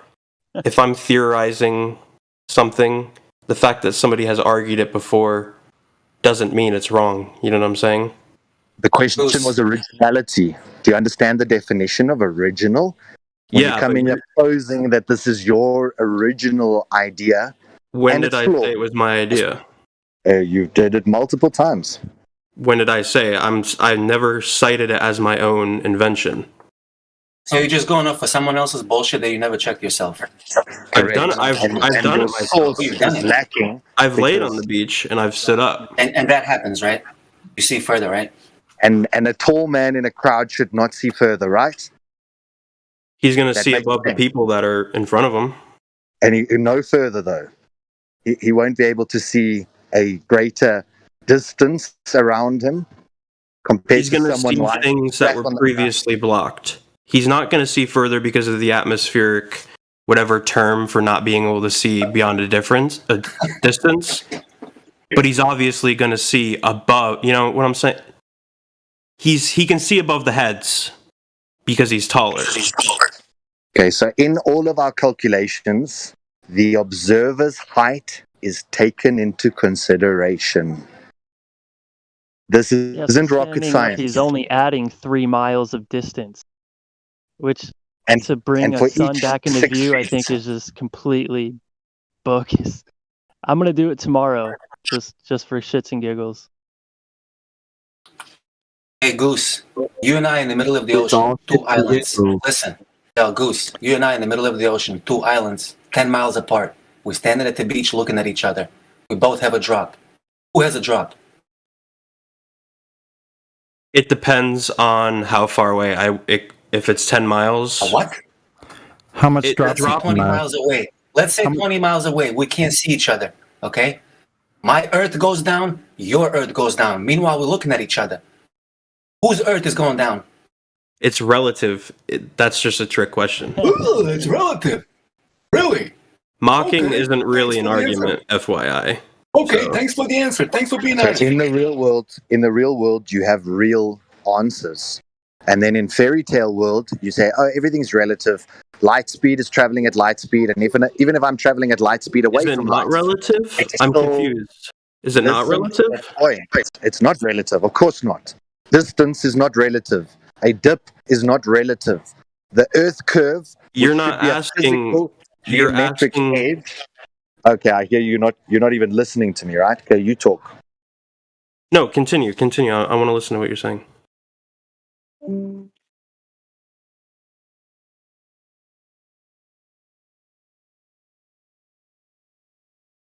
Were you going to say something? No, it seems that only when I speak, then you have so much to say, and as soon as I keep quiet, then you keep quiet too.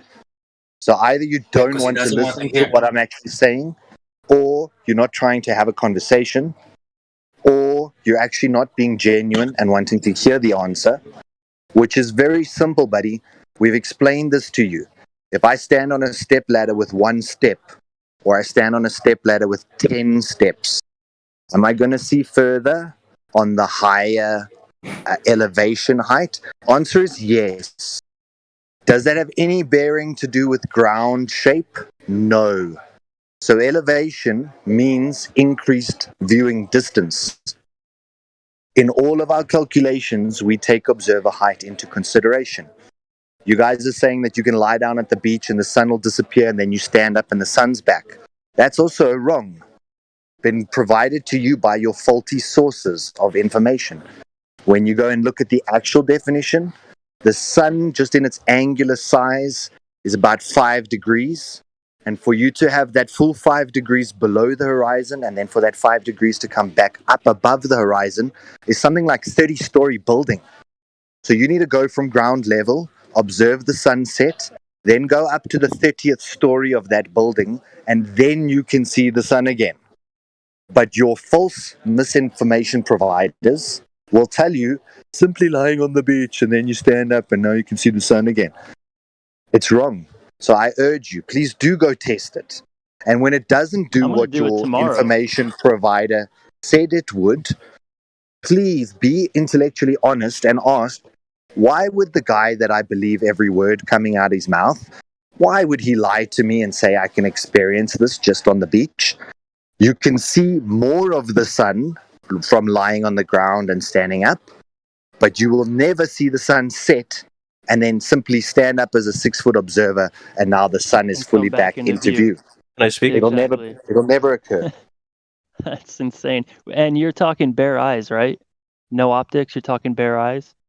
Yeah. Yeah, that's what he But said. I just want to. And you're making the claim that you can lay down on the beach, watch the sun completely set beyond the horizon, the horizontal line that we see, and you stand up and the sun comes back into view. That's with your bare eyes.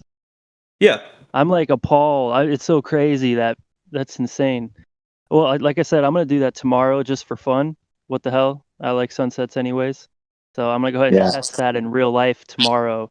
And But to believe in a ball, you just have to make broad sweeping statements and never dude, I actually wish I test. can make claims like that and just. I mean, I you know, tested it and take myself. The high ground. You have not, because you would know it is fallacious then. Well, I'll know if So- I'll know that you're full the of same shit way if I do it tomorrow and it doesn't The work. same way you tested counter-rotating toilet water because you went to the All right, southern hemisphere Flat Earth once. Solar.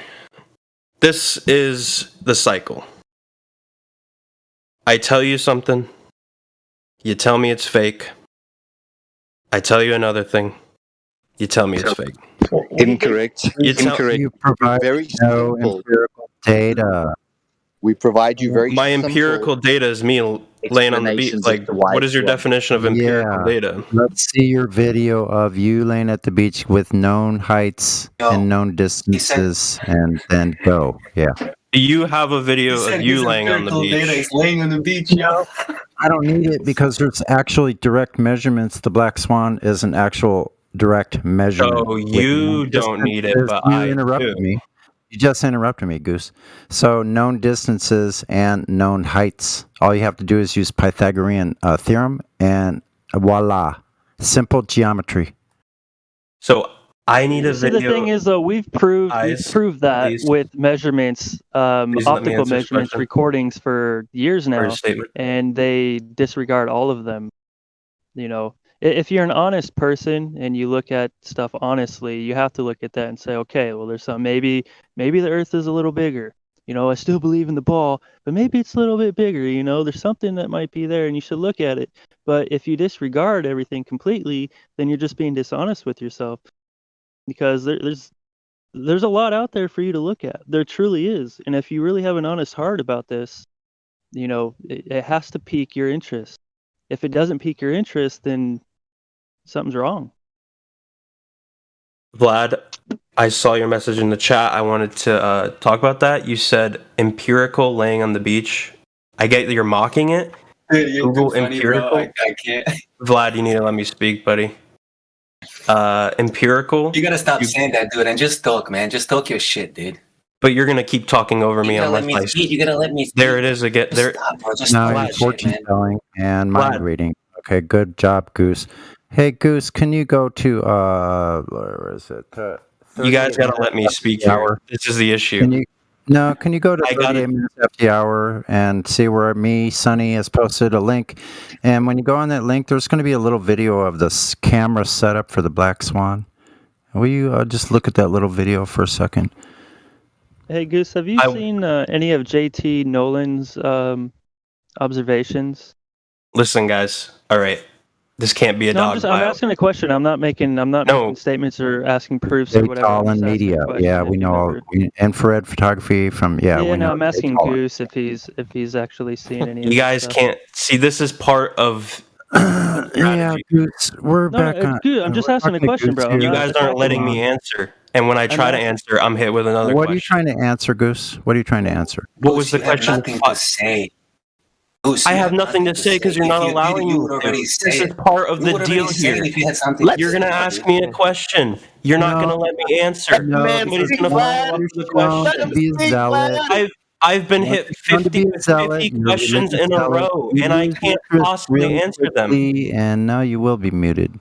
You Let just the have man no speak, respect lad. for Thank us, you, Sonny. this Kazakhstan, you're server. next. You have no respect for our moderation that we're trying to control things. You are the one. Like, yes, we interrupt you with logical fallacies because you use 4 or 5 of them in one sentence, bro. Do you realize that? You have No, he does not. data. What I said before is correct. And anybody could tell me if I'm wrong. I'm sure you have no problem telling me if I am wrong. Please do. If you don't have the data of the height, distances, like we do, then we don't want to hear about it. It's just hearsay. Hearsay is not allowed in any court of law, in any land that I'm aware of, except kangaroo courts. Darn it, Sonny. Wasn't let the flat man Earth speak. proved in a court? Let Goose speak. Wasn't flat Earth? Let Goose Wasn't speak. flat Earth? Let Wasn't flat Earth? Wasn't flat Earth proved in a court of law? Yes. No, the globe could not be proven in a court of law. That's what happened. They couldn't prove that the globe was true. Yeah, look up Thompson versus Garcia 2019.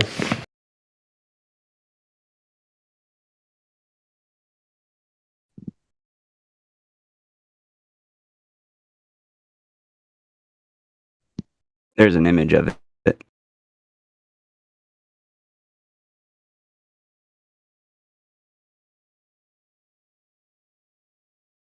So did we get actual measurement of the radius yet? I was asking about curvature, but it got off in the weeds again. No. We haven't seen any of that. Yeah, the R value is a really fun subject.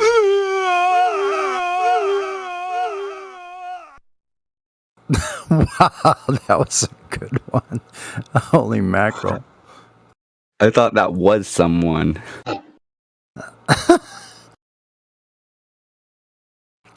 So you see that little setup video? You guys ought to copy that so you can the Black Swan setup MP4. If you follow that link I put at 38 minutes, download that for yourself. It takes a little while to load, but if they watch that, that's from when he's facing the camera down at the water and he just rotates it up past the surfers to the oil rigs and you see the islands in the background. Boom. Earth 2 million mile radius right there.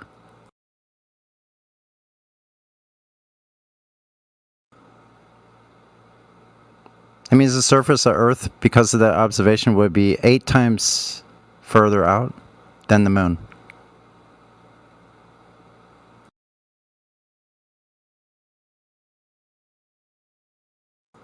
Right?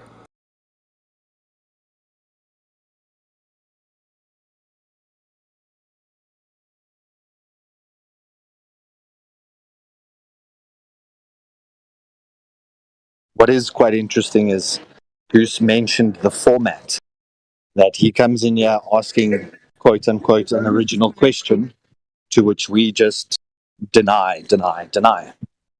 I think the format is actually, they come in here, ask question, but don't ever listen to response.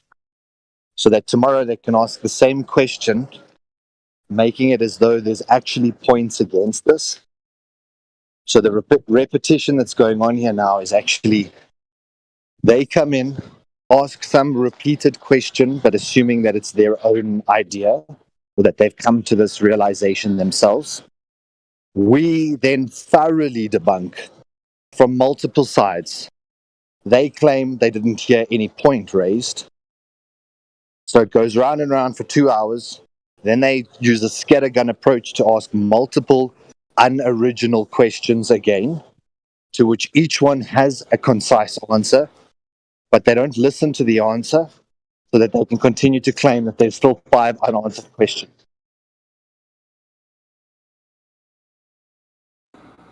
Yeah, they don't answer the question. They claim we're interrupting them. We're interrupting them because they're not answering the question.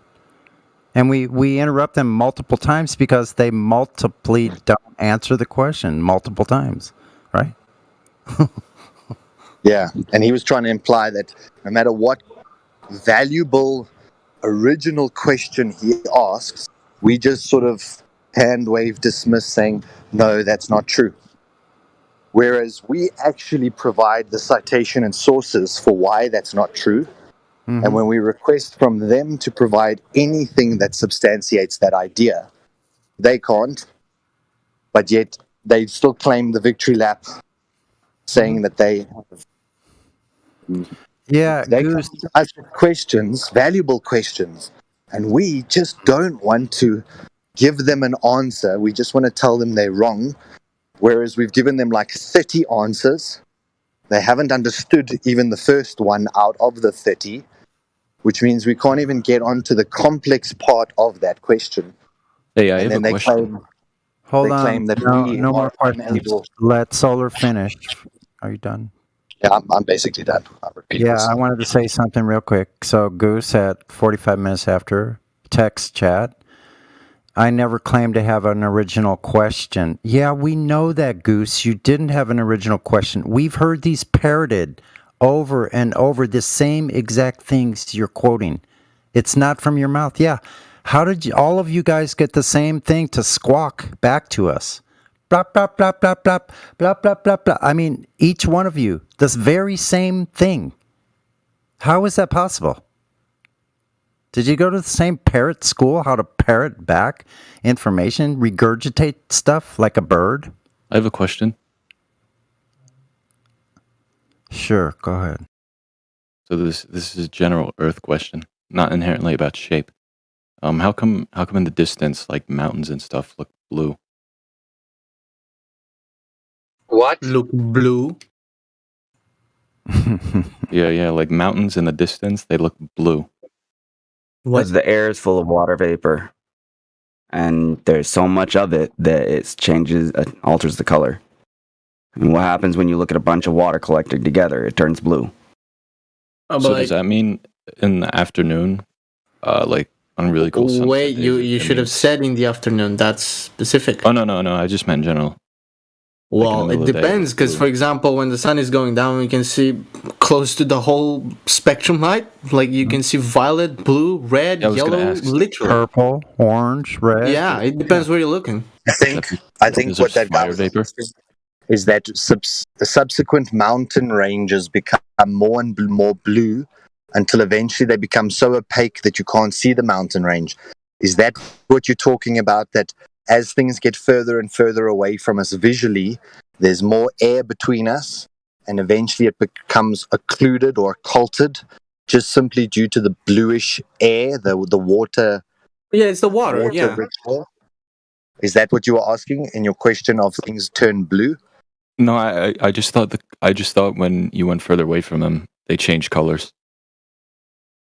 Yeah, but different colored mountains, like in the distance, will change to a different color. So probably not all mountains turn to blue. Some may turn to different color, but when they all converge and the vanishing point, they're going to do some strange things visually that we can detect. But it's not. You can't just say all mountains in the distance turn blue, because that is incorrect. When you look through what you call atmosphere, That's whatever, awesome. You're basically looking through water. I mean, that's actually the case. You are genuinely looking through water. It's just that it's made in very small particles, and usually it's changing the states in which you're finding it. But you are watching through water. And when you consider that, you also have to consider the way water refracts light and the colors that it might generate. It's getting incredibly complicated. All kinds of... You can literally see any kind of color depending on where you are, what you're looking at, and what is going on around you. But when I vape, it's always white. Ask the guy from 2 kilometers away from you if, like... Start vaping when it's night, when you're in the city, and a guy that's zooming on you from 2 kilometers. See what that looks like. But the guy 2 kilometers away can't see me because I'm behind the curvature. So, 1 second. KDA, you said you have evidence for flat Earth? No, he just said he can't see it because of curvature. I have evidence for flat Earth. He posted that in the VC check-in. Yeah. So, Well, actually, it was kind of a question. what's up? Well, no, let's see it, man. If you make that claim, let's see it. Well, or you're lying about that. It kind of turned into a question because the guy kind of answered it in the introduction channel there in the VC Well, check-in. what was your evidence then? What was your evidence? Oh, that it's flat? Right. Because I'm not falling over right now. You're not what? I'm not falling over. Like my ball isn't rolling when I place it on the ground. Okay. Yeah, that would make you think that you're on a flat plane. Yeah. Okay. There was the guy in the text channel. He made it sound like the Earth was a giant cylinder. Dude, you just said 5 minutes ago that you won't see you from 2 kilometers away because of the Earth curvature. Hacker got me. And that's wrong because it should be 3 miles or 5 kilometers. So at 2 kilometers, you very much can still be seen. Plus that, yes. You guys are just flawed. Like pretty much everything that comes out of your mouth, because you're reciting from someone else, and these are not your original ideas, they are flawed. Every single one of them.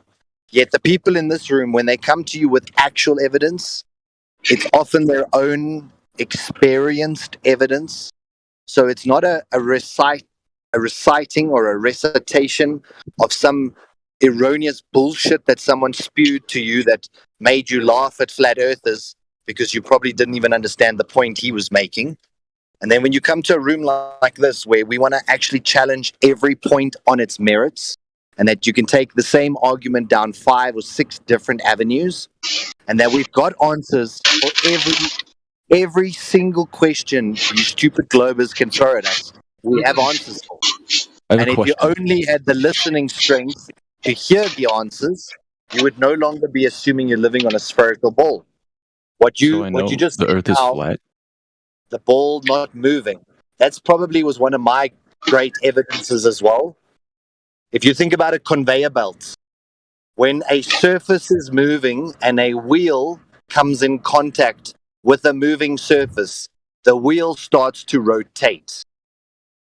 This is like first grade, really, really basic. So you got a conveyor belt, lower a wheel down till it touches the conveyor belt. What will happen to the wheel? It will start rotating.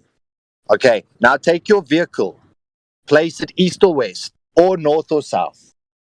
Just place your car in neutral and watch the wheels rotate as the earth spins underneath it. Oh, wait, that doesn't occur. And if I travel east, I'm going to use just as much petrol as if I travel west. Or if I travel north or south, I'm going to use the same amount of diesel, the same amount of fuel in any direction, which is not what would occur on a conveyor belt, where simply by placing the wheel in contact with the moving conveyor belt, the wheel will start moving.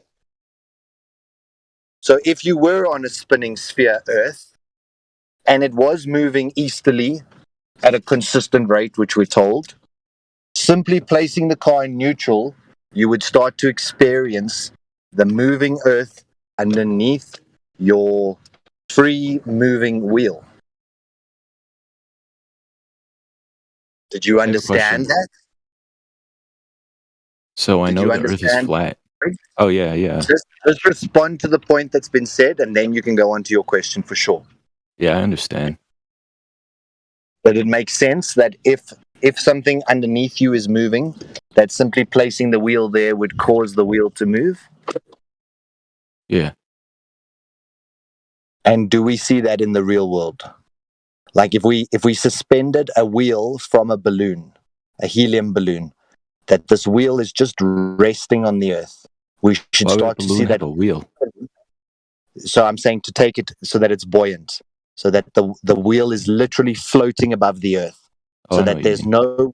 no weight, so that you can't claim, oh, but a vehicle weighs a ton and therefore the wheel can't rotate. So let's say You we sound take like away Donald all Trump. take away all the mass, suspend this wheel so it's just in contact with this quote unquote rotating earth, we should see that wheel rotate. And we don't. So I have a question because I know the Earth is flat, but I've been thinking about this for a while. What if China is round though? Wow, so funny, bro. We didn't see that coming, you know? We're actually that stupid. We thought all this time you're not trolling. Yeah, I No, mean, that was no. actually so hard. Well, but Yo, think of it buddy, this way. listen, shut up. Okay, listen. We know you're the troll. Just if you want to have a smart conversation, go on. But if you're a dumb troll, just shut Hear up, me please. out. Hear me out. No, That was original, so I'll give you that. But it was originally stupid. So you've now given us a benchmark as to what you are and at what intelligence level you operate at. Well, this is And gonna if blow you your think mind. the Just rest, gonna say that, you know. if you I'm think onto the rest something. of the realm is flat, but China can still be a sphere, then you've demonstrated that I'm wasting my time talking to you. Well, no, I'm honest because the guy in the intro, he said that nobody knows what the shape is. That it's just like the base of the universe. So what if the reason they're so secretive is because it's round over there? Yeah, a bunch of diarrhea, right? The god. Yes. So we're not going to waste any time on you. So smart, dude. So smart. But he was original, yeah. We gotta give him that.